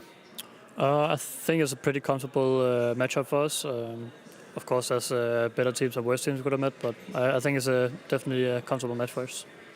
And 9 have been praised for playing some fundamentally sound, some good Counter-Strike. And those are words that I've pulled directly from Pimp. Have you guys been looking at their game plan and how they actually play? Yeah, we've been watching their games, and we ended up on the map we wanted for the veto, so we hope it's going to be good for us. And tell us about the map veto process. How did it go? I mean, I wasn't a part of it, but we ended up in Mirage what we expected and what we've been checking out on them. So we'll see. And you're personally one of those key components that GamerLegion relies on to get onto the other side of a win against your opponents. How will you play in this match, do you think? I'll do my absolute best, and we'll see what happens. And I know it's a kind of simple question, but let's just rephrase it a little bit. What is your strength on Mirage, and how will it play into 9? I think my overview is one of my strengths. I have a lot of overview, and I try to like help my teammates see what's going on the map that they cannot see on the map. So I try to bring the overview and like the calmness on the map in clutches and whatever I can, I'll try to help the team. And just to kind of get a feeling for what it's like in the GamerLegion camp right now, what's the atmosphere like after losing your first match? I think we took it pretty good. Like we had a I think our match we played pretty good against NAVI. It just wasn't enough. But I think we played some good CS still, and we just continue from there. And I think we still beat 9. And just between NAVI and 9, what happened? What did you guys talk about? What did you do right now? I mean, we've just been anticipating the last few hours and checking out the map. So yeah, we have a few things coming up, and we'll see how it works out. Can you tell us about those things? Unfortunately, not. No comment. All right. Keeping those secrets tight. Thank you so much for joining us. Thank you. Well, they have played Mirage today. They have played Mirage twice in the Challenger stage. They bodied Mouse on it. I mean, they beat them 16-12. It's a map that they're regularly losing, but their one win is pretty good. And I guess because they're fresh from Challengers, that's also the buff. These are the positive things we could say about GamerLegion on the map. But this is their lowest win rate map. It has actually 9s as well. But 9 have played GamerLegion on this map specifically and beat them 16-4, excuse me. Yeah, that was going down in December of 2022, so about 5 months ago. Of course, slightly different rosters, but at the same time, a little bit of history, all right? And in the big scheme of things, that being the biggest win 9 have ever had on this map as well. So let's hope for GamerLegion's sake, they can kind of rewrite history with this one. And it kind of makes sense that it's the map they're looking for. I mean, whether it's not the maps they're looking for, as long as it's the map that they expected to get, they're going to shove them in that direction, then preparation should help out a lot. And Hades was sort of painfully honest about how good they feel. He said 60% confidence, or 6 out of 10. We just don't know how well 9 are going to play today. But GamerLegion had an incredibly difficult first round as well, so I don't want to hold that against them. But 9 losing to Ninjas in overtime. Oh wait, no, sorry. What was I just talking about? Or who did 9 just play? That was Liquid. Losing to Liquid, pretty one-sided match. Yeah. That would make sense why they're not feeling that great. But then Liquid go on to show how good they are by destroying NAVI, so maybe that helps them feel a bit better. Hopefully so for their sake. Come on. We got to get that confidence up from a 6. Hades being honest. Hudbug, 5v4. GamerLegion really have no chance.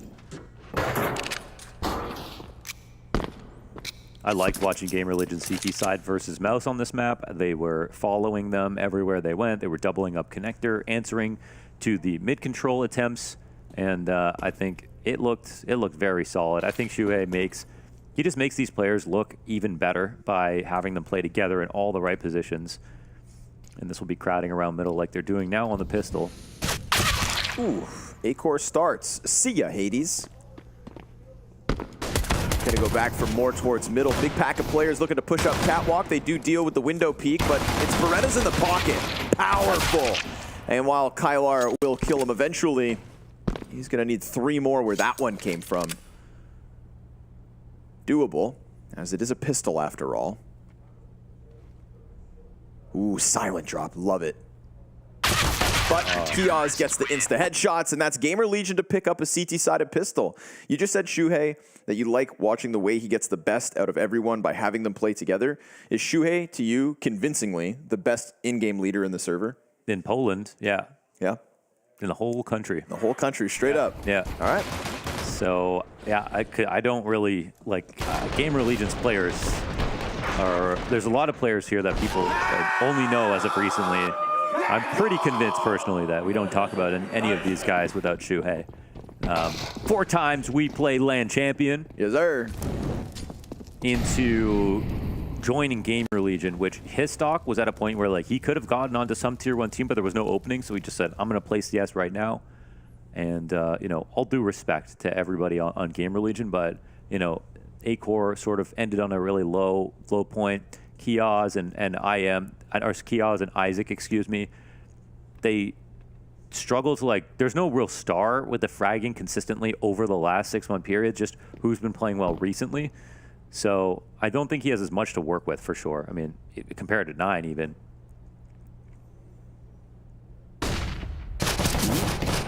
Shuhei gonna get back from those pistols. Hades opens, Acor closes. Oh man, those headshots in connector, that is money. Nice. That'll be funding his op addiction for the next few rounds. Yeah, he had a sick round versus NAVI on this map earlier today. Some good practice right there to open the day as well. I mean, you instantly learn a lot about your Mirage to just improve your own game. Oh my God. How the hell? Presented on a silver platter. And they walked right into that one. Go, boys. Good little bit of money. Early buy up from 9. You know, alongside Hades, we look to Kai. We look to Goofy, who I think had been performing above average in that little run of online success from 9 that got them into Rio at the RMR. Something they could have been proud of. There's been a little bit of time off in between, but Hades and Kylar are going to pick it up. It's individual kills on opposite sides of the map.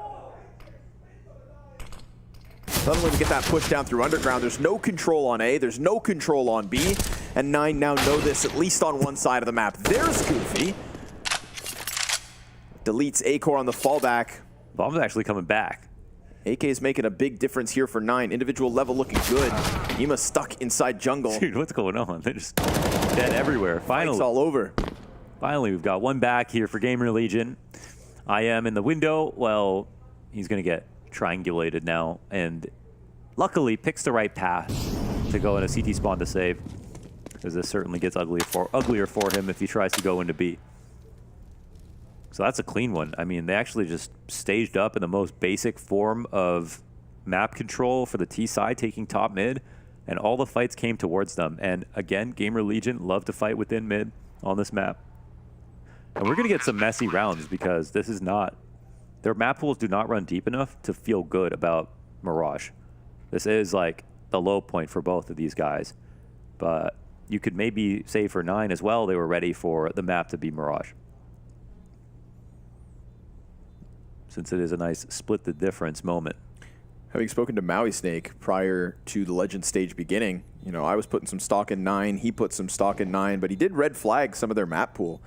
Saying that obviously right now it seems like Ancient is their weakest point, and there are teams in best of 3s exposing that. They always lose Ancient. Outside of their Insta-Veto, obviously. But then beyond that, you know, he flagged Overpass and Mirage as kind of mid as well. And we saw what happened earlier today versus Liquid when Overpass came through.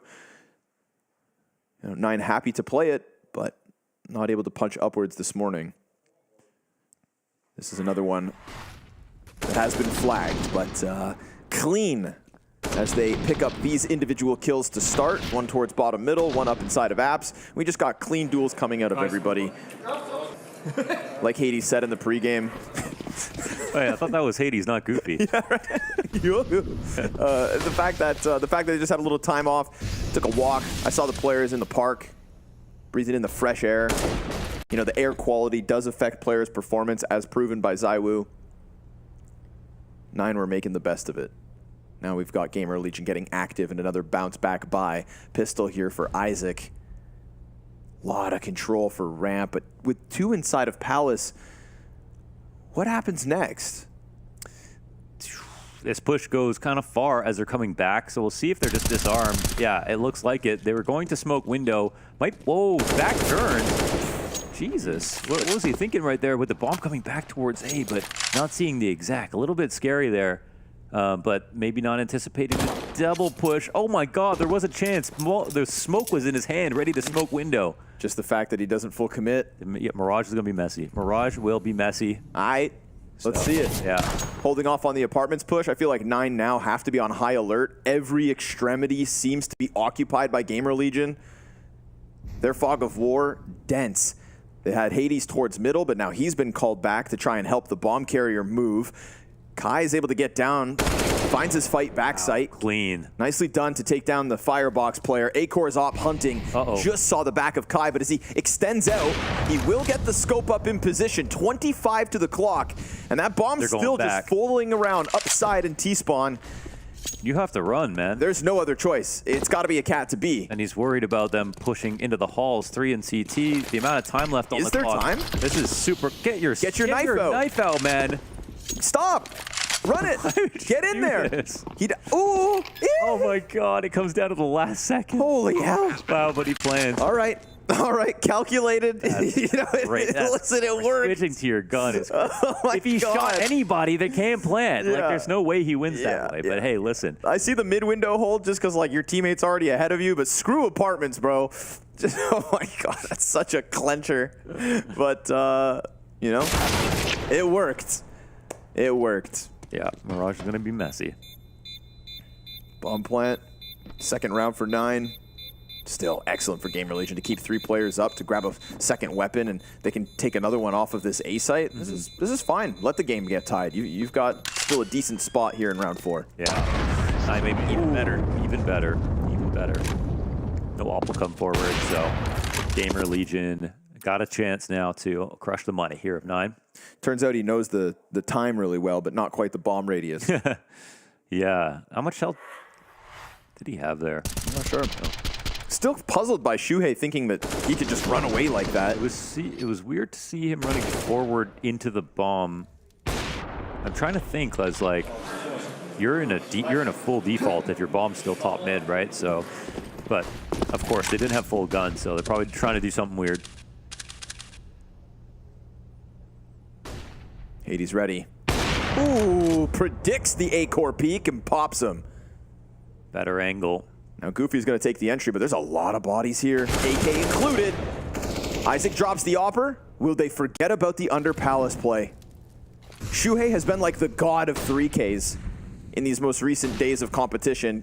Whether he can do it with a 5-7 is still yet to be seen, but there it is. One at least. Goes for the sandwich frag. Goofy gets the better of him. And now the A site can be taken with the... Oh, no, okay. They're going to double back towards B. AK on the round. Yeah, I am not going for the underpass cutoff, but he has a good angle for that second window. Of course, they can come in together, and we'll see if they just start walking because they have time. Maybe a reclear of underpass, and then... All right, now I am sharp angle that he can take. Let's see if he can find anything here. Bomb crosses. IM's push off of Cat. The molly lands behind him. Oh, boy. Ooh, this is interesting. He gets the Minio frag. He gets that gap closed. Now he's ready for Goofy. Taps the bomb to get something going.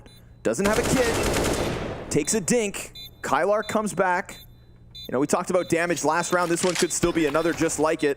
Panic starting to set in. Time's not on his side, but the second kill is his. And now Goofy, thanks to flash out, finds his eyes.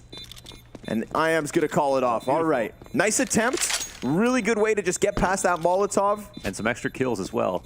But a nice flash from Goofy. Looks like he still could have lost that, but I don't think no kit here for IM, so would have been too long of a defuse. Good attempt on the retake. Did what he could for sure. You know, in that pregame, Acore actually used terminology that, like, I personally don't use. I always call it visualization when, like, a player has, like, a sense. Yeah. No. He was talking about his positions of his teammates.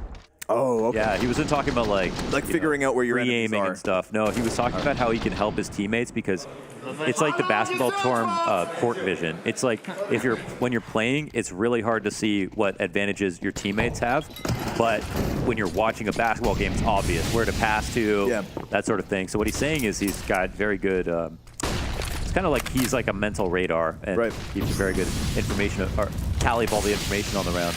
Well, he's dead now. Oof, and Isaac could have been.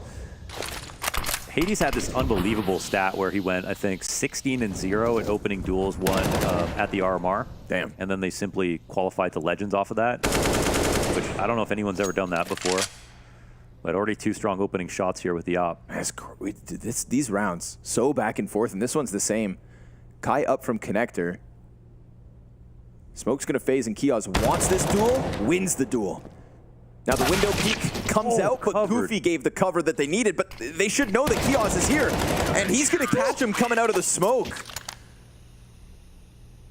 He kills the guy next to stairs. Maybe they assumed he had gone sight or fallen back through murder hole or something. They're pre-aiming into jungle, thinking that he's back there, or they didn't read the kill feed correctly. One sucks more than the other, but Kios doesn't. Nice readjustment for that last kill as well. Solid hold. Say get home? Get owned. Get owned. Or get owned. You know, some people have like a scale in their shouting. Yeah. But Kios is really just a 10. Yeah. You know? Yeah, he's the Cadian. Yeah. Just a straight up 10 every time. Hey, bask in the moment. Most players never even get this far.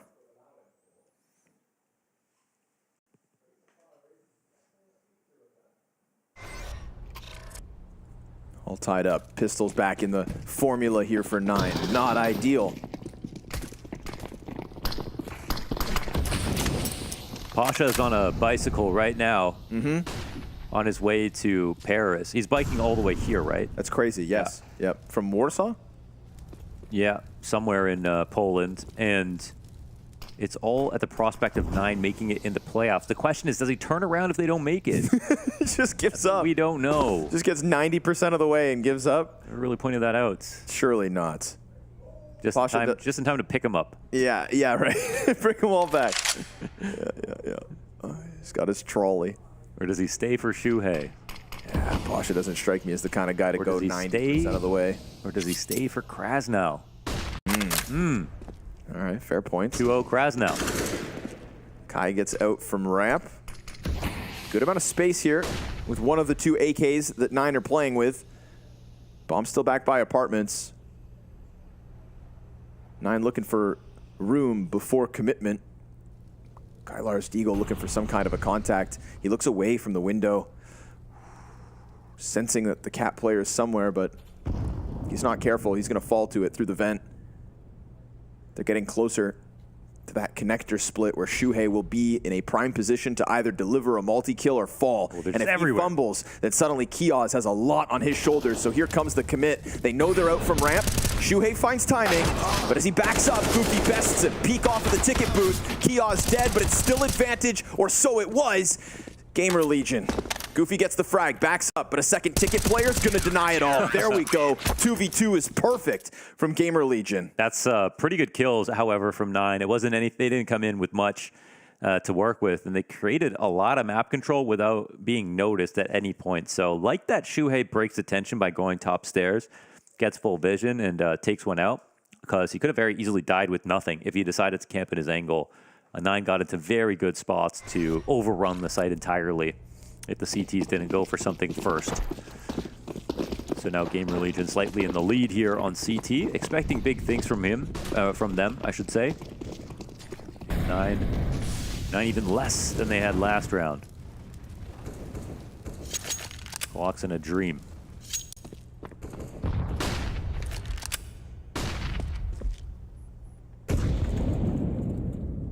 Minio, of course, the IGL for 9.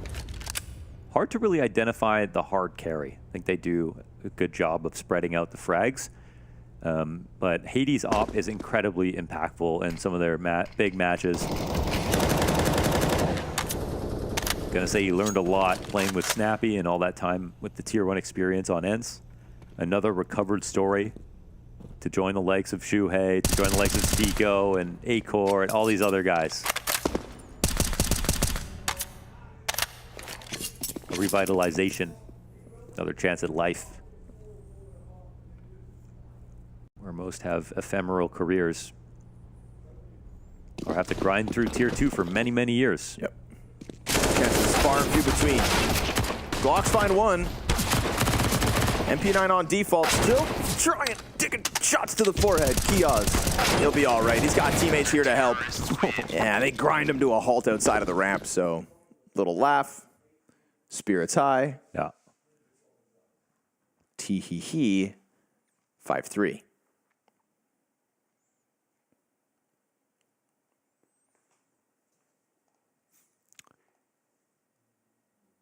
Looking at Mirage from the perspective of side advantages, they struggle actually a little bit more on their CT, but marginally so. There are so many maps that they played. This is sort of a home map for 9 at one point, but then they started to take a number of losses in a row.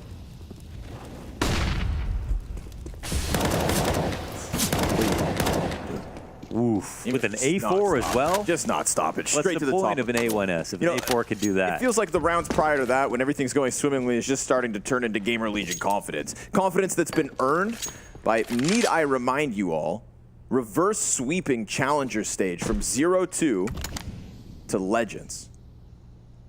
Then you have to open up versus NAVI. Tough.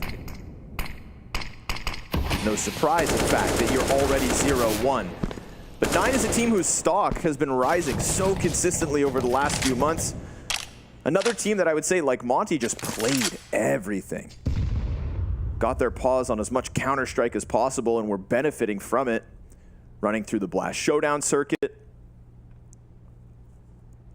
On the brink of qualifying to the Spring Finals in Washington. Didn't happen. Could have. Pyjamas doesn't give a damn about your cat hit. Little nade on Goofy. We'll lose that duel, but there's still far too much to do with far too little. Goofy's got pretty excellent mechanics. Pretty sharp, pretty fast. But they just can't do anything on this round. So they'll save their guns. GamerLegion aren't pushing up very much. Again, most of their aggressive maneuvers are going to be in middle on CT. And they won the round off their opening push. So they don't have to do much more. This will be ball back in the court of 9. Counter-terrorists win. But next round going to be a very mixed buy. Trying situation actually saving the 2 AKs. They don't have enough for AKs on everybody else. Certainly not the nades they want. Maybe they go in for Galils and even out.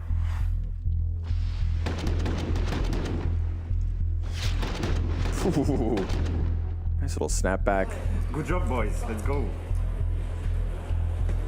IM has been a player to watch for sure.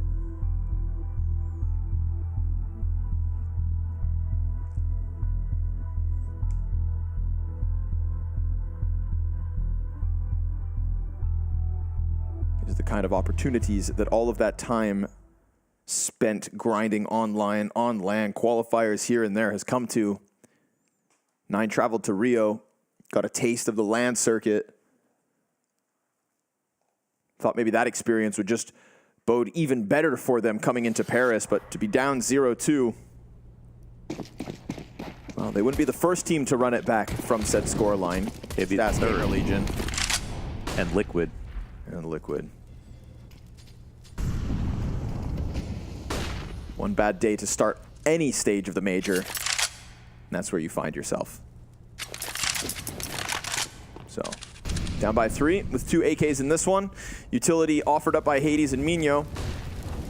We're gonna get ramp aggression first out of GamerLegion, just trying to frazzle the CTs for a second so that that mid hit can also come out. Kai dies to the better weaponry. Nobody punished in mid just yet. Shuhei inside connector goes at it, gets himself a double. His multi-kills are so clean. And he offers them up more often than not.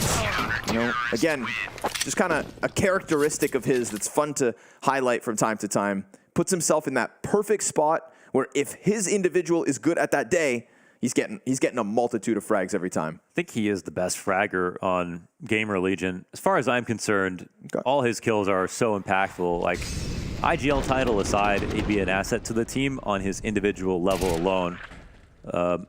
You can see this spot he's playing in connector, right? You're putting a star rifler in this position. He's delivering for them across maps. It always looks like the most experienced player for sure. GamerLegion on fire here. 9 still without answer. At least now fully equipped. Doesn't feel to me like the Poles can afford another quiet game out of Hades, though. He has set himself up as the star of this team since his departure from ENCE, and it's been a glorious return to form. Doing it with his countrymen.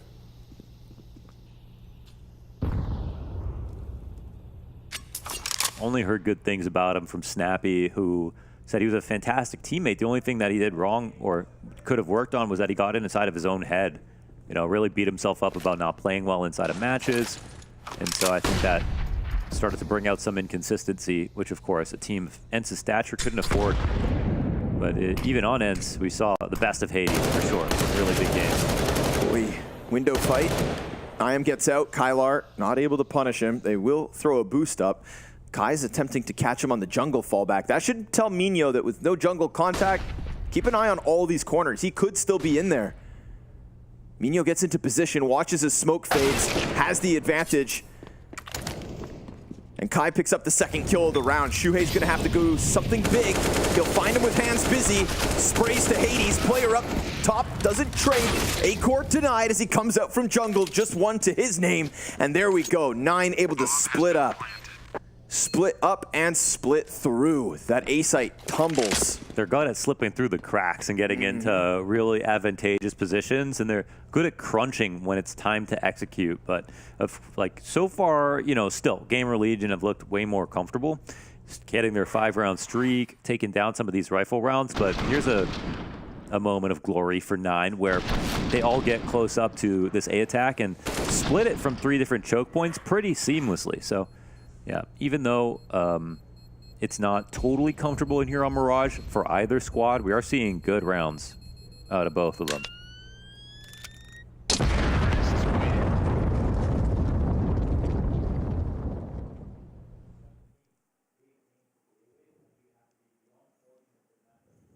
I wonder if Shuhei kills him and goes, I could call for you. I know what you're doing wrong. Yeah.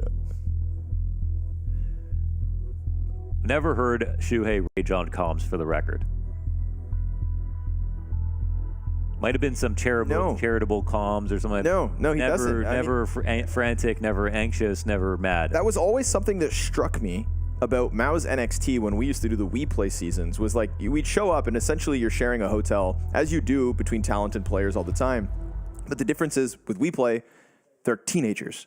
You're just hanging out in Ukraine with a bunch of teenagers. So except Roofire. Except for Roofire, yeah. You're allowed one 40-year-old. But when MAU's NXT walked in the room, you didn't feel like you were around kids. You know, the way they spoke, their demeanor, their presentation, their professionalism was there from the get-go. And I think that's why they so consistently won. You know, because they were just ultimately beating up kids. Right. Yeah. But not doing it with like any element of ego or over the top, like you know, there was no flair to it. It was just like they were there almost. It was like an academic experience watching MAUs. So no, he doesn't rage, but IAM's a rager, raging through the first 2 guns, scattering the floor of this A site. Tons of rotations already coming out of GamerLegion, and then Kai picks up 1. That fadeaway frag from Palace. Ooh, that's a difference maker. Just puts this round back into open air. Yeah, and the way that he gets that kill, it does offer up some opportunity for Hades to just work for a second, because if they try to do a re-aggro into mid, a push off of Cat, he's got good vision of it. But wisely enough, or luckily enough, GamerLegion are not in a spot where they want to try anything like that. So this will burn some free time off the clock, and we'll see what the next move is going to be. Key being low, of course, works against 9. I think if I had to pick one team to be, it would certainly be GamerLegion in this spot. But again, 9 are quite slippery. The way they get into these positions unnoticed without any utility as well. Sort of Cloud9-esque in that regard. So we'll see what happens. And wow, it's going to be a cat. Wait, no, okay, I was like, that doesn't make sense with the Palace in position and no time to clear up Cat. They're starting to work up into things. I think Hades wants to drag them over. So, he showed face for a second, so they'll move. They'll actually move. Goes. But Kios can also just lock and they're still walking. They're still walking. Oh, and he gets by. Plant on the other side. He's going to kill Kai. Spams there. Ooh, it's close, but Minho's alive. Oh, they missed the retake smoke. Now Minho tries to jump up onto bench. Hades decides to take an angle deep inside of jungle. Can Minho help him out? Because it feels like too much for one man to do. Just trying to bait out the fight. Kia's getting ever closer. Op fires off just behind him. Minho could do this, but it's not enough. Now the bomb is planted there and they smoke off Khan, which means one of their teammates has no line of vision. Molotov coming down, first shot and a quick trade. Acor immediately jumping on top of that bomb. Nicely finagled. 9 do get those CTs scrambled, but they get back on with a couple seconds to spare. The retake goes smoothly. If Minho kills somebody from bench, then maybe things look different. Yeah, he sort of... Hades can't do it all alone. He sort of just needs one. And I think his heart sinks a little bit when they're smoking Connector, because now they're not worried about Connector as they swing, and his position gets a little bit more compromised. If he put himself in a position to push, that would have been one thing, but very, very hard to read the correct play if he wants to be up in that spot. And you want to take advantage of the fact they missed a retake smoke. So 9 don't recover that round, even though they once again somehow make it close in the 3v3. Showing the op over on B proves sufficient to at least get a semblance of a rotation. Kyler coming in underpass. Oh my god. Oh, Kyler just destroys IM. And Acor's got to probably get back up into the window now. This is a nice tempo kill. They can walk out of Palace. Ooh, it goes Goofy. Uh-oh. CT spawn wide open. Hades finds an interesting one back, but Acor answers just as quickly. Yeah, ops popping off back and forth. But again, it's GamerLegion to just have the edge, as they've had all half. Started to walk away with an immense lead. 11 rounds on the horizon, instantly shut down by Acor. You are not getting past him right now. Yeah, no kidding. No kidding. And Acor from the last RMR into this one is sort of night and day. He was really peaking right around the time of Rio, and in this last one, it was more of a team effort for sure. But has been slowly kind of getting back to form, I think. And we know he's just so sharp on the sliver shots, very good at refragging, and as he accredited to himself, has strong overview.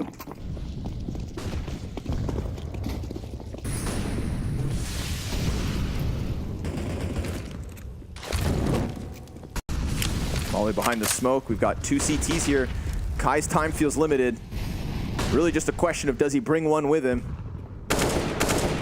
Smoke fades, fighting Shuhei. Can't manage the second. Pistol in the background. Certainly not ideal. That was the one weapon, and Minho doesn't feel comfortable enough to extend out and grab it. Quick little movement here from GamerLegion as they look to clear up the mid control. So I like the fact that Minho just goes back and tucks. He's drawing them into him, and Acor's been left on his own. The T's do get out. There's a frag on the bomb site. They're able to jump across with the bomb itself, now into the AWP. Hades puts his hands on it. IM's going to try to close that gap, but the window cover. Goofy gets that in. And now with the op shot out of Hades, we've got an Isaac clutch queued up. Pistols pay off. Wow. What a mid-round. That plant is perfect. It's not a safe plant in the corner. It's open to the market. It's just tucked between that small stack of boxes, but as they swing, they can't clear it. He's totally safe, even without his teammate able to cover him right away. So you gotta love this from all of them involved. And he immediately switches out to the op, puts down another one, and the 2v1, leave it up to no one else but Goofy. Within the carnage, 9 grab one, but right back comes Acor swinging. We got an op duel. Hades just backs up, holds this exact angle instead. A head-to-head between oppers where Acor has looked better. Oh yeah, let's see it. Come on now. But it is sort of who swings first is probably going to die. We'll see who. Oh, we get some information. They're almost equidistant from this angle. And it's so careful, man. Come on. Flash goes above. Acor sticks around. Who's going to go far enough? Oh my God. Just as he leaves, Acor comes in. And as he comes back. And now, positional dominance. Acor goes above. Hades goes down once again, and he's tilted. He said, "Why are you making me throw you grenades?" That's true. I knew he was there. Yep. Pulling him off of the angle is the death of him. That was like a 40-second duel, but they just didn't know it. They don't know it. Shuei's going to find timing on the peek towards B. Nice trade by Kylar. Distance fight. Draws a couple players out middle through connector. Walking up A ramp. Yes, they are. Oh my God, they didn't see him. He didn't see the barrel. Wait, surely. Oh no! Isaac jumps around, and as he gets into the cover of the palace, Acor's drawn back up from connector. 2 ops on the play. Flashes stun A-Core for a second. And it's looking like they're back in control of things. GamerLegion just pulling them off one by one, but they've lost track of the underbound play. Mino comes wide. It's a one and done with Bomb now down inside of A site. Kylar may have the B route open, but he's got 15 seconds to spare. 3 opponents who all have bomb control. And this one's going to come up GamerLegion yet again. So he can try, but it's a tuck back into Palace. Awkward things towards the end. You said it was going to get messy, and it did indeed. But it looks like GamerLegion cleaning up that mess. 10-5 on the CT side.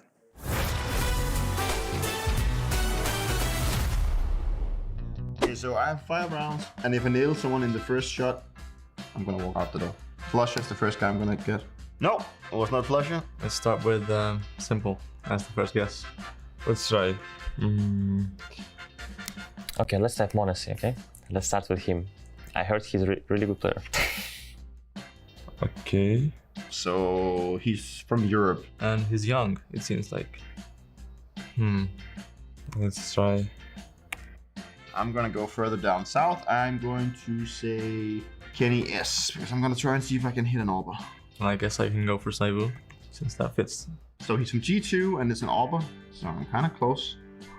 G2 and he's an Arbor. He played the last 2 majors. Monte, alright? I just have to go for Monte here, I think. But Monte is Russian.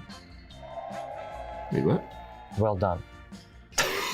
What? Is Russia part of Europe? Wow, I'm actually insane. I told you before that I'm a really good player.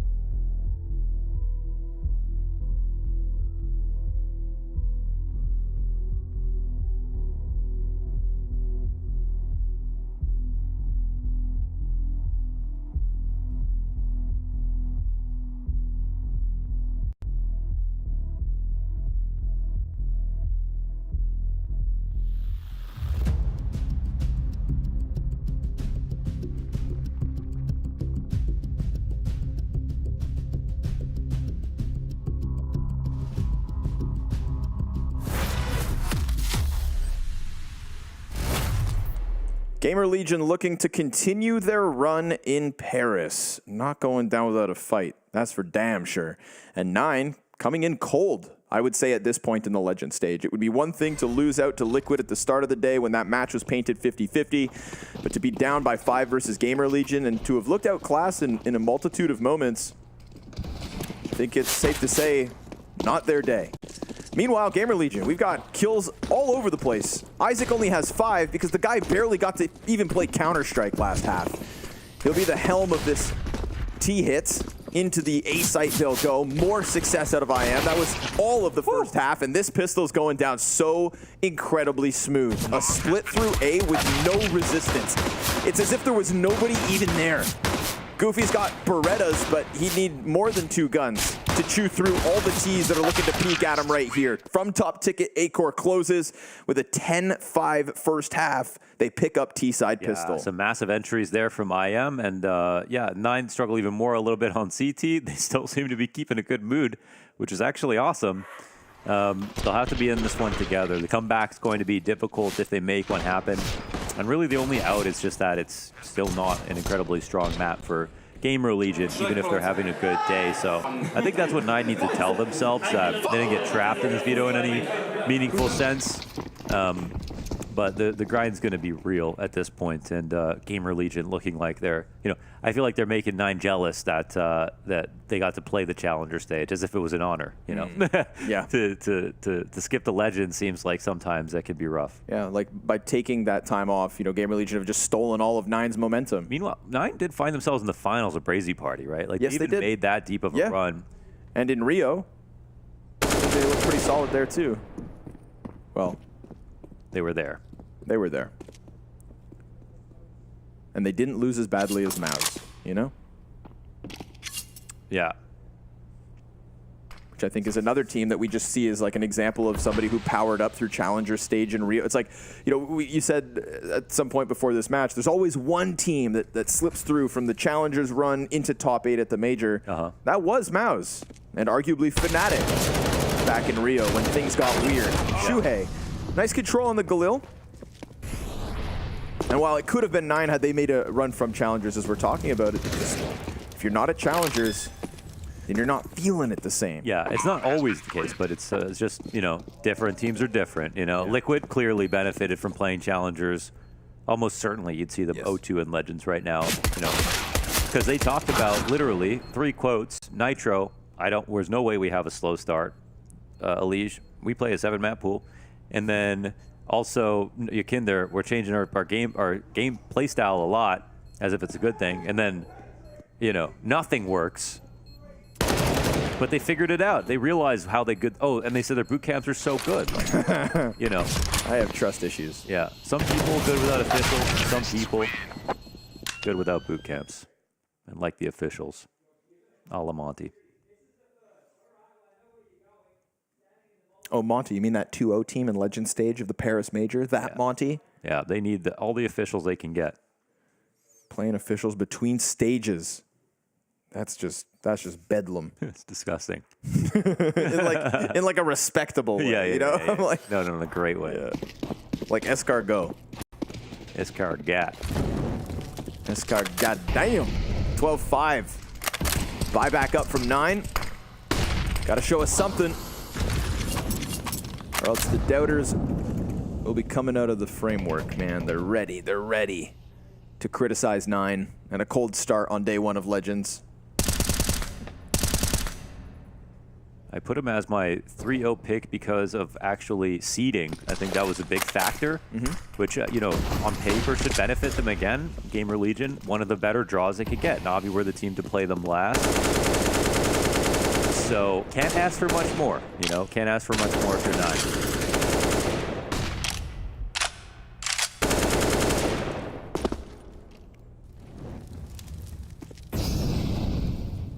Lots of sound being made towards mid, but no CT showing skin. Hades, a bit too timid to peek the window without his op. Top con player gets smoked towards stairs. Isaac, didn't even get the first bullet out, but still his was the headshot. Shuhei's just looking to jump up from catwalk. Nice moves from Goofy. It's a good multi-kill. It's the only thing going the way of 9 right now. Stairs player gets his. And of course, Acor so low at this point that the clutch seems impossible, especially with bomb towards Arch. So Goofy had to give us something. And that's what I had to say after watching the first map as well, right? Him and Hades off day. Hades still struggling. If Goofy's going to give them something to start this CT side, then 9, you've got to do it. You've played your 30-some rounds so far today. If it's not now, it's 0-2 and elimination over top of your head every step of the way. Yes. And GamerLegion, they started 0-2 in the Challenger stage, and I just distinctly remember this interview because Acor, he doesn't give a lot of emotion, and then the way he said it so plainly, he's like, if we keep playing this well, we will qualify, and I believe we will. And then they just simply did. So there will be teams that go up 0-2 and don't qualify, teams that go down 0-2 and will qualify. All the matches in the middle don't really matter. It's just about getting to top 8 one way or the other. So, hey, this could be a warm-up game for both 9 and just a confidence game for GamerLegion. It's hard to say. Everybody interprets their wins and losses differently. And sometimes your losses, your early scares, sometimes those are important.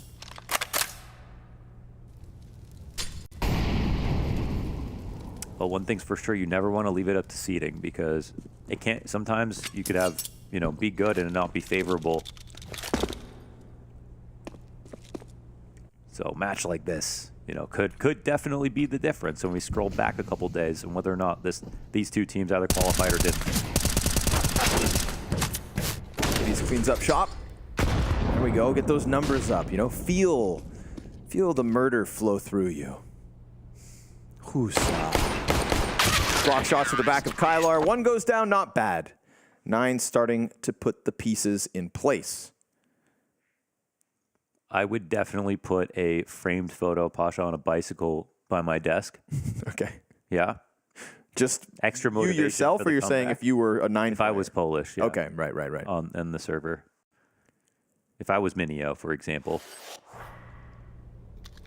Yeah, what if you don't qualify? Does Pasha just show up and beat you up? You know, like... That's much funnier than turning around. Because yeah. We know he can fight now. Yeah, it's like, what's he coming for if you fail? Why is he so happy?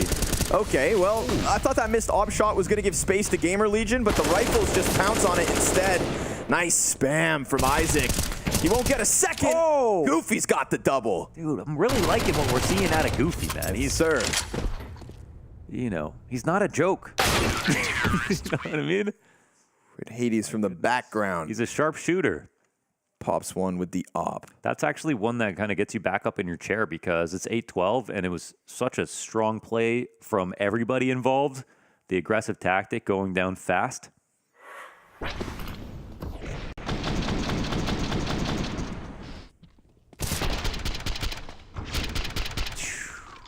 Nile trade.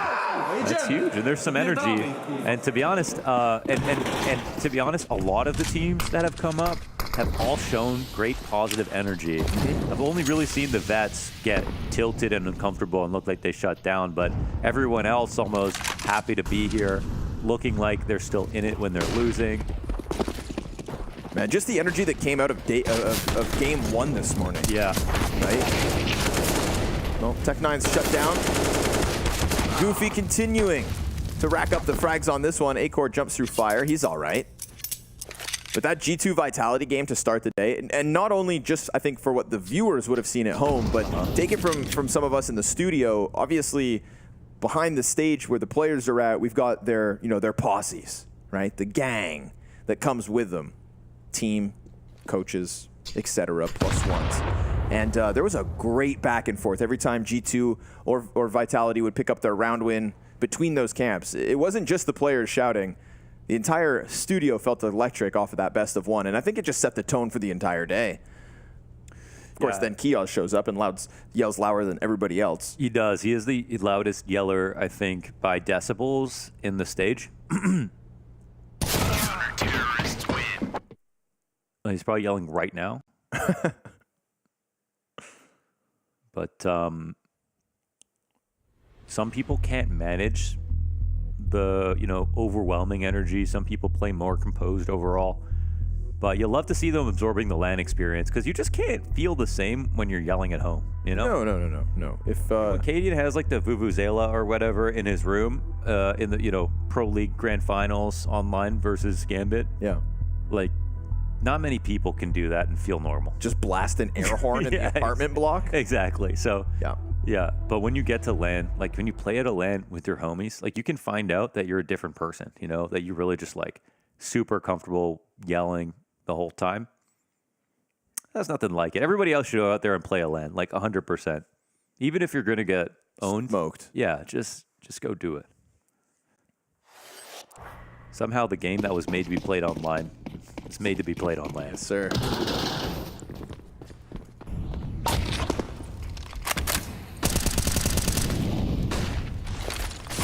Feeling of getting LAN peak for the first time. Feels good even when it hurts. Like your first cigarette. Yeah. Enjoy it.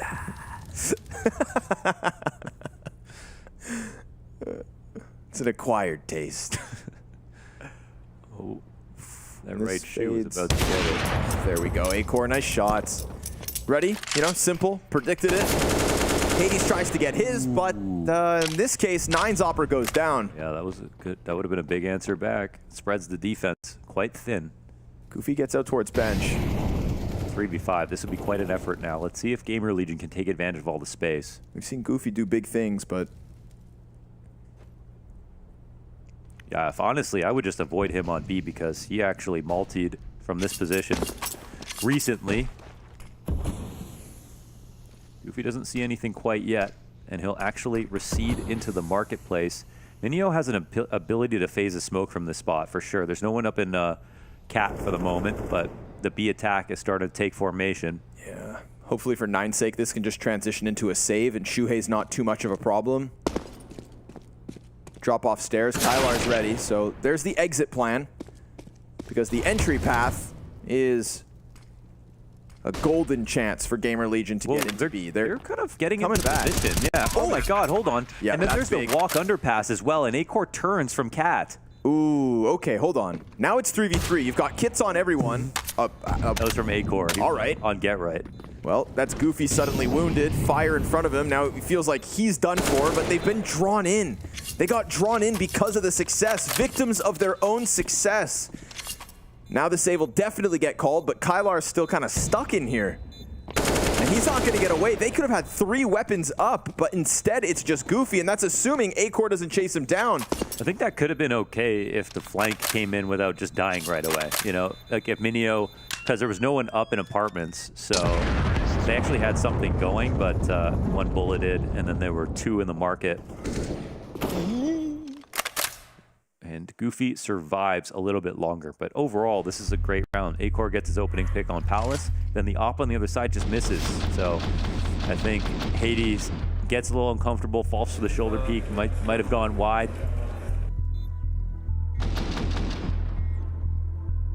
That's the slow. I'm pushing. If that answer back came through, who knows what happens on that round, but 5v3, a bit too much to ask. I have full crossing resistance. Good to get the coach involved in this situation. I don't know if there's going to be much money left over here for 9 outside of this one gun. But I think it's in the right hands. Goofy, if anything, has been the most reliable multi-fragger on the match for 9. You know what I mean? I know what I'm saying. Oh, no, they're rich, actually. Yeah, that's they put all their zloty together. Got a great buy. You can afford some deviants after this. Whoa, now. Only if you win. And especially if you lose. Yeah.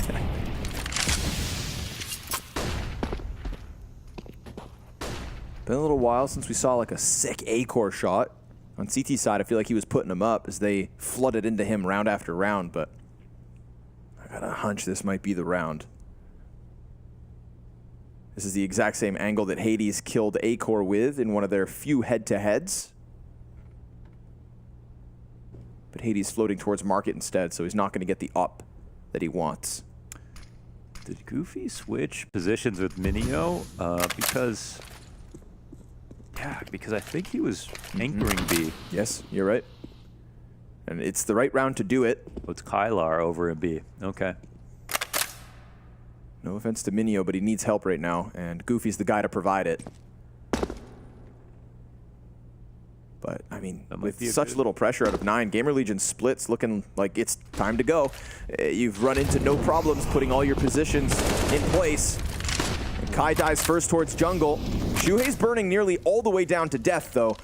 We've got a bench player getting ever closer. Still, we have Goofy back sight. Now, he's revealed himself, and they turn around to deal with that. Minio's looking for a chance to provide. And the nade, yeah, takes down Kios. But a bomb plant on the safe side of the triple stack. It's man advantage, but it's Acor alive. And Isaac has also provided his moments. The op just misses its mark.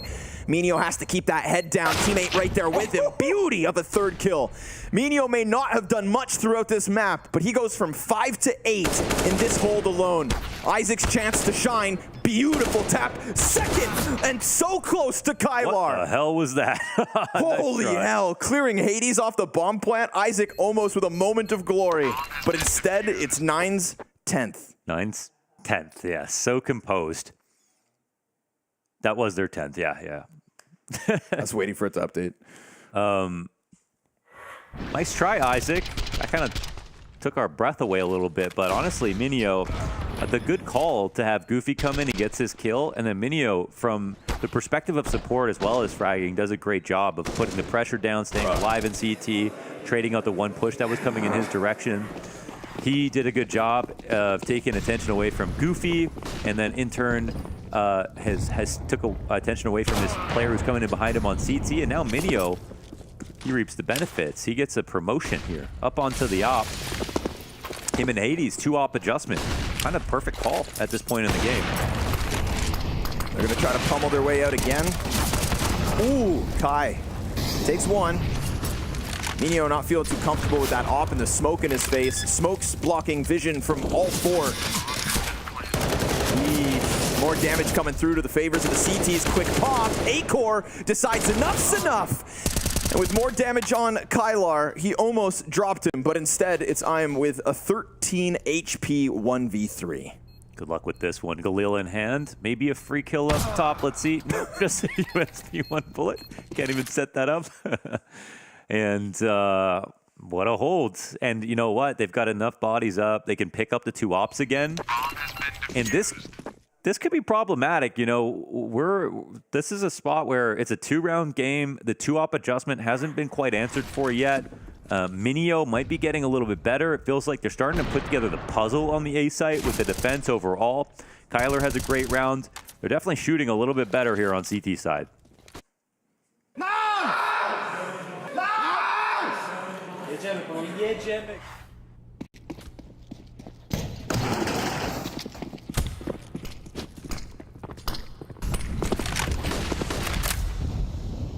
Goofy ready. Good chance to provide. Doesn't throw the nade.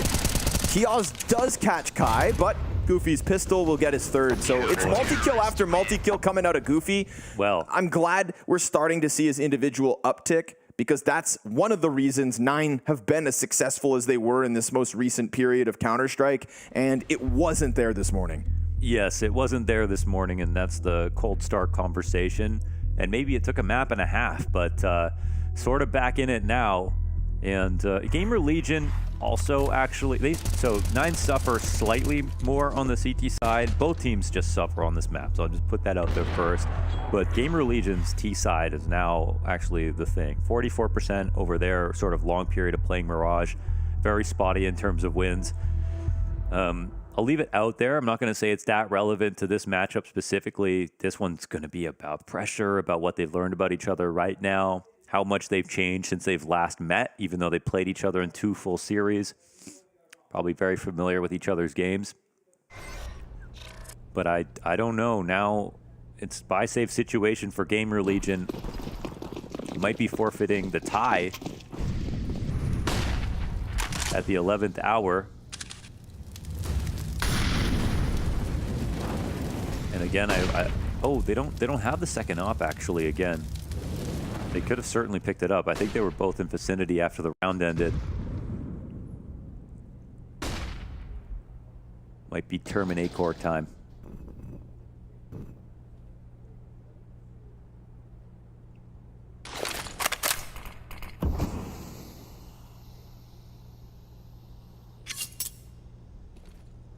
Are you going to stop this?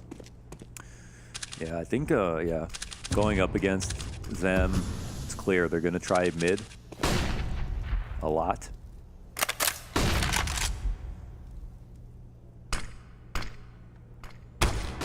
Oh, that's a good block, actually.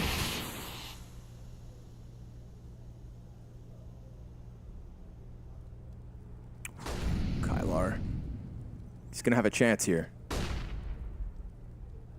A sliver of a glimpse. Yeah, it's very hard to see from the T perspective. Market window smoke starts to come out.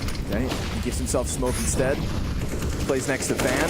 Deep angle though. Oh, Isaac wastes no time getting out into the corner. Kai stops one in sight. Knows there's another already in this close spot though. Isaac getting his frag means Kai does not want to come at this just yet. Oh, Acor, did he hear this? They're walking through. Surely. They both could have though, right? Maybe not. Oh my god, he saw him. Oh, but the shoulder peek isn't enough. Acor steadies it. This one's for 14. 2 CTs will save. GamerLegion back it up. And they kind of need to save. I think that they'll kind of have the perfect amount of money to put together the strongest defense against match point here, but a great call from GamerLegion. The protocols are not quite good enough from that perspective. They could have shaved one down, staying on the bench peak, and thrown the smoke down as well. But no one on the market cross to make sure they didn't get to empty pillar. That's the big thing. Yep. And no cap presence as well, so... I was thinking that going full passive, just dropping smoke and tucking against the van as opposed to just trying to slow them down even. We see that, sure, he'll pick up one, but... Yeah. I don't know if he had a molly in this situation, but that would have made the difference for sure. Instead, 9 are going to have to take that last timeout to try and stop GamerLegion from getting 15. You know, it's nice to know that 9 are able to improve in Paris. We see it from Goofy. We see moments from Hades. We saw Minho start to pick it up from what was an awful start from him as well. And he's still struggling, don't get me wrong. But it could be too little with GamerLegion have gotten away with as much as they did on their defense. Yeah. I would personally be readying a double B push, I think, on multiple of these rounds versus GamerLegion's T side of Mirage. Okay. Because of the early mid control. That's just like the main tendency out of GamerLegion. Any extremity push. We saw Minio get a kill inside of Palace, and we saw Hades with an opportunity on the B-Apps push once. Even though he missed a shot, I think he would try it again. You could try to fight them inside of middle. I think they're just very comfortable fighting there. There's free space, take it, but the last round was a good example of GamerLegion not overthinking the situation. And it's got the complexion of, you know, a similar attack with Acor up front. GamerLegion smartly pretending it's just some regular default. There's fast rotations here available for 9 who have 1 middle control. And at a minute 20, I think we're going to go back to spawn, throw your window smoke, and maybe test mid briefly before making their choice. But what is actually going on here? Do we have Shuhei calling a fake? With a bomb in this position, you know, this is no kind of split towards the A site. I wouldn't assume. And we saw them start allocating more pieces to A. They're doing right side smokes, and then I don't know how much the commitment is going to be. This could be the golden call from Shuhei. Yep. We praise him highly. Mid players don't bite on it. Nino's still just waiting as flash pops. They're still anticipating something in mid that helps towards the B rotate, but Kylar has to provide something. He's flashed, they cross, he sprays, and both. Oh, they needed that. In contrast to the last round when the T's got out for free, Kylar picks up slack. And if they were looking left, then they would have found him blind as a bat, but he goes above and beyond, queuing up the 4th. It's Kai instead with the wall bang, but a rock-solid defense is exactly what 9 need. I'm honestly gutted for Shuhei. They failed to clear him with the perfect flash. He's blind for almost 4 seconds in that corner, staring into a wall, comes to and finds 2 frags. That was the solo guy there. That's all you could have expected out of a fake in a 5v5. Shuhei can't use that call again. That's a huge amount of wind out of their sails, right? That's probably the one thing 9 were most worried about. Him trying to repurpose a similar B attack, and here they get Kyler solo blind in the site, no rotations. With all the CTs close up on mid control, he could have gone down, the bomb could have got planted, no retake possible, no money to even attempt it, and instead, they let him come to and get the easiest spray down of his life. A final timeout for GamerLegion. Just showing that, yes, they're playing well, but still not perfect on this map, not 100% comfortable. And missing the minutia could cost them the match.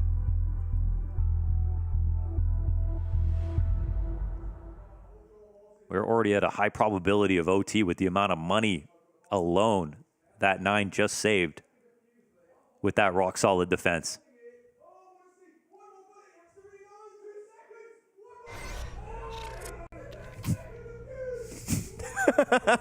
There is another game going on. If you guys couldn't tell. But honestly, this is the match right now, for sure. Yeah, we'll let B&E get cooking. But Hades to the top of middle. Oh, he's exposed. Ooh, just gets back. Yeah, if Acor went top boxes on that run boost. And we kind of talked about the head-to-head. We've been hoping for an op duel. Acor doesn't get many opening op attempts, you know. He's not one of those kinds of players. Could have been a massive chance.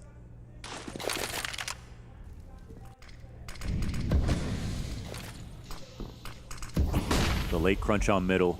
I am close. Oh, if they want to push that smoke. Vision. Vision is everything, but Hades draws back the frag to Shuhei. And Goofy feels like he can challenge Acor, taking a fight against the cover. Again, he does it. Not inside of B, but to guarantee Goofy on the fallback. His 9 health would have been shaved off if they let him get another bullet out, I swear. Oh, man. And they just, from there, are able to sulk back into their positions. We get Minio pressed forward on that A site. We have Hades still floating because most of the map control still falls on him. Is it to support A? Do you keep eyes on Murder Hole? Do they have Great Broken on window is a question because they didn't start in there. Kios starts to come up from Cat. Kylar in the same corner. They find Goofy in the background first, but they don't check. Oh, but still he reacts. Kios snaps it down on him, and with that, GamerLegion man advantage 15 on the line. Hades and Minio with valuable lives and equipment in this one.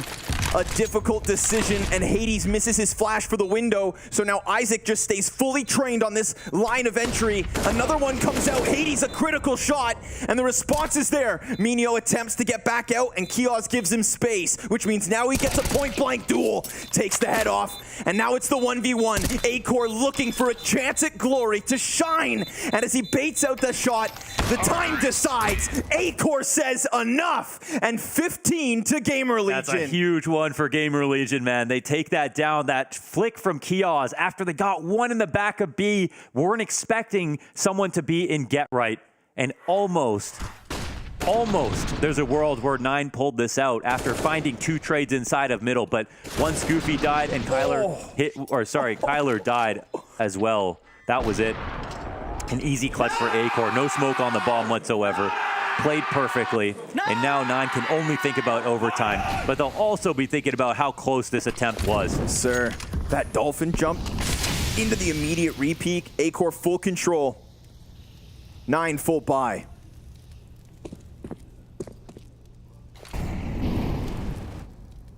New look, GamerLegion readying the fast A hit.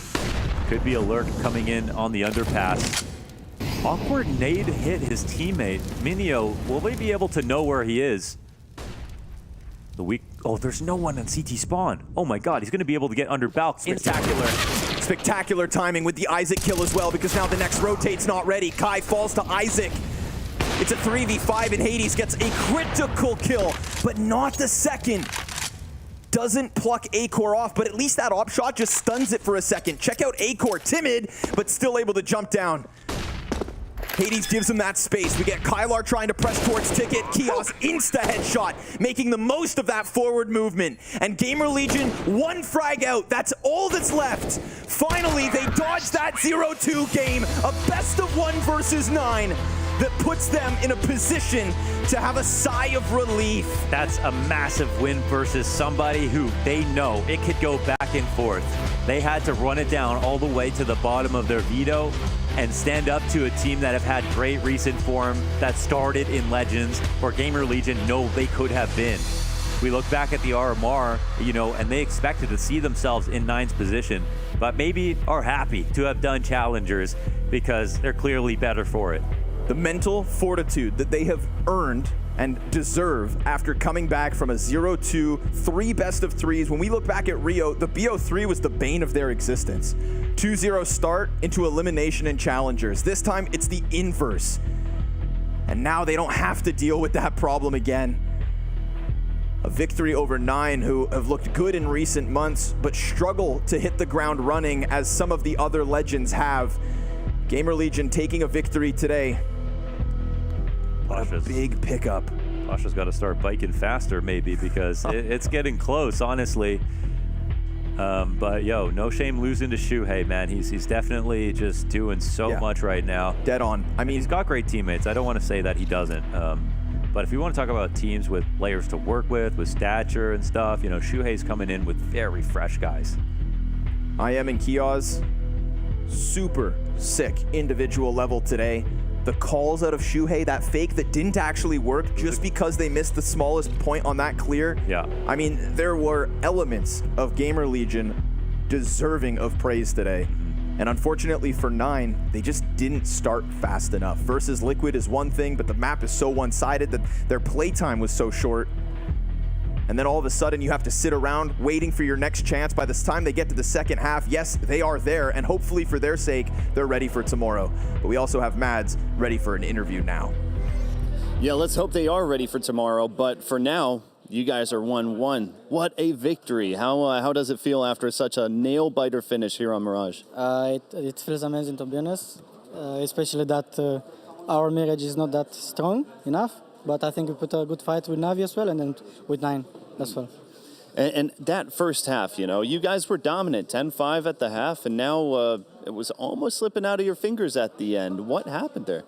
I don't remember, to be honest, what happened, but I know that we lost one close round on A side, if I'm not wrong. But then, I don't know, we played with confidence, we played how we said, we followed our game plan, and everything worked. And the game plan, I guess it's up to Sui, isn't it? He's right over there packing up. How did he call? I mean, his calls are amazing, like every time, especially on T side, whenever we play our defaults, and then he say, listen, let's do that, and then it's he has some nice calls. Nice. And what do you guys expect for tomorrow? What's going to happen between now and when you wake up and get ready for the next match? I think we're gonna wait to see who are playing, and then we're gonna try to prepare the same way we did against NAVI, against 9. We're gonna try our best to win, and then who knows, maybe we'll go to playoffs. All right. Well, good luck tomorrow. Thank you. Have a safe night's sleep. I'll send it back to you guys.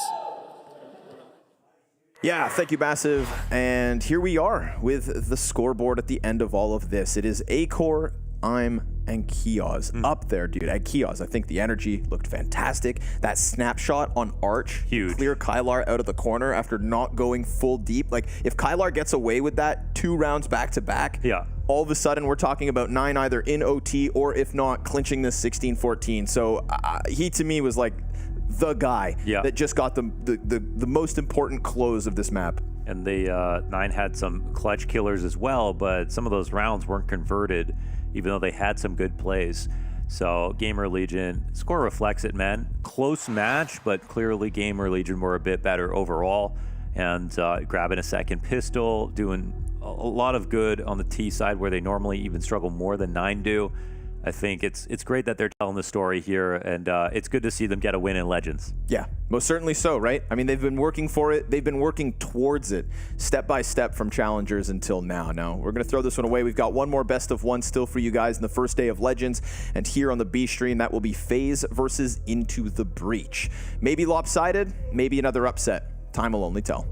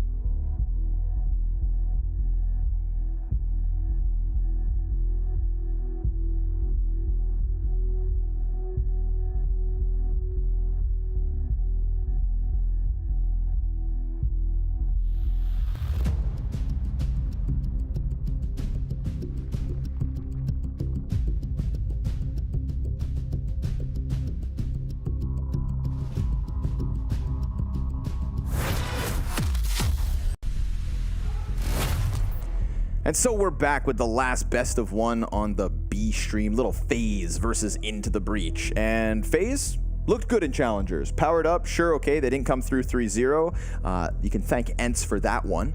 But barring that, all looked good. I mean, let's be real here. It's one of the best teams in the world versus FaZe. And for some reason, everybody's dogging on Into the Breach, but they don't. Like, they had actually a decent run at Brazy Party. They have some good map victories, especially in the best of ones. To beat FaZe would be the upset of the event, obviously. But I don't know if it's like a free route to 0-3, I guess, is the main thing with Into the Breach. So, and just like that Apeks game versus Heroic, they should be sort of looking at how good they are versus the best team you could possibly ask them to play against, to really get a compass on how much potential and hope the UK has, if any. Look at that Kerrigan rating, Mohan. Tough first map out of him versus FaZe, and I think that kind of indicates the struggles that have been for Kerrigan in the last month or so. Even throughout the Pro League win where Twist pops off and they get their Intel Grand Slam, I feel like Kerrigan's been suffering in the frag department, which when FaZe came into their come up, that was something we praised him for improving as an individual and for providing along the other 4 stars of FaZe, never being quite there with them, but being capable in and of himself. Now, he is still capable, of course. That's the whole story with FaZe. All 5 of them are ferocious. We had a chance to catch up with them earlier. Rain, you guys are coming off of a defeat against Heroic, going into the match against Into the Breach. How do you feel about this matchup? I think it's a pretty good matchup. Obviously, we haven't played them before. We've seen the games at the RMR, and they play pretty good Counter-Strike. So I think it's just about us making them uncomfortable, and we should be winning this pretty clean. And what happened in that match against Heroic, 7-16? I mean, the result is a little bit lopsided in favor of Heroic in that one. Yeah, I think we had a pretty good start coming into it. On the Seed side, though, we did a little bit of a gamble with another force buy, and it didn't pay out. And they got a pretty good start to their T side, and we never managed to stop them, and never got rolling at all. Right? Didn't get a single Seed side, and they went on like a 14-2 roll, I think. So it was a pretty rough game for us. And then looking at that role that you more or less allowed Heroic to take on Inferno, are you guys looking to implement any fixes to negate that happening and Into the Breach here? Well, I think it is, obviously there's a big difference in the teams here. There's Heroic, which is ranked #1 in the world, and then you have Into the Breach, which I don't even know where they are in the ranking. So there's, of course, a big difference in how they play, and I think now we are the favorites in this matchup, and I think we just have to play like the favorites and not play scared. And what does it mean? You said it yourself, don't play scared, but what does it mean for such a team like yours to head into the 0-1 bracket at a major like this? I don't think it really matters that much. The first best of ones don't really, like, even if we lose best of ones, we don't really care about that much because it's pretty much a 50-50 matchup no matter who you play. So going 0-1, 0-2, we can always come back into this, and it doesn't really matter. And what's going to be the biggest hurdle to overcome against Into the Breach? Because they had a solid RMR, and now they're 0-1, just like you guys. They are a solid team in some sense, right? Yeah, it's always hard to play against these new Tier 2 teams that are coming up. I think it can be a little bit surprises here and there. We haven't some things we haven't experienced before, but we just have to be ready and be on point from the start. Thank you so much. Into the Breach. Rain may not know which rank they are, but Launders, you want to drop that knowledge bomb? Where are these guys standing currently in the world? Number 27. 27. Come on down. Yeah. Into the Breach. Not hard. I mean, sorry, not easy to be top 30. For sure. In top 30 in the world, you've taken a couple of good wins, okay? After that, it gets a little bit sketchy, but the story with Into the Breach is the revitalization of Crucial's career, the revitalization of Rowland's career, the new guy in Volt, who, for me, was one of the players in We Play that wasn't like a stats leader that I shouted out. And he's somebody that I see a lot of potential in. He did really good at Brazy Party as well. And then Thomas, of course. Thomas, who he's been to the depths of hell playing on NAVI in like 2016 or something like that. Been around the block, man. And to endpoints, I think, after, and very spotty history. Again, another team of stories of players who knows what could have happened to them. You're actually wrong, Launders. The entire story of Into the Breach is that it's coming home. Okay. And Into the Breach are these surprise underdogs. You guys came in here with a pretty solid showing at the RMRs, now already one match down. Has that changed your outlook on things here in Paris? Nah, we were one match down before in RMR, we can bounce back. Even if it's against FaZe, we just shoot heads, and yeah. And what's the game plan heading into this match against FaZe? Because they're certainly a different beast than Apeks. Run at them. And headshots, and then, yeah, you win the map. That's the game plan. So it's just hold W, just go. Not so much hold W, it's calculated hold W, I'd say. There you go. So tell me about how this match will maybe pan out for you guys. Just talk me through the map, talk me through the rounds. Rounds, I'm thinking pistol round, you know, random will get an ace. Second round, I think Seb will 1v5, Vault. And then maybe they'll win like 5 rounds in a row, but then it will be like an 8-7 half to us. And then it's a free-for-all, who knows? All right. And I'm loving the confidence, just, you know, but FaZe Clan, what's going to be the biggest trouble? What's going to be the biggest hurdle for you to overcome in that match? I think their experience is just incredible, right? They have the best, like, second best IGO in the world, basically, the best aimers that I've seen, twists, everything. So it's like the individual prowess is just unbelievable, you know?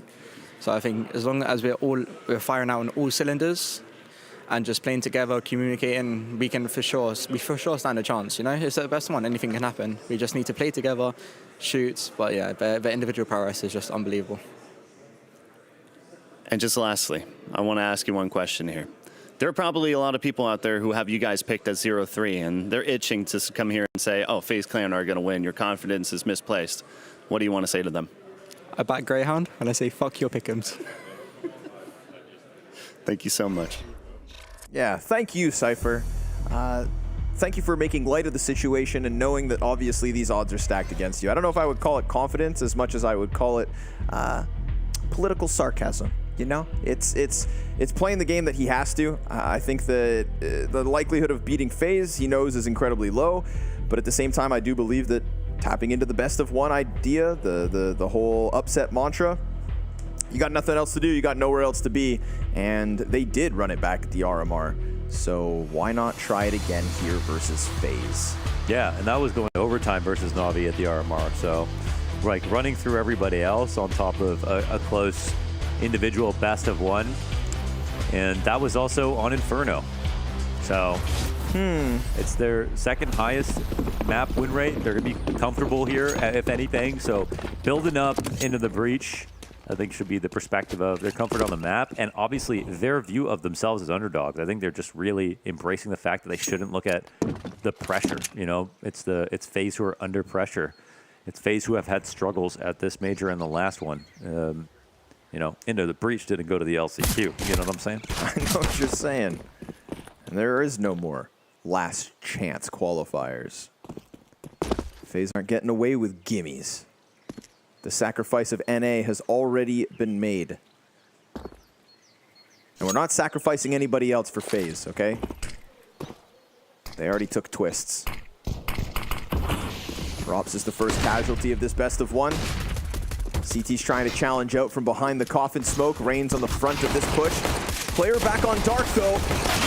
Okay, he gets it. Volt will find it. Challenge out from Rollin.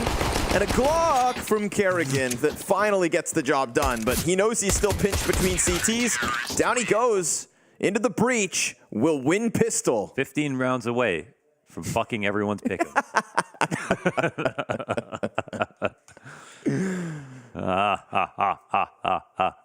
Don't forget. That's what they got to tell themselves. Don't forget FaZe's struggles in Rio. When you thought that was impossible, yeah, they shocked us all.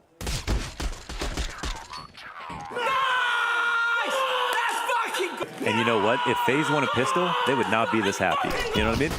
That's another advantage of Into the Breach. They're just feeding into it. I'm so down. And Thomas did an interview where he just said, so like, down. and Thomas did an interview where he said, that, like, you know, tier 1 teams play against us and they don't realize, like, we shoot hard, you know, and that's the same that goes for all the tier 2 teams, which is what Rain acknowledged in the interview just now. And the reality is they don't prepare as much versus teams like this because it's harder to, and as you would say in the UK, can't be arsed. You know what I mean? Sure.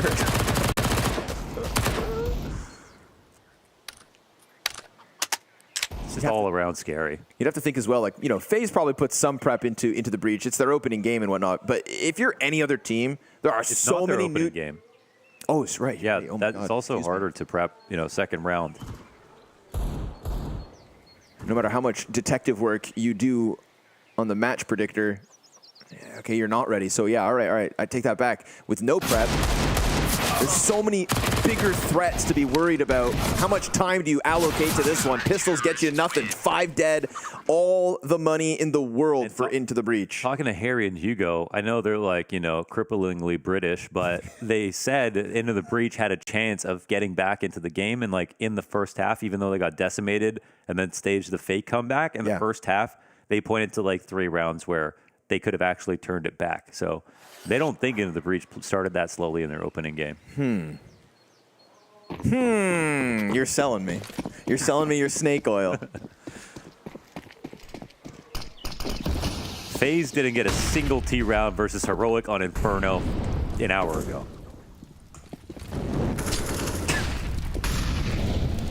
Round by round. Cypher did say in that interview a 5-0 start means maybe we get an 8-7 half. Saw the jubilation that came with that pistol. Then it was down to business because a pistol means conversions, and they did it cleanly. Basically at the end of their utility here, the minute 15 mark though. The AKs loom in apartments. Right now, A is understaffed, but we get Into the Breach, starting to get aggressive down Banana. If they take this challenge to Twist, who just tucks down ramp, then the bomb in the mid setup could end up getting exposed. It's going to be a tough hold inside A between Rollin and Crucial. Yeah, they got some good coverage here with Twist. Twist is everything in this setup as they move forward with Arch wide open. So with this coming down, we'll see. Twist is going to come forward. Ooh, they're setting up sort of a, oh no, Twist is going to hear something, but okay, now that's 2 players spotted. They don't know about 3. Oh my God, the T's are going to come back. 30 seconds, is this the move they want to make? Oh, Cypher gets the dink in. But they're not going to know about the Sandbags player, Thomas. He's still tucked in. Meanwhile, CT player starts to get challenged. Here it is. Thomas can't get more than just the one. Kerrigan's able to recover with the cover on the cross. Okay. And with, as well, CT spawn belonging to FaZe, they do manage to get through those 3 SMGs. And I can't help but wonder, what if they weren't SMGs? Cypher with that fight versus Twist. They decided not to upgrade because they had such a clean last round. So they still can buy. That's their upside. I think they used the SMGs really well, to be honest. They set up like a trap there. And if the first player didn't push, they probably don't even call to go back. So a lot of it comes down to the kill that Twist gets. But yeah, even shaving 1 or 2 off could be pretty good on a hold like that. But there is always the argument that, you know, you might have a much better chance of upgrading 1 or 2 of your SMGs, even though you spend all of your money, so you don't get that bonus round effect.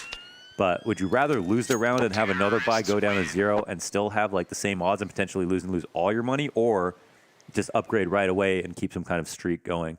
It's sort of a hard balance to strike. And sometimes when your ecos go too well and you don't have to upgrade anything, yeah, you get baited into it. You get baited into it, but of course you can win. But that's a sort of creative solution with these 3 pit stops up on Banana to create close range engagements for the MP9s.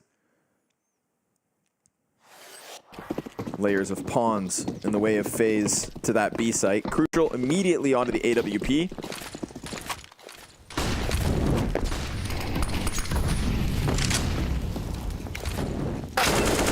Oh, that dink is real.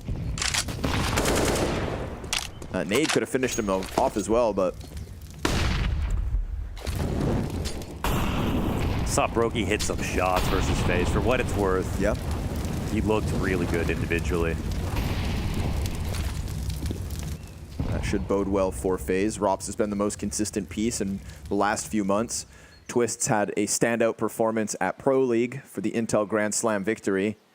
And Rain started this event off phenomenally. So if you're telling me now that Brokey's going to step it up in the Legend stage, well, that's all the win conditions coming together for FaZe.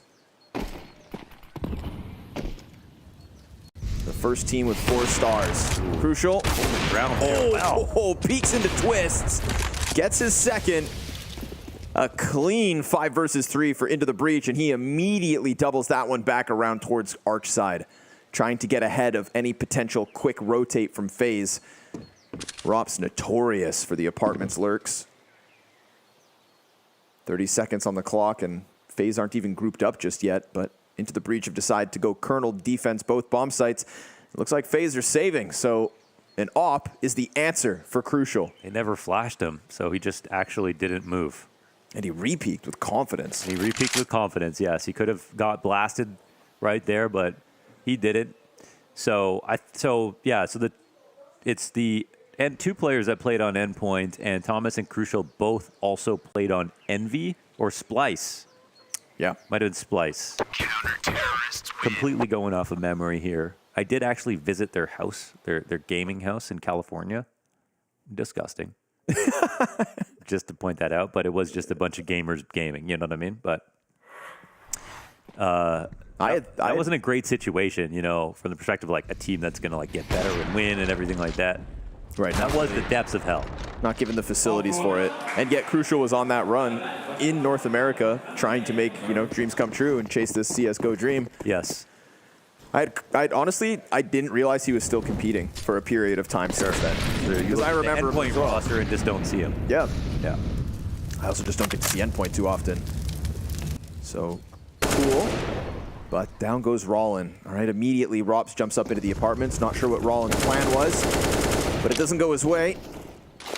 Volt's nade will kill. Oh, Cypher! That's a find. Headshot through the smoke, a gift. That's a find and a half. And a 4v3 with it. He's got a little cache of grenades to pick up, so he can definitely become that one-man defense now. And this is a 4v5 from FaZe, turned into CT man advantage.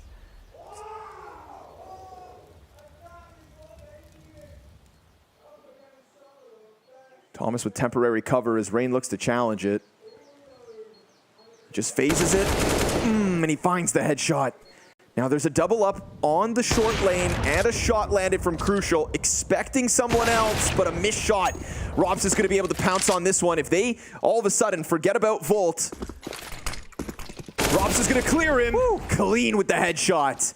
Robs is coming alive in this one. 3 kills already on the round, and despite Cypher's best efforts to get that smoke spam frag and the man advantage back to Into the Breach's hands, it's Brokey and Robs to just wiggle their way into an A-site post plant.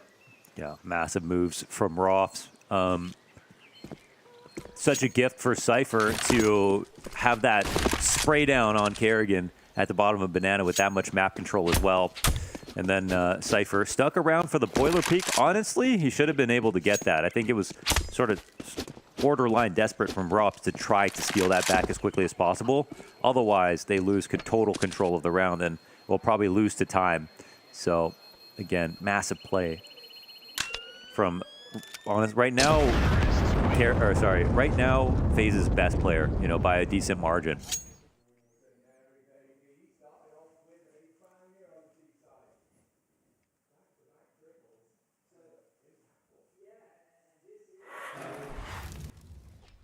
A UK core at the last CSGO major. That's not something I was expecting.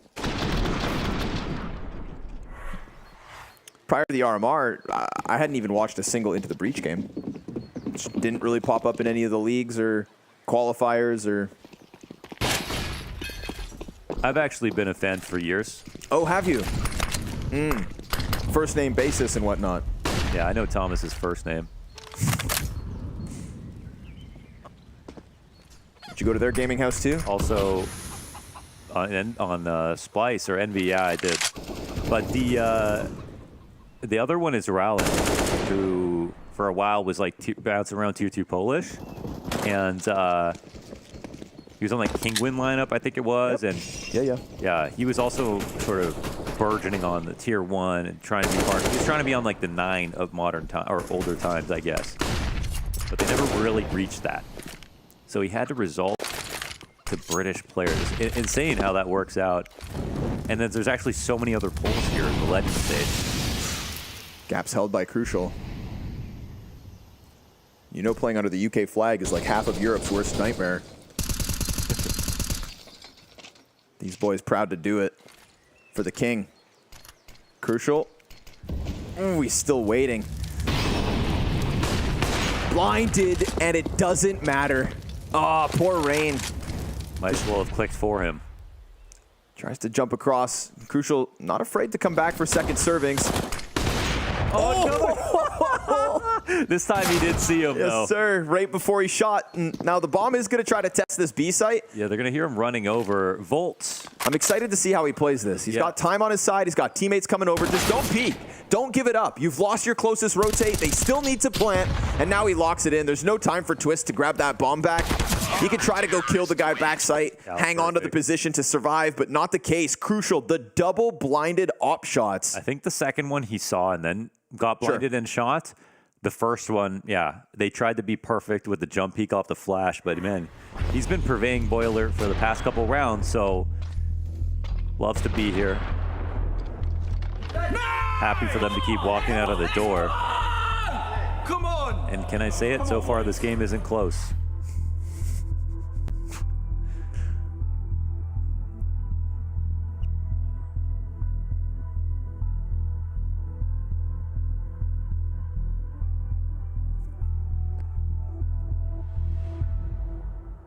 Who's Into the Breach's coach? I can't pronounce that, damn it. Juve, and he's Portuguese.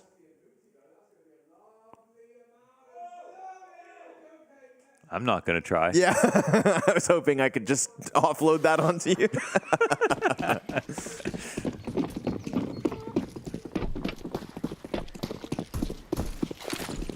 You've got mail. Oh, an opener. I mean, one of these ops is hitting, and it's not FaZe's. No. They don't even have one here. It's pistols and Rops' AK. Yeah. Smell like broken here right now. Crucial, the 8-1 start. I'm hoping Volt gets some attention too. In terms of up-and-comers that have never seen like the dark side of the game, Volt has just recently, kind of begun his rise, if there will be one. Until you mentioned it, I forgot that we even saw him at any point in the Academy League. Yeah, I honestly don't even remember what the team was that he... Oh, it was with Maze. Would that be Fnatic Rising? It would be Fnatic Rising, yeah, that's right, yeah. All right, cool. Well, our second favorite team. Fnatic with a little love for the Brits, huh? They do, yeah. Cypher sat behind Pillar. Flash for Little Pit. Trying to stop what is going to be the commitment here from 4 of FaZe's players. Tough angle, draws him in. Second from Volt, and then Cypher recovers his aim, gets the third guy in. Robs of that pack of 4, the only to find his mark, but he could be the one and only of this B clear. Slowly Thomas is getting over towards CT, but Robs has used that chance to close the gap with the last 2 bullets. But the gun is still empty, so he just goes for the bomb plant, wants the money, and then he would have dealt with the empty gun. We're seeing the rumblings of a Robs clutch right now. Like, he's looking to put something massive up. But honestly, outside of him, there's not that much to get excited about with FaZe at the moment. People should be a bit concerned right now. A lot of teams that are very good have gone down to 0-1 or 1-1 because they're playing other top 5, top 10 teams. And, FaZe, this should be the gimme, If you're a FaZe fan, you're thinking this one's a wrap before it even begins. But honestly, the wrap might be rotten. I think you're getting E. coli from this wrap. There's a quick one from Crucial, another opener. Oh, man. Rain didn't ask for much there. Yeah. Just a quick glimpse.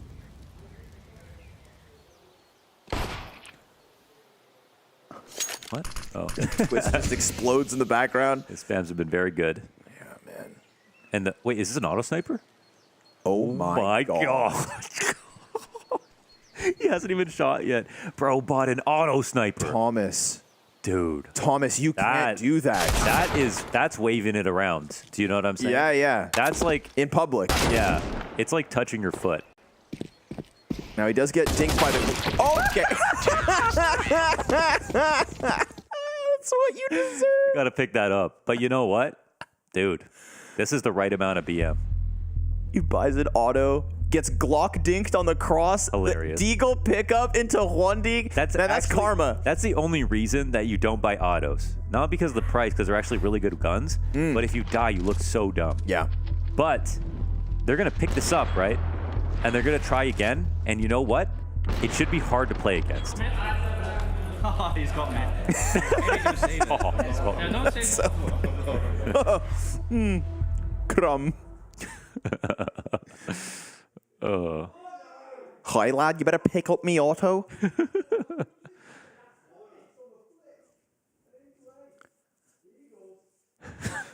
Fucking hell, lad. I got dinked by a Glock, I did.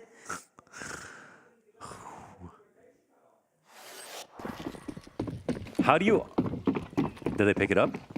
No. Surely. Why'd they buy it? That's so much money. I'm going to check all chat. What does Rowlet have? Why does Rowlet only have a USP? Thomas said, my bad, by the way. And Brokey said, all G.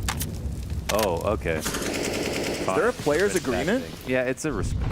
I know there's like, we don't use skins because it's an agreement, but... Remember when last time someone used an auto sniper against space soldiers? Oh, right. Yeah. So Rowland, but why does Rowland only have a USP? I don't know. We've seen this way too often. He left spawn so long ago. He had his USP out running into halls. Shenanigans, boys. Shenanigans. $4,800. That's just confusing. How does that happen? Ooh, man. Dude, Crucial's doing good today. Crucial is dominating with the op. Has he missed? I think only thing that happened was like he re-peaked once and died. Doesn't count. Doesn't count. As far as I'm concerned. Oh yeah, he missed on Boiler, right? That one. Oh, okay. Ooh. Okay, Thomas thought he had a little more room to work with, but I like that Kerrigan found that small little gap on the smoke. Yeah. Now this crossfire could be a lot better. Crucial's going to have to do it on his own. Oh! All on his own, perhaps. Crucial, so critical. 4 shots, 4 kills, not a single miss. You actually can't explain this. You actually can't explain. He just baited him with a USP in his hand. This is no challenger stage. This is the legend stage. This isn't happening to a bunch of chumps. This is happening to an Intel Grand Slam winner, the most recent one. This is happening to FaZe, 4 of the best. And Kerrigan. 5-round lead, CT side.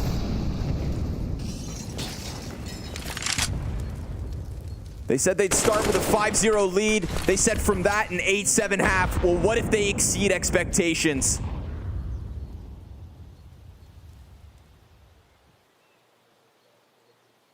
Pay attention, folks, because Into the Breach have showed up ready. Rollins gonna get jumped at. Easy pickup, turns it around. Spray is good for damage, but it is still the opening into the A site, which means there is that theoretical plant. Good timing out of Thomas, but he just missed Brokey, so bomb will go down. And we can't sleep on FaZe with the pistols and the Kevlar and the post plant with it. He got full info right there. One site, one crossing pit, and one shooting him from halls. Twists can't manage to finish one off. Rain's already so close to dying, the nade won't find him. He's gonna play Little Pit instead. Smoke up towards Moto, soon gonna start fading, and Brokey sits in that backside. We know what he does with the tech. Oh, the drive-by, but he puts himself out in the open, and there it is, the cleanup from the rest of the crew. Volt's got the kit, all's good, 8-2. I mean, protocols look good. It's just a shame that FaZe can't make Into the Breach look worse, you know? I think that's just the surprising part. Like, in all honesty, it's kind of ridiculous, but dude, what more can you ask for? The Opper from Into the Breach, he's everywhere. Crucial is getting opening kills. They're looking solid in terms of their nade and utility usage over on B. He stops playing in the retake. Yeah, he thinks they're all dead. And Crucial hailing from the Netherlands. Yes. You know, we got some Dutch representation as well. Getting freaky. The freaky deaky Dutch. Oh, they're going for the boost. This should actually be great for them. Yeah, okay. Finally, they killed Crucial. Only his third death this half. Brokey's the one to do it. See if he can harness this opportunity and take down another, or whether Thomas's position catches him off. We haven't seen a boost up here yet this half. That was, yeah, I wonder if they fall for this, honestly. One player pushing up in this setup. Oh, they show face. And now Brokey. Oh, chance there. Gets away. Oh my goodness gracious. Cypher just tags him, gets the shot out, so he's alive, but tough one here for Volt. Op in the backside of B. Everybody from FaZe is coming at him. All 5 on Banana. Not gonna happen. Twists with the multiple wallbang headshots. Oh, Cypher. Jesus Christ. Dude, this guy really can CL. Yeah. Catches Brokey on the crossover. Okay. We got FaZe with a third on this T side. Wow. It's not too late. They used a tactic to counter the op and then continued forward with a strong default and won the round. Would you look at that?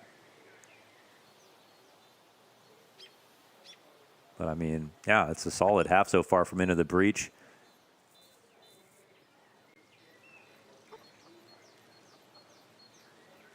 It was Cadian who set, sorry, was it Cadian? I can't remember who it was. It said when it comes to the upsets versus the tier 2 teams, they would rather play the T side than the CT side to come back into games. Well, here FaZe are playing on the T side and, you know, really struggling to control the pace and tempo of things. If they can find new ways to kill Crucial, that'd be a good start. He's getting a lot of value out of his, you know, standard positions, like really good. No, sorry, I don't mean to demean them at all. Like he got his kills in Boiler 2 rounds in a row. He's been solid on B, even re-peaked into Twist that 1 round at Logs, playing from Hobbit.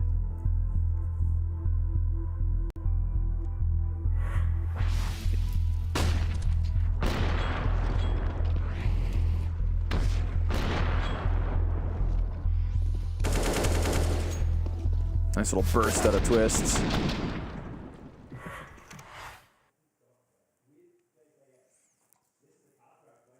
Well, they can't take away the progress that Into the Breach have made already. Yeah, they can't. And you can see it in the interview, man. They just really don't. Like, they're really, like, living for the moment at the moment. And genuinely didn't like Cypher as much as he was clearly, like, joking around. Just seriously did not seem scared about the prospect of playing against him. I mean, I think that's they're playing, and Rain said it himself. He was watching them play good CS. It's the reality of coming in as legends, right? I think that's something they would have had to process in the last week watching the first stage of the major. Like, you're going to be playing versus the better teams. There will not be any easy wins. So you can do nothing other than just don't fear the man in front of you.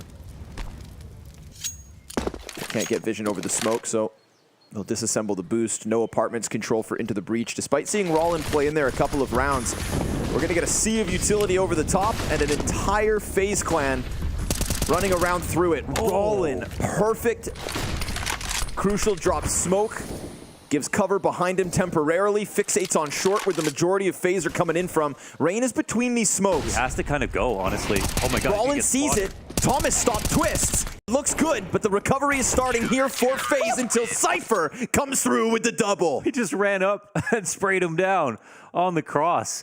And they actually put Rain into an awkward spot. He had to come forward because his CT smoke and library smoke were about to get phased. They had one Moto smoke from the CT side that got thrown. He had to come through this. And of course, Rowland did a great job of like lining up this pick to put some pressure down. So FaZe's full strategy of execing from alt without bracket control to not alarm any rotation falls on its face. They got dumpstered. That was a really great round from Into the Breach.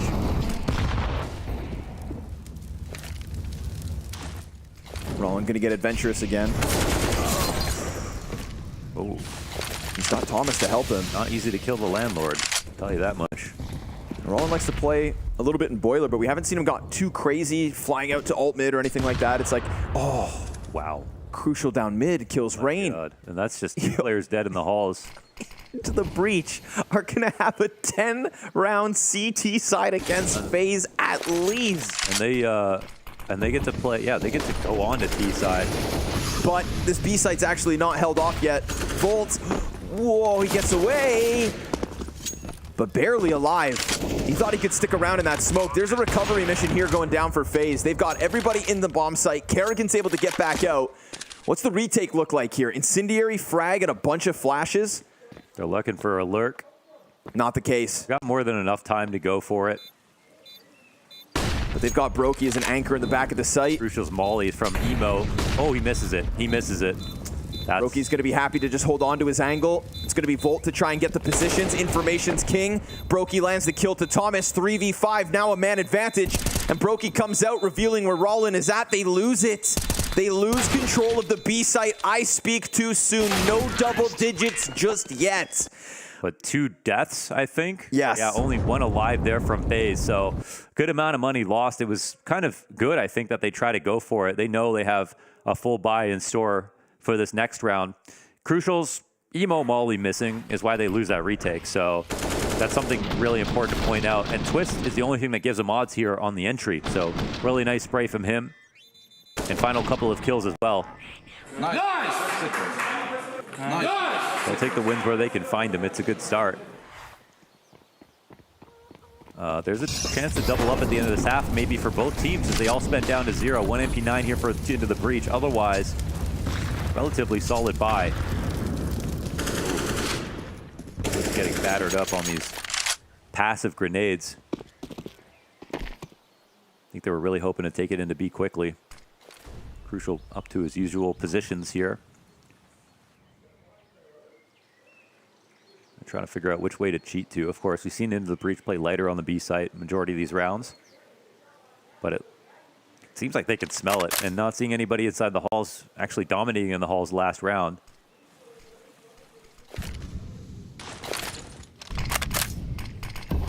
think they're looking to exact after this smoke.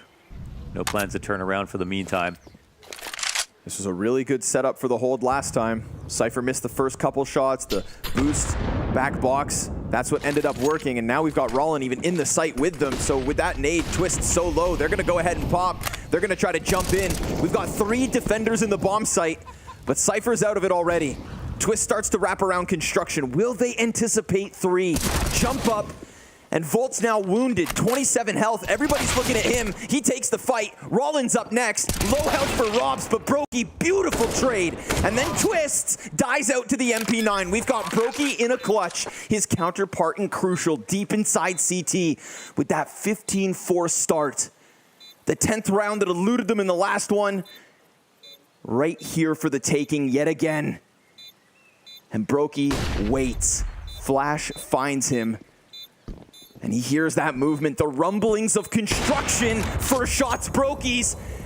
And we tout him as the clutcher. Well, now he doubles back with smoke on top of the bomb. Crucial, the counter piece on top of it. It's going to get desperate with the Glock out. Crucial comes off the defuse, and now there's simply no time. He doesn't have the kit. The no-scope's there, but nothing more. FaZe 5. Okay. Wow. Okay. They actually grab that round 2 with enough players in the site, the 3 waiting for the B exec to come down, but the entries being good enough. And of course, even with the material advantage, the Brokey 1v2 seems inevitable. Great first shot on Thomas. And from Crucial's POV, of course, not having a kit is the death sentence. Nice frag here at the end, but I don't even know. Did he keep the off? No, he didn't. Died with the bomb, even with that frag. Of course, the round wouldn't be over. So, 2 MP9s. FaZe claw back into the game.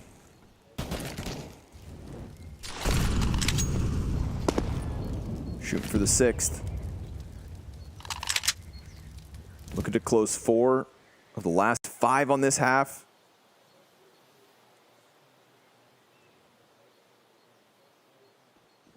Keeping things focused.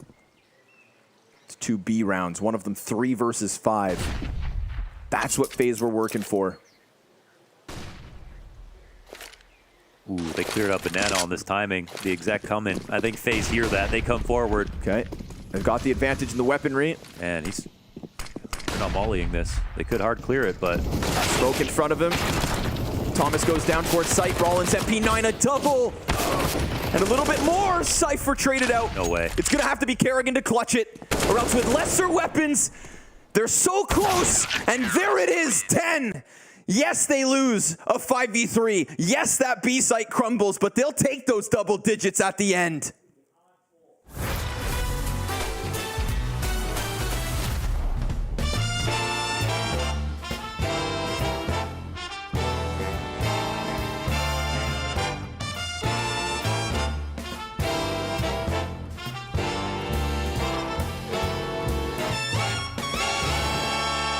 What's going on, Blast TV? They finally gave me my own show, so let's make it good. I've flown in Counter-Strike gods from all over the world to come and be grilled by me on their past, present, and future.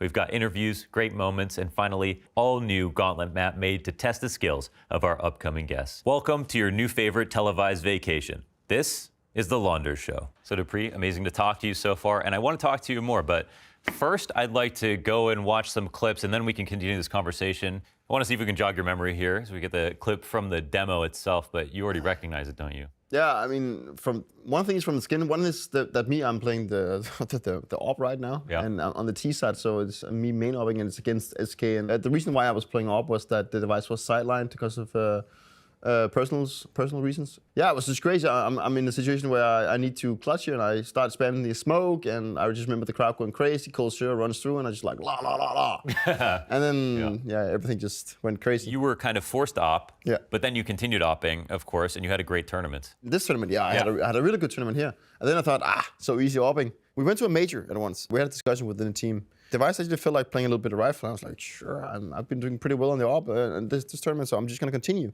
I think I had a really bad first game. Then I had a really good second game. And then things started to get crucial because it was the old system where you would, it was only best of ones all the way through. I remember I think we were playing against Cloud9. The old Cloud9 that was Skedoodle and Automatic and Tarek and whatever it was. And what happened is that I tell Device in the middle of a game where I'm not hitting it, I'm doing it. I was like, Nikolai, we're going to swap back. And he's like, okay. And we made the swap mid-game. Mid-game? Yeah, mid-game. He gave him the op. Yeah, I was like, take the op back. He's like, okay. Yeah. And we just decided to go back to the old thing. So I started rifling and he started playing op.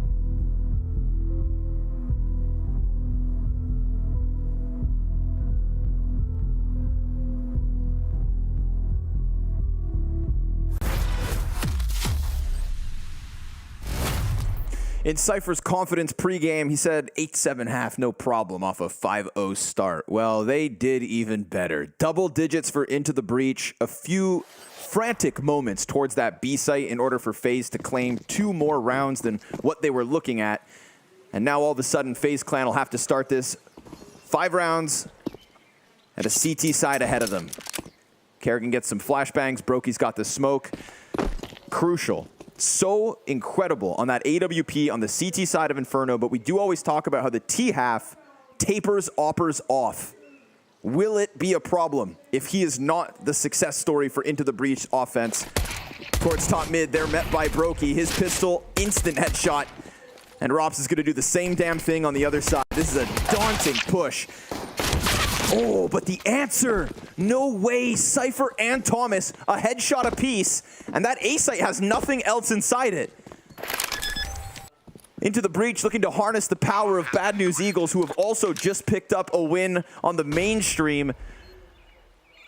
What are we witnessing in these best of ones? Rollin from pit looks to lock it in. It's Thomas with the kill towards the Moto side. Everybody dying, barring Rain. A chance as he presses up, but no, sir.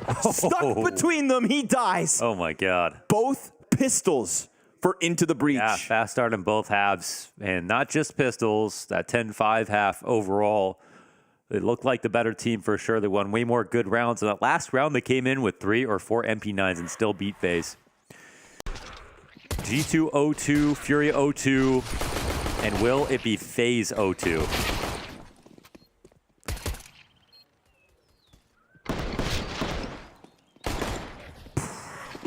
.3v5 in this pistol as well. Yeah. I mean, the crossfire looks so good. Brokey and Robs, their kills were instantaneous.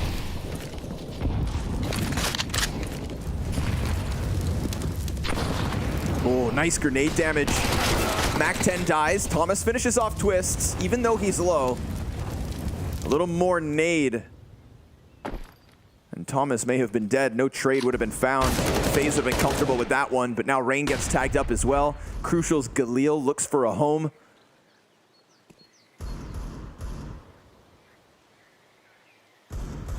To the breach with one hell of a moment at hand.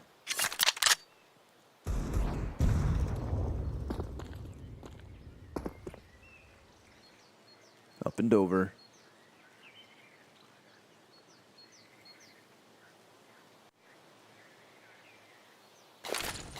A good staging for this attack. The smokes come in. Kerrigan needs to get some kind of in-between damage. The third player will rotate over. Here's the push. Well, they're behind the smoke. He could still die, but so far, so good. Oh, bit more chip damage on it too. Into the breach didn't rush through that smoke. The nade could have definitely have been worse, but the spams aren't too far off the mark.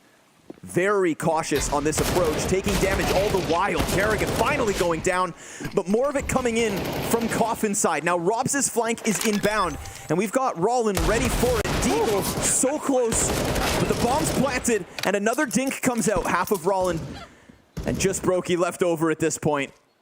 Ooh, into the breach. Getting in, sure enough, but damage every step of the way. Yeah, yeah. There were speed bumps, there were hurdles, and a landmine or two along the way, so. Hey, maybe it's good they didn't even run through. They got 3 up as the round comes to a close, and now they're in the driver's seat completely. I mean, they have so many rounds to work with. FaZe have an enormous comeback to make this possible. There's just no evidence within this game that they're, going to make it based on what we saw in that first half. I mean, it ended so weak at the end of the first half with that round. Into the breach are shooting well. They look good on Inferno here. Nice! They got the better offer today. Sick. There's no need. Really no other questions they have to ask for themselves. It might be coming home.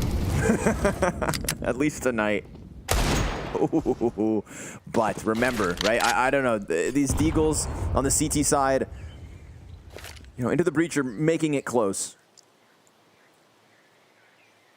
FaZe are trying to earn back some respect here, giving them warning. Robs here's a bunch of movement heading over towards Arch. Beautiful 5-7 headshot. Kerrigan peels one off as well. Now Rollin's already nearly dead. Spam's gonna find him for sure. Twists hones in on it. Crucial, who has been the star for this British core. Surrounded at the moment. Brokey the closest. Oh, those shots. Twists got it. Just not letting off the pressure through the smoke, so a little force buy victory coming out of FaZe is exactly what this CT side needs. Yeah, and that might not be small, Like, FaZe have just seen death so many times in the last couple of weeks, and at Rio, the last major around. It's like, I think they're pretty. They're not always good in these positions, but they are at least comfortable. They've expected to have to make magic happen and earn it every step of the way. So it'd be still very impressive for them to do it now, but shutting down a T round with barely anything to work with is a good start. They're gonna charge it. Ooh, Cypher's got him pinned. Twists from the 2 kills last round to dead. Fast flurry. Kerrigan triple kill. The peak off CT they needed. Him and Rain both barely standing. And he comes at it with a little bit more. Kerrigan's not going down without a fight. Rain nearly does. 1 health of that fire burns beneath him. Brokey's holding off close on smoke. Rollins going to put his head right in the crosshair, so this is looking good for FaZe by way of Kerrigan. Yeah, this all the sort of attention drawn towards the side. Kerrigan comes in from the side, lines him up like dominoes, and Volt in the 1v4. Can't do anything. 2 players so low, and definitely a very good chance there for Into the Breach. But with that try goes their money.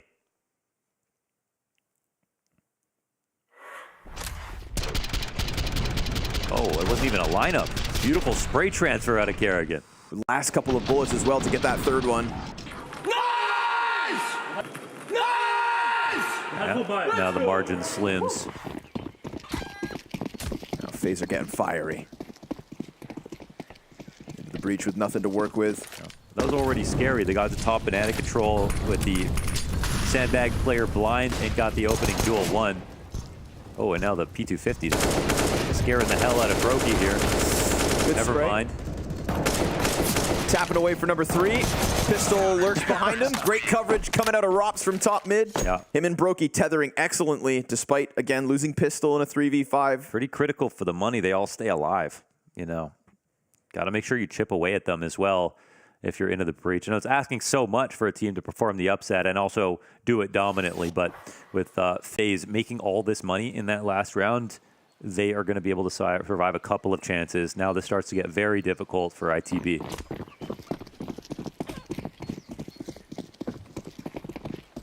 They'll force through and look for another eco if things go wrong.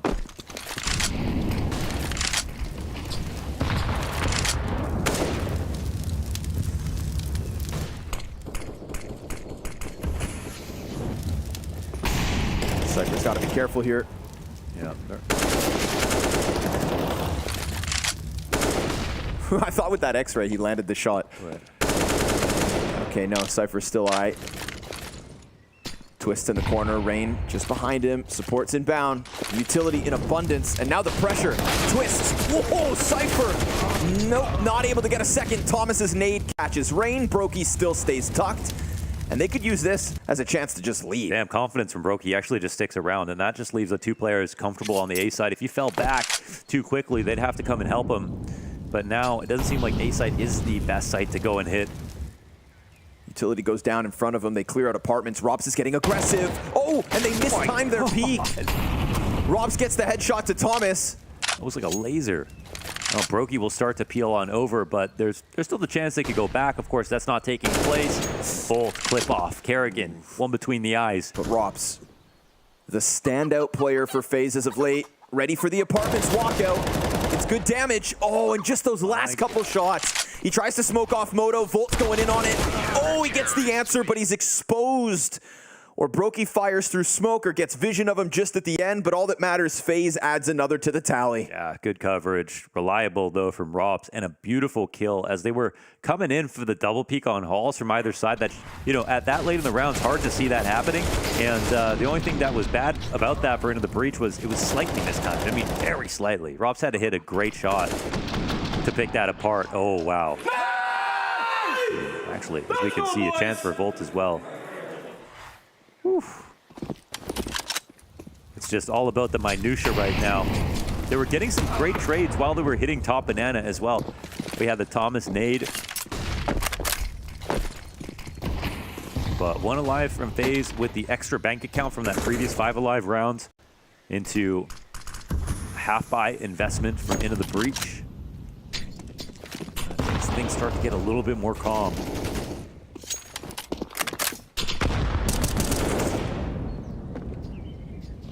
The oppressive CT side starts to rein in. Ooh,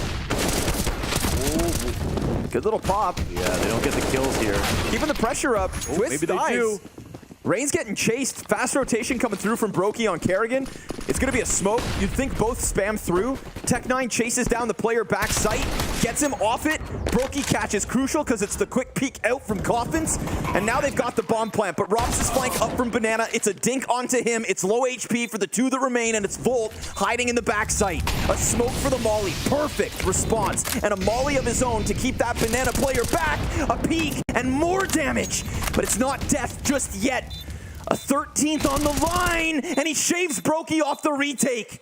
A 2v1 that has now been equaled out, and Volt loses track of Rops, who of course jumps on bomb for the 10-second stick. FaZe get away with another. Yeah, he had enough time. If he could have delayed with the smoke available, but didn't know which side Rops was going to appear from, was in danger of getting spammed.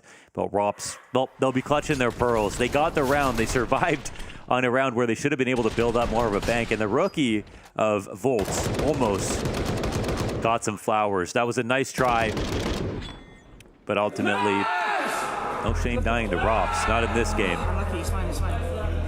That's what you want to call. Stay in it, because they are finding opening kills. They are finding good mid rounds, and they're pretty damn good at rushing. You know, yes. I think it's quite difficult to Jimmy rig new ways to get to the top of Banana versus teams like FaZe, who will stop you at every point of contact, whether it's the logs, half wall, bell, on your way up Banana.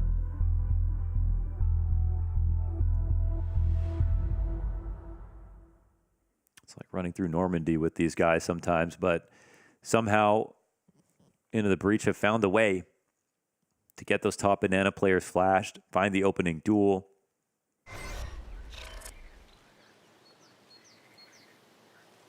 Respectable performance out of Into the Breach. Whew. Keeping FaZe on their toes. That much is for certain. But it is indeed 5 rounds straight out of FaZe. Double digits. 2-round lead.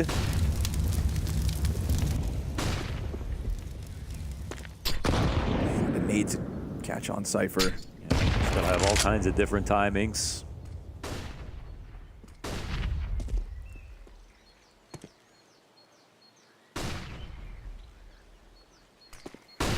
I don't want to put him under a microscope, but Crucial's AWP from CT side, you know, I flagged whether he'd be able to get into a mix. That's T side's Inferno, you know. Exactly, that's just kind of cooled off him. And it's only really good in the post plant. Into the Breach with it. It's basically Brokey's turn. Yep. And we've seen that. Utility primed. They're close enough to get ahead of all this. Oh, that's solid. Nice nade, then the fire comes out. The response, the flash as well. Oh, but Cypher's on the other side. And we've got a player behind the little pillar. Twists can't get back into New Box. And a bomb plant on the B site by the looks of it. Spam stops it. Oh. Kerrigan, perfect timing, and that smoke's about to come up. Kerrigan tests it, goes right back for more. Crucial brings it back, and with a 2v2, now they can plant. But at least Kerrigan's done a great job of just equalizing those kills. And it's within these 2v2s that FaZe have thrived. Brokey dives straight out and forces Raul into a clutch. And as he presses forward, he catches the back, and Brokey's head right there with it. Double headshot out of Raul. And finally, a round for the T side. It's a little bit more of that Polish representation coming through with a glimmer here in an important game. Beautiful 1-on-2. Brokey fished in for that first kill and made it look like that's the play that they just could not bear. A third time, the bomb planter ends up dying in this round, and still, Into the Breach are able to survive it. That's a hype round to win. Ice cold. A quick smirk and back into the action. Business as usual for the poll. And a third timeout here is going to be called for ITB. While they have this win off of top Banana control into a full exec and, you know, extinguishing retake grenades, eating some of the HEs that came in from the site. We're 5v2 on the site with no rotator in CT spawn. So they had picked a good moment to hit the site. They had a great exec to do it, and they got some excellent trades. And, you know, barring that Kerrigan frag, it would have been much worse. Oh my God. Oh! He was so blind. He couldn't even see. He was jumping back through a molly. So now things get really interesting. Does come back a little bit.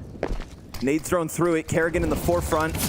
Yeah, more util with his name on it, so he dives back. They throw bomb over towards the mid play.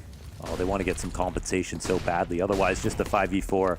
Flashback off Banana again. Man, Into the Breach, they're really conniving. They're finding great ways of just re-aggressing onto Banana so often.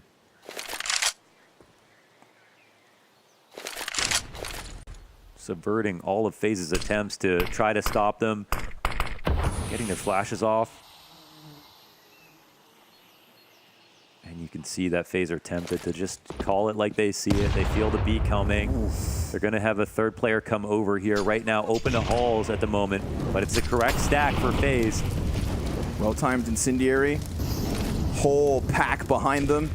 Rain's been struggling, and Kerrigan's low HP. This is not ideal. Thomas takes the headshot. Cypher's going to fixate in on Orange. There's the push and the denial. Cypher got them both. And there's nobody back there now. The rotators died faster than Kerrigan does. And he only had 10 HP, so into the breach. Doing what FaZe did towards the tail end of their T side and just honing in on this B side. Dude, Jesus. This is brutal, man. They're owning them right now. It's 2 rounds, again, where they're not overthinking it. And in terms of the different stages of the rounds, oh my God, Froki misses a sitter. Cypher gets a 4th kill on this round. And he was the one coming in with maximum confidence in the pregame interview. And now showing it off, showing that he can walk the walk. But it's the way that they're just kind of inconspicuously getting banana control back after so much artillery comes down in the early portions of these rounds from FaZe. And this is what Kerrigan would do too if he had banana control in that situation. He would turn it into a B-side attack, like you said. They already showed some of that in the first half. It's been a taste of their own medicine.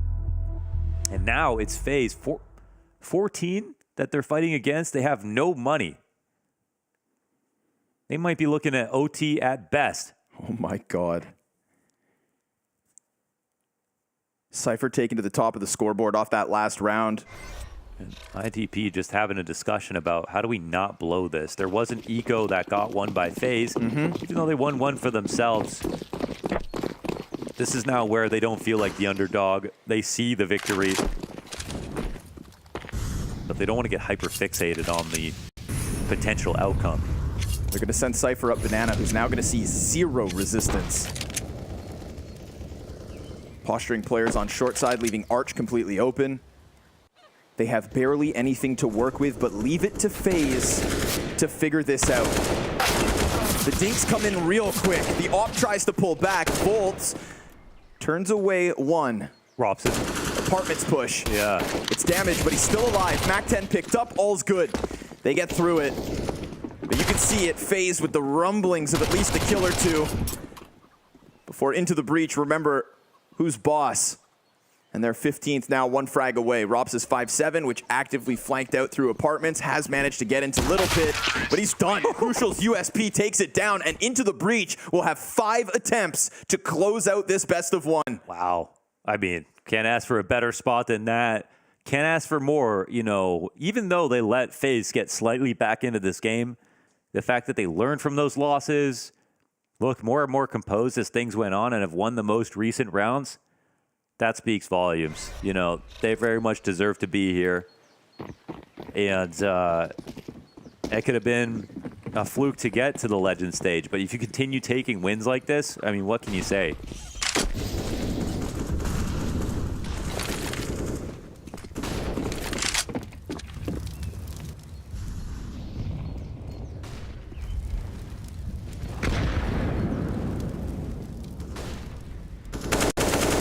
Getting softened up early. As if playing with less nades isn't already an issue. It's low HP too. Crucial remains posted on Boiler, point blank. It's Kerrigan on Arch. Brokey and Rops to the right side. And grenades at an all-time low here. Rops and Twist still hanging on to smokes, but that's it. And into the breach aren't wasting too much time. Spam's just off the mark. More damage done. Rain has been nullified in this map. Dude, they won Bracket and Top Banana all at the same time. Now the bomb still sits back on T-ramp, so they can't go too far. And Kerrigan off of the flash will offer up an opening kill. Now there is no second with it. And they have doubled back for the explosive. All this time, Cypher stat top B. Dude, they just have so much fog right now. Like, what? They have options at the moment. Cypher could just be a lurk kill, just decimate them as they're taking this. But honestly, does he want to push forward too quickly? The 2 CTs on A, that's what we need to be looking at right now. Brokey finds the first one. Great peek off of Arch side. Holding back Volt for the time being. And then the B challenge comes out. It's a one and done back from Twists. There it is. Just Volt. They have fights on all fronts, and FaZe pick up the majority of them. Volt does not even have time to take a chance at this. It is FaZe to win the first of 5. Volt will get the entry. He could still push this. There's nobody else. Oh my. From a chance at a save to a chance to a 1v3. But you're talking about Brokey and Twists versus Volt. He goes for the smoke on Moto's side first, and the FaZe members clump up. Volt leans back. He's going to welcome them in. A chance to close, and Brokey's going to decide that this one does continue. They waste no time in getting up, tethering side by side, no util. They keep it simple. They keep it clean, and they're going to have to do that 4 more times. Yeah, well, they have been in this position before. This is, you know, if they're worth a damn, they'll make the comeback happen and bring it into OT. If anything, maybe not being too prepared for Into the Breach coming into the match.